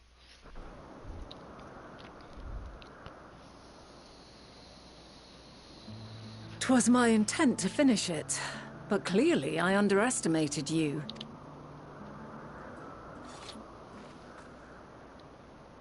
One would think I never learn. I made the same mistake with Azem when we first sparred. Despite being less than half my age, her strength was astounding. As is yours. 'Tis plain you have weathered considerable hardship. Far more even than your tales would suggest. It seems we have both learned much on our journeys.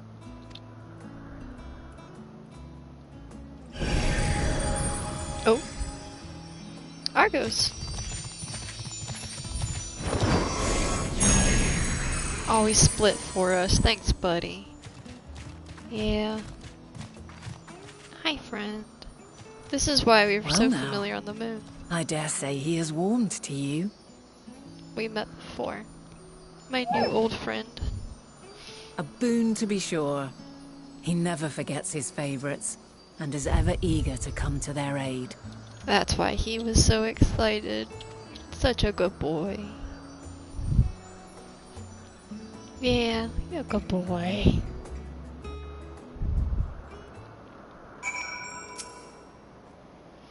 Argos will soon have us standing on the very spot where the media made their departure into the night sky. With luck, we will learn something of Hermes' intentions. My hope is that we find no connection, no festering wish for oblivion. That we might have Hermes and his considerable expertise working for us rather than against us.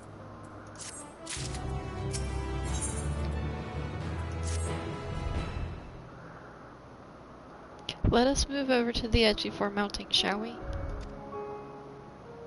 2, 3, 4,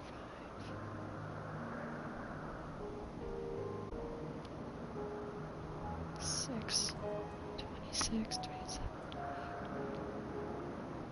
Wow. We only have 31 more quests in this DLC. Huh. That will allow Argos to catch the currents rising up from below and give us a smooth ride over to the Isle.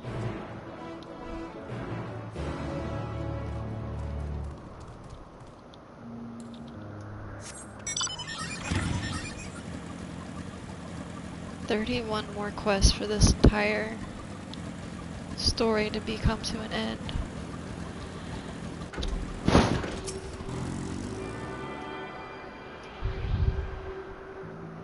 Doesn't seem like much at all anymore.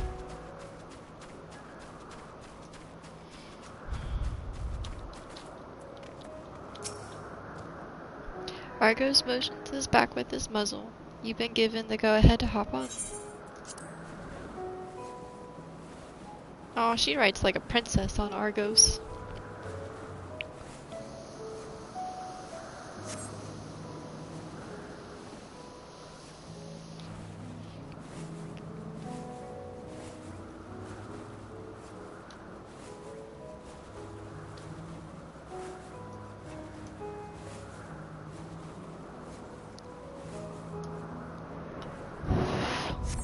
was the name of that tree?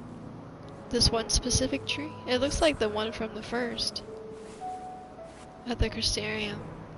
It's got that unique purple flora. It's a really pretty tree.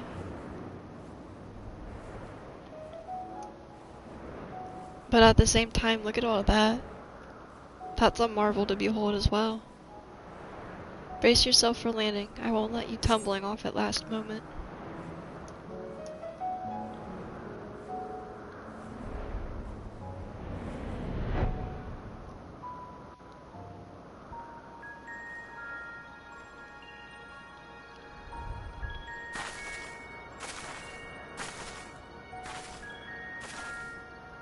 Quite a small place, lacking even the most basic equipment.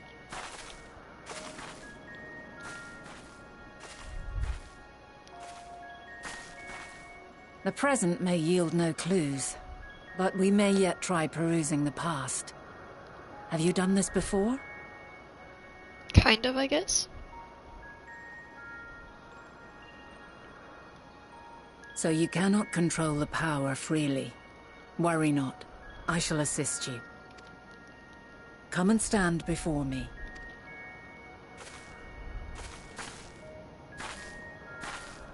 There are two ways to see the past.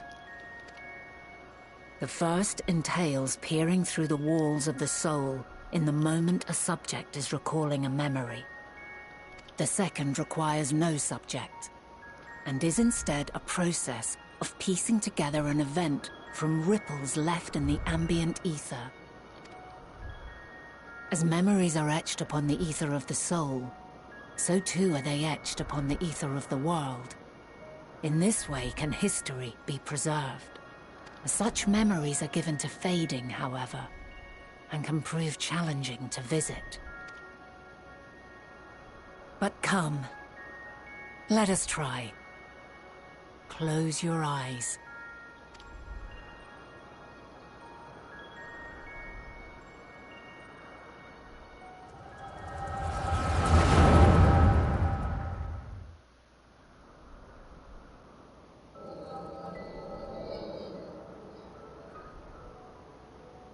All units fully functional and proceeding on course towards their respective stars. Estimated time to completion of survey is 108 cycles. End of status report. Severing connection with shared consciousness. Did you hear that, Hermes? All is well.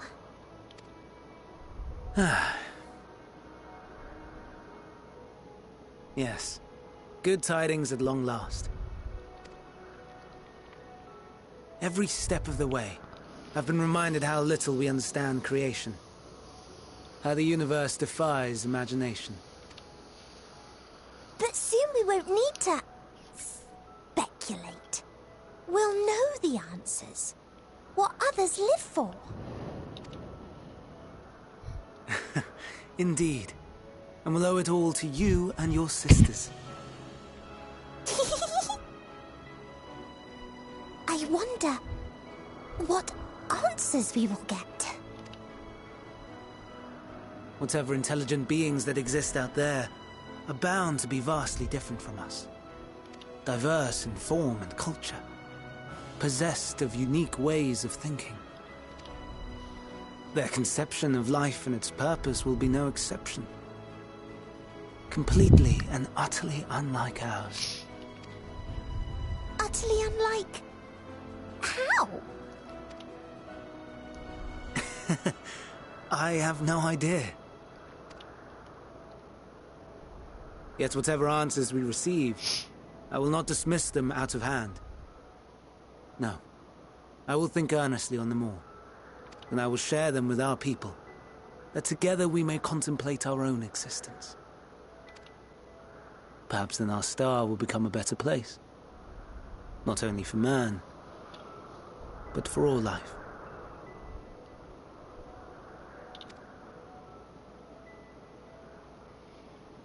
Meteon, as though I gave you wings to soar the heavens, I did not teach you how to walk the earth. So loath was I to bind another living being. In the course of your long journey, you will learn from those you meet. Learn to walk and run and so much more. And when you return, older and wiser, we will have a celebration to mark your homecoming and coming of age both. Will there be apples? Covered in syrup? And how are you supposed to eat them? Rather than food. Oops. A flower. Yes. Upon your return, I will gift you a beautiful flower.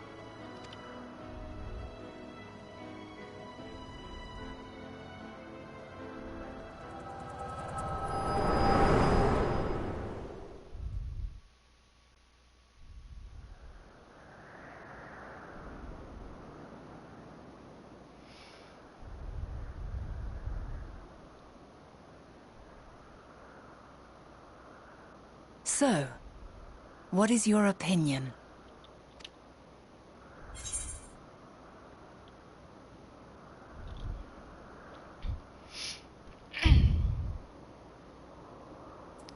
Hermes is a gentle soul, and yet...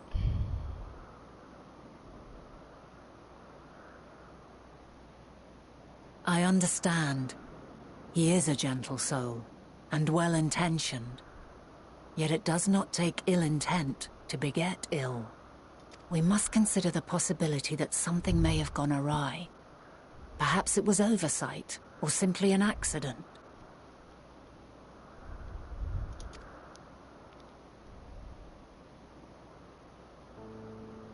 In light of this, I propose that we reveal your tale to Hermes himself. If he does not wish for the final days, as we believe, he may well join us in pursuing a solution.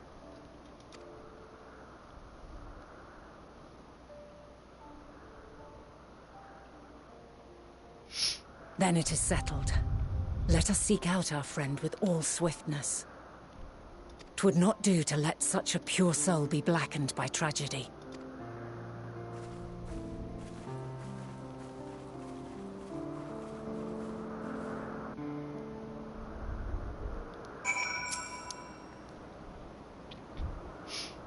There are any number of places where Hermes might be in Iblis. But we could be worse than the look in Kittis Hyperia, the largest facility. It stands on the Ethioskeletos Boris on the northern island. I wonder, Ren, for an institution which claims to studiously research every species destined for release into the world, did you not question how they did find room for all of them on so few islands? The answer lies within the Catethas itself. I touched upon the practice before back in the archives. There are a vast area that stitches together our multiple conceptual spaces, and some hold true for the interior of this facility and its magically constructed environs. 'Tis there, within the sprawling habits, that the chief overseer and most of the Olympus observers conduct the bulk of their work. Come, the simplest route is via the teleporter near the Potian Okius.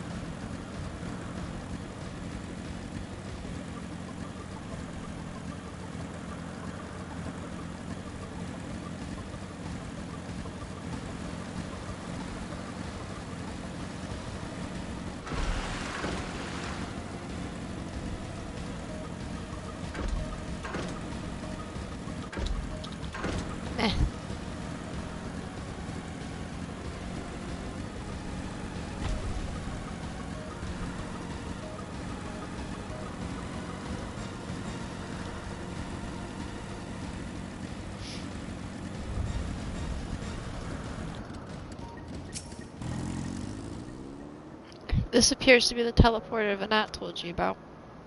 Motes of light yet hang in the air, suggesting the device was recently activated.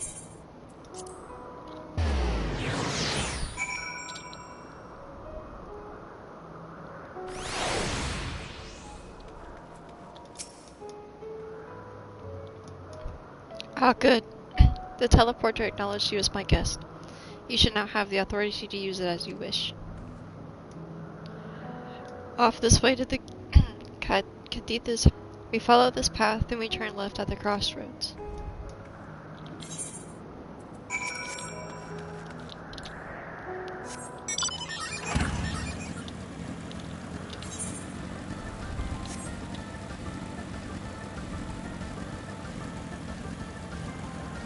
Meow.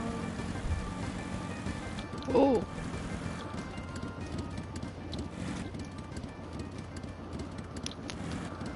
This place is huge too, holy crap.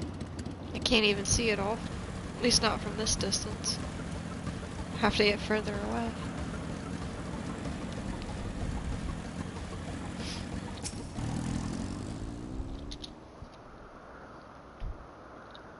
Damn. It's got trees on top of it.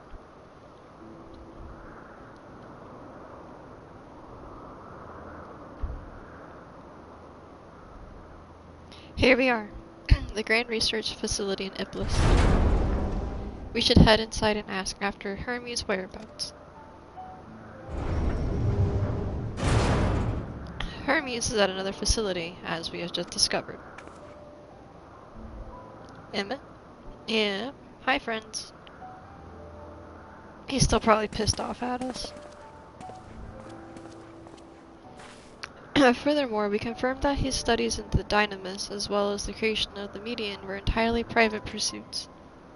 No one else we have spoken with appeared to possess the chief's depth of knowledge of the subject. And neither did we hear any tales of stolen research. Which means that Hermes himself harbors no desire to bring down an apocalypse. Then he might be recruited to help prevent one. Or so saith the illustratus Emmett Schilk.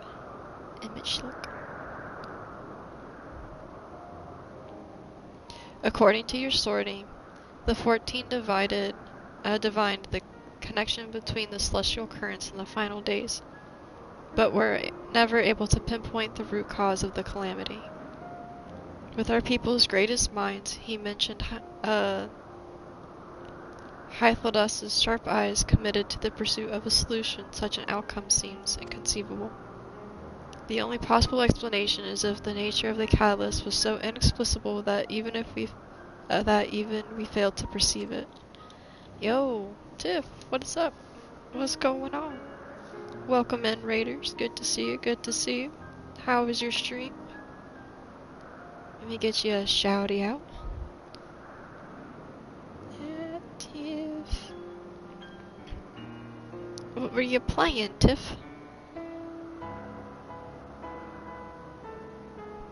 Unknown Twitch channel, probably because I did that wrong.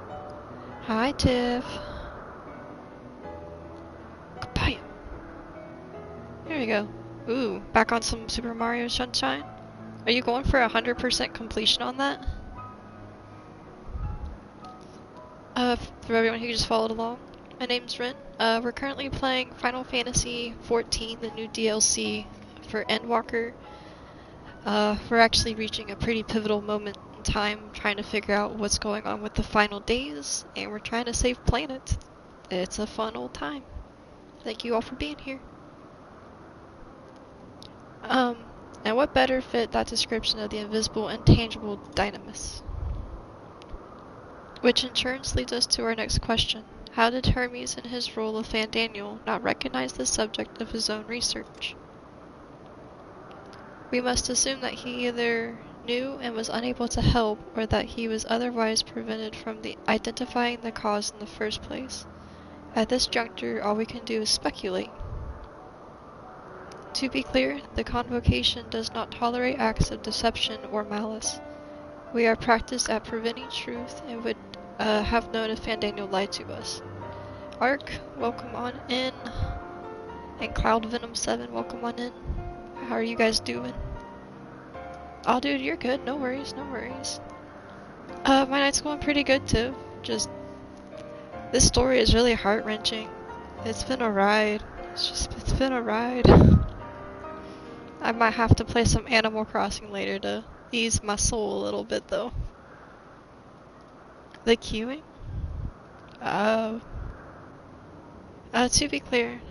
Okay, I read that.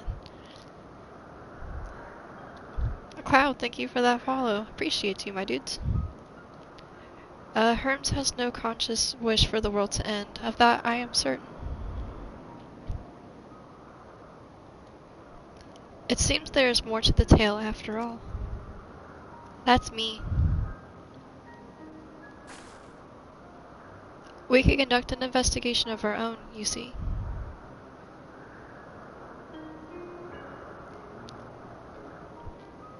That's all I currently know about things right now.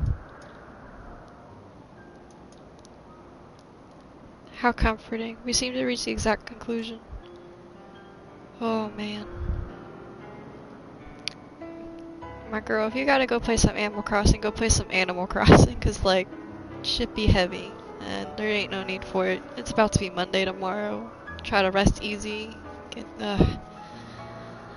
I'm not gonna sleep well tonight. There's a really good chance that I'll actually beat the DLC tonight. It's kind of my goal, but I can't push it past a certain time, but I do think it is possible I might actually get through this all tonight.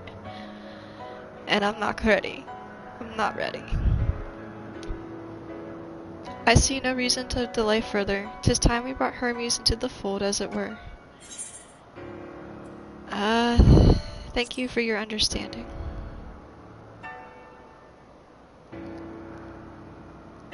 Save your thanks. I did not say I believed your ridiculous story. But as Image Celt, I have a duty to examine any potential threat to our existence, no matter how ludicrous or personally offensive I may find it.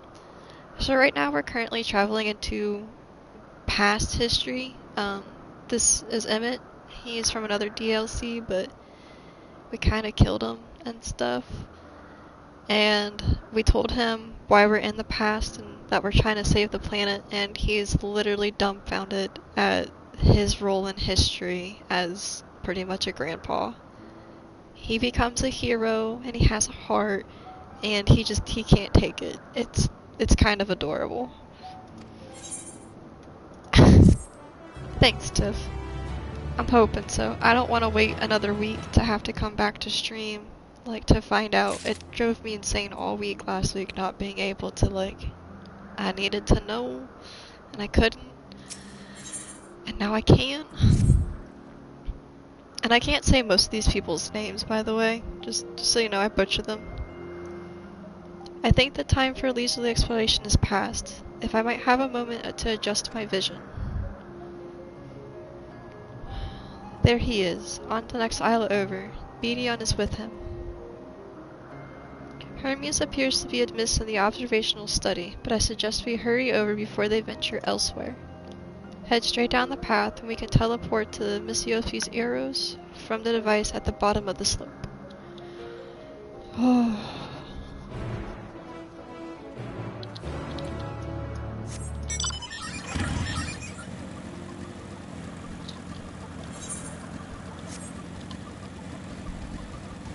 Let's just... Let's see here.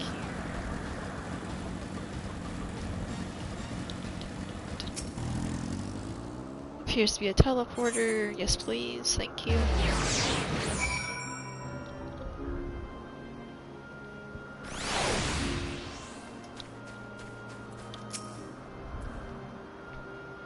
They are close by, within the Hungarian Gardens.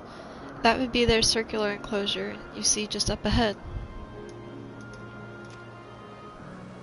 Well then, Ren, make yourself useful and bring Hermes out here to us. If I were to go, he would assume I was only there to press him on the Fandaniel matter. All of us at present, you stand best chance at convincing him to put aside his work for the moment. But the creations in there are not exactly... Then again, Perhaps Rin can handle them. She did survive a bout with Vanette after all. Off you go then, to find Hermes, but do be prepared to come to blows within the garden's diazens. What y'all got up here? What kind of crazy antics are we pulling? There really shouldn't be anything dangerous in a... Just kidding.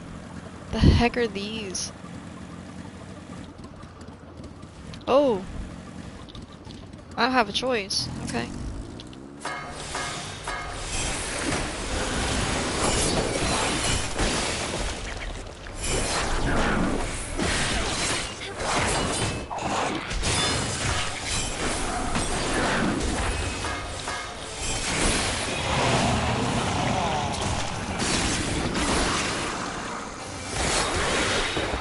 This little guy's got more HP than that big guy did.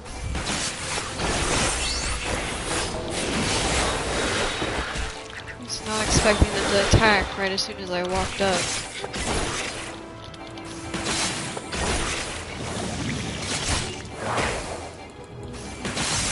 No worries though. Done and done. Okay. Where would he possibly be? Probably in the furthest place back that would be not fun to get to. Try to avoid as much of these as possible. Hermes, where are you?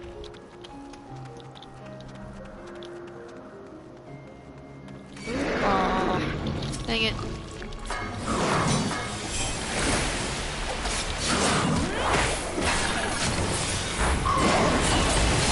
Try to make short work of it.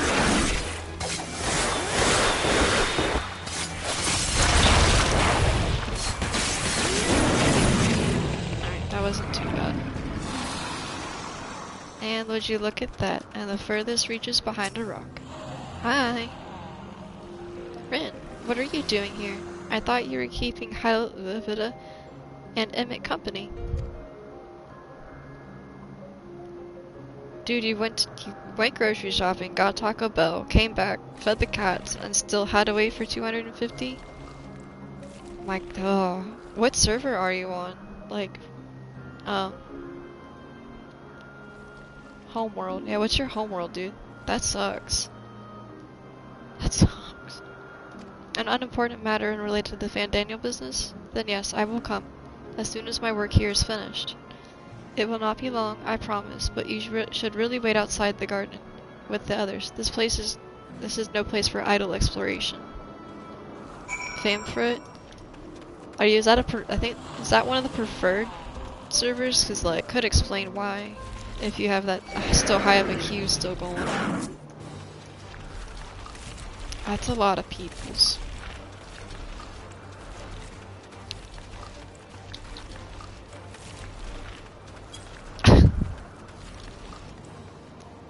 Is that like an emote of a guy just sitting there waiting? It totally is. He's like cuddling himself. That's funny.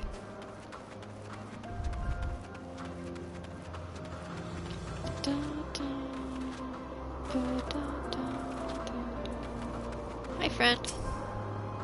You spoke with Hermes then? And were briefly entangled with the diazens of the Hungering Gardens as well, I see. Or should I say smell? I cannot speak for certain convocation members, but I for one am impressed with your fortitude. Well done indeed. Now that you have convinced Hermes to confer with us, let us pray that things will soon take a turn for the better. For as fascinating as it would be to meet the Emmett Shelk who would recreate Amarant in the depths of the ocean, I think it's best for all concerned if such tragic events never came to pass. Be it in our future or your past, assuming yours is not truly written in stone, naive hope as that is.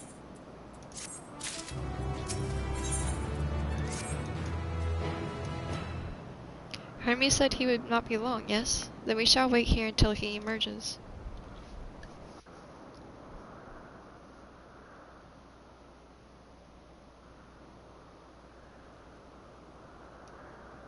There he is.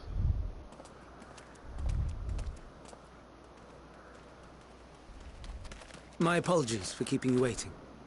I understand there is a matter you wish to discuss. Aye. A matter of the utmost gravity. If one can suspend disbelief. Go on then. Tell him what you told us. Who you are and why you came.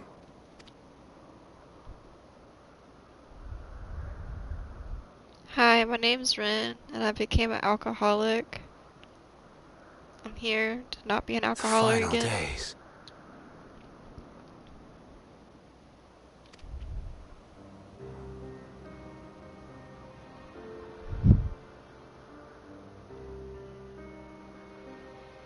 The phenomena observed during these star-encompassing calamities is likely the product of a dynamis reaction, and none is more versed in the applications of this energy than you, Hermes. I must stress that we do not believe you would desire such destruction. We come not to lodge accusations, but to beg your wisdom. And so, distressing though the exercise may be, I ask that you share with us your opinion on the matter. On the assumption that our visitor's tale is true. Even you, Vana.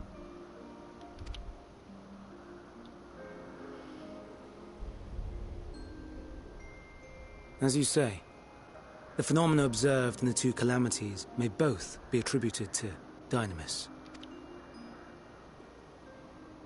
Of note is the difference in its effect. In the first final days, it warped creation magics. In the second, it warped the people themselves. The key variable, I suspect, is the etheric density of the men of each age. As you know, ether, in essence, negates dynamis.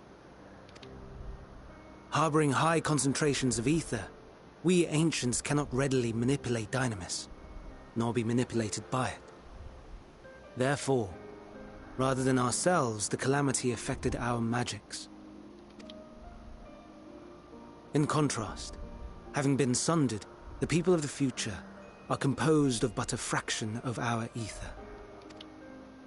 Thus are they susceptible to the influence of dynamis and its transformative potential.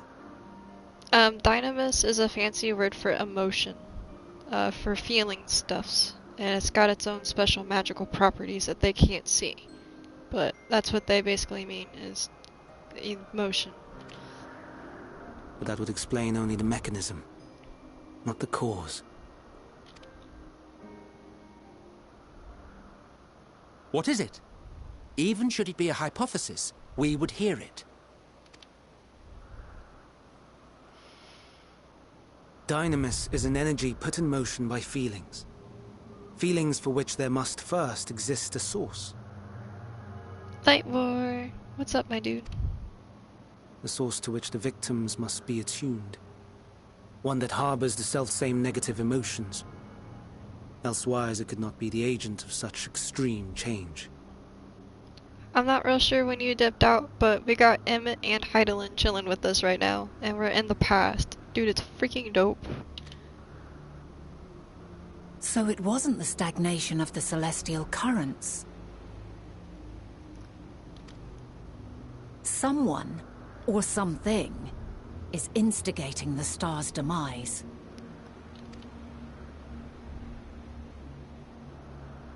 So, we've a villain on our hands after all. Any idea who or what it could be? Please don't the say me. celestial currents comprise the outermost layer of the star's ether, encasing it like a protective sphere. According to your tale, it was where the currents were weakest that the phenomena first manifested. If the inciting factor came from without Aetheris, then its effects would first be seen in those locations.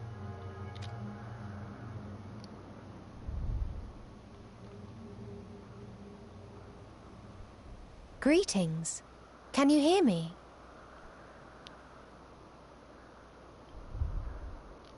Do not be alarmed. I mean you no harm. Oh god, that's terrifying. I wish only to hear your words, share your feelings, know your thoughts. May we please be friends? Who is she talking to? Meteon. What is it? She's a familiar. Executing scheduled task, suspending individual self and connecting to shared consciousness. One of a bunch. Connection established. Commencing status report. That were sent in search of other stars and other life forms and other planets 108 days ago. It hurts! It hurts! Why is it affecting me though? So hot, so cold, so sad. I don't understand. Make it stop. Please, make it stop. Steady, Meteon. Steady. So scared, so lonely. The pain, it's too much. Is she in my mind? That's a mistake if she's in my mind.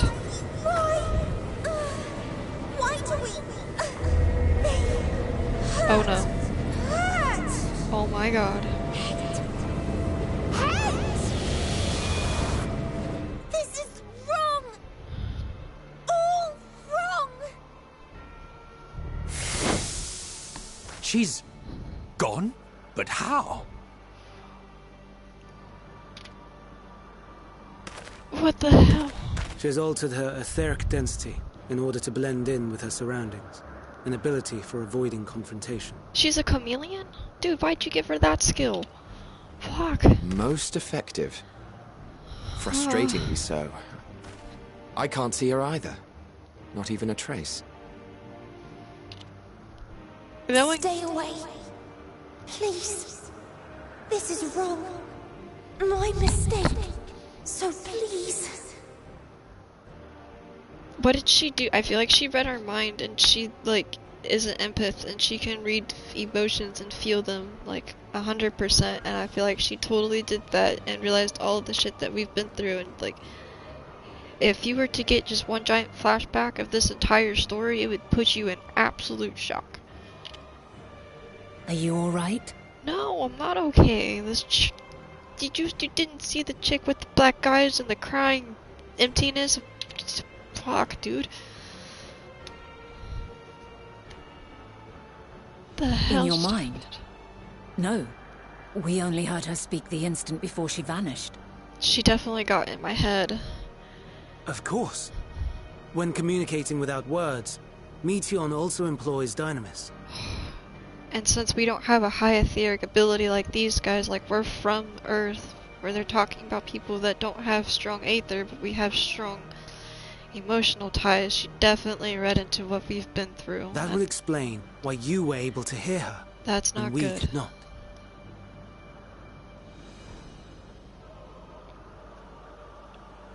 Thanks for liking her hair. It's actually Lightning's hair from 13. And I have worn my hair like that multiple times. It's just, it gets kind of hard with the part depending on what I'm doing. And with my job, my hair is always back. So having a part over here doesn't work when it just goes straight back. But thank you are our best chance of finding her. Follow her voice and try to track her down. I was tense. Hands are all sweaty. Hindered though we may be, let us split up and search as well.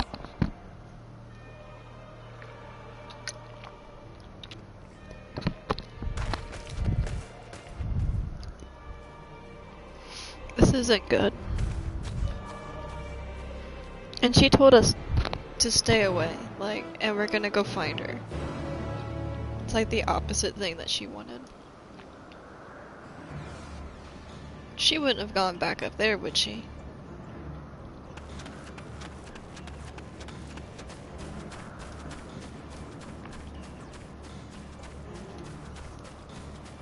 No, she didn't. Okay. Yada ho! Nope, it's saying it's up. That sucks.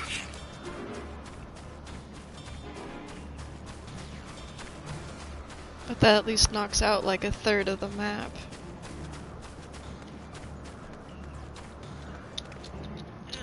It's not gonna let me back up, is it? No.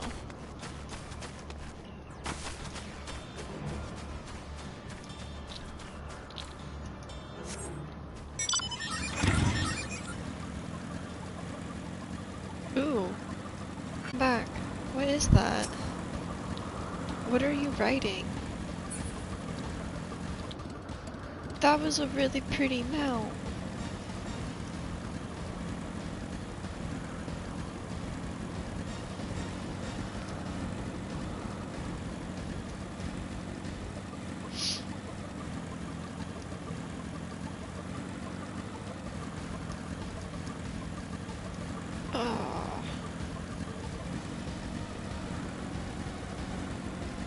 Okay, so it's gotta be somewhere in this upper levels.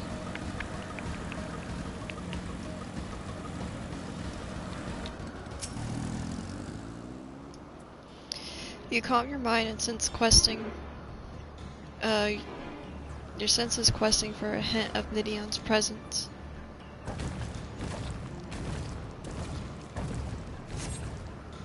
But you fail to hear her voice. She must be elsewhere.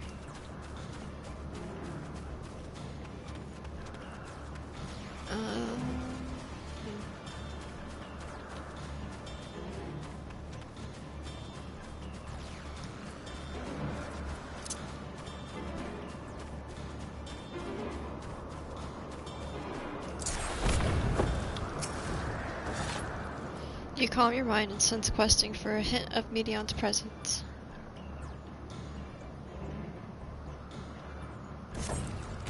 But you fail to hear her voice. She must be elsewhere.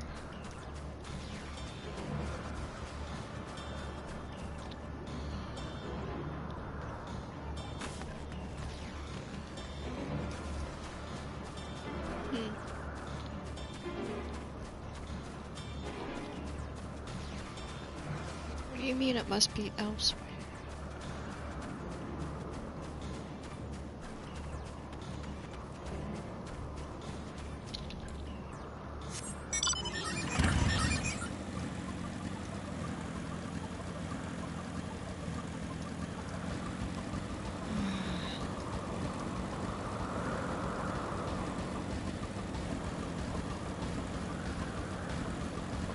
Okay, it has to go down at some point.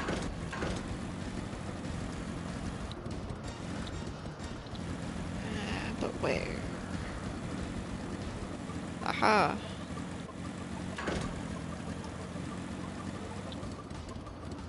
Oh dude, you're good, you're good. I totally understand playing a game while having a stream up. I do it too. How'd your trial go?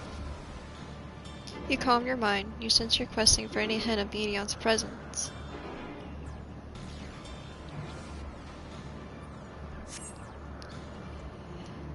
It seeps into our mind, our voices, reporting. No, no, Hermes mustn't hear them. We have to run, to hide. Medion's anguished voice grows distant as the source seems to flee down the slope. Dude, I'm really enjoying it. Have you already done the story? Like, have you already done the DLC? Oh, you haven't cleared it. Ah. Did you like it? Like, you don't have to spoil it, but like, did you enjoy the story for what it was worth? Like, did you feel fulfilled at the end? I guess is what I'm asking.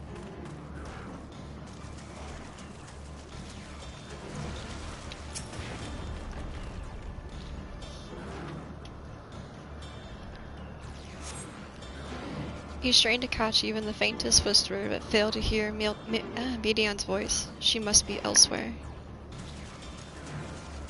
For the most part. Hell yeah. See, I hadn't heard anything, like, bad, but I also hadn't heard anything good, because no one wants to give spoilers, which is amazing, but it makes it really, like... I just like knowing other people's opinions on stuff, too. Kind of get a general feel for like how the game was received. You strain to catch the faintest whisper, but fail to hear Median's voice. She must be elsewhere.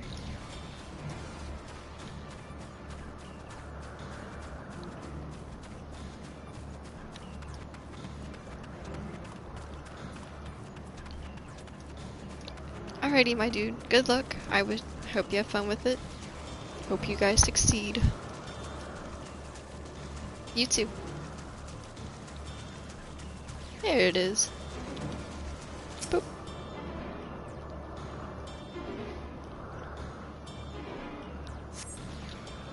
Oh, this must be the one.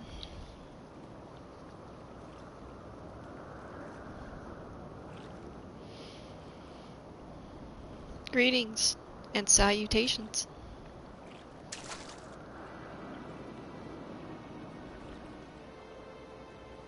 Commencing report. Oh no, no, we can't tell them that. We must run. Run far away.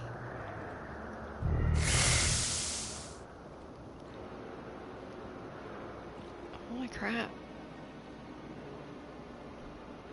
Please don't follow me.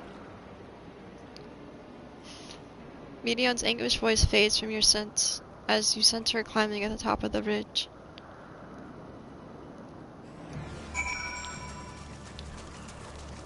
Like, that's one thing though, that, like, when someone says not to do something, it makes it that harder to oblige, and it makes you that much more to, like, you want to do the thing you're not supposed to do.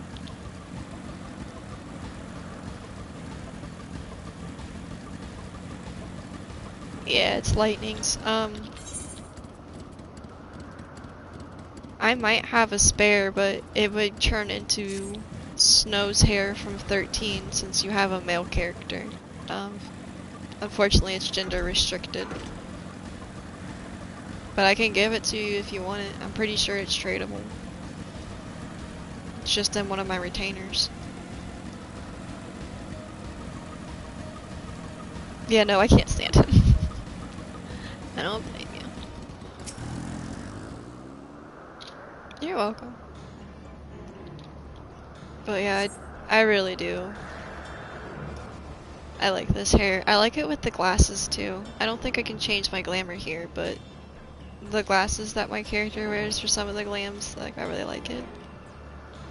You strain to catch the faintest whisper, but fail to hear Matian's whisper. She must be elsewhere. Yeah, I can't do anything with my glamour plates here. There's Emmett just chilling. There's a disturbance. Yep.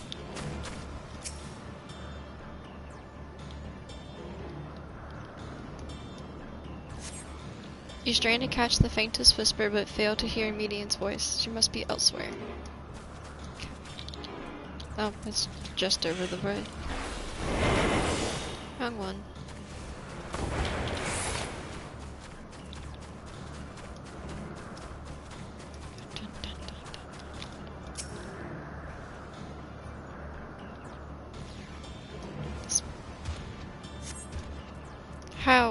How did it come to this? Is this the reason we traveled to the stars? Why we sought out other life forms? Is this it? Is this the answer? No, it cannot be. It cannot be. Median's anguished voice drifts way towards the south.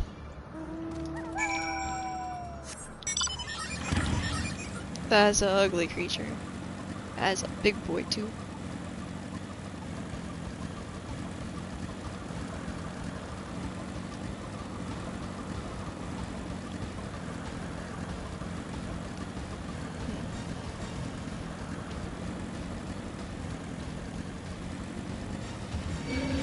No, thank you.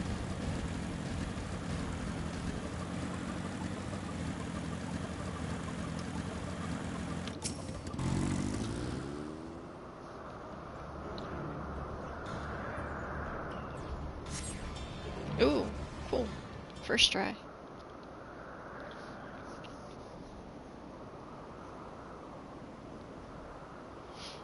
Compiling report for dissemination to Hermes and all peoples of Etheres. Not Snow. Yeah, it's really unfortunate that you guys can't have Lightning's hair. Like, it's cool, and it should be totally gender neutral, but yeah, if you guys... I noticed it because I did get both Lightning's outfit, and I got Snow's outfit. I can't actually wear Snow's outfit because it's set to male, and I didn't notice that. But the hair set, they both are named Pulse, and it's because it depends on your gender which form you get, but they just named it the same thing, unfortunately. I'm really terrified of this little chick now though, like, that whole creepy dark guy thing, that was terrifying. Like, that reminded me of some Palace Dead shit when they pulled out the dolls and stuff. I'm good. Processing expedition data, preparing files on intelligent civilizations. Formulating answers to the question. Finalizing report. No, Rin, you mustn't listen.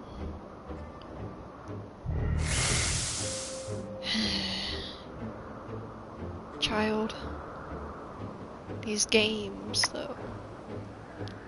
It's wrong, it's all wrong. Medion's anguished voice flees towards the lake.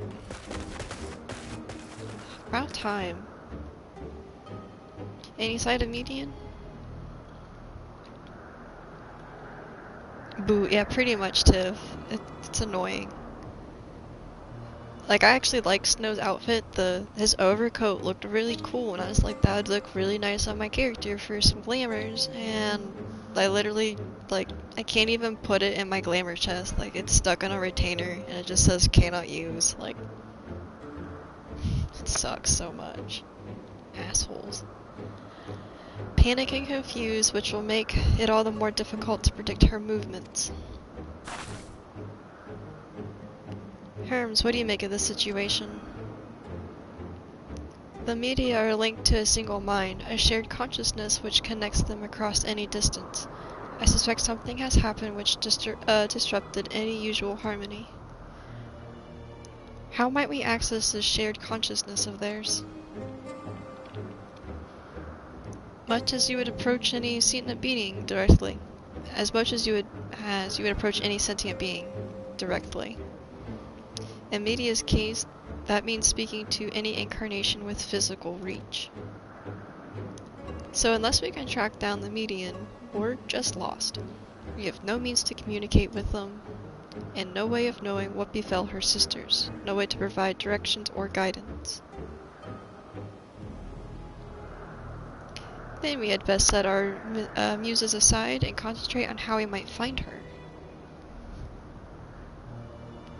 She likes flowers. Set a trap. You're her master. Can't you call out to her?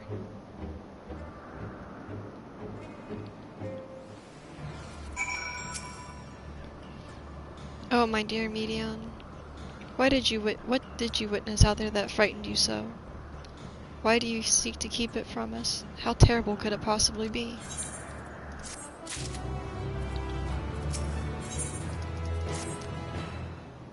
Characters herself invisible by matching her etheric density to that of her surroundings, does she not? If so, could we not disrupt her concealment with the sulfurate of aether? Much how Emmett solidified your presence when we first met you. Don't be absurd. I can hardly channel aether to a recipient whose whereabouts are hidden from me. Which is why we must work together. Rin will continue to search the same manner as before, but this time with you in tow.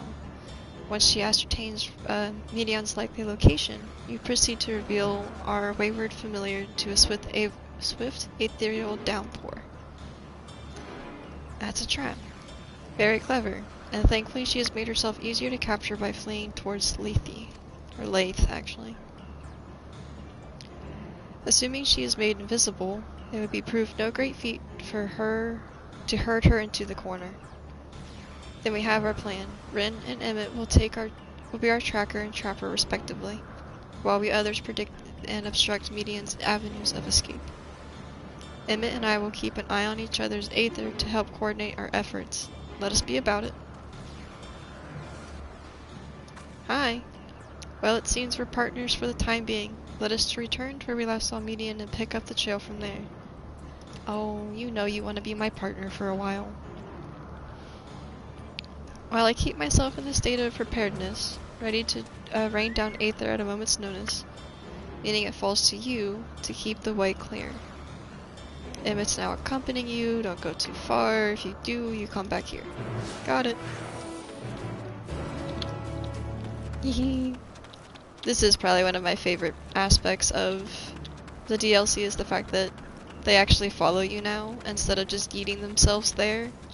They can actually accompany you. And he looks not too happy about it. But I am.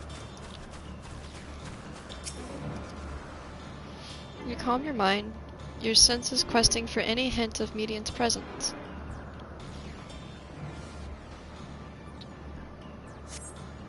Why can't I fly? Are my functions being restricted? Hide, yes, I'll just have to hide then, where no one can find me. Median's anguished voice heads towards the edge of water. She went into the lake? As if this wasn't tiresome enough. Well, at least that open expanse should make her easier to find. We won't lose her this time.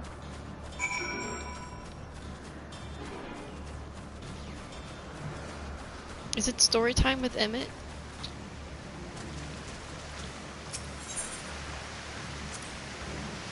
We should be able to reach the bottom of this drop by climbing down the rocks at the water's edge. Do not even think of dragging me over the falls. Final days or no, if I end up drenched from head to toe, I swear I will feed you to aroma.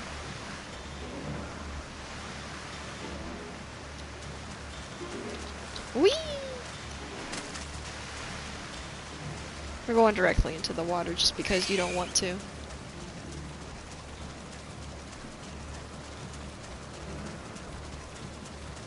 That is pretty funny. He directly said, don't make me go down that waterfall.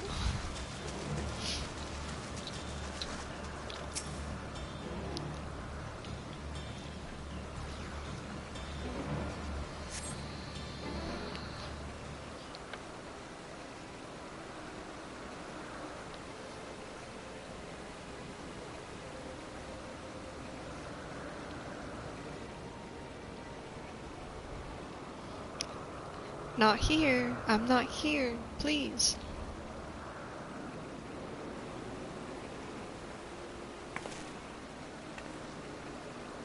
He's not even paying attention.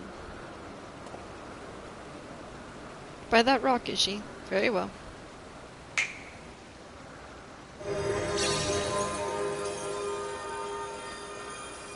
What? Why can't I hide?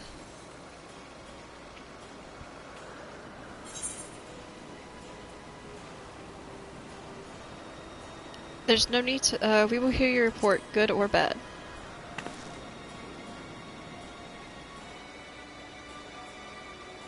Rin, what are you saying? Everything is so faint. I'm sorry. I'm not strong enough. Stay away. I'm begging you. Don't make me say it. It will break him. His poor, fragile heart. Quit running. Now we have a chance. Once the others are in position, the two of us can herd her into the midst.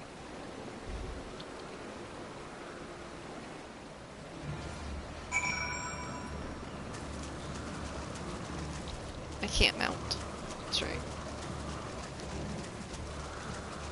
But we can run.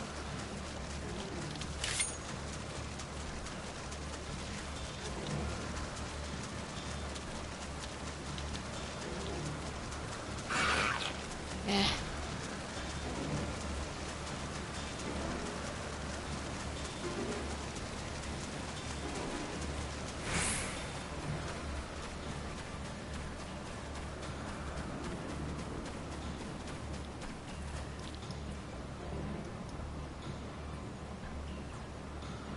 Hold on. From December 20th, 2021 at 6 p.m. Okay, so that's tomorrow. Tomorrow evening. Okay, that's not today. I was a little bit worried the servers were going to get shut down tonight, and I wouldn't be able to continue. But I think that's tomorrow, so we're good. Where am I looking? There it is.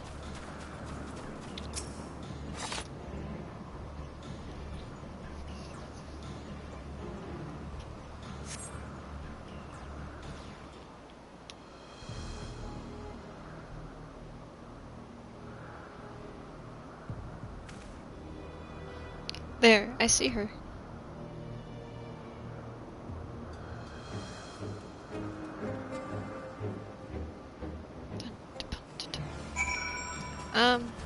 So Hermes can technically fly.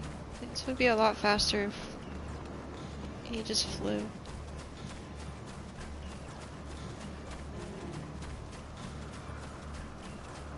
Don't turn around. Damn it.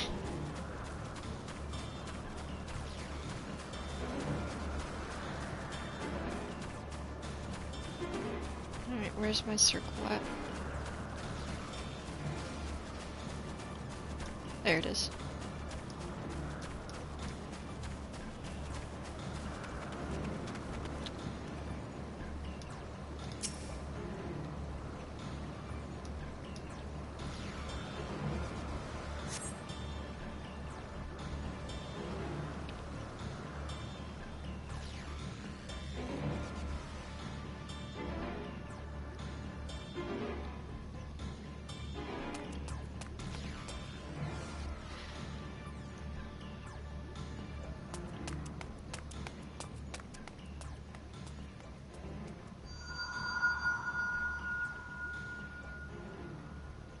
Aha!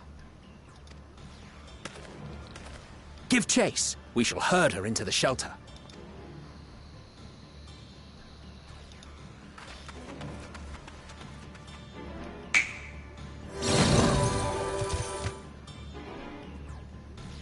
He's so cool.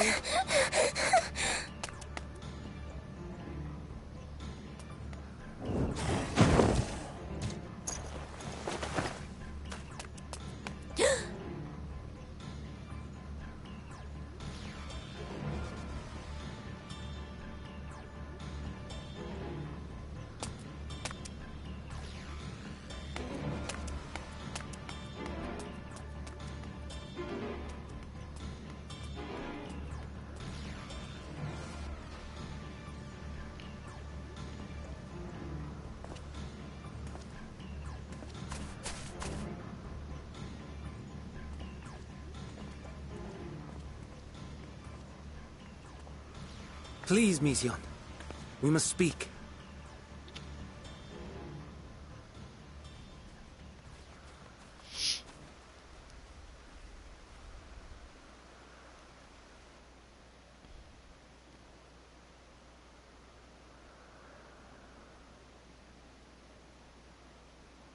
Is she crying? I'm sorry, Hermes. I'm so sorry. If someone can hear these words, then please... Please protect them. Protect them all.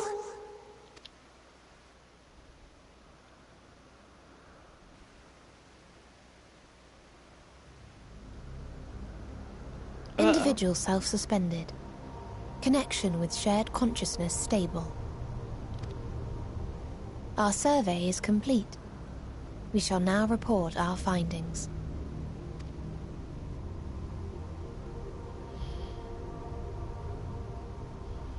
All units safely arrived at their respective destinations. Seeking answers to Hermes' question, we attempted to make contact with the intelligent denizens of each star. Results are as follows, in order of numerical code. Enna. Traces of civilization found. Structures believed to have served as domiciles. No extant life forms detected. Dio. Ruined remnants of buildings scattered across star, surface of which is encased in ice. Presence of life could not be verified. Tria. Evidence of large population centers, akin to cities recovered. No extant life forms found, only their lingering essence. Tessera. Edifices surmised to be abandoned residences found. No extant life forms detected. Deadly plague or extreme environmental degradation likely to have led to mass extinction. They are all dead. Octo. Star found in state of violent conflict. Contact successfully made with inhabitants, but deployment of weapons of mass destruction resulted in total annihilation of local population shortly thereafter. Inea. Star is a barren desert. No identifiable flora found. Bones of living beings resembling men discovered beneath sands, but determination regarding their intelligence inconclusive.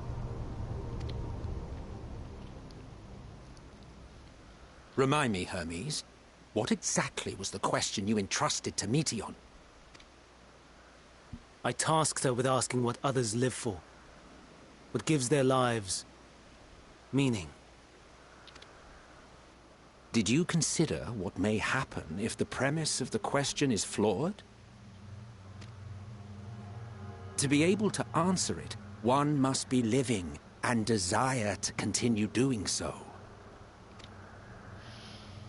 But if Meteion finds no living beings in the course of her journey, or none who desire to live, what then? What answers would she derive from their silence?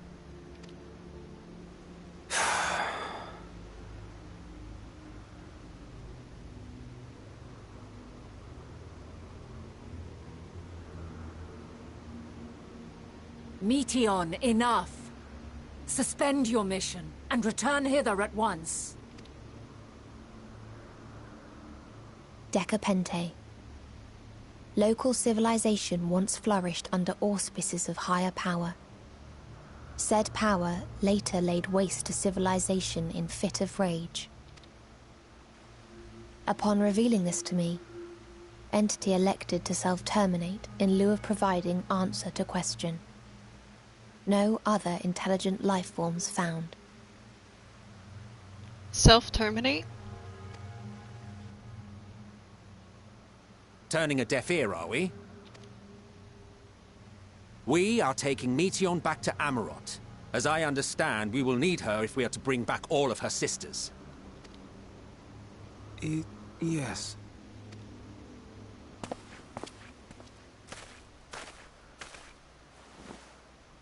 Meteion.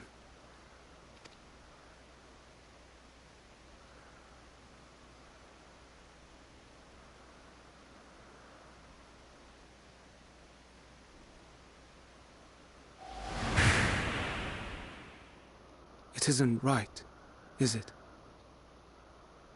It isn't right to turn away from the answer. Even if the answer is pain. Even if we aberrations must scream ourselves hoarse to be heard.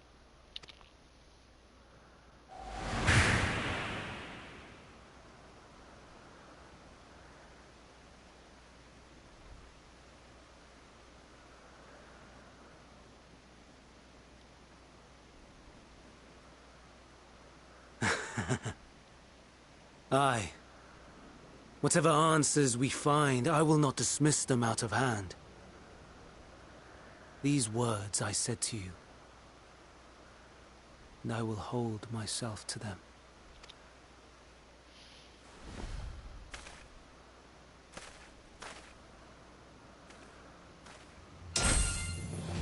Oh.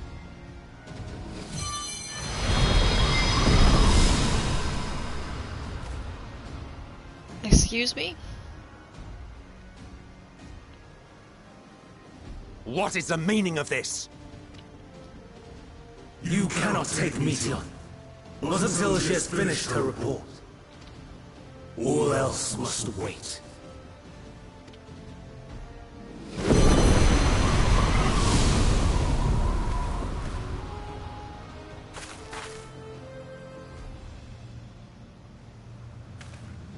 Bye!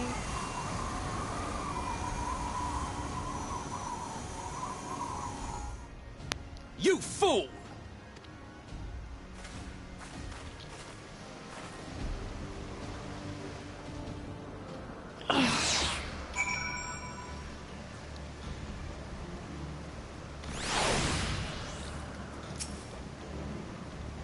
Why, Hermes, why could you not leave all well alone? Would these answers assuage the pain you feel when creation is turned into aether? Have you never cast your cursed question to the distant stars? You may have one day learned to be at peace upon this one.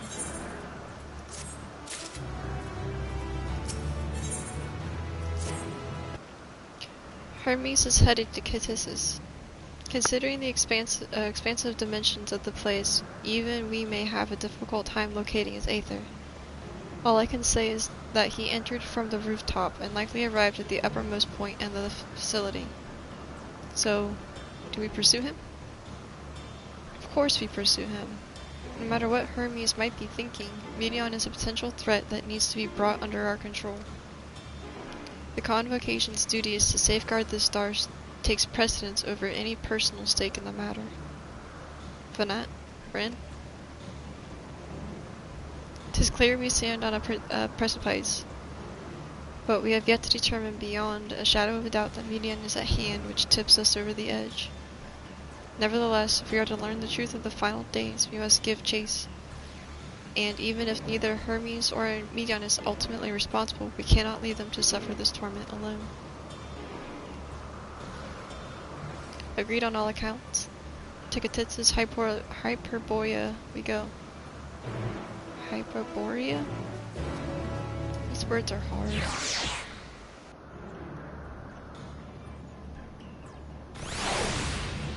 Oh, thank you. I like free teleports.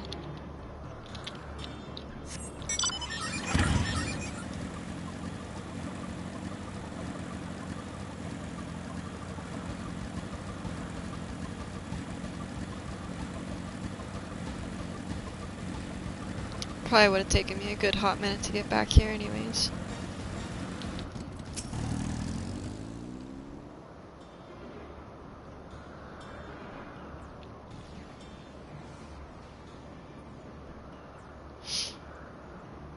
What have we here? Excuse me, has something happened inside Ctissus? Mistress Vanat, I'm so glad you're here.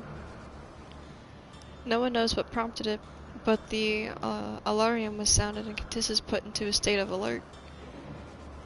Procedure dedicated we evacuate immediately, and we have yet to investigate further.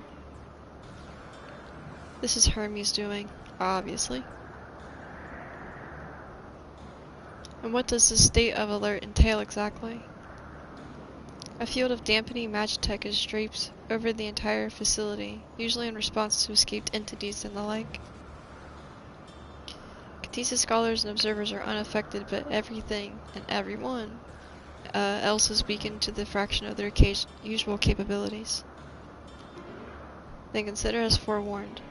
We do, however, have urgent business with Chief Hermes, and must enter the premises regardless.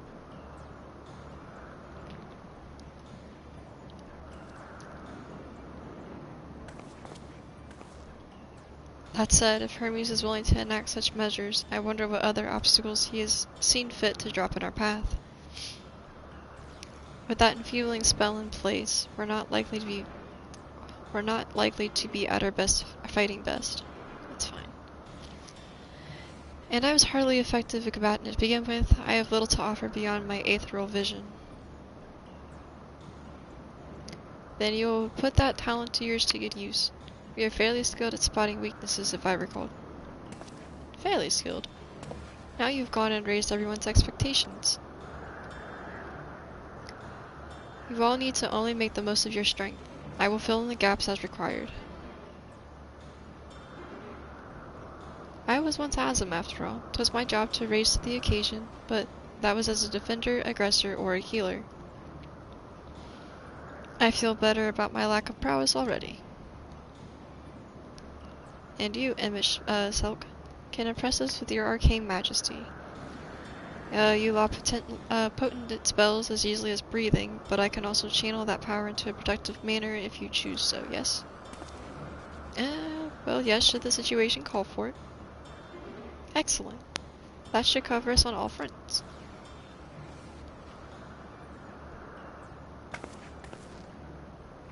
Your tale led us here, Ren, so it is only right that you lead us now. No matter what lies ahead, we will win through to Hermes and Medion. And then we will face the future together. Yeah.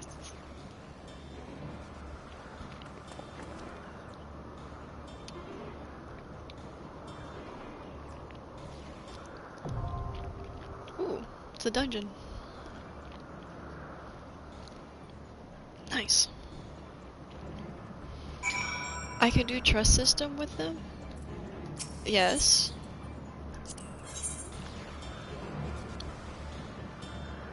The third seat? Soul Seer? Ninja.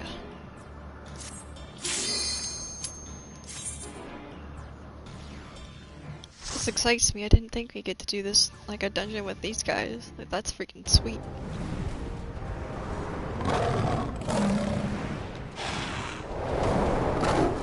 It's got all 4 seasons. What the heck? A snowy one, a sandy one, a lava one, a regular one.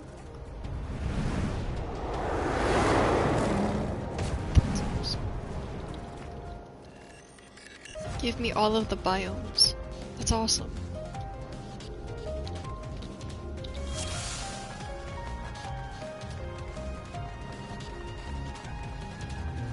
Please, turn back, else I might be forced to.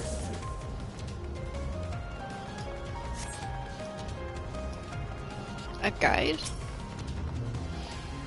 Have you ever wondered whether your creation is beneficial existence to the star? Wonder no more, for at Cathetha's Hyperborea our mission is to determine the answer. From temporal plains to tropical jungles, from smoldering volcanoes to frozen fields, we put creations to the proof in a wide range of meticulously recreated environments. Will your creation be able to survive the wider world, or will it threaten the survival of other species? The answers to such questions and more our highly likely trained staff will uncover. Alright. I miscast. That's wonderful.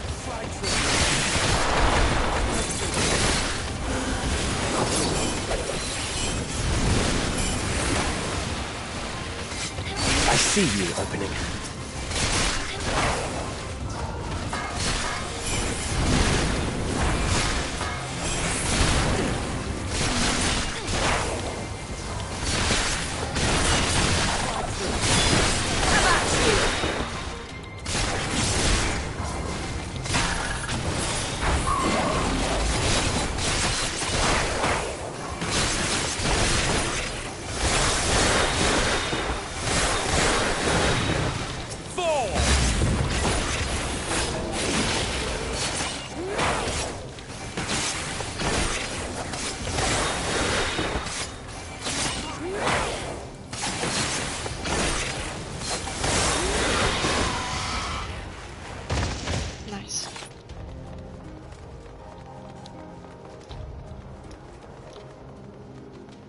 Right. I honestly get some like weird Minecraft like vibes though, when the environments don't make sense and they're next to each other.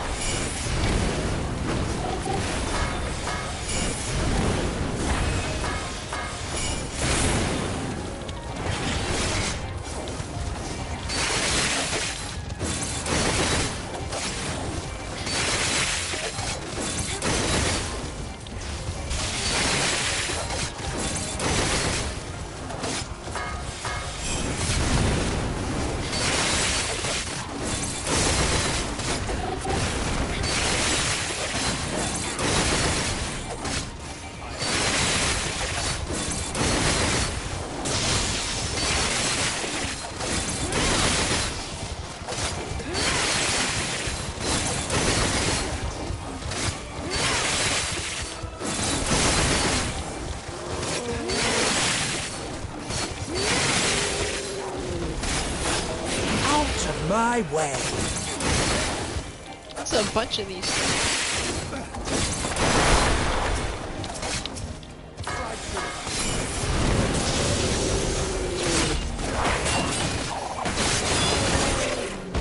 There we go. John! What's up, my dude? Happy Sundays.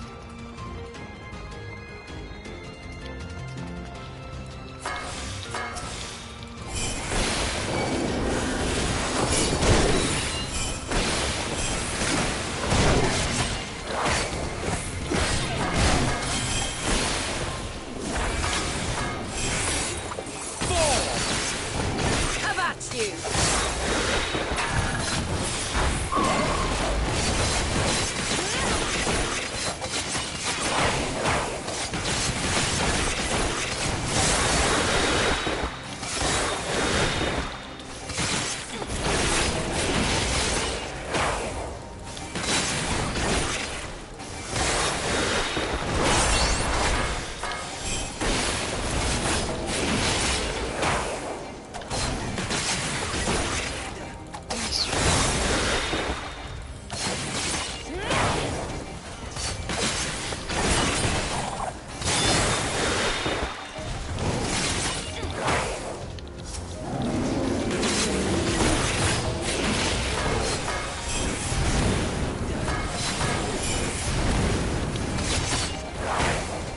Kind of gaslit.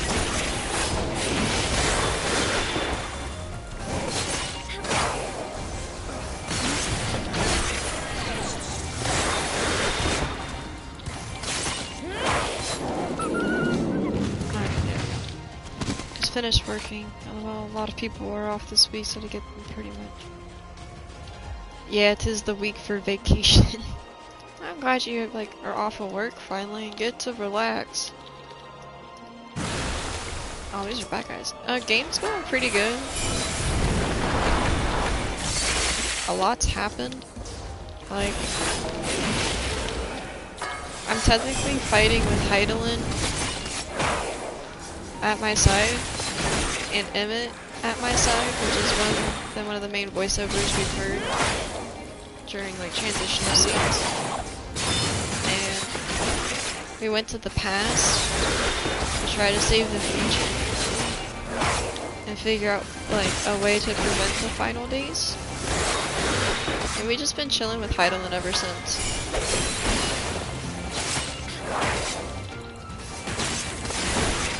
This one dude, Hermes, kinda made a creation and like sent it to go to other stars in search of other, like, to find the meaning of life.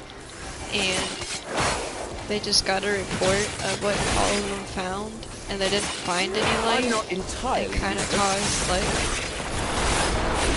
his creation to suffer utter torment because it can't fulfill its duty ever, because everybody was dead. So get him from the store, lol. Is there one that you like? I haven't looked at the Reaper sets, honestly. I try not to get on the Mock Station, because then I don't get off of the Mock Station. It's bad.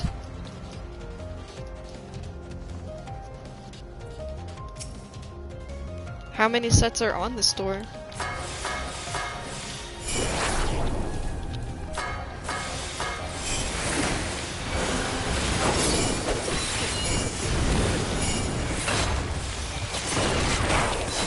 That was a fail of a cast.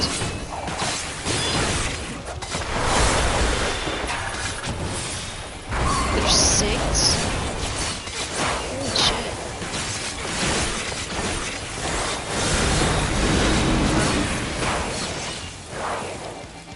Oh god, John, you downloaded TikTok?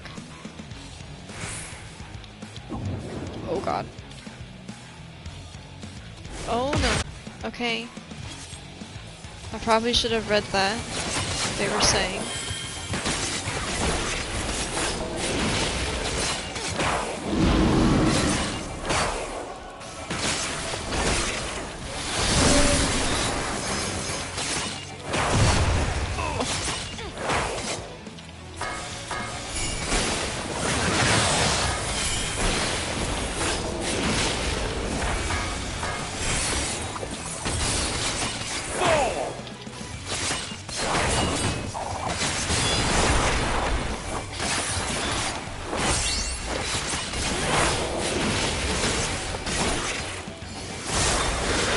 6 for $8. Like $8 per one, or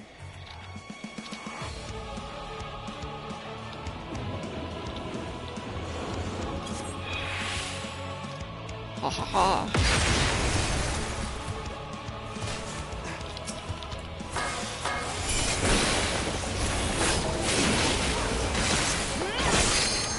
Are you sure that's not like the weapons set? Like, are you talking about the weapons? I know they have like a set of that, like, weapon inspired for other classes.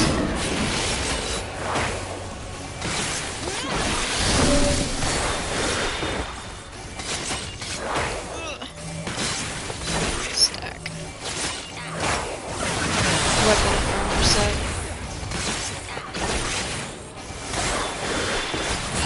I see you.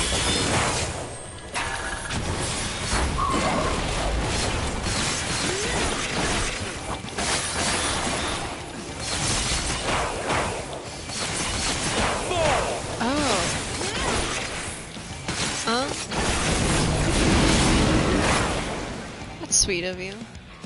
Can you give me until the end of this dungeon, and then I will get on the mock station and look? I know I just started this dungeon, but I don't want to try to do them both at the same time.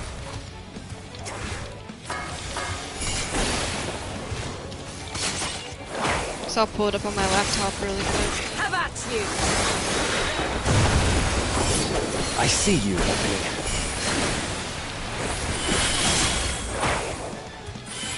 Out of my way. I'm trying to make it quick work. This guy does not approve.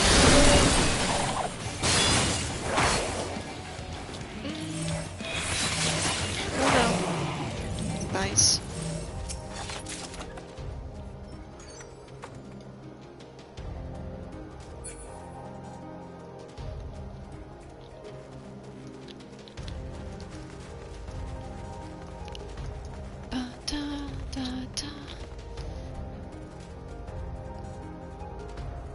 Actually, can you send me the link over Discord? Pretty please.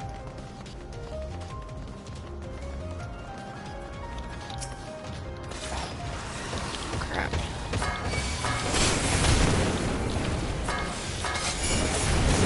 Water.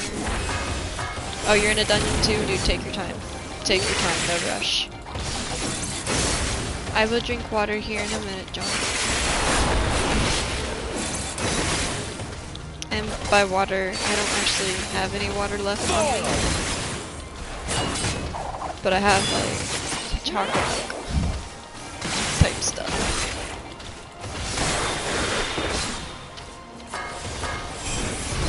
How about you? It's better than Mountain Dew. I'm not entirely useless. How about you? I see you, Ugly. I summon my Fugi.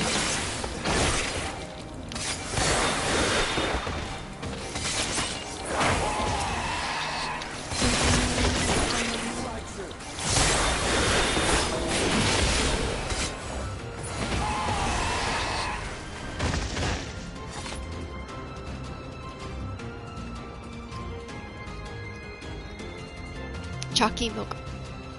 So it's kind of it's an energy drink, but it's called Whole Lotta Chocolata, and it tastes like a Tootsie Roll, but it's got like some vitamins in it and some other shit like vitamin C, vitamin B6, calcium, potassium, niacin, vitamin B12. So there's like some good properties in it, at least. It's not horrible. Could be worse. It could be Mountain Dew.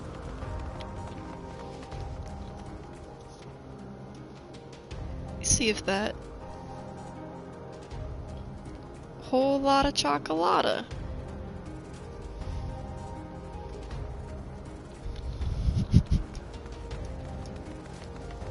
Oh God! Stay away.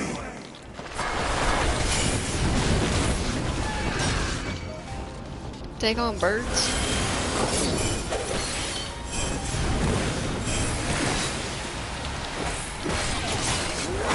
I will say this DLC has taken me off guard more times than not, like in comparison to the rest of the game.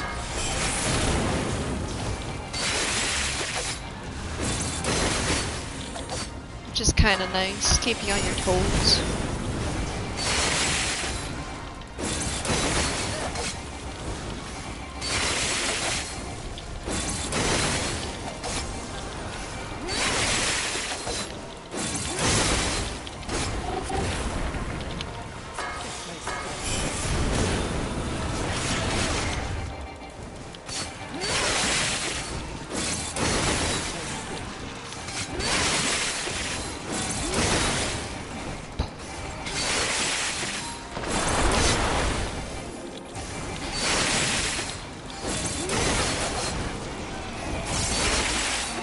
Yay!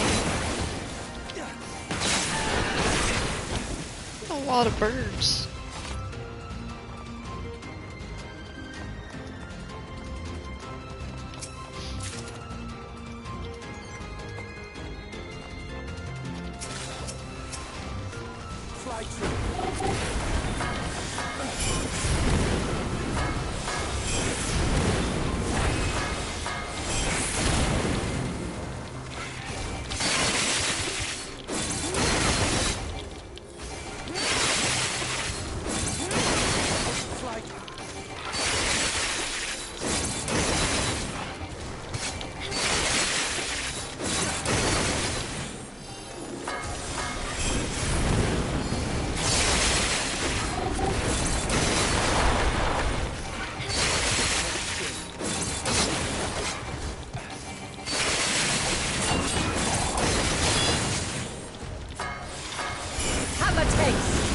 I see you.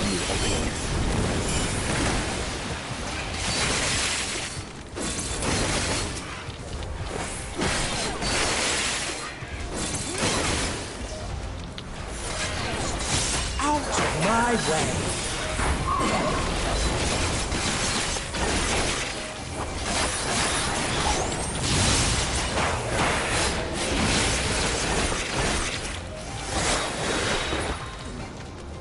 Yay.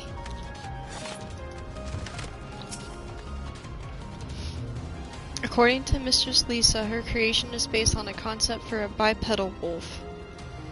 And indeed, it is impressive, man-like, its gait is also highly intelligent, as evidenced by its ability to employ tools, while the gleam in its eye gives the impression that it comprehends our words. If this proves to be the case, it would be a shame that its throat isn't designed for speech. I must make mention of this in my next report. Oh, Kiniawu? Thank you. I'll look at that here in a minute. There's all 8 of them. Thank you. Perfect.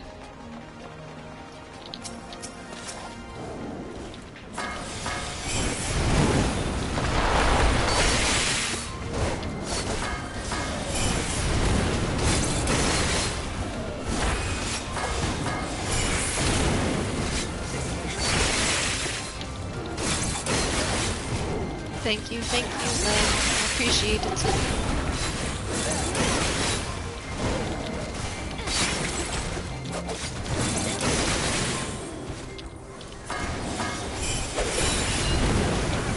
Oh, nope, out of the bubble.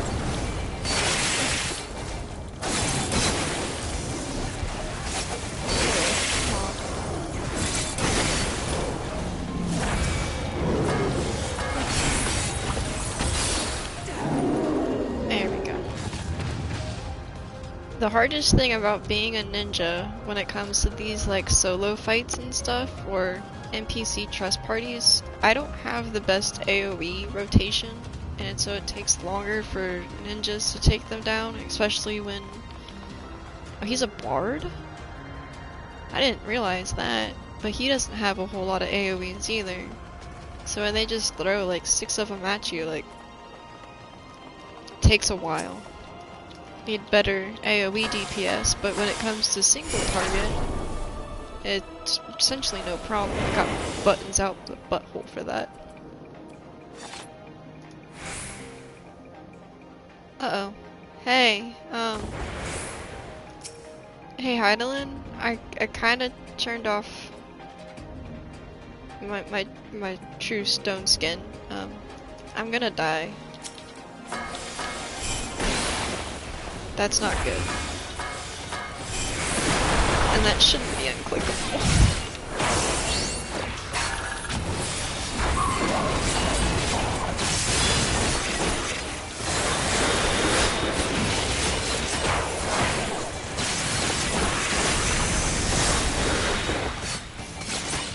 Draws on Aether. There's some leash at store. Okay, and that's for the tanks.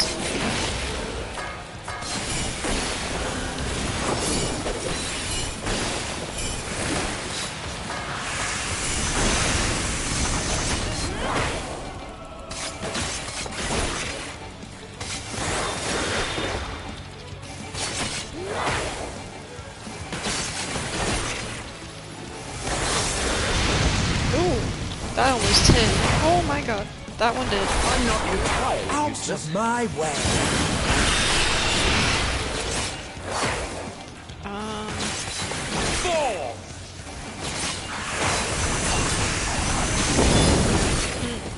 Nice.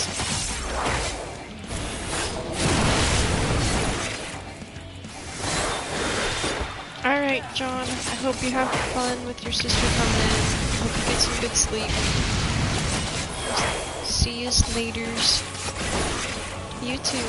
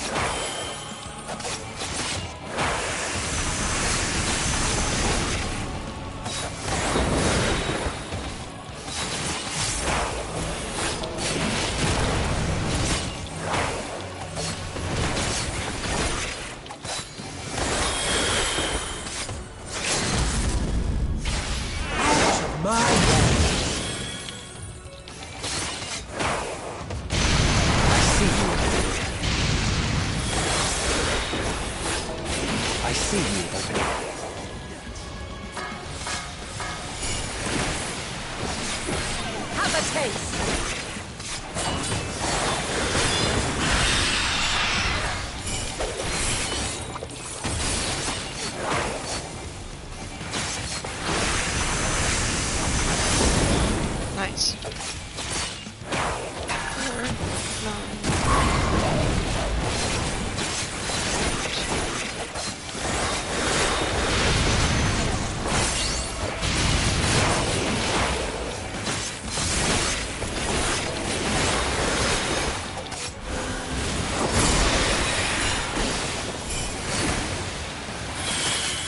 GG's. Out of my way.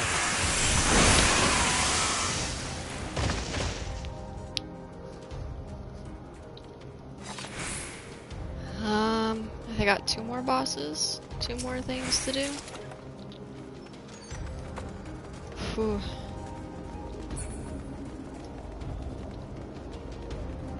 What dungeon did you have?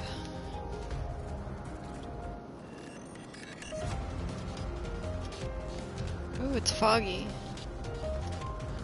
I cannot let you take Mission. Not yet.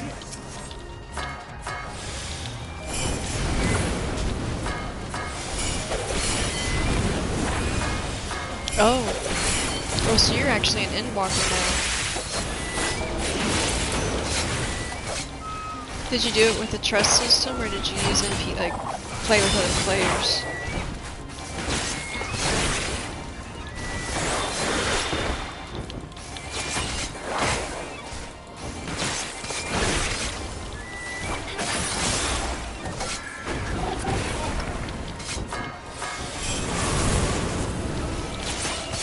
Players. If you want the anima one, I would suggest doing the second trial with trust. That way you can guarantee you get it.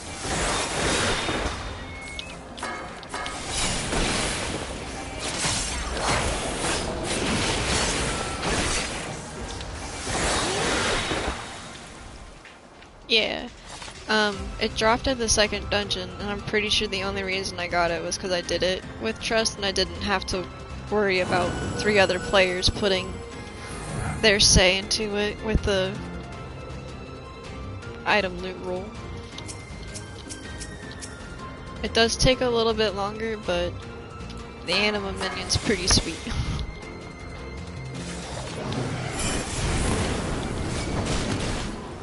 Stack them up.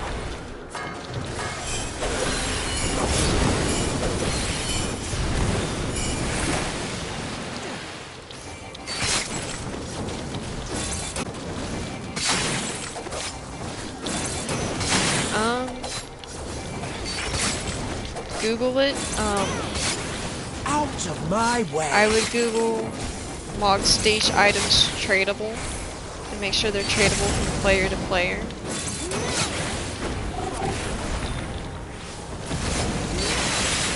Like I know some items you can put on the market board, but some items you can't. So that also means there's going to be items that are tradable and items that aren't tradable.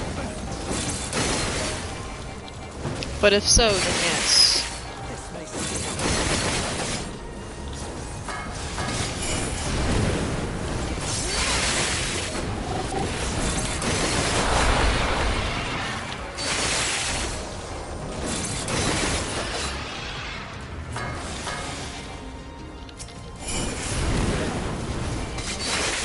You played yourself? What do you mean?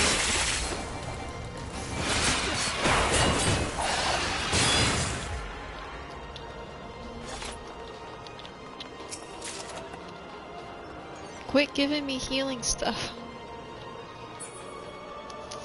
Yeah, that's kind of what I was thinking was, because like they had it for if you want like a Reaper type weapon for your thaumaturs or a Reaper type weapon for your caster class, like they have a weapon. But yeah, that's what I was kind of thinking it was. If they had actual outfits like that, I wouldn't have known about it, but I'm sorry, buddy. It's the thought that counts.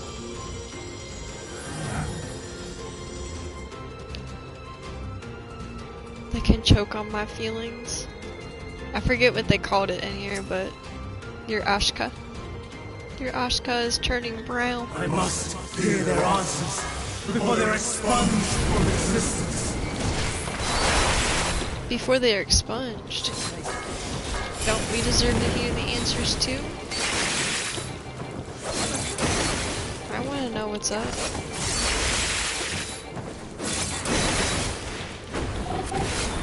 I'm so tired of the hordes.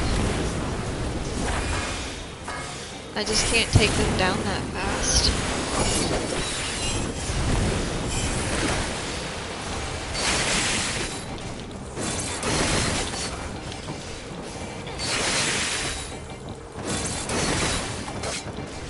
The skin is for Ed of Black Blossom Scythe from Palace of the Dead. Yeah. That was a pretty common, well, pretty frequently asked for item was for Ada. And her weapon.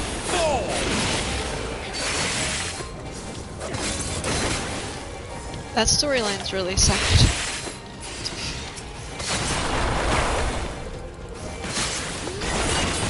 Drop. I didn't mean drop more.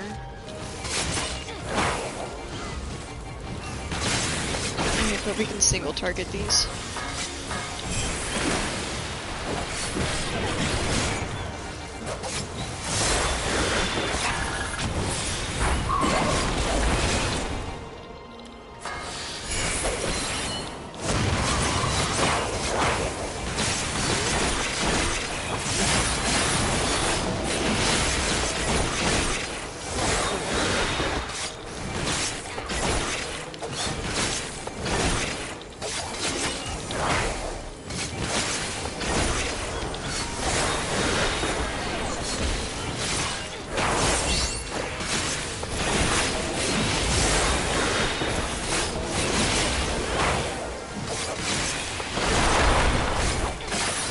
see you opening.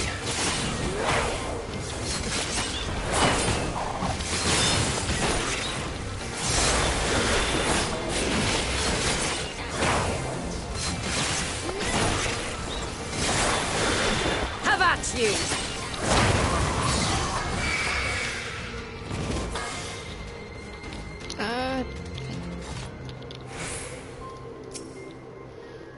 The successful creation of migratory birds, which travel between continents with the seasons, come as a breath of fresh air to the long stagnant realm of the flying life forms. In the end, it was a relatively simple thing to grant creatures the ability to navigate by celestial bodies, but this method lacked the precision needed to guide them to the same location every year. This would be vital for their survival. The breakthrough came in the form of magnetic fields, the use of which was discovered by the incompetent Fandaniel during his tenure as chief overseer of the Iblis. A truly inspired idea that has brought lasting benefits to the star.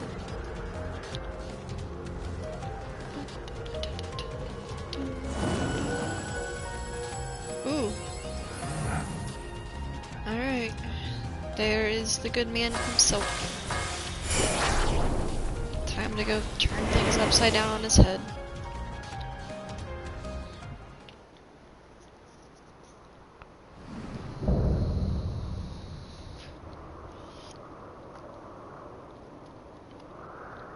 So, it comes to this. I have no wish to fight, but this time, I cannot yield. Though the world may think me a mad, desperate fool, I will hold fast to my conviction. The SD Fender, yes. It gives you a 25% speed boost in comparison to the other ones that only give you 15. It's also account-wide, so if you were to make another character, you would also get that one. Which is why it's expensive. That 25 is to cover all characters on your account. I will have the time and tranquility I require. I see. I will say I've rather enjoyed it. And gather to me! Especially during these times where like we can't fly. It is kind of nice having a little bit extra Ancient brand! Unleash your power!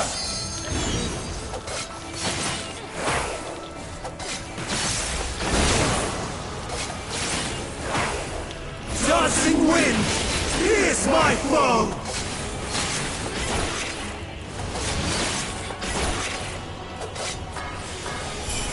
Stars on high! Fall as rain!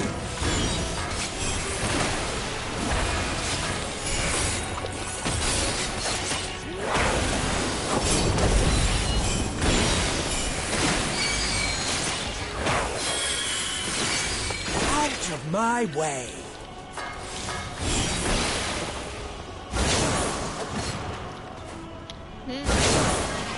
Out of my way! Okay, so you gotta move on the rock. Gotcha.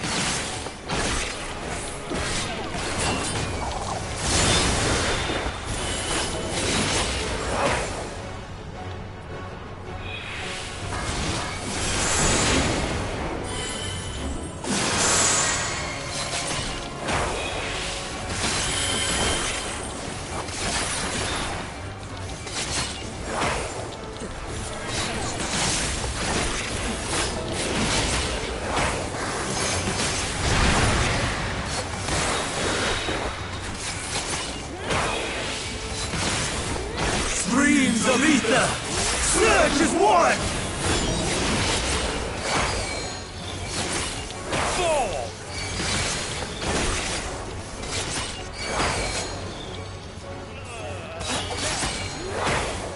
I don't know what he's doing.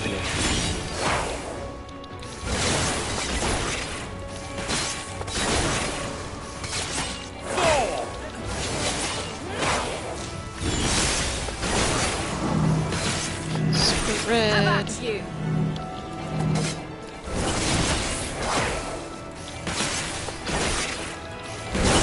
Well, that's pretty. Look what we did. Out of my way. Tossing winds, pierce my foe!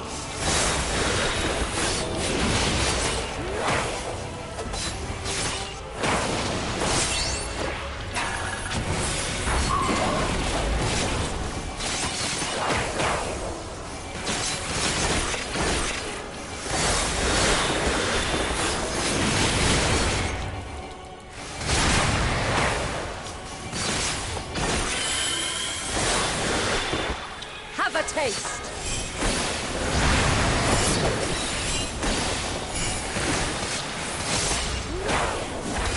Stars on high, fall and rain!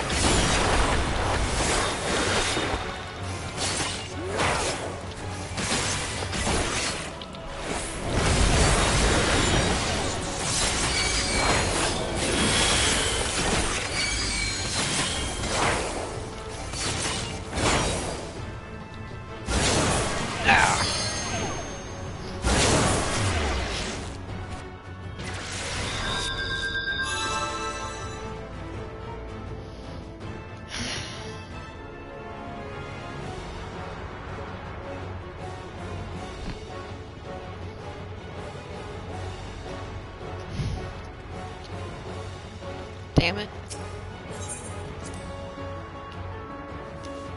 30, that's not too bad.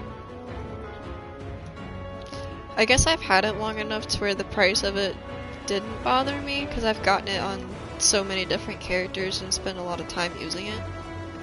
But it's truly up to you if you want to get it. I enjoy it. I like the music to it. I like the way it flies. I like the little dirt it kicks up, but it's up to you to just if you think it's worth the investment. Yeet. Let's go try this again. It's a really fun bike. I personally like. It's probably one of my favorites. It's not the favorite, but it's definitely one of them.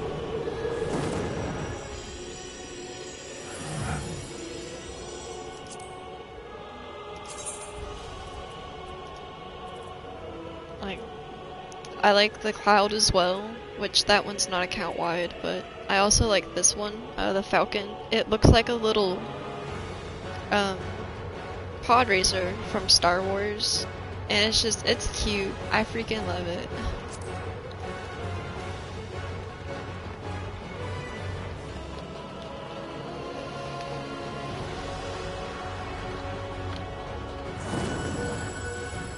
I would like the car a lot, but it's a bit bulky for like how big it is on the screen, and I don't like to sit that far away from my character unless I'm battling. As you guys can tell, I'm usually pretty up close to us when we play, like somewhere around about here, and then I zoom out when we fight.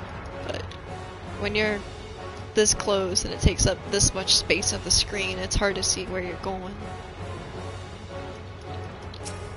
It is a cool ride though. I'm glad I got it. I will have the time and tranquility I Gust and gale, gather to me!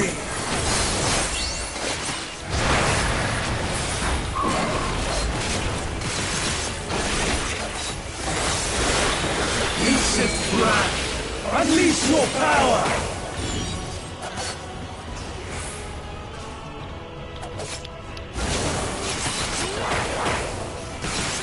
Tossing winds! Pierce my foes! I'm not entirely useless. Stars on high! Fall as rain!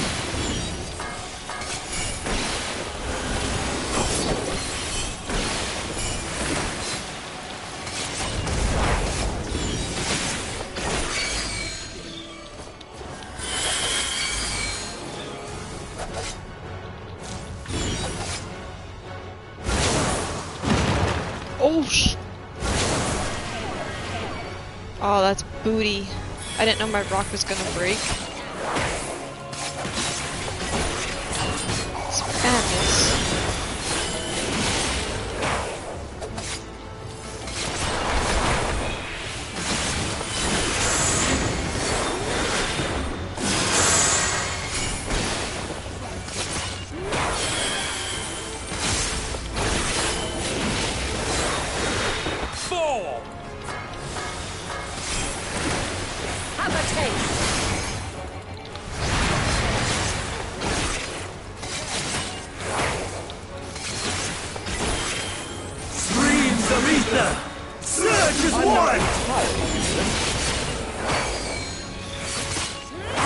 My way.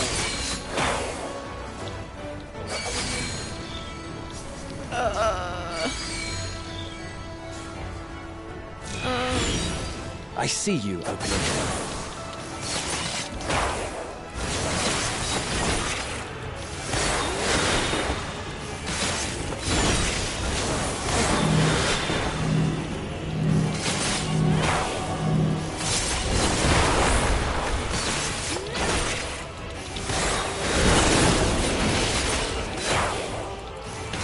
Do not underestimate me. Dancing winds, pierce my foe!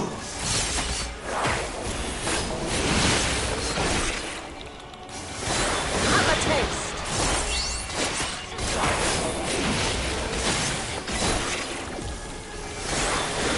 I'm not entirely useless. Fall!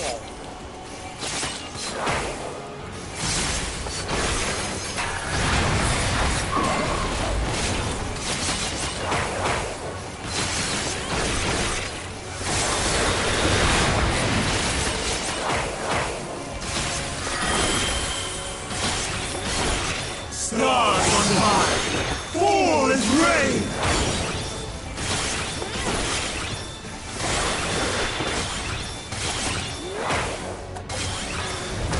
How about you? Okay, so this is the rocky one. Useless.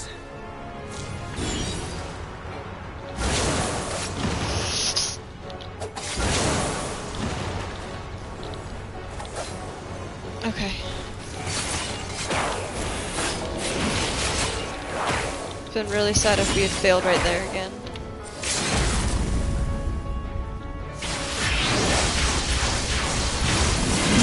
Transformed. I'm not finished yet.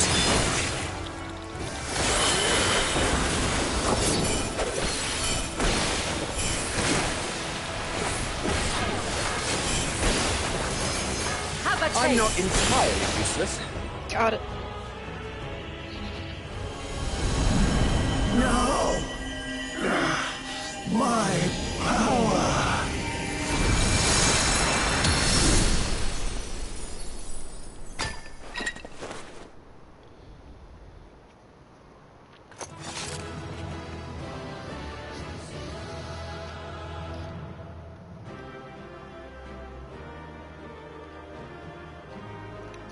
You think after, like, hearing our story of how we got here, he might understand that we're a little bit strong.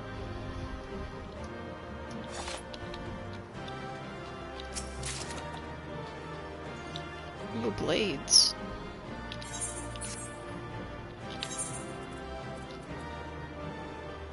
For a samurai.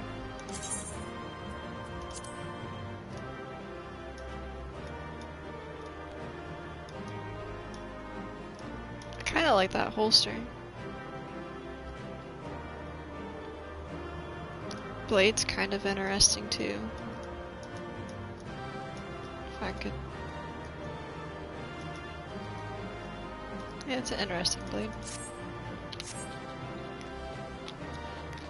What you all got to say? Anything? Merry chase he led us on. Hopefully he has calmed down a little. Let us leave the rest to Emmett. Okay. I'm sorry, dude, but you shouldn't have transformed. You know better. Boop. Seath, yeah. Your sheath is cool.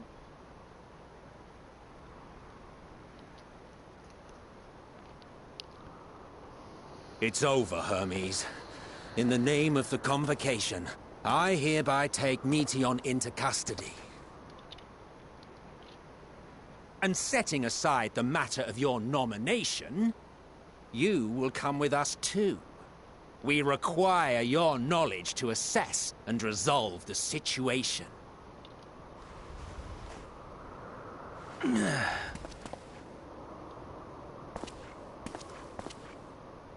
Meteion, I am so sorry.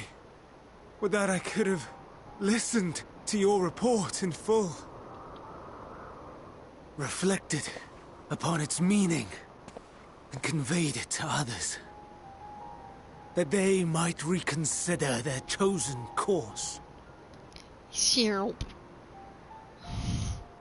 But I have failed. And that wish will never be realized. However, ere our fates become the province of others, I bid you tell me just one thing. Was there happiness in those distant stars? Was there a reason for living?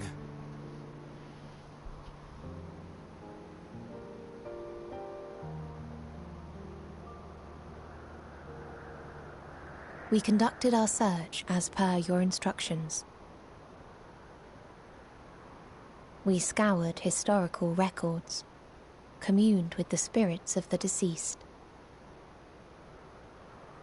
heard the final testaments of the dying, welcomed their shadowed hearts into our own. One race had striven to create a world bereft of animosity.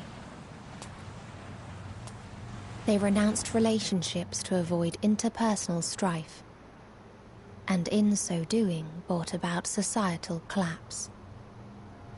One race had renounced war and devoted itself to the enrichment of its people. They were conquered. Though they destroyed the enemy in reprisal, they could not regain their former glory. One race had concluded that finite time was the root of all woes. Aspiring to shatter its shackles, they went in search of infinity. They discovered nothing is infinite, and that neither time or death can be cheated. Disillusioned, they gave up on the future and themselves. One race had discarded all things that gave rise to sorrow, hoping to have only joy. They found joy lost its savor in the absence of sorrow, and lost their will to live. Though worlds apart, these peoples shared a belief. The belief that they had tried their best. That they had tried to fulfill their potential with every step and success. In the course of which, they learned the truth. That they would never be free of fear and sorrow, anger and despair, of loneliness, so long as they yet lived. Even now their souls cry out for oblivion. And to this song of anguish, I lend my voice. We lend our voice. Oh, beloved mankind, shimmering jewels of beautiful Etheris, rejoice, for we will free you from the cruel yoke of existence. There is no need to struggle in vain, For in nihility awaits salvation. You will know peace and serenity. And it will be beautiful. We will make our nest at the edge of the universe. And there in the dark of dead worlds, hoard sorrow and suffering. There we will sing, our chorus ever louder and ever clearer, that our song may reach even this ether-shrouded star. Such is the answer we have found in the stars. Such is the gift we now offer to Aetheris.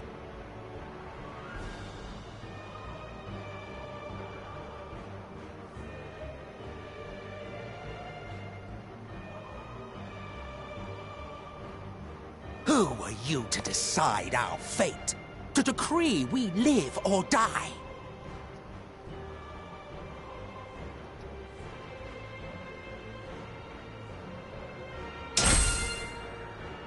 You gonna do this again, dude? Have you lost your mind? You heard what she said. She means to destroy us all, yet you'd still take her side? In the name of the star, we have discarded those creations that we deemed flawed.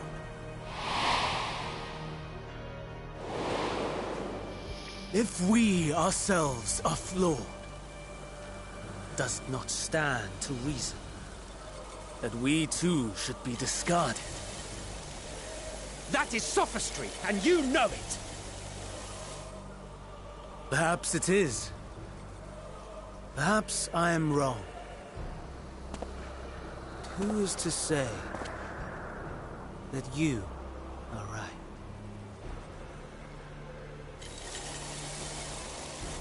Let us settle this with a determination. In my authority as Chief Overseer of Elpis, I will make a judgment on man's fitness to exist. If he can learn to value all life and retain his will to live, even should his end be justified, surely find a way to avert his demise. If not, he will perish and starve. As with all determinations, provisions must be made to ensure fairness. Kairos! Awaken!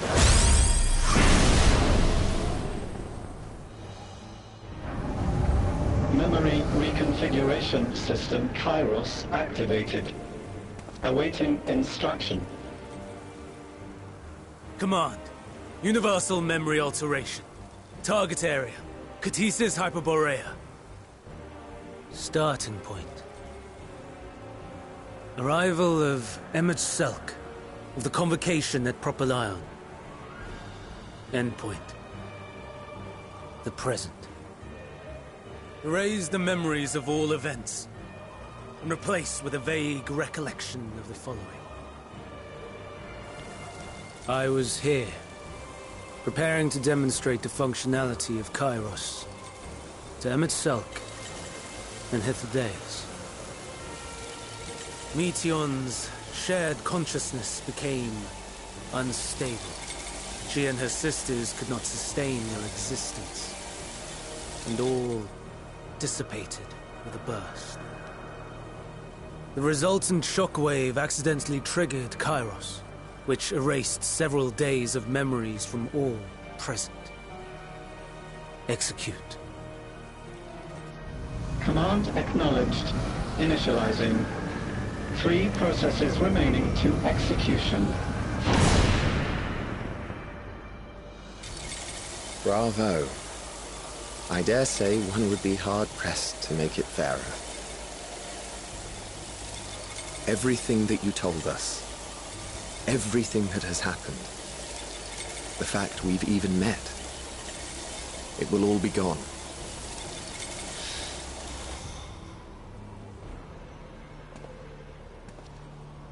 And it's this Go, kid Mitsuan.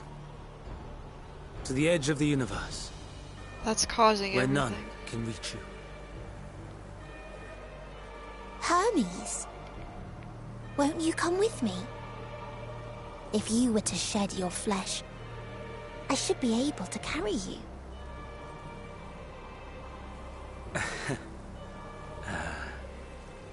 I will remain. As a man, I will oppose the oblivion you bring. Silly fool.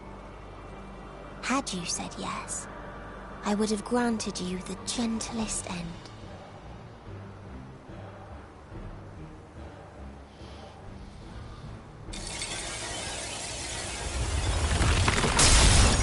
Yeah! This ends here! Go, Heidelin. Fly, Meteor!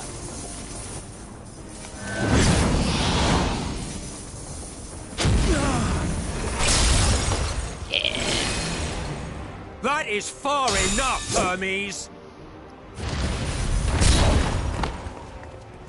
Argos, to me!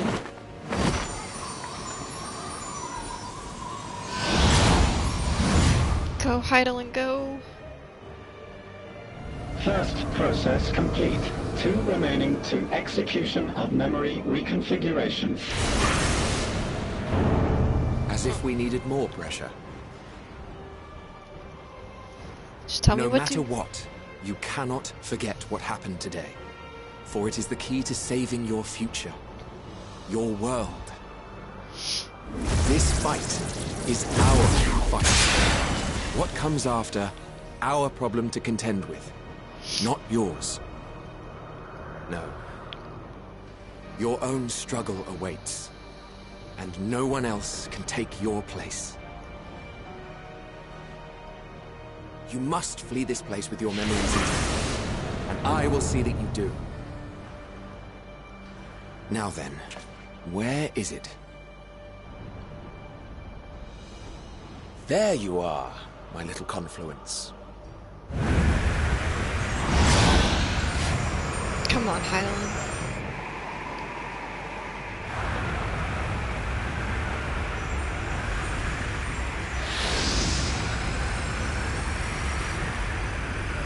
Go supersonic.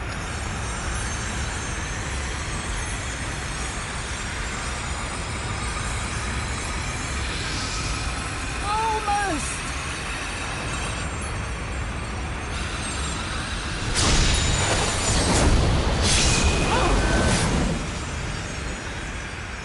Very well then. A tracker. You may elude us this day, but not forever.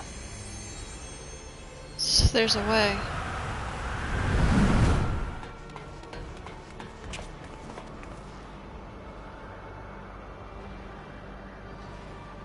Meteon's gotten away. Second process complete. 1 remaining to execution. Ugh. No time for brooding. Listen well. Beyond lies a spatial confluence that connects the interior sections of this building. Okay. I will destroy the confluence and force open a way outside. When I do, you must jump through.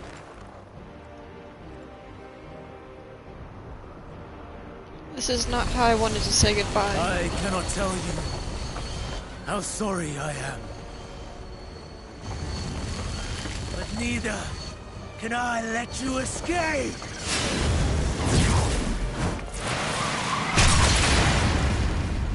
Shoot your arrow. Do it. Shoot it.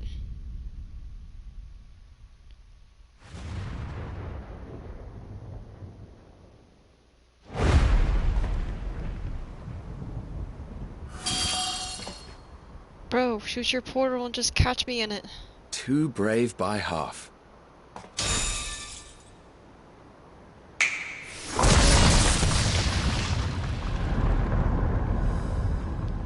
That's a really cool rip. Exemplary work, as always, Emmett Selk. What? But how? I thought the confluence was... over... Over there? Yes. We were rather hoping you would. It was never anywhere but where it is now. The instant those two began making their way towards nothing, 'twas clear the plan was a diversion. I'm quite incapable of destroying a confluence, I must confess. A gambit brazen beyond words. Though we've grown accustomed to reckless improvision due to the antics of an incorrigible associate. Though, in the case of certain present company, incorrigible is an understatement. Honestly, I'm beginning to suspect it's a requirement for every Azen.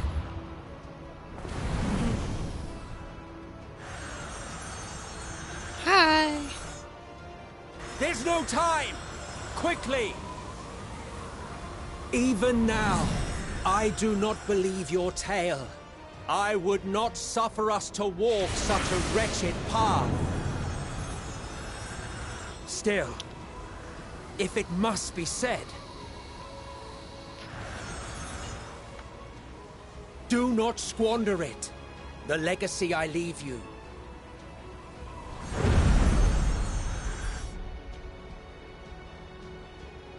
Final process complete. Executing universal memory alteration.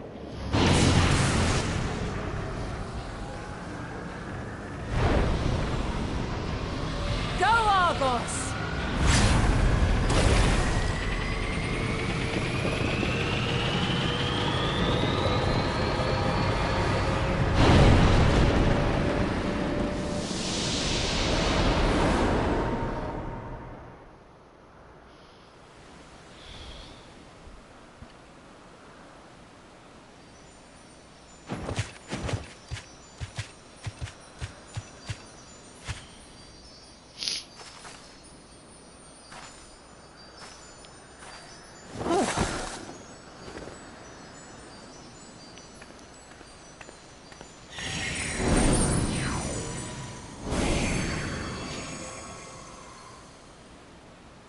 I'm fine.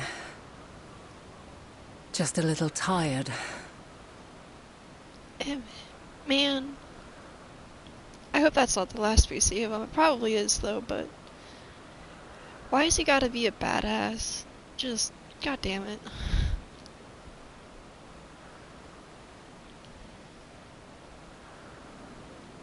I thought I died, and that dude was just like... yeah, she's side saddles, it's cute. But I didn't expect that. I thought I was yeeted for a minute there. I was kinda just hoping, like, our other friend would shoot his arrow into the conveyor and open it up and save us, but that's a whole other twist. Like, his little snap thing too, it gets me every time.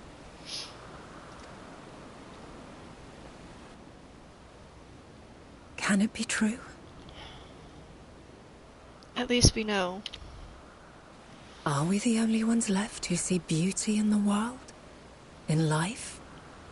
Are the stars above no more than husks of fallen civilizations?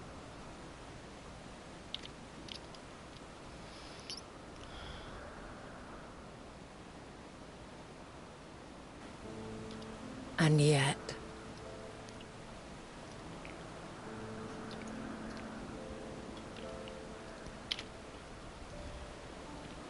I feel her. Though she is unimaginably distant, I feel Meteion's presence. And the place where to we must go. Ere she made good her escape, I placed an enchantment upon her.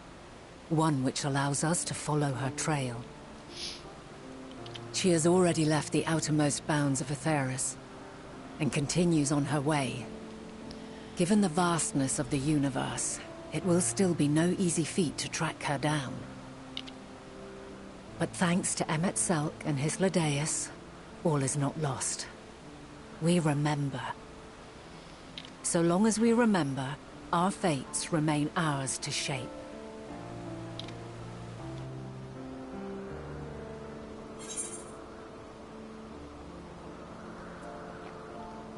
What become of the others, I wonder?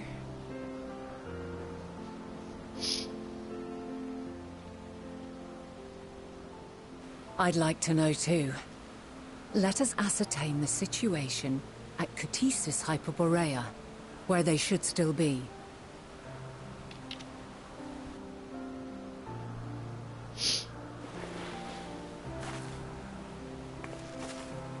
Given the likely state of their memories, however, it would be imprudent for us to approach them directly. In which case... He's not gonna remember who I am.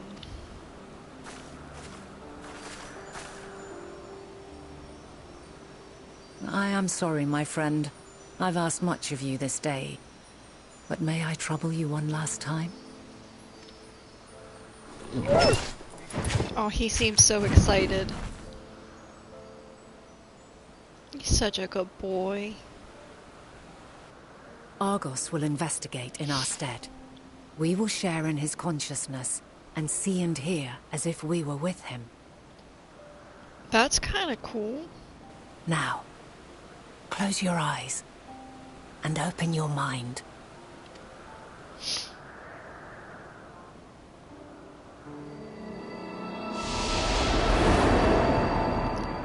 Bro, I've been butchering that place's name along with so many other things this entire journey. I will never be able to say our new old friend's name properly, and I feel bad because I really like him. I can't say his name. Thank goodness you are unharmed. Greek is a language? Yeah. But I do feel like for like some of these places, they just like put random letters together and then threw in random apostrophes. Like, my dude, I don't know how to say these names. Like the guy that's name's BWYVEON or something like that, he's in Limsa. Like, my guy, how am I supposed to pronounce that? Unharmed?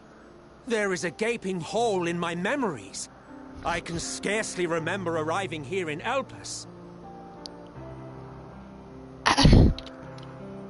Forgive me. I was preparing to demonstrate the functionality of Kairos to our guests.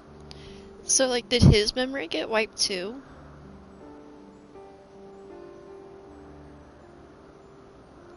Becoming beyond the north.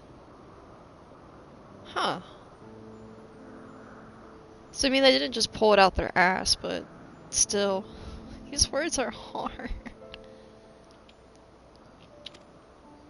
But Meteon, her shared consciousness became unstable. And she... But he said everybody present. And he was technically present. Like, he didn't specify who. He just said everybody's present memory will be wiped. And given the fact that he's still up there with them and is down with them now, his memory would have been wiped. Erase a superhuman glowing living entity. Which makes sense. The vision of mankind is huge.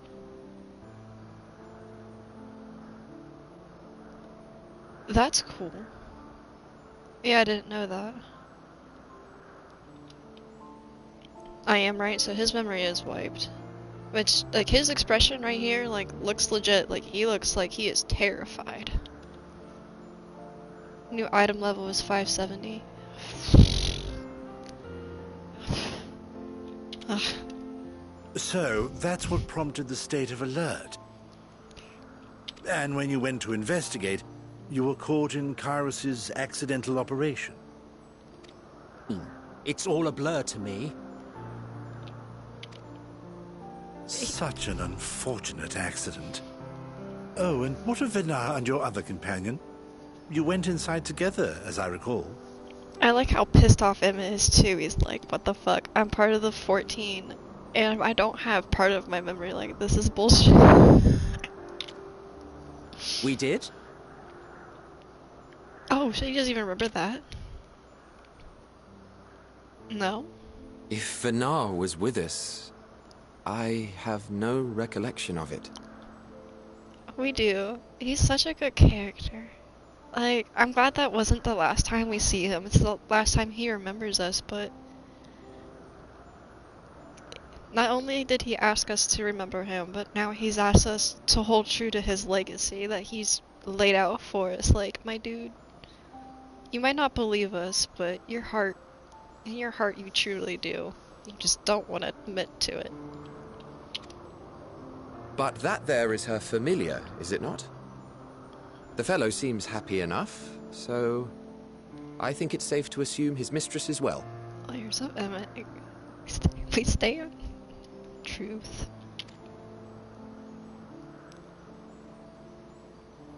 I haven't the slightest notion who this other companion might be, however. Ah, well, that individual struck me as a bit different, for want of a better word. Perhaps it wasn't actually a person, but some manner of creation. Curious. I must ask Vinara about it when next we meet. Yes, yes, you do that. Now, if we may tend to Hermes, whatever this Meteon did, it seems he bore the brunt of it. No. That was us. That was us. Once you are fit to travel, you will return with us to Amarot. We need to make certain there are no other ill effects. Also, I am here on business of the 14. We've already had the conversation, like as not, but since your toy wiped my memory, we'll have to have it again. Oh, poor Emmett.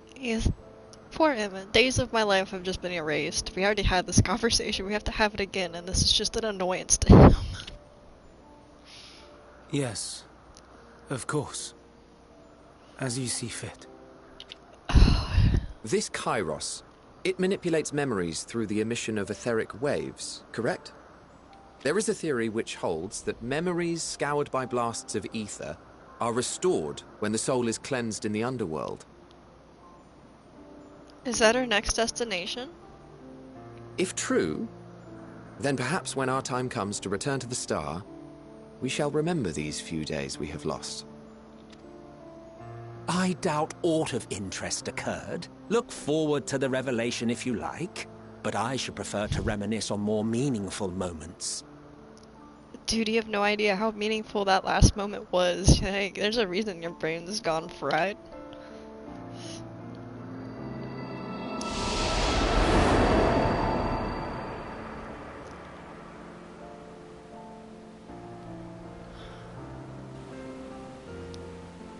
Let us rest. If only for a while. After all, you and I... Oh, we still have a long, long way to go.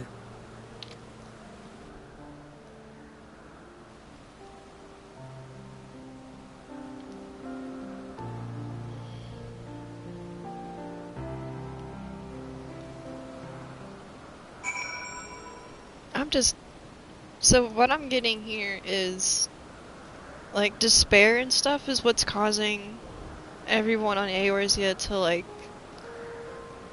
turn into the blasphemies, like, because they don't have so much aether to protect them from their emotions. And this chick, Meteor, who is at the edge of the universe, thrives on that, from what I'm getting. And is kind of the cause of what's going on, but Heidelin, even though she knows that, like, it's a really, really bad thing and stuff, and that people are gonna turn, she kind of made the moon and the moon landing to just kind of keep hope alive, even if it's not, like, necessarily to be used, it's just, like, to not let them fall so far into despair that the entire world all at once just... I'm on the right track.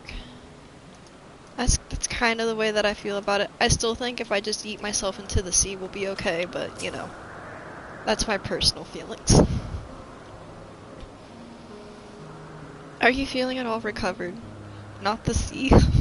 Well, they were talking about the Aetherical Sea and how it's like Heidelin's home, and I figured since we kind of destroyed Zodiark's home, if we destroy Heidelin's home, it should equal out and, like, get the aether reflowing, or just have it all dissipate to begin with, but I don't know. I was just thinking like, well, one's destroyed, the other in the middle should be okay. Are you feeling at all recovered? I understand that your exertions were more than purely physical, but resting one's body, if only for a moment, is never without merit. As for Hermes, I think it unlikely he will create more Intellicons. He poured much of himself into Medion, and now that she and her sisters are gone, dissipated in his mind, the grief must be unbearable. He will blame himself. He will believe that, had he never acknowledged his dissatisfaction with the world, then that Media would have never been born to suffer and die. We gave him an impossible task. The offer to join the 14 will be welcome. Distraction. And one day, hence, he will face the advent of the final days and the rules of Fandaniel. Oh. You may now enter the cool dungeon unlocked. Ren, listen to me. Our duty now is not to denounce Hermes for his misguided determination, or to convince Emmett or Hythlodaeus that they have been deceived. No, we must instead ensure that the experiences Hermes sought to expunge were preserved. What remains in our memories alone will be our weapon against the final days. You must fight this battle in your age, and I in mine. Come, let us walk together once more. I will see you to the doors of the Propylon. I don't want to leave. No. Are we done here? This has probably been my favorite zone so far. Between the scenery, everything that's going on with the story, like I really like the creatures even, like this is probably my favorite zone that we've gotten to see. Well, delicious. Have you tried spoilers reenacted? Not yet, no. What's up, Robo? How you doing, my dude? How was your stream? Welcome in, fellow raiders. It's good to see you, good to see you.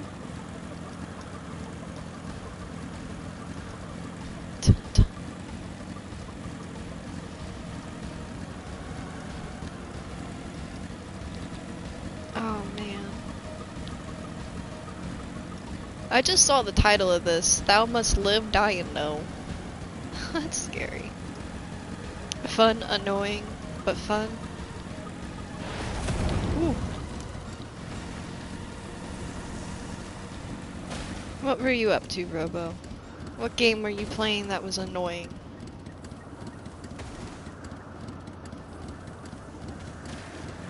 Games and demos does not tell me anything. What is DNF? Do not fuck duel? That's all I got.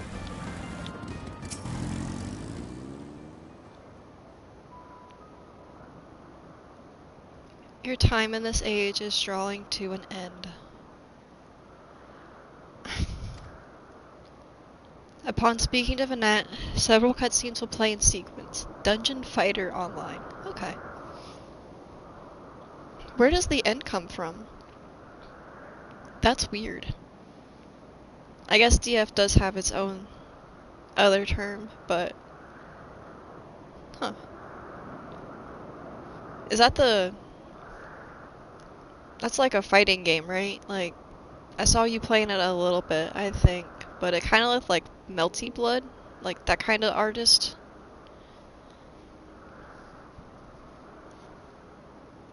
I really don't want to leave this place. I really don't. I really like it here. It's recommended that you set aside sufficient time and view these scenes in their entirety. Arxis? Dungeon and fighter, I don't know. But it's a fight. That's cool. I'm sorry I wasn't there, I was lurking. I have you up. Oh. And that explains why I hear double of me. Because you rated. I'm glad you had fun though.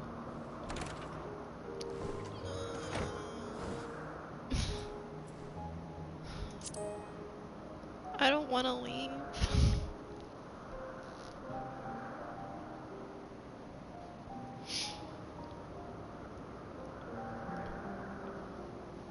So, it is within. The portal that brought you hither, and will take you home.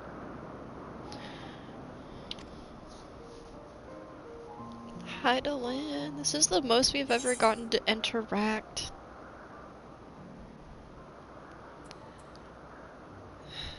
No, this is where we part ways.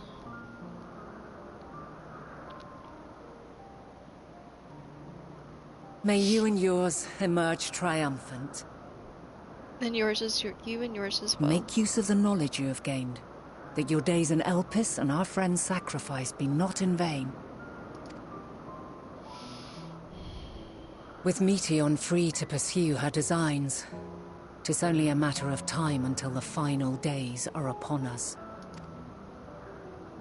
We must be ready.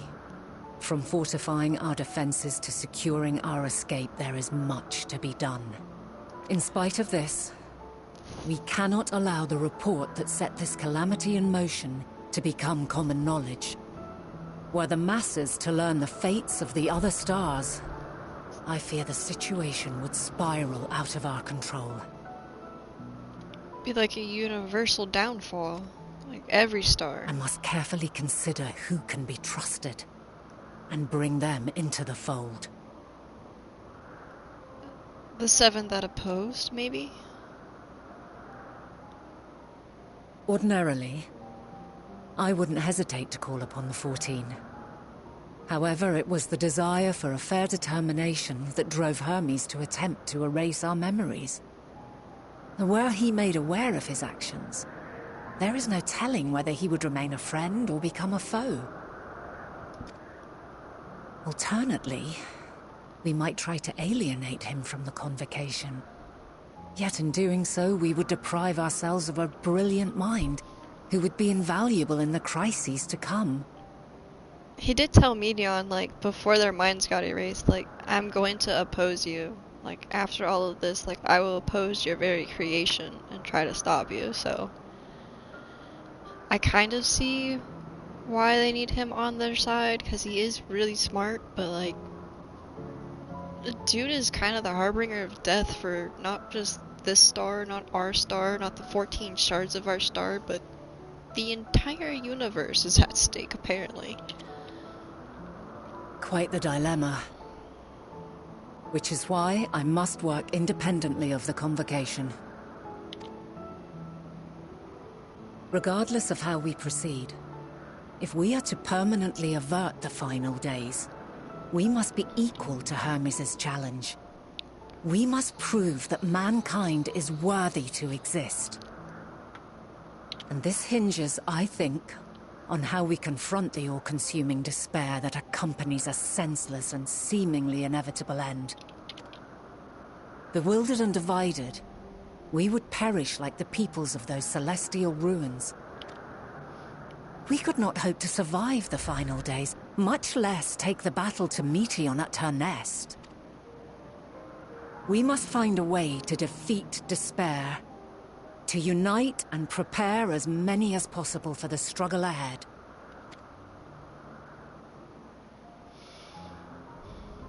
Heavy will weigh the burden of guiding this legion of souls. Yet I have faith in mankind's potential. As long as he believes in himself, there is naught he cannot achieve. So I will not give up on him. On us. You may find your world to be very different. Or perhaps the erasure of our friend's memories has sown the seeds of a conjunction between us. We cannot know until the moment is at hand. So shall I strive to do my best, taking naught for granted as I walk my path. And I pray you walk with me to the end. As you move forward, so too will I. As will all, resolved to fight for the morrow. I've not played Metal Gear. Which one? What quests are you on, my friend? And when mankind has found the strength to stand against despair, We shall silence the Song of Oblivion. She who sings it will learn our journey is far from over. Oop, this I promise. I skipped it. Ha ha ha, you don't promise shit. Fare you well, my light of the future. Till we meet again. Thancred Sneaky Sneaky? Oh yeah. I definitely died on that once. But that was actually kind of fun. It was interesting.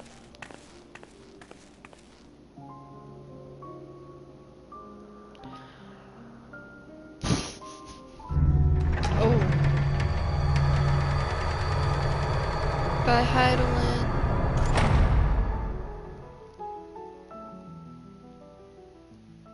The only thing that sucks is I know I've been gone for days, and I wonder how bad the situation's gotten on Eorzea in the time I've been gone.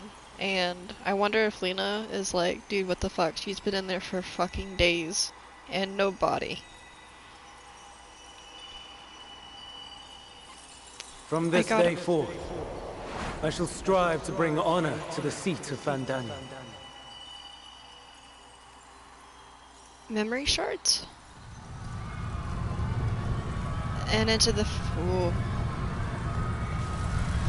This isn't good.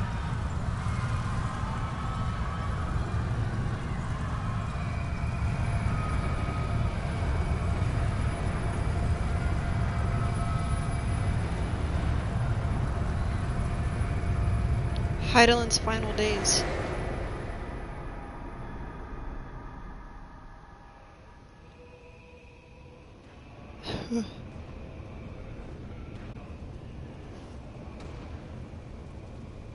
Wait, this is Iblis. Like the place we just got from? Are you kidding me? We just left. Is it already in ruin? Even now, I remember standing there, locked in a moment where the sky is aflame.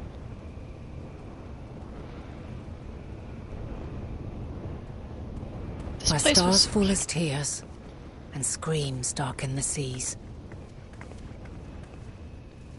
Where resignation rots the trees.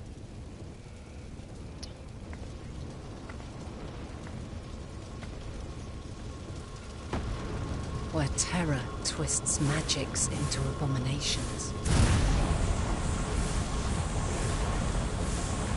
Such is the lament of they who have gone before. The song of they who tried and failed to create a better world. The song of the end. You're not gonna do anything about that? Heidelin, what the fuck? Okay, I mean they're not doing anything That which hides either, at the edge of the universe is no longer Hope's creation.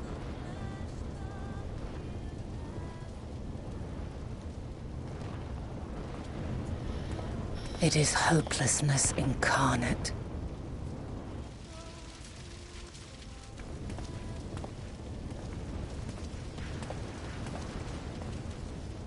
That day, mankind saw half of its number sacrificed to bring forth Zodiark.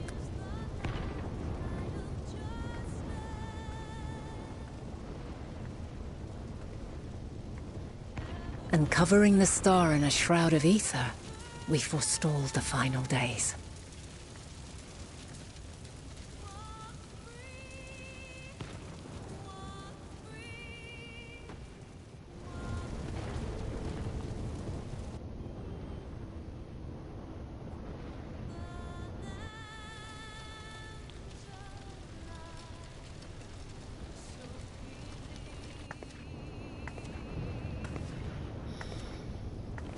Yet the cries echoed still. We wept for innocence lost, wailed for death inevitable.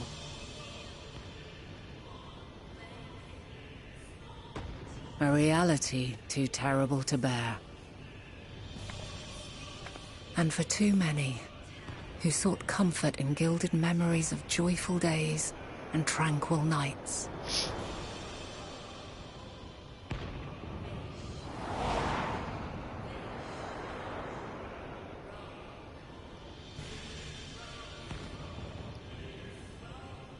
This is all wrong! Why must we suffer so? It needn't be like this. No. There must be a way to restore things to the way they were. To reclaim the perfect paradise we once had. No, my friends. Suffering exists, and we cannot pretend otherwise. No civilization, however great, could eliminate it. If we would live, we must accept it as our constant companion. Let us not seek to forget this tragedy. Let us carry it in our hearts, that we may grow stronger and know true happiness. We can't accept it! We won't accept it! It will be ours again! A world free of sorrow! No, it will not. For there has ever been sorrow. Mankind was but spared its biting sting for a time. So please, open your eyes. To try and reclaim those lives we lost by sacrificing yet more isn't wisdom. It is weakness. No paradise is without its shadows. If we cannot accept this truth and learn from our pain, then our plight shall be repeated.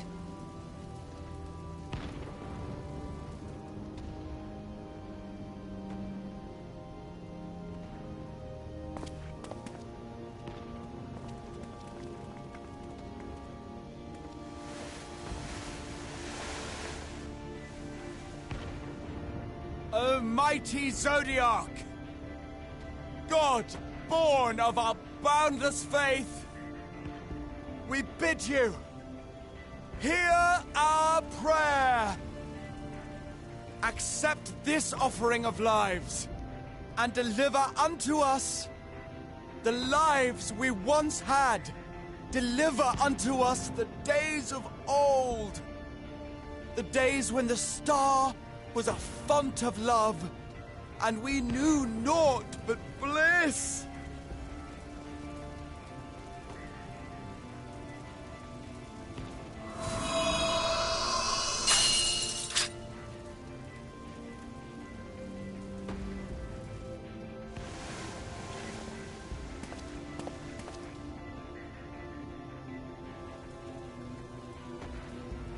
You would destroy it?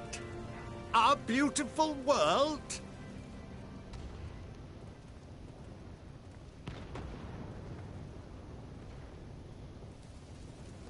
Lands that stretched on forever.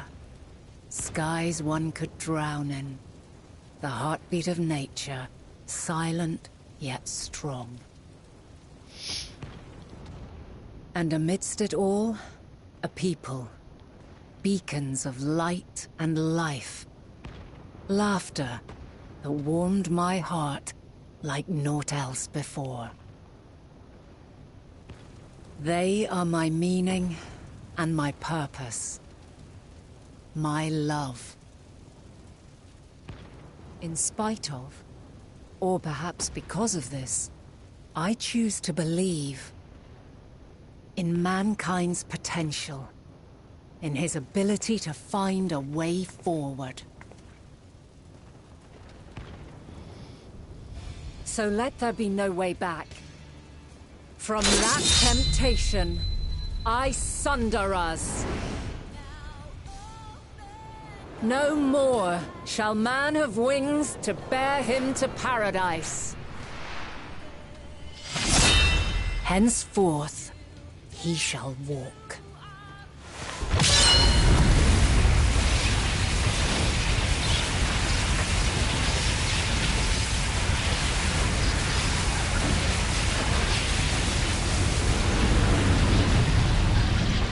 That gave me chills, holy shit.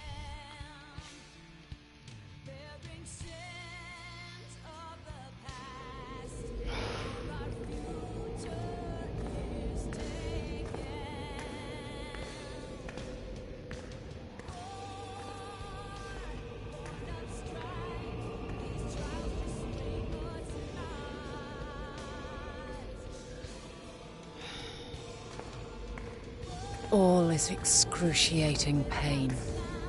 I breathe fire and torment.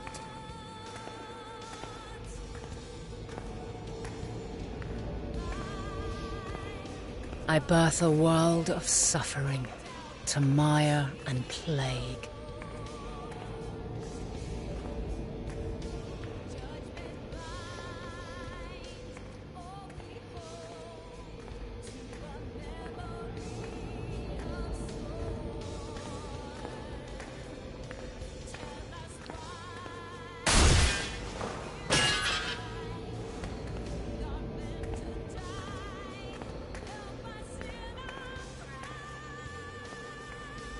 In one fleeting moment, lives come and go, ever moving towards the unknown. And in that fleeting moment, they cry for the answer to the question. Holy shit. Why, given life, are they meant to suffer, to die?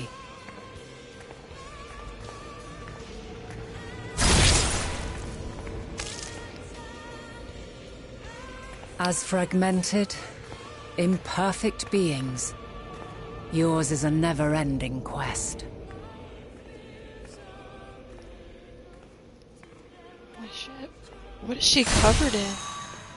A quest to find your purpose, knowing your end is assured.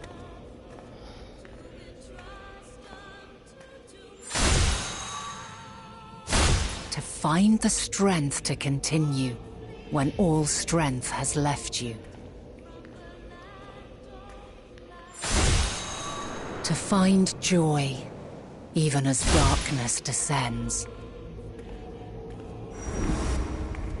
And amidst deepest despair, light everlasting.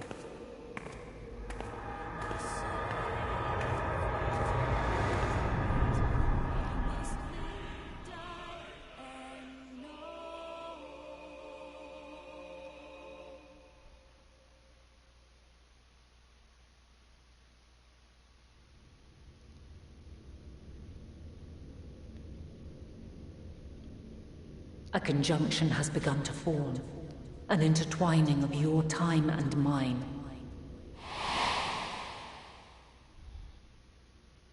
When you truly understand what is at stake, and your journey has prepared you to surmount the insurmountable, then shall I honor the promise made in another time, another age.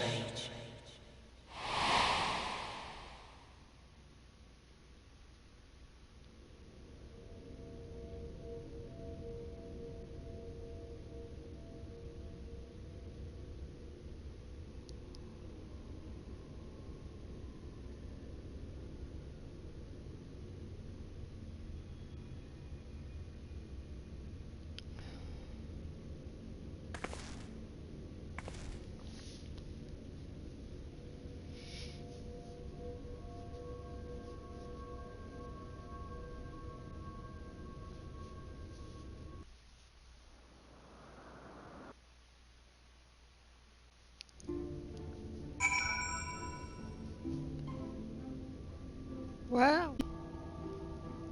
That was a lot. That's a lot to take in.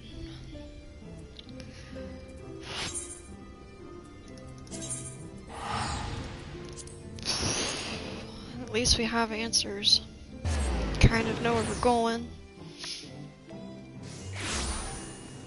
But holy crap.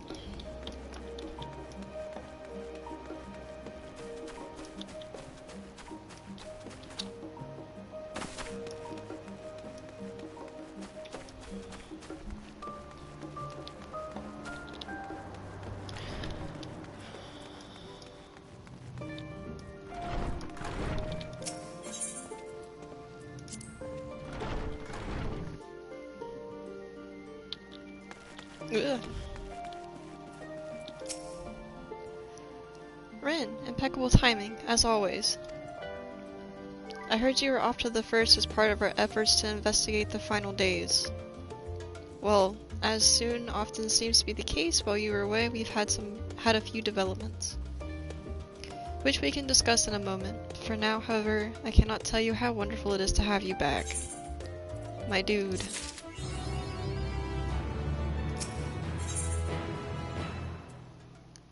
"88 quests."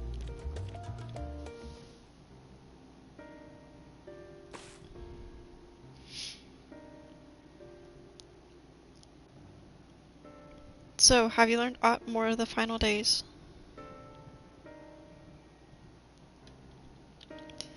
Then the journey was well worth the risk. No doubt your newfound knowledge will be a great boon to us all. Unfortunately, during your time on the first, events here have taken a turn for the worse. Kinda had a feeling I'd been gone for a little while. I didn't even say bye to Lena or Ryan. I didn't say bye to them before I left the first. I just kinda yeeted. The Scions are running themselves ragged trying to contain the spread of the blasphemies, but it's a losing battle. Try to ascertain the where and the why of it. Azalea and Alphanod have been traveling all over. Of all the regions they visited, Locus Amotus is one of the worst affected. Thancred and Stynian and Graha took a detachment of allied soldiers there to offer aid and succor those in need. But the province is vast. They only managed to visit a handful of coastal villages. It was an accomplishment worth celebrating, still, but a drop in the bucket at best. In the meantime, Y'shtola and Master Matoya have been making a concerted effort to establish contact with Hydaelyn, but in the Aetherial Sea, but to no avail. As for Tatur and I, we've been keeping a close eye on the Forum. From what we gather, they've been constructing a vessel to ferry people to the moon. An ambitious project that likely has been years, if not decades, in the making. However, since we've seen no sign of it thus far, I suspect it's still incomplete. I kinda gotta adjust for the size of a dragon though, so. You will also recall the proposal issued by Master Forchevant to the people of Ratahan. Following their discussion, Virtue declared his support for the plan and urged those who wish to evacuate accept the Forum's invitation. So far, so good, but that's where things get a little strange. Apparently the Forum caught wind of the lunar teleporter in the Tower of Babel, and decided to use it to deliver people to the moon instead of their own mysterious ship. Therefore, to secure a safe passage for the Hainish refugees to the tower, Alphanod, Alize, and Stynian, and Grahaha traveled to Garlemald not long ago. Trouble is, the capital was hardly the safest place to begin with, and now the final days have come to Garlemald. Shortly after our friends arrived, they were sent to rendezvous with Master Fortunat. Then panic broke out and communications were severed. From what fragments we were able to make out before the link shell went completely silent, we can only assume the phenomenon has spread to the capital.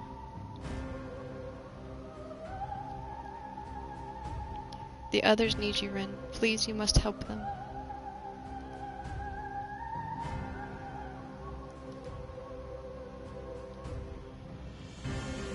Having you there will make all the difference. I'm sure of it.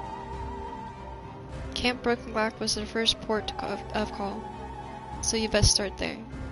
Hopefully Lucia will know where they are. There's no telling what you'll be walking into, so you'd best take every possible precaution.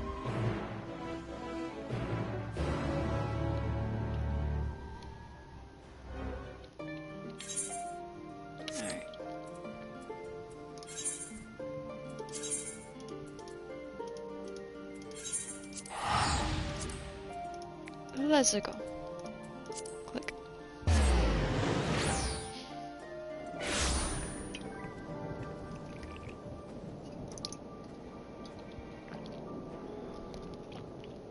That's a duty. What's up, Lucia? Rin, and not a moment too soon. The skies over Garlemald are ablaze. but it's events on the ground that concern me. As you will have heard, your fellow Scions arrived ahead of you. We cut the customary greetings short after we received word from our troops on the Magna Glacius that the Form's airship had landed. It was then that the heavens began to burn. I dispatched your friends at once to ensure the refugees come to no harm. I'd have you join them immediately. Additional support is en route, but we will discuss them later. I entrust you are ready to depart. Upon departing, several cutscenes will play. Yes, yes, yes, yes, that's what I like. Let's go. It's a bunch of cutscenes, a little bit of a duty action, and probably more cutscenes. Earlier on in the Magna Glacius.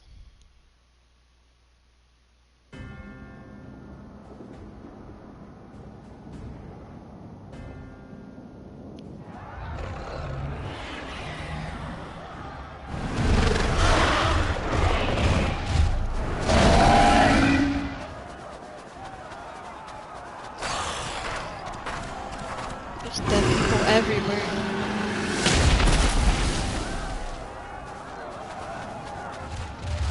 No. No. No. We were promised an escape. Not the same room we fled.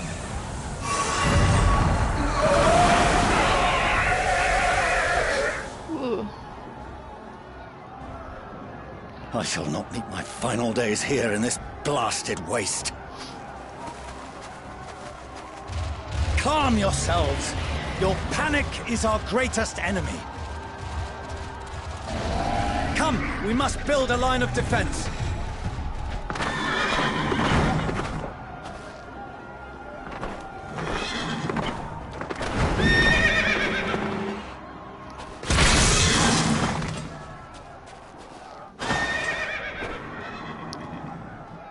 How? Leave the fighting to us, Father. You must lead the people to safety.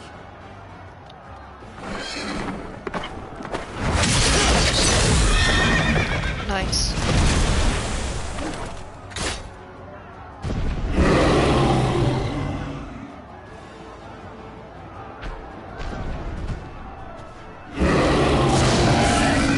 Don't turn on me, dude.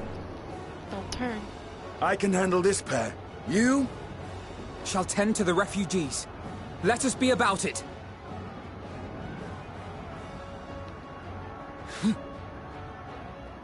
As you wish, my little lord. Called him little. Oh, okay.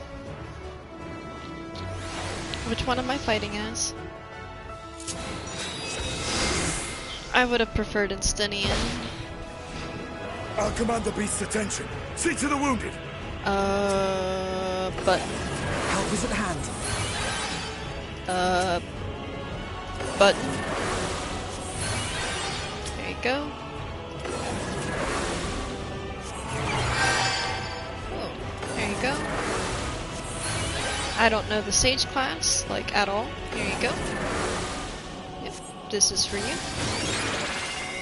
There you go. A little bit of that. There you go. Righto. Okay, and now we attack. That's... Ooh, there's a couple of them. Leave it to me.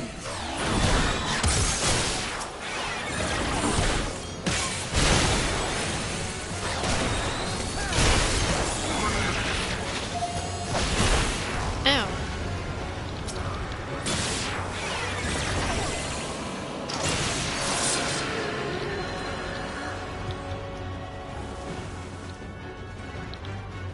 Now what, dude? Protect the refugees? Not heal it.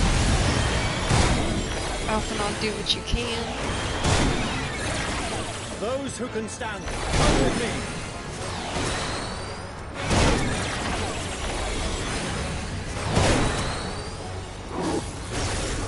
See, that's an AoE.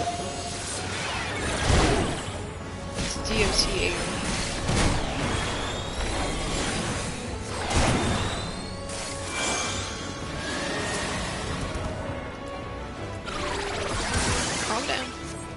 Calm down. Maybe calm down. Do I need to talk to you? You're safe now. Yes, I do. Easy now. Deep breaths. Okay, that one's done, but this guy's not. Hi, friend. I guess I didn't let him calm all the way. Yay! We are good sage. Worry Now what? not for the refugees, but for yourself, boy. Okay. Da da da da da da da da da da. Oh, hello. Da da da da da. This one? Okay.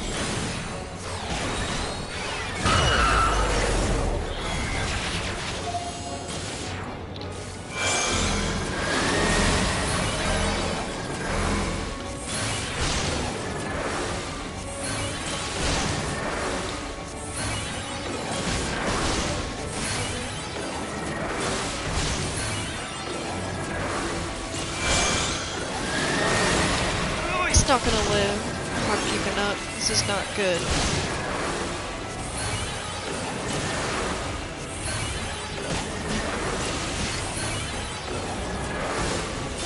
Which one does more?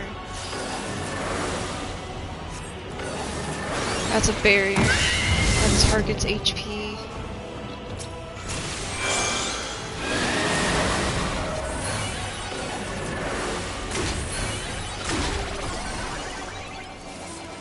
I should be spamming that one, but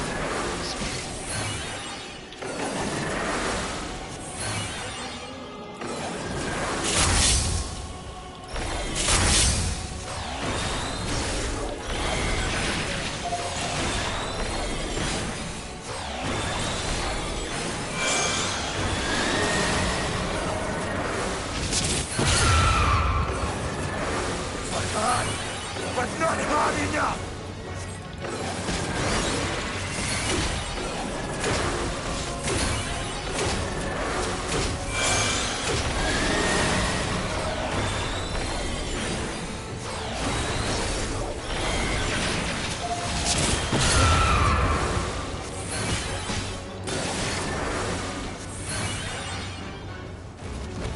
not too bad. It's a little bit weird being a healer like that, though.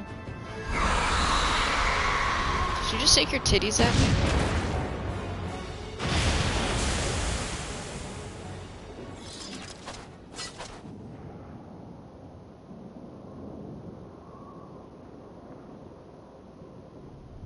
Help! Someone, please! What? Ooh. Don't turn, you're fine, you're fine. Just kidding. Just don't turn. No. Don't. I don't want to die. Forward! Let not a single fiend escape! Julius. And the 10th. Or the 1st, I should say. What's up, my dude? Wait, that's... I don't care if he's got a Julius cowl. and the army. Yeah. So, you've recovered then? Good. Good In shit. time enough to be of aid. For once.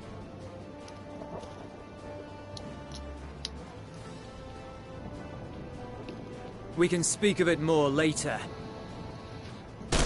For now, we must fight! to repay your salvation in kind, or with better! For Garlemald has her pride! It's a good turn of pace to see. Can still fight in the name of Garlemald, but he's fighting for the greater good. Of that now. I've no doubt. Makes me happy.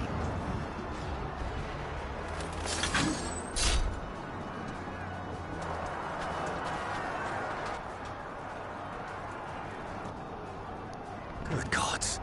Of all possible saviors, the Imperial Army. Eat it, dude. Oh! Accept it. God. Get it, dude. I had hoped to take all of them down at once. Think a withdrawal might be in order? Nope. Oh, sod that. You know who would never abandon these people to their fate. To be devoured by their former friends. That'd be beyond cruel. These beasts must fall here and now. Can I play as Graha? Well then. I'd say it's high time we threw caution to the winds. So long as you spare me the heroic sacrifices. Now, let's go! I'm probably gonna have to play as Alize, but I want to play as Graha. We always have to play as the twins. We never get to play as the fun ones. Damn it. Don't attack.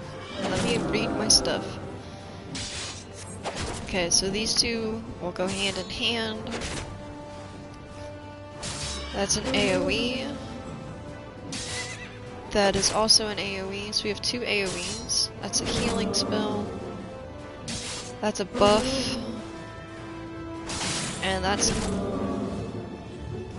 my limit break. Cool. Okay, I think I got it.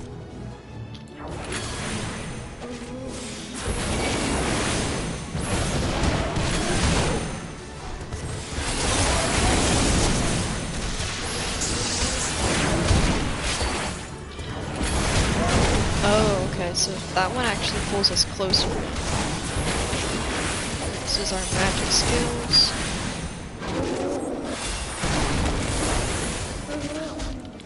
He's on a clear.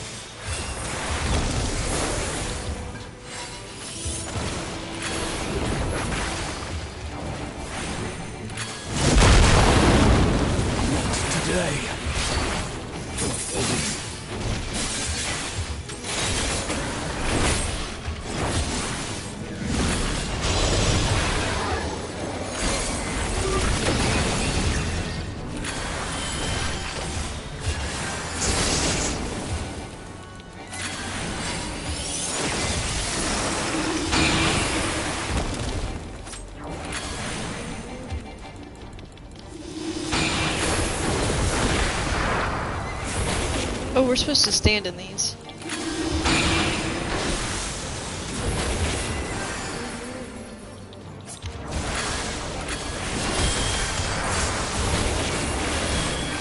At least I think. We didn't die, so Raha stood it more.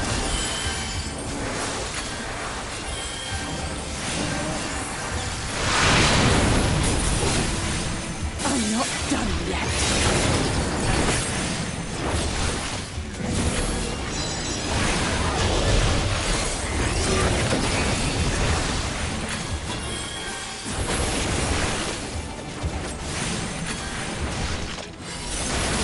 Don't worry about.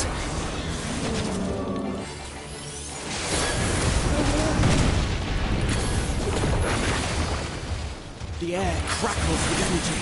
Find cover!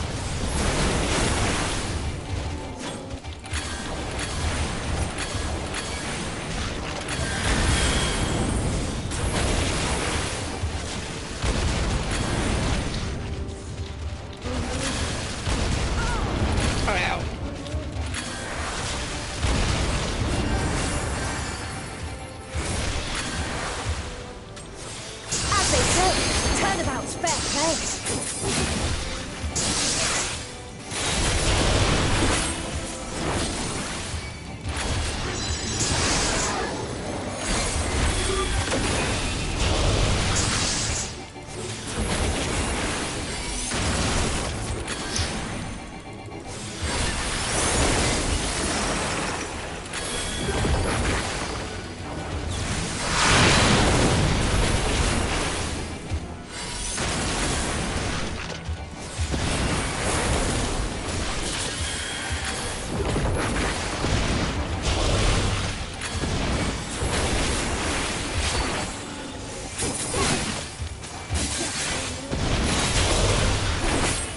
Yay!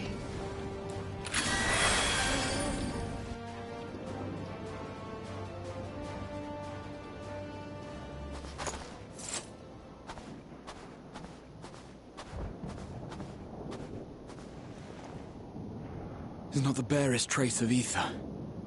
Maybe there really is no way to bring them back.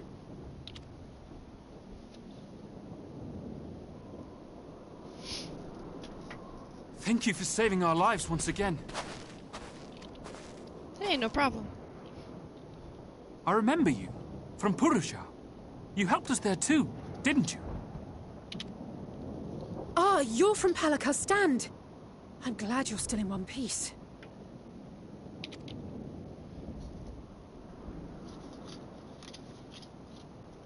Or you will be, once I see to that injury of yours.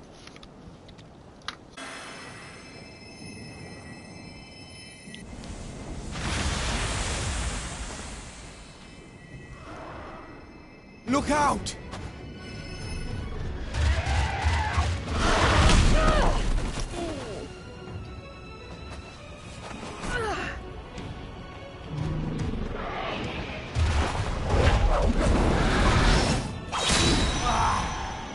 Good job, Graha. Get out of here! Quickly!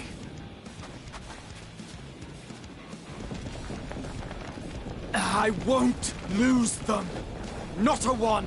This will be a brighter future! I won't let a madman's apocalypse ruin everything we've fought to achieve!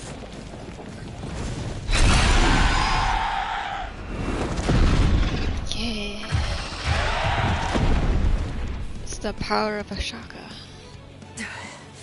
Get it together, Alize. You're embarrassing yourself. And in front of Father, no less. You might never measure up to our champion.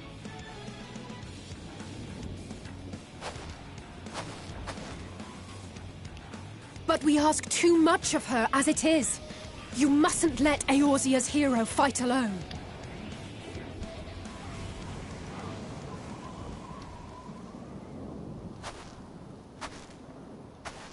There's a middle of a battle. Why am I walking so slow?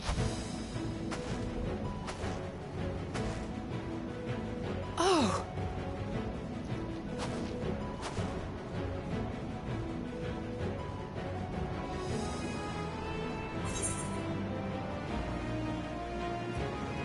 That's precisely why you should never skip your squat regimen.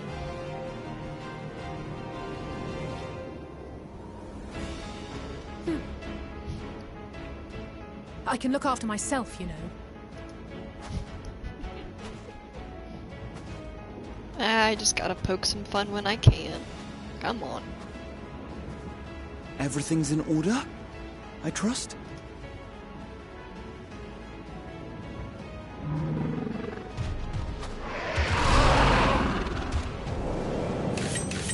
I've had enough of this rabble! Come on!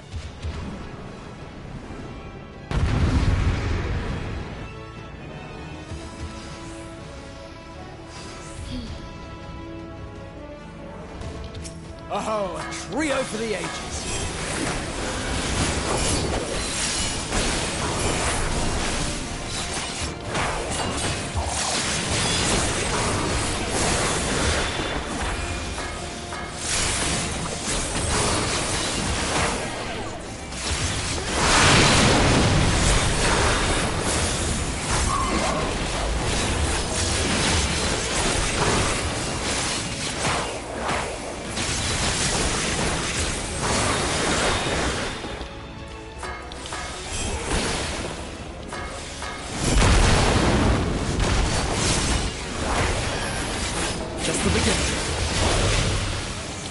This is so much easier on my character.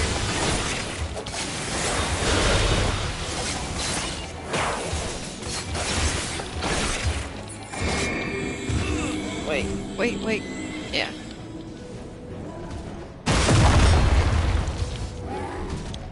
I had a feeling I'd find you. This should be the last of the worst troublemakers. With me!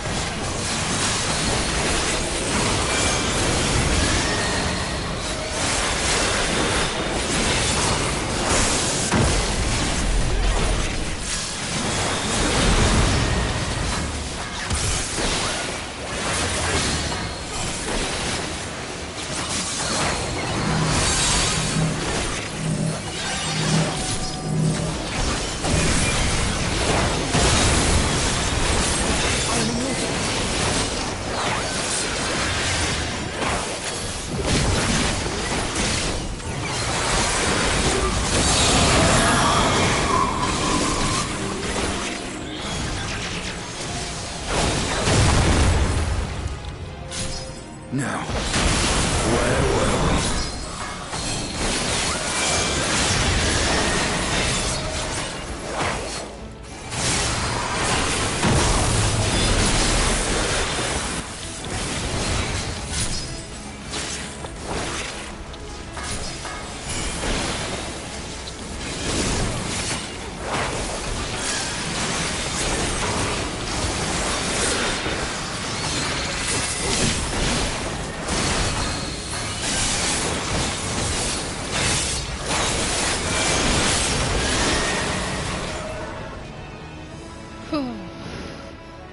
That guy had a lot of health. He did not want to drop. That was a lot of DPS and down. Considering we didn't really have a true tank. Girl has it all around her, but...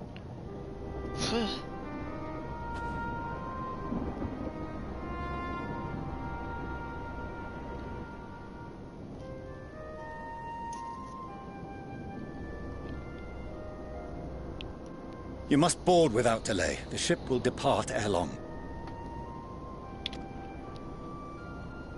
Your offer to host us in Sharlayan is most appreciated. But will the final days not soon fall upon it as well? Whose voice acting is that? That's one of the main characters. Your hesitation is not unwarranted. The satrap entrusted me with your lives, yet I have failed your comrades. Nor are you wrong to fear that this corruption will continue to spread. I cannot promise you complete safety, even in my homeland.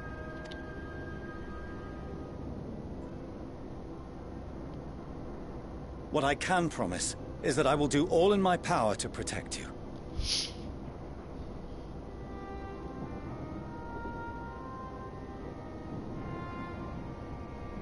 That power is not inconsiderable. Even now, my countrymen are preparing the vessel that will deliver us to a sanctuary on the moon.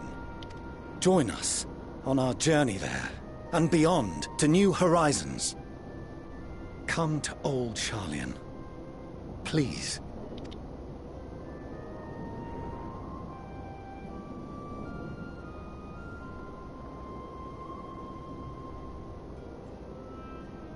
We would be fools to refuse such a generous offer made in earnest.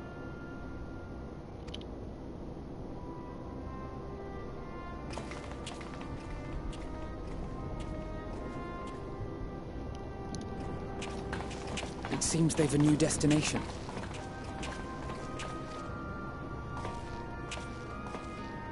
The people of Radzat-Han have known too much suffering. The march to Garlemald will only bring them more, short though it may be. I quite agree. Fortunately, they have you to look after them. Yes. Well. Do you recognize my weapons, Dad? They were yours. Are you mad? Behind you! Just there! More?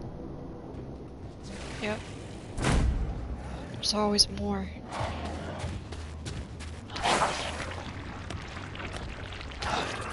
More of them.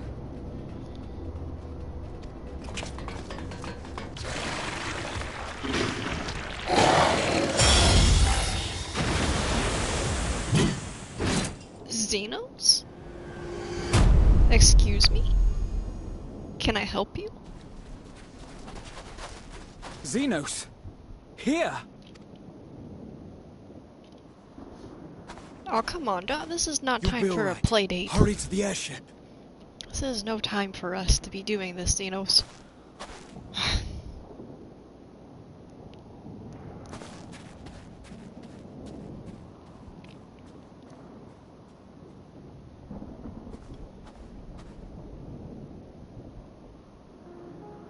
Why have you come? A heretofore unseen beast. 'Twas ripe for the slaying. Poor sport, alas. Unfit to temper my blade. Oh, for the love of... You cannot still be on about a rematch. That is, and has ever been, my sole concern. Xenos. God damn it. My dude. You, on the other hand, are fixated on a different quarry. I am. I really am. I'm sorry. It's just your blade's not big enough to pique my interest. Your passion pales before mine. Yet neither hate nor despair seems sufficient to recapture your misdirected bloodlust.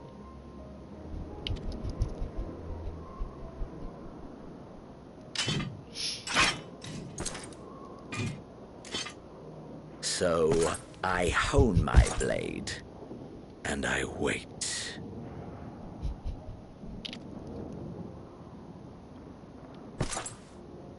That's it. That's all you care about. Oh, your Prince, Crown Emperor dude, he wants me. I'm sorry. I'm sorry. That's what you've been fighting for, is so that he can, you know, have his little play date with me, and I kinda tell him no. Garlemald is in ruins. Our homeland, the nation you rule, is as good as gone. Along with so many of its people.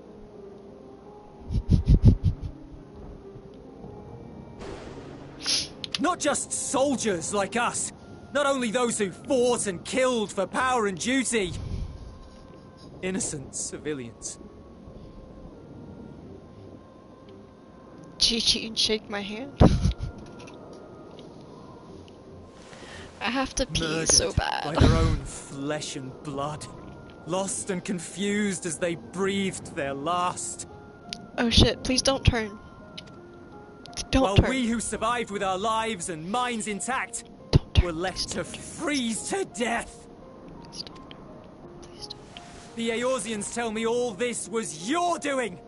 You slaughtered your countrymen. You did. For what? Yeah, that's why I have to pee. I haven't peed since like the 6-hour-ish mark.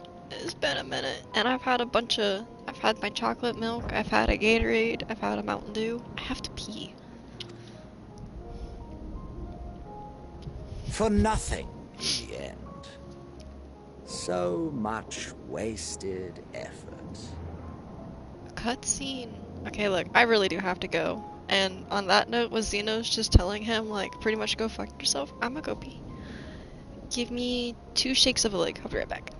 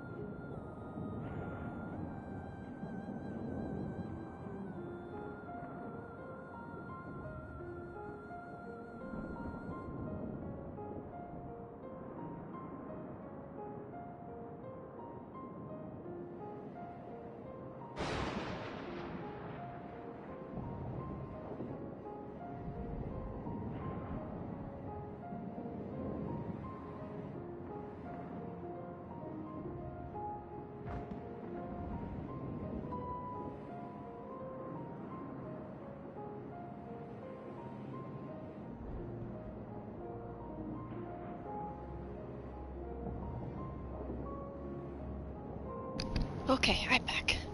I feel so much better. So much better. Yeah, this fuckboy. And he just told Julius, like, yeah, I pretty much, you know, abandoned everybody just because I want to fight, you know, our lovely warrior of light. He's got a really bad thing for us. You bastard! For your own sake, Eulus, you must control your anger. It will serve no one should it consume you and see you transformed.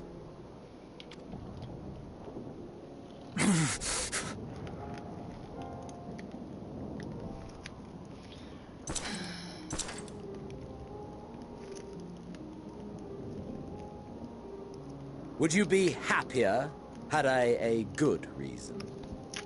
No, I just wish you understood I killed you. Well, I won. And then that you killed yourself. And, like, that's how this tale was supposed to end. Like, you're not supposed to be alive, dude. That's my thing. Like... I've already bested you. What?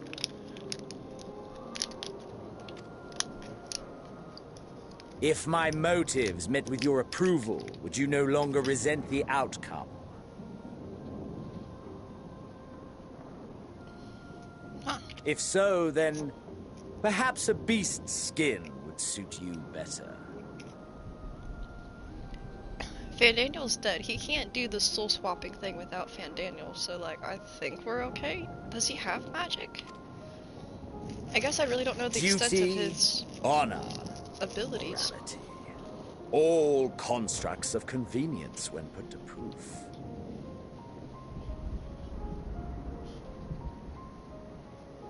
Surely the war taught you how easily power becomes the tool of the self-righteous.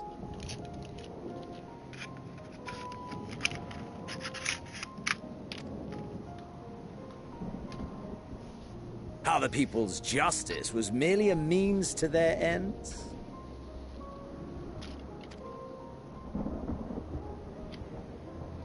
Yet you would ask me why.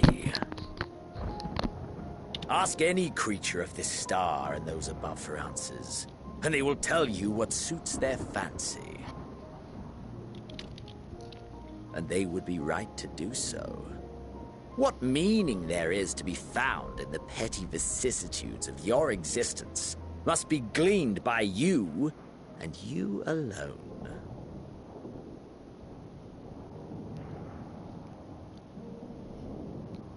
I kind of agree.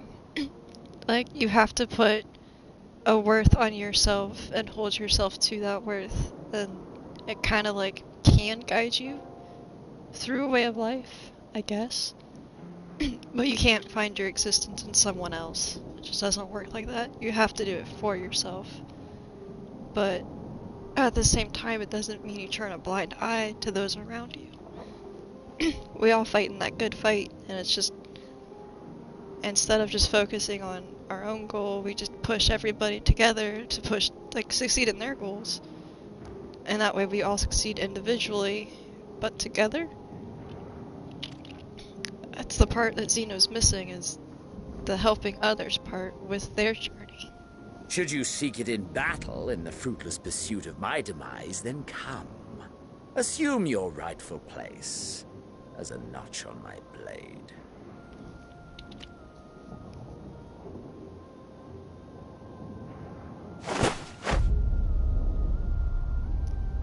Don't do it. Don't do it.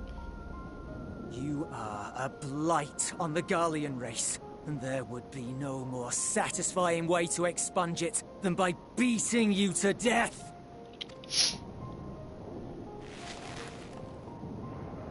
But I will not be party to another tragedy. I refuse to lose anyone else because of you. So go. Go! And may we never suffer your madness again!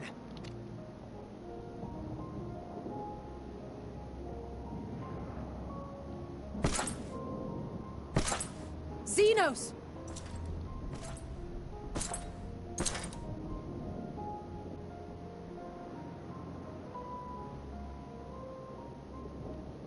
Perhaps you found meaning in living this way.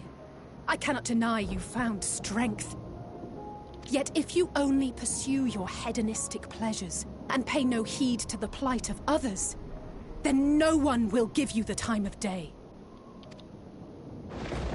You will never get what you want, not even the battle you pine for so dearly. You'll be alone for an eternity, and you'll deserve every agonizing second of it.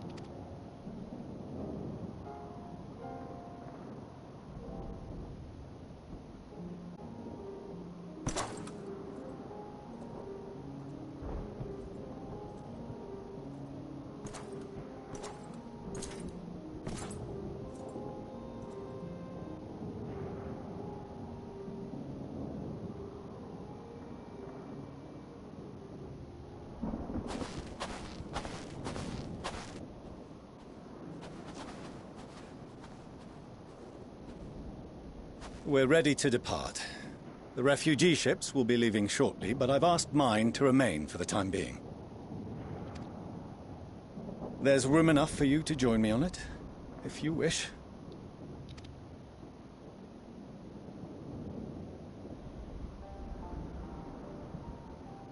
Do contain your surprise. I needn't agree with the Scion's methods or intentions to acknowledge that their deeds are deserving of gratitude. We appreciate the offer. But might I ask why you are delaying your departure? I presume it is not solely for our benefit. I must visit Garlemald ere we return to Sharlayan. Having caused such an uproar, it is only meet that I explain myself to the Ilsabard contingent.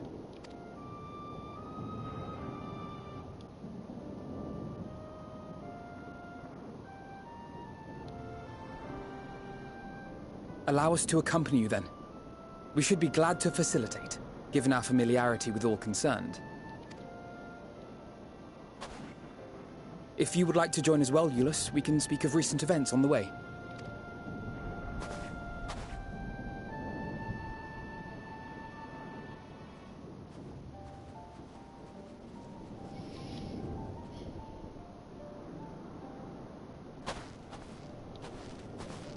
He'll be after your seat on the forum next.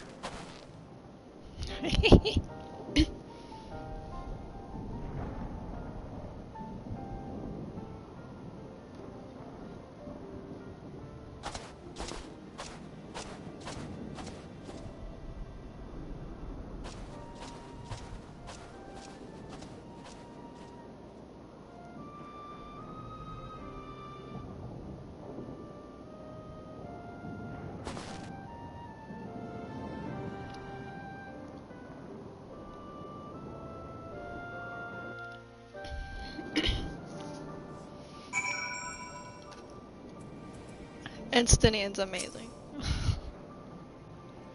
To see Xeno standing there, so uncaring and unrepentant. Gods, I don't know what came over me.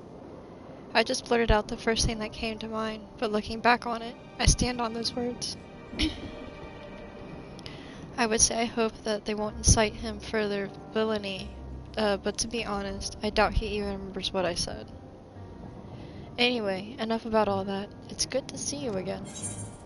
Oh yeah, it's been a while. What's up, dudes?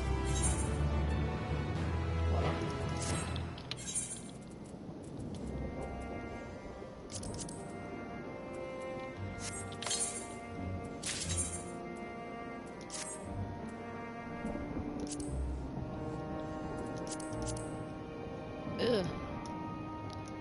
I got many chainsaws?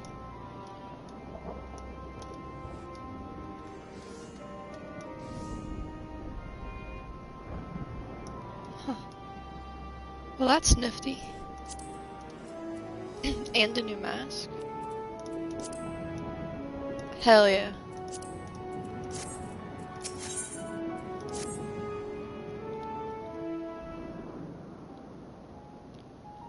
No major injuries then. Good. I briefed the recovered soldiers and sent them on their way as quickly as I could, but nevertheless feared they would not make it in time.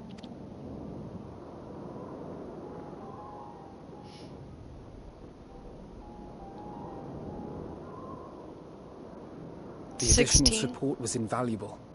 Your men saved more than a few lives. Actually, let me check that. At the beginning of the game, they were 16.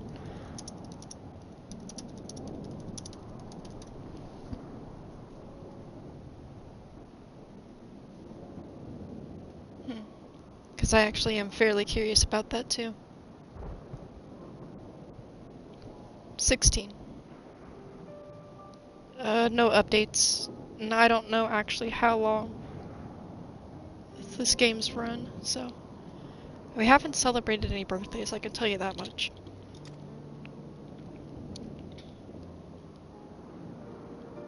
Though not all, I regret to say.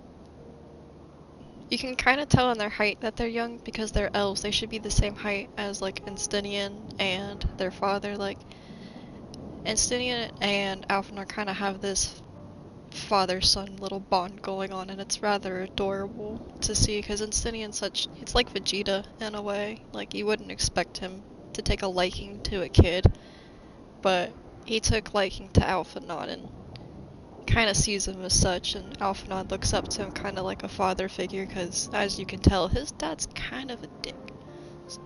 Well, was a dick. He had reason, but not really.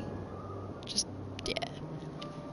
But he's done a rather lot in the time that we've been with him, so I can only imagine, like, the way that they talk about him from the stadium, like, he is a master of the debation. They didn't put it that way though, but like was the youngest to enter the stadium, top of class, honors, youngest ever to graduate. Like he's a prodigy of sorts.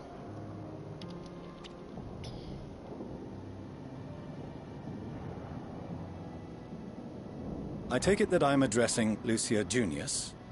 I'm the Forum's envoy, Fortuno Leveilleur. And you are owed an explanation for these most dire developments.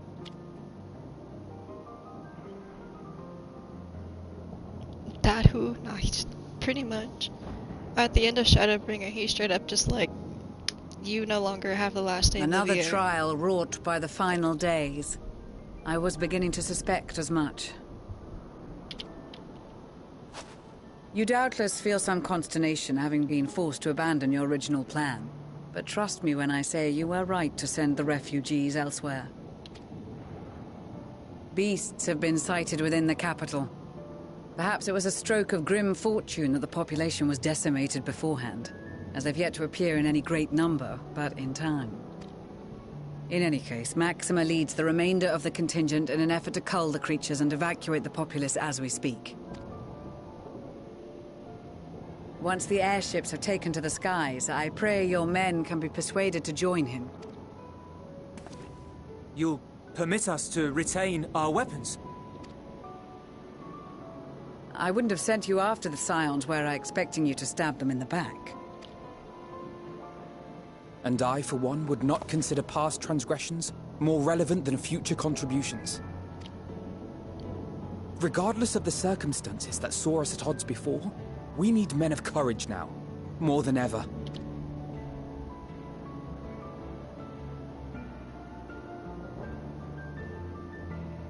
He should be the leader of Garlemald. Yeah. He really loves his countrymen and like his home.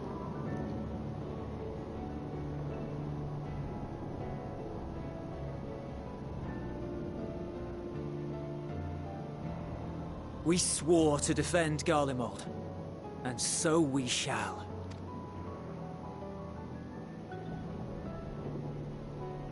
It seems you have everything under control. You will excuse me then, for mine own duties await. A moment, Master Fortuno. You did desire to express your appreciation for services rendered, did you not? I did. Though if you intend to again ask that Sharlayan alter its course, you will find my gratitude insufficient. 'Tis nothing so onerous. I wish to hear the details of this grand endeavor of yours.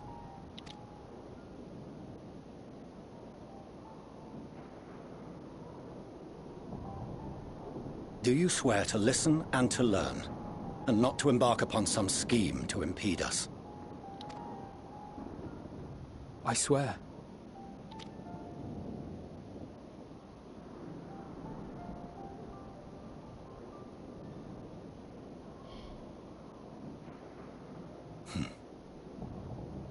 Any other I would doubt, but you I trust to keep your word. For not once have you broken it.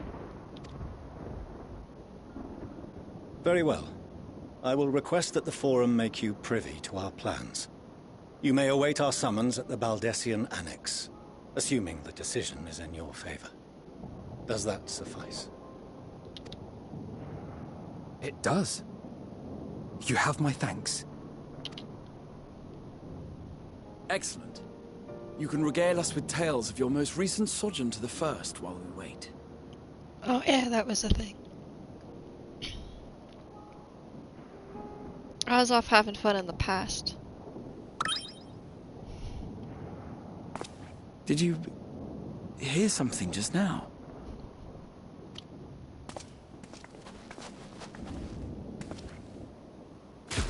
What?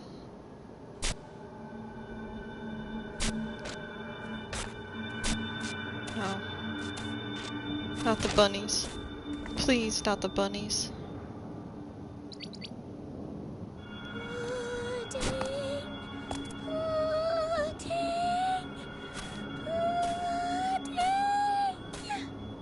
Not the bunnies.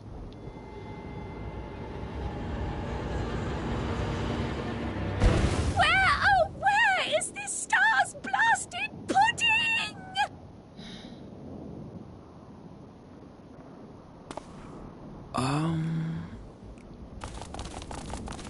It's the bunnies.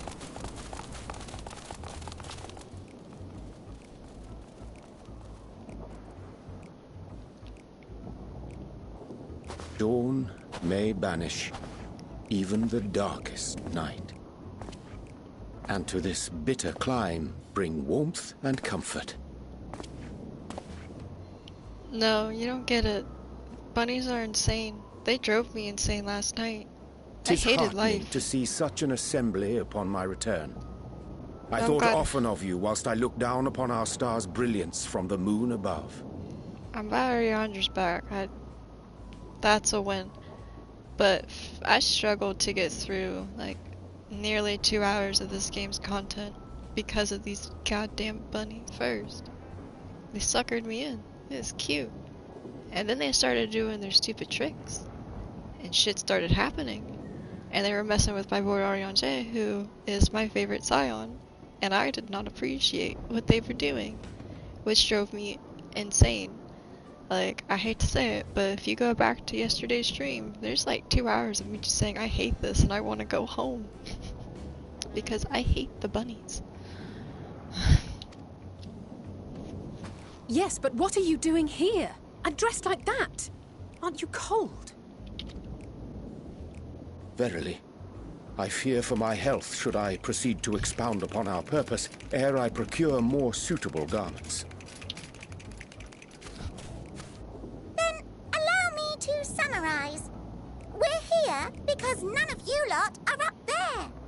Nor has anyone deigned to send word about any changes in the plans. Huh? Oh yeah, you're supposed to do that. It's rude, is what it is. At least that's what I thought at first, but then folks got to wondering if you weren't in a spot of bother, so we decided to take matters into our own hands. Come down here and help, if our help be needed. Go back to the moon. Please go back to the moon. So she says, but it's also something of a convenient excuse to visit Aetheris. Uriange made it sound absolutely marvelous. More so before the impending doom, but still. And it's not like there will ever be a better time. What with the aforementioned doom? Doom? Marvellous, they say, yet not an ounce of pudding to be found. I must suffer Uriange's inferior works no more. Hey!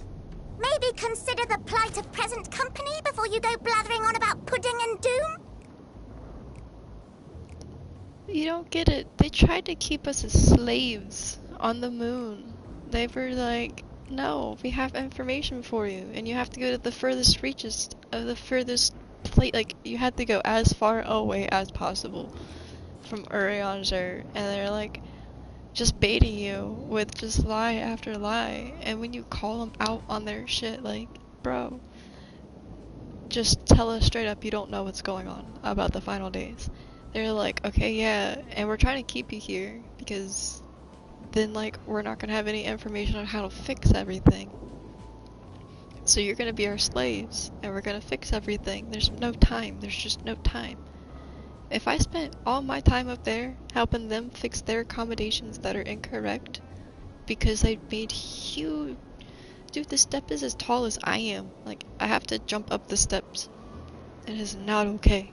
It is not okay. But if I did all of that and spent time up there, like, I would not be finding a solution. Like, they are just so committed to, like, the moon being the solution and the star gonna burst. And I want to save the star. Okay? I don't want to plan for its demise. Like, I want to save my star. I have saved every gosh darn continent on this motherfucker. It is not going to go on me anytime soon. Because I stayed at the moon for like 5 extra days because they made beds for 18-foot tall people. I can't take it. It drove me up a wall. And now they're back. Go away. Do you not see the impending doom? As I was saying, should you require any assistance with whatever, we are at your disposal. She also just ahemed me after all of that conversation. Like, that's rude. We were born from Heidelin's love for the lives of this star, so naturally we would much prefer to see them continue. Twiddling our thumbs up on the moon is hardly conducive to that, though, is it?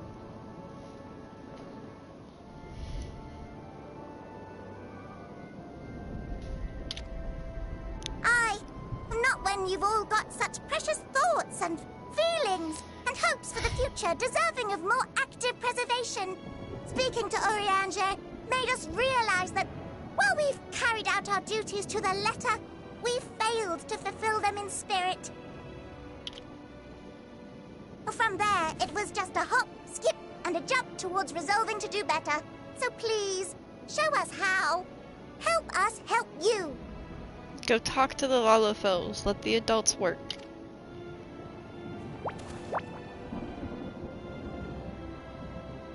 Yeah. Forgive me, but are they... Have fun with your little caretakers. You'll be spending much time with them here soon. Thy distant collaborators, indeed. Oh, that's a fun... honestly, it'd almost be worth to be there. Well met. You'd be a member of the Forum, would you? It's an honor and a pleasure to meet you at last. That's what you have to deal with going to the moon. Have fun. I'm Livingway, Heidelin's right paw. That last bit is very important. As am I, if I may humbly say so myself.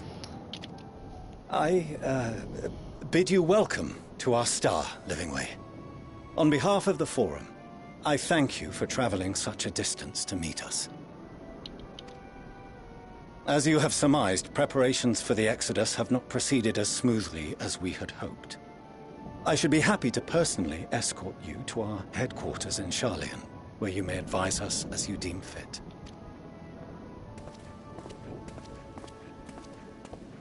'Twas with reluctance that I set aside the great work of readying the moon for habitation. Be assured that I did so only after the Loperites made plain their earnest desire to come hither, and I myself felt a growing certainty that their contributions here would prove invaluable. Honestly, dude, I just missed you. Welcome back. 'Tis trite, perhaps, but I followed my heart.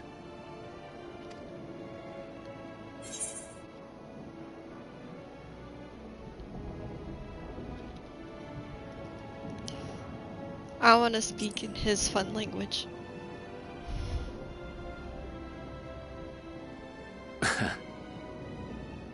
I am no esteemed philosopher of Eld. Nevertheless, 'tis my hope that what little knowledge I shared shall serve them well, and perchance help save us all. Will thou attend us at the Forum and lend thine own wisdom? I'll change my clothes too. If that's all quite settled, can we start moving before Urianger catches his death? Even I'm freezing out here. Oh, I dare say you'll warm up quickly once you're aboard the airship. Sat shoulder to shoulder with our fur-covered friends. Don't get fur on my armor. Okay, I don't have a lint roller.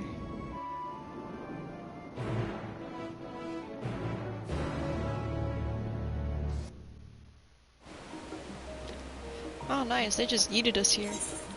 That's beautiful.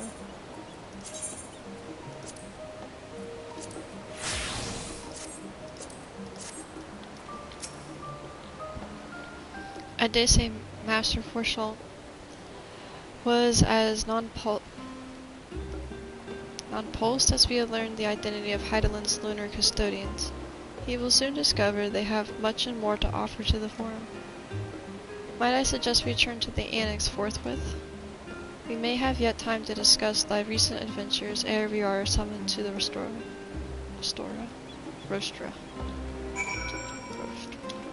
Yeet.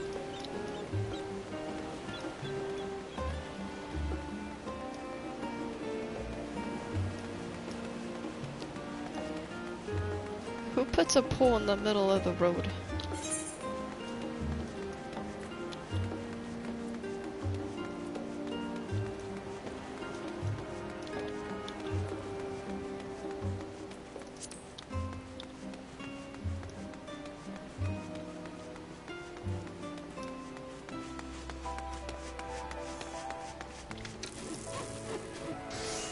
That's adorable.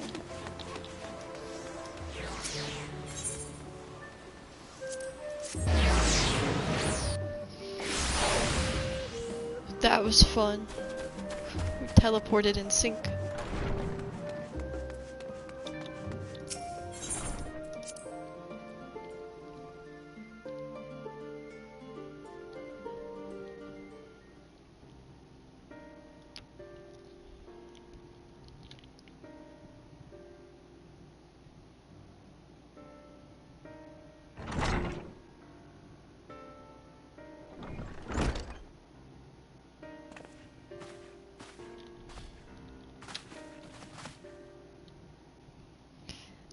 Not that I'm complaining, Orange, but I wasn't expecting to see you quite so soon. Nor I thee. In extolling the virtues of Aetheres, I did inadvertently awaken in the Leporus a desire to avert our beloved star's demise. Nice. GG's, dude. Cryo tells us you've attained new knowledge that may aid us in our ongoing efforts. I have news to share regarding our study of the Aetherial Sea, but your findings are certain to be of greater interest, and so I'd rather hear them first. To what revelations did Heideland's Iblis flower lead? Oh, dude, I have a lot to tell you guys.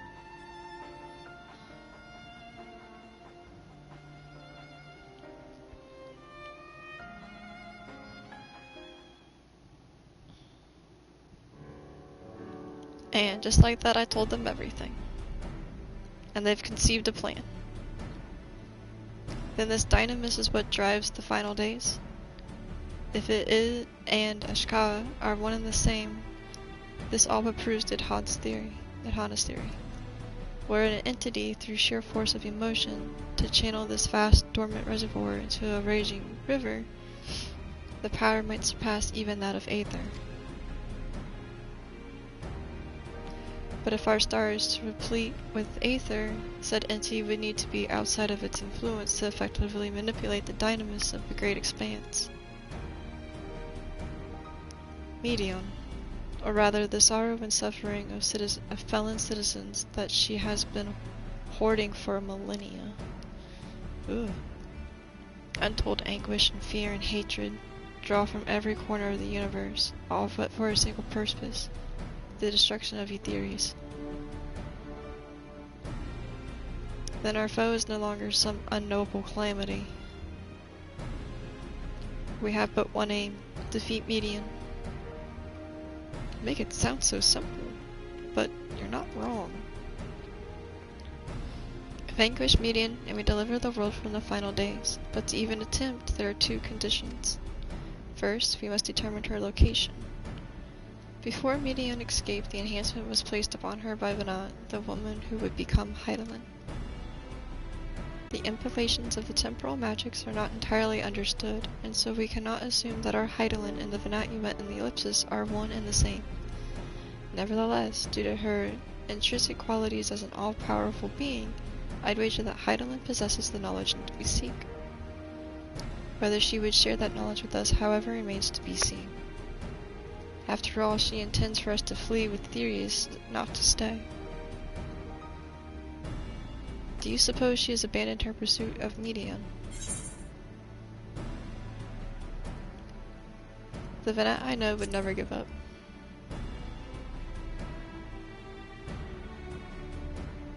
That's my impression too. Otherwise she would have used me as a conduit for her will, or provided clues such as the Iblis flower wouldn't have. I believe she's been waiting for mankind's answer to Hermes' question.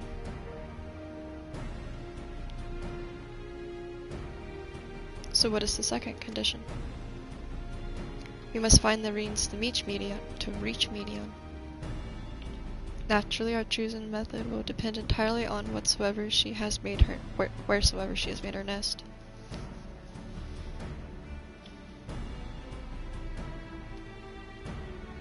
Then communing with Heidelin must by necessity come first. Did you say Master Matoya have any luck with your investigation into the Aetherial Sea? Sadly not. Though we've enlisted the help of our involved and other Echo-blessed allies, we couldn't detect so much as a whisper from Heidelin, even from within the anti-tower. Master Matoya is of the opinion that in the years since abandoning it, the Forum has found some other method of receiving instructions from Heidelin. If so, it would most likely come from the apparatus for observing the Aetherial Sea, built closer to home. Hi! Sorry to interrupt, but we received word from the Forum. Your presence is required in the Rostra, where they intend to discuss the Great Exodus. Then Father was able to persuade them. They're finally taking us seriously. Let's hear what they have to say.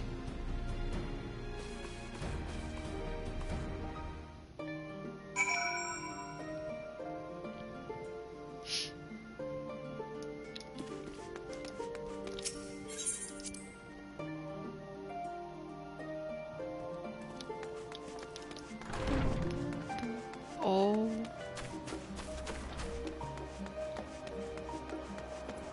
We're 1.2 mil away from maxing out our level finally.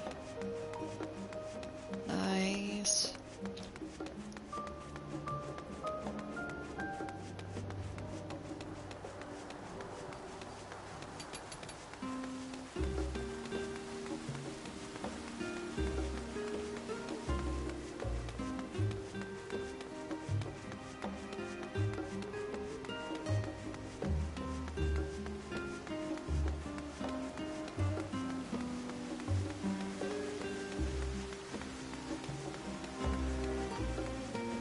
Oh, there's probably steps on the other side too. Oops.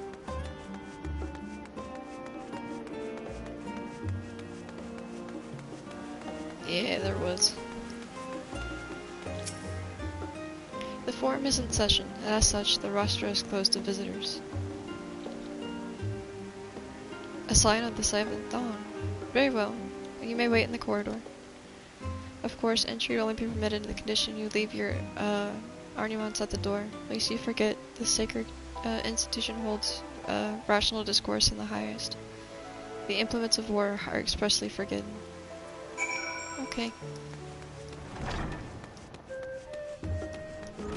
Wait, these aren't weapons, these are mini chainsaws, these are just tools.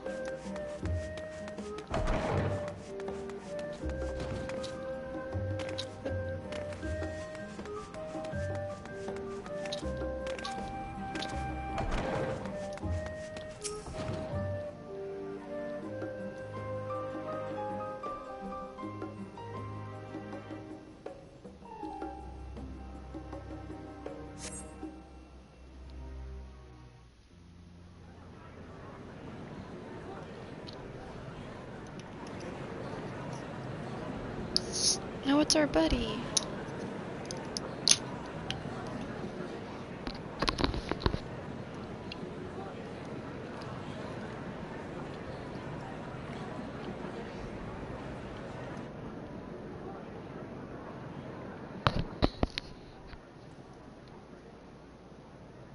There is a matter I wish to raise with you before we enter. Now? We are here to listen and to learn.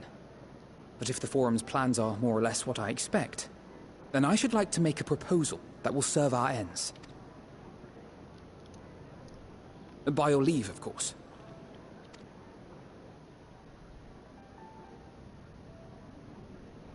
I don't see why not. Your words and wits have gotten us this far. Agreed. I will present our queries so that you may consider the most advantageous way to advance your proposal without distraction. Thank you, everyone. If I may have your attention, the ad hoc session will now commence. That's a funny word. The purpose of today's assembly is to brief the Scions of the Seventh Dawn, at their request, on the Great Exodus. You may enter.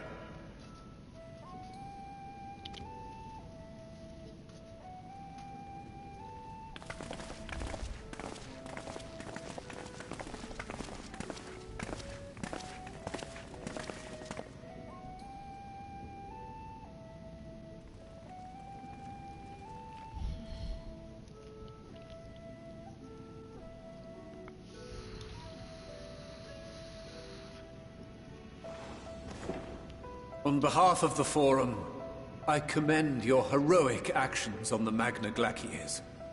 We shall not soon forget your service to us, and the people of Radzadhan. The Satrap, whom we have informed of the refugees' new arrangements, sings your praises as well. As an expression of our gratitude, we will endeavor to answer your questions as fully and openly as we are able. Nice. Then let us begin. Can we first get some chairs? This might be a while. First, it is the Forum's objective to ferry the life and knowledge of this star to the moon. Am I correct? You are. It is for this purpose that Sharlayan has labored these many long years. He almost sounds relieved. We have collected biological samples and scientific records from across the star. When the time comes, they will be moved from their places in Labyrinthos and Numenon and conveyed to safety. Once that critical task has been accomplished, we will begin transporting the Sharlayan citizenry, which has been categorized into groups. The earliest arrivals are to ensure hospitable environs for those who come after. Following our people, we will send those of other nations in turn, beginning with our allies. Radzadhan was foremost among these, but since the final days have already come to Thavnair, we saw fit to include the refugees with earlier groupings. An ambitious plan. You have accounted for the safety of all nations and tribes, then? As many as we can. Which is? And how, pray tell, do you decide who to leave behind? To journey beyond the sky is an unprecedented and immeasurably difficult endeavor. Introducing sources of inevitable conflict would condemn all to certain death.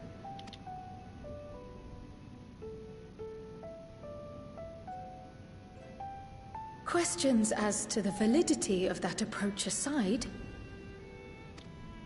are your plans proceeding apace? We're under the impression that your primary means of celestial transportation is incomplete.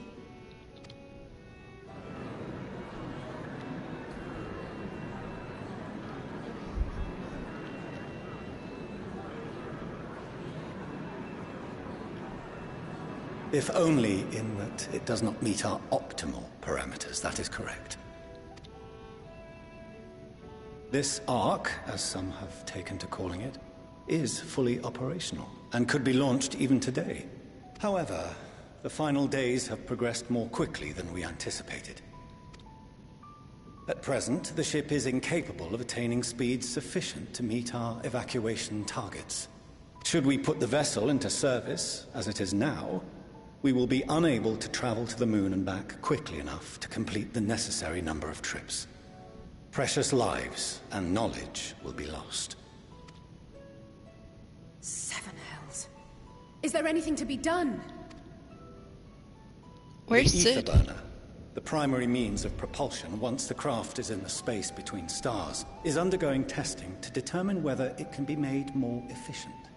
Sid. Though cargo is being loaded for the initial phase of the Exodus, we are prepared to continue our experimentation up to the day before launch, should it prove necessary.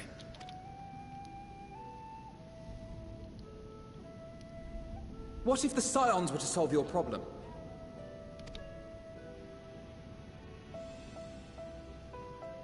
We shall help devise a means to improve the ether burner's efficiency, on 2 conditions. If we succeed, you must allow us to meet with Hydaelyn.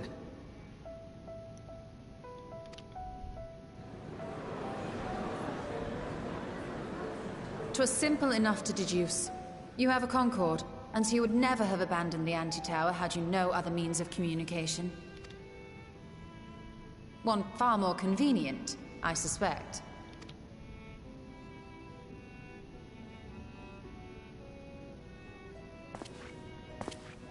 The second condition, also to be met upon our success, is that we be permitted to propose another use for your Ark.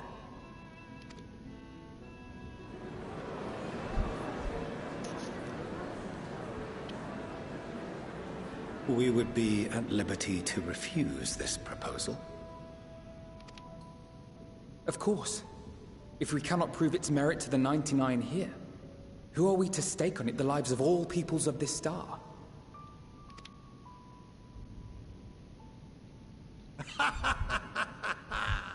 Delightful as always, Master Alfino.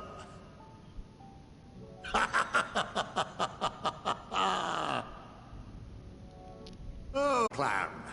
Allow us to solve this complex engineering problem of which we were entirely unaware until moments ago. What could possibly go wrong? The satire writes itself. We have an ace in our pocket, and his name is Sid.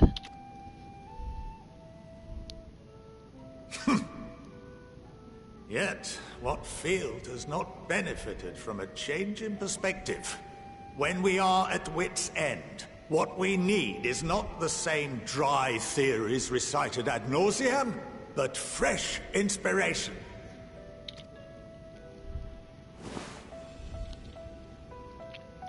I, for one, have faith in my erstwhile students to provide it, and I find their terms to be perfectly acceptable.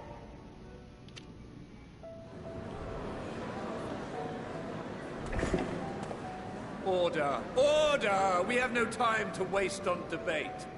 I call a vote. All in favor of agreeing to the Scion's terms?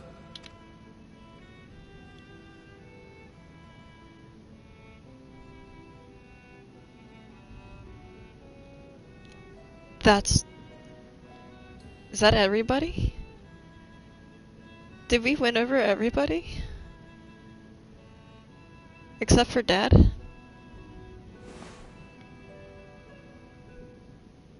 "71 in favor, 28 against. The ayes have it. That was... Okay, I mean, that was impressive. Hell yeah. Dad still opposes. Fortuno, as the architect of this project, you are the best candidate to show them its current state. And bear in mind that regardless of your personal misgivings, this is the will of the Forum. Oh.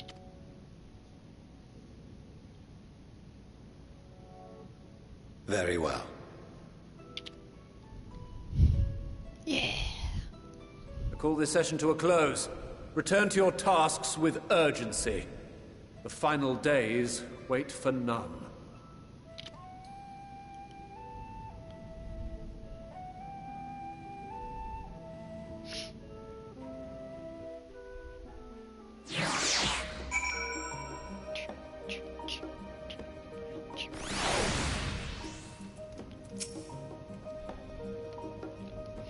Sorry about not letting the rest of you on my plan. I was admittedly thinking on my feet for the most part. But since we require both a means of communicating with Heidelin and reaching a median, in the spur of the moment, I saw involving ourselves in the completion as the arc as a way to look towards both objectives simultaneously. However, we must first keep our end of the bargain by solving the problem of the Aether Burner. I'd like to think it's not a challenge beyond our combined expertise, or at least the expertise of our extended circle of associates. It might behoove us to learn how the Aether Burner actually works before we attempt to prove it, though. We haven't seen Sid in so long. I miss him. As instructed, I shall take you to see the Aether Burner. Meet me outside the Archeon. I trust you make your own way there. So the Ark is being built in Labyrinthos. Hardly surprising. Where else could they conceal such a massive undertaking?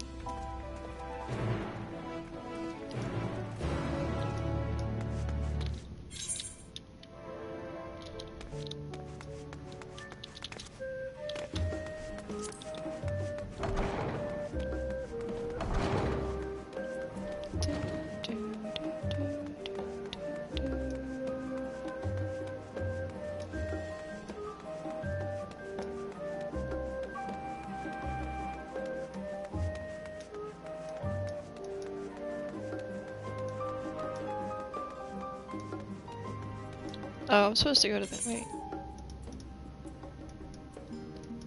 I don't feel like trying to fight stuff.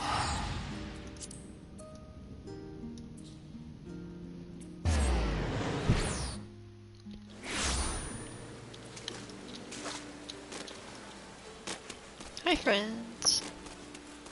It's raining. Our destination lies in the lower levels. The Forum, and its wisdom, has granted you access to the Archeon's lift. Step inside and have Ophiline take you to the medial circuit.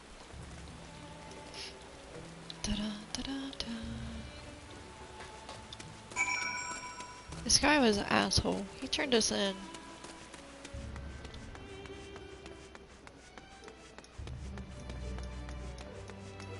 No, not this guy. It was the guy at the desk. You used to use the lift, yes? Yes, please. Thank you.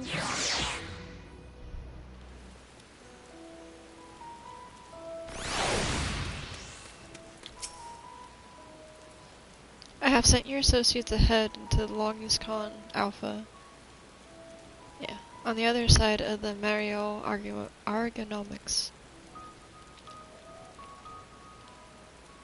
Actually, there is something I have been meaning to... No, never mind. It can wait. Let us attend to the matter at hand. Oh? He wants to speak with us. But he's shy.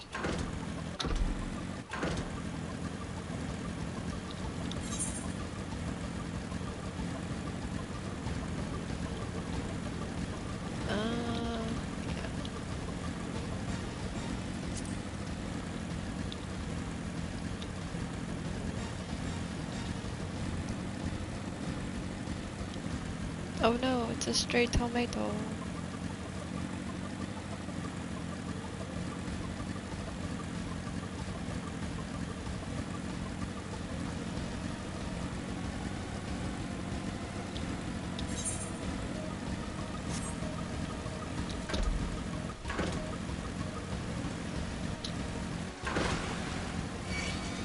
Oh.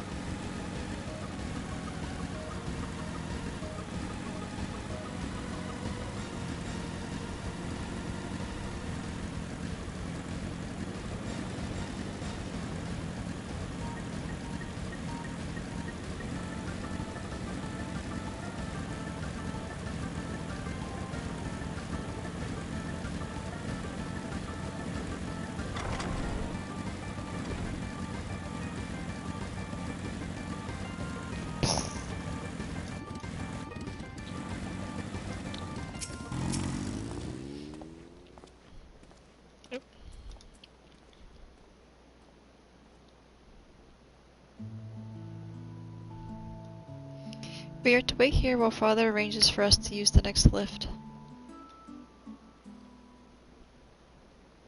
Here, being longest con Alpha, where the atmospheric conditions of Labyrinthos are regulated. Water is drawn from underground and then dispersed as vapor, simulating the formation of artificial clouds and rain.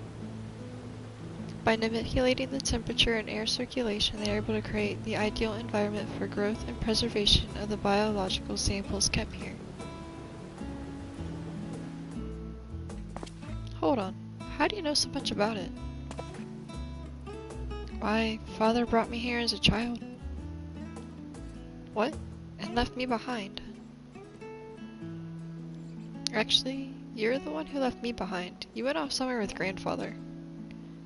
The night before, I'd been asking Father how clouds were made, so he decided to show me. It was fascinating. I peppered him with questions the entire time. It is all too easy to take for granted the many interweaving aspects of the natural world, to grow inured into the wondrous. But having gained an understanding of the complex mechanisms employed by the Lapras, it is recreating a similar environment. I have come to view such process in a new light. The subterranean guardians of the Labyrinthos, the lunar prisons forged to contain the ancient Zodiac, the habitations built for all mankind beneath the moon's surface. Earth's unique, yet undeniably similar.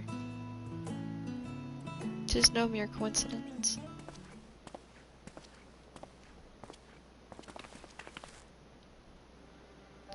Ever since Hydaelyn unfolded to us the grim fate that awaits Aetheres, each essential resource we could spare has been delivered to Labyrinth in preparation in the Great Exodus, but that is not all. It is also a testing ground for the technologies that will allow us to settle on distant stars. Through the Laporas have endeavored to make the moon inhabitable, that is not our final destination. Mankind must learn to propagate life where there is none, to thrive where it is barren. Alas, time is not on our side. I have arranged for you to all enter the central circuit, but it is there that most of our preparations for the Great Exodus are carried out, the construction of the Ark among them. Though our plans have been made public, access remains highly restricted. You, however, will not be subject to said restrictions, and will have free rein to come and go as you please. Such is the will as the form, after all. We will prove ourselves worthy of their trust. Your trust.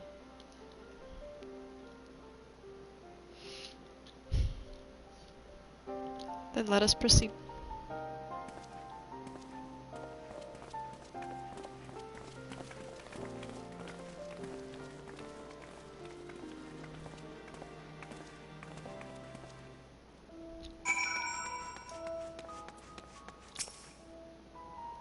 By decree of the Forum, the Scions of the Seventh Dawn are permitted to enter the central circuit.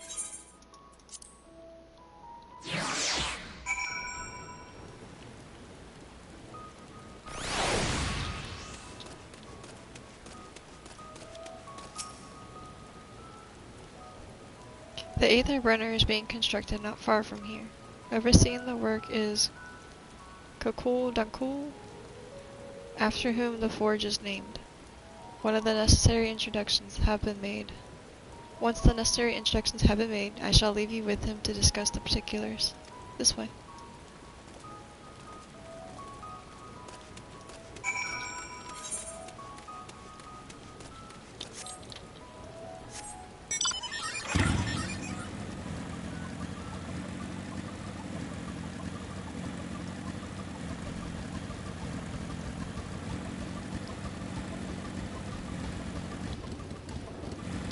Kind of interesting.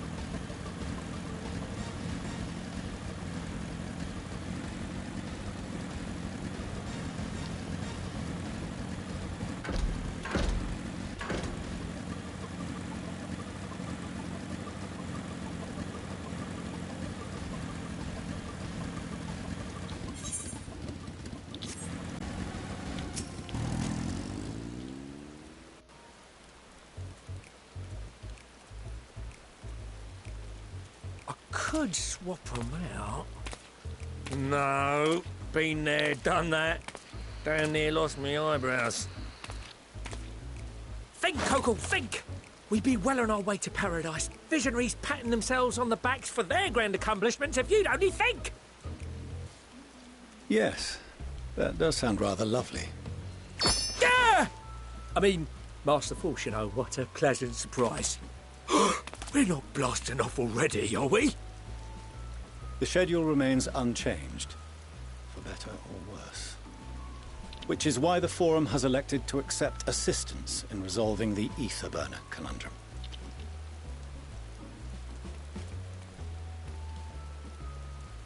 Huh. Not seen you lot down here before.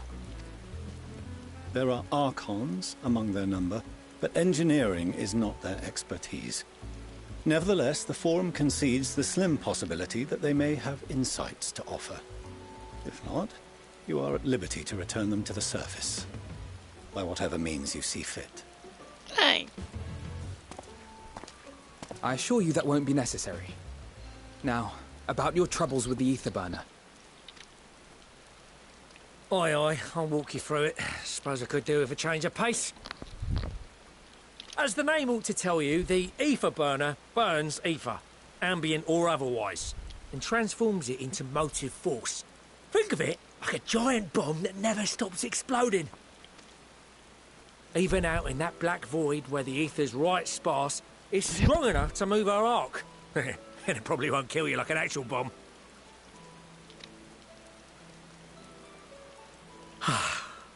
But it ain't perfect. According to my calculations, to travel to the moon and back fast enough for the Forum's liking, the conversion rate needs to be 6% more efficient. Oh, what's that part? Is it strong enough to move me? A measly 6%, you say? But if I could have squeezed even another 0.6 out of it, don't you think I'd have built it that way in the first place? They need CP3O to learn how to adjust the hyperdrive 0.000003% decrease speed. That's what they need. Hast thou consulted with the Loperites? Yes, they too are conducting their own research, for lack of a ready answer. The moon's propulsion systems are considerable, naturally, yet they are commensurately massive. It is no easy feat to convert their technology into an efficient means of propulsion for a teeny tiny toy boat, as they say, and as I most certainly do not. There was like a cannon type thing on the moon. If they have a cannon, it's kind of safe to assume that it's an aether cannon, and there's probably plenty of aether chilling for that, unless it was tied to Zodiark, and him being dead kind of makes it not a thing, but there was a cannon up there. Yes, exactly! Damn it all, I asked for refined adamantite and they send me uppity rabbits with inscrutable, ancient, incompatible technology! You're trying to drive me mad! Oh, they did send them to the Wawas. That's funny. Do you speak of Allegan refined adamantite, perchance? You know of it? Hell yeah. Only in the most general terms, I'm afraid. 'Twas an alloy of Allegan make, but the secrets of its production were closely guarded. As I recall, the record stated it was vital to Dalamud's construction and launch. Aye, that's the stuff. No material more conductive far as I know. Slotting some ends like blowing up a dam and watching the river of ether come rushing through. Ain't a living soul that knows how to make it, though. We were fortunate enough to salvage some for the ether burner, just a wee bit, mind, from a chunk of Dalamud that came hurtling into the Northern Empty during the calamity. With more, well, that extra 6% efficiency would be child's play. It's a crying shame that we've no other sources. Yeah, it does. Surely the many shards of Dalamud scattered throughout Eorzea would suffice. Why not get the refined adamantite from them? Oh, we tried, believe you me. But only a few specialised pieces would have had any in them to begin with.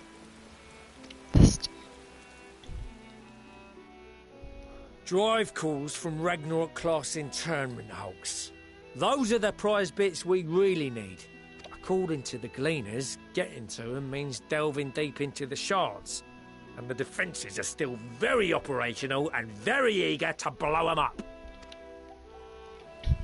This dude, I like him. It's rough going in there, even for the cream. Not sure they'd make it out alive. It's like the Bosian hair, except without the bandana.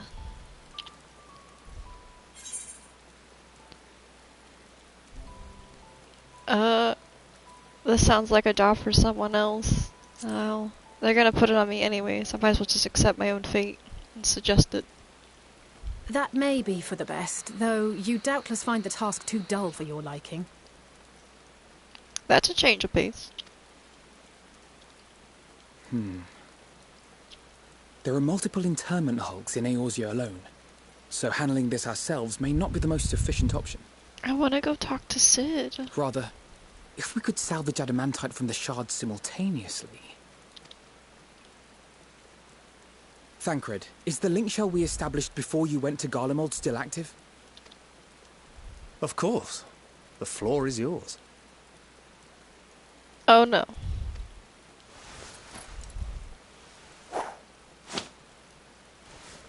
Sid's like the answer to all of my problems. What's all this? Gathering firewood, so to speak. We alone can accomplish little, but joined by others, we may yet build a bonfire to carry us heavensward. Ah, they said the name of the DLC in the game. This is Alphino. The Scions have need of you.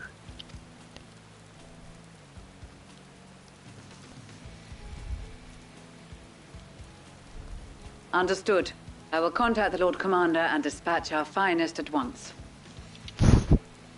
Send me my boy. My sisters are somewhat preoccupied with the final days, so I will lead the Twelveswood expedition myself. Are you aware of any other sources of refined adamantite? Logically, such an invaluable alloy would have been utilized solely where absolutely necessary, in components intended to conduct or collect surpassing amounts of ether. Any extant instrumentation or devices would have likely found their way into the hands of etherologists, or enthusiasts.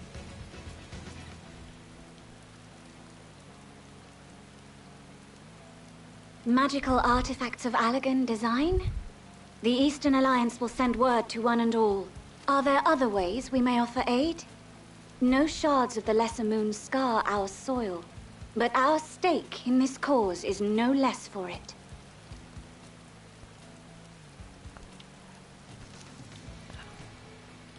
I honestly draw a blank on her. Where is there anything in Othard that might be of use to you? What did you say? Oh, you got friends in far places, lad. That would have been like... Oh, okay. Yeah. Anyway, if you're offering, I wouldn't say no to one of those Far Eastern sacred relics. Some of them can hold enough ether to summon a whole damn primal.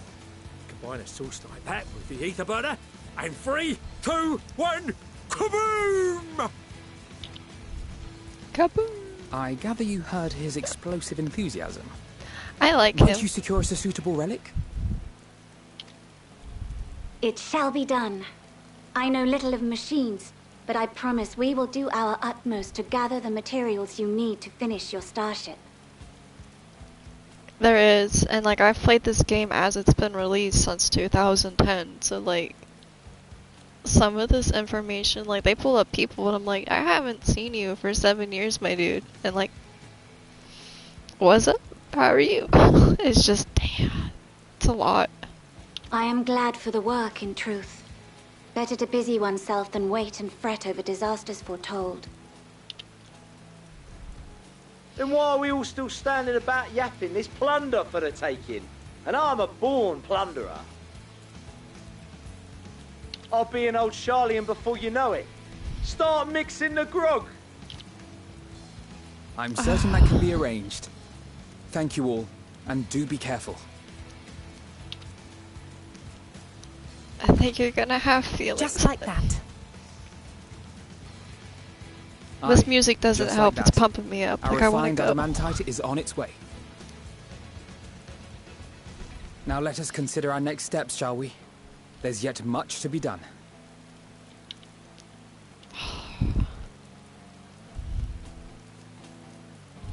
The music will not help me.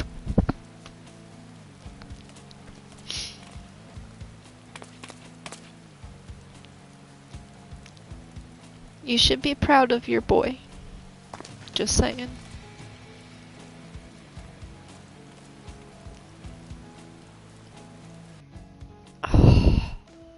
I can't help it though, like, when it drops, it's just like...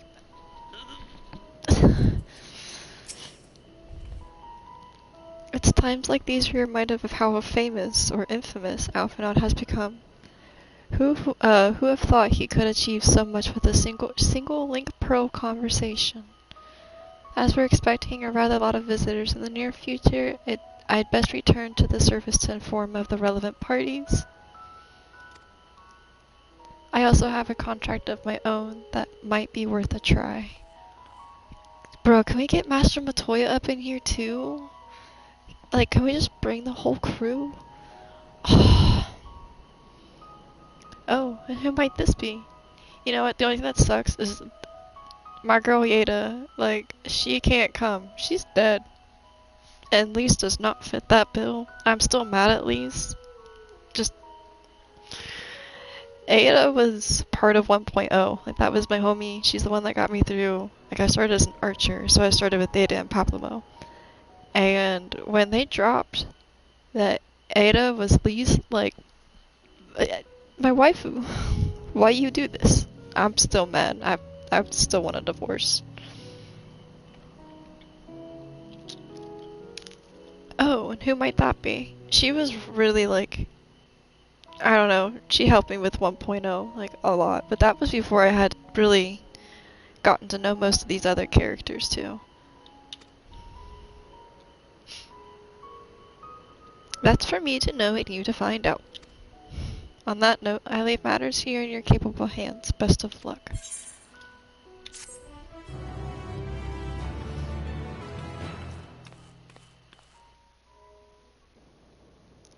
Yeah.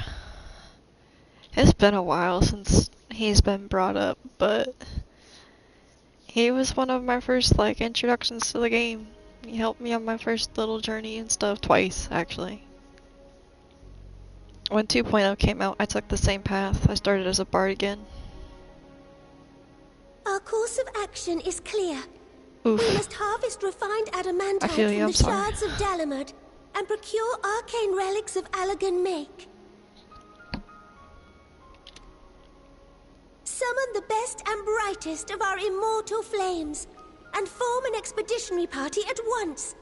Call upon the Sultan Sworn and Brass Blades for support as you must. Welcome back. I honestly need to turn those off. I don't really do much except for hinder the experience. Send word to the guilds. We will require the expertise of master artisans if we are to have any hope of identifying and recovering these elusive materials. Thiergeist, we have need of your stone torches. They are to assist the immortal flames in scouring the ruins and to help secure the surrounding areas. I trust I can count on your support. As commander of the Stone Torches, my son Zimberg will personally see it done. Pippin, I would have you lead the raiding party. Assemble your finest, and with Tizona's blade clear the way. Pippin? Lord Lolorito, I pray you take charge of the search for Allagan relics.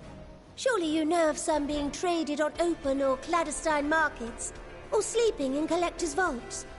Yes, that's a princess. At the ripe age, I think she's 21. But she's been the Sultana since she's like a teenager, essentially. Of course, I ask not that you do this out of the kindness of your heart. By all means, profit on the transactions. I wish you the joy of it. The thing is, it sounds like they changed her voice actor. If I'm remembering correctly, it sounds like it's more adult-like than her previous one. The final days descend upon our world. If circumstances are truly as dire as they say, Uldar's best efforts may be for naught. Her telling Rabon to be like, dude, go be the general to your home nation and guide them to victory, like, my heart, it was so good. It was so good. And Rabon was just like, he didn't want to, but he did. It was so touching. It was just touching. When we Eorzeans rose from the ashes to rebuild our broken realm, did we not learn one simple truth?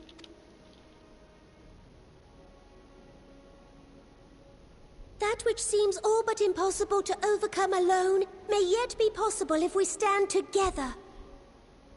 It was the Scions who united us then, and it is the Scions who call upon us now. Uldar will answer that call. Oh, I don't get to hit the button. We will summon our courage and join the fight for our world's future. You know your duties. I, Nanamo Ulnamo, 17th in the line of Ul, bid you good luck and Godspeed.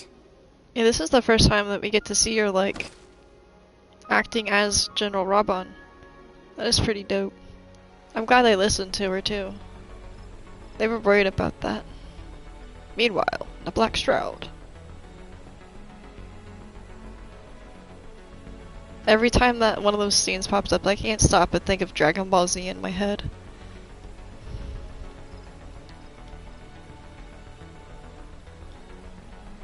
Alrighty, my dude. We be here.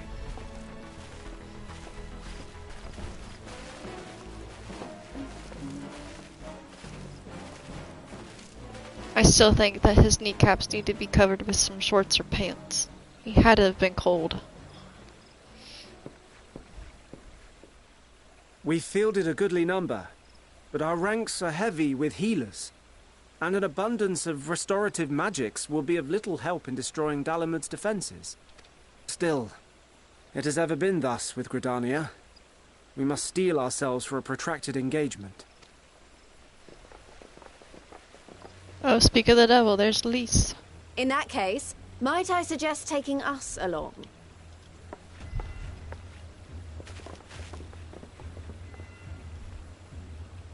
Commander Hext, what are you doing here? None of the shards in Girabania are big enough to hold an internment hulk.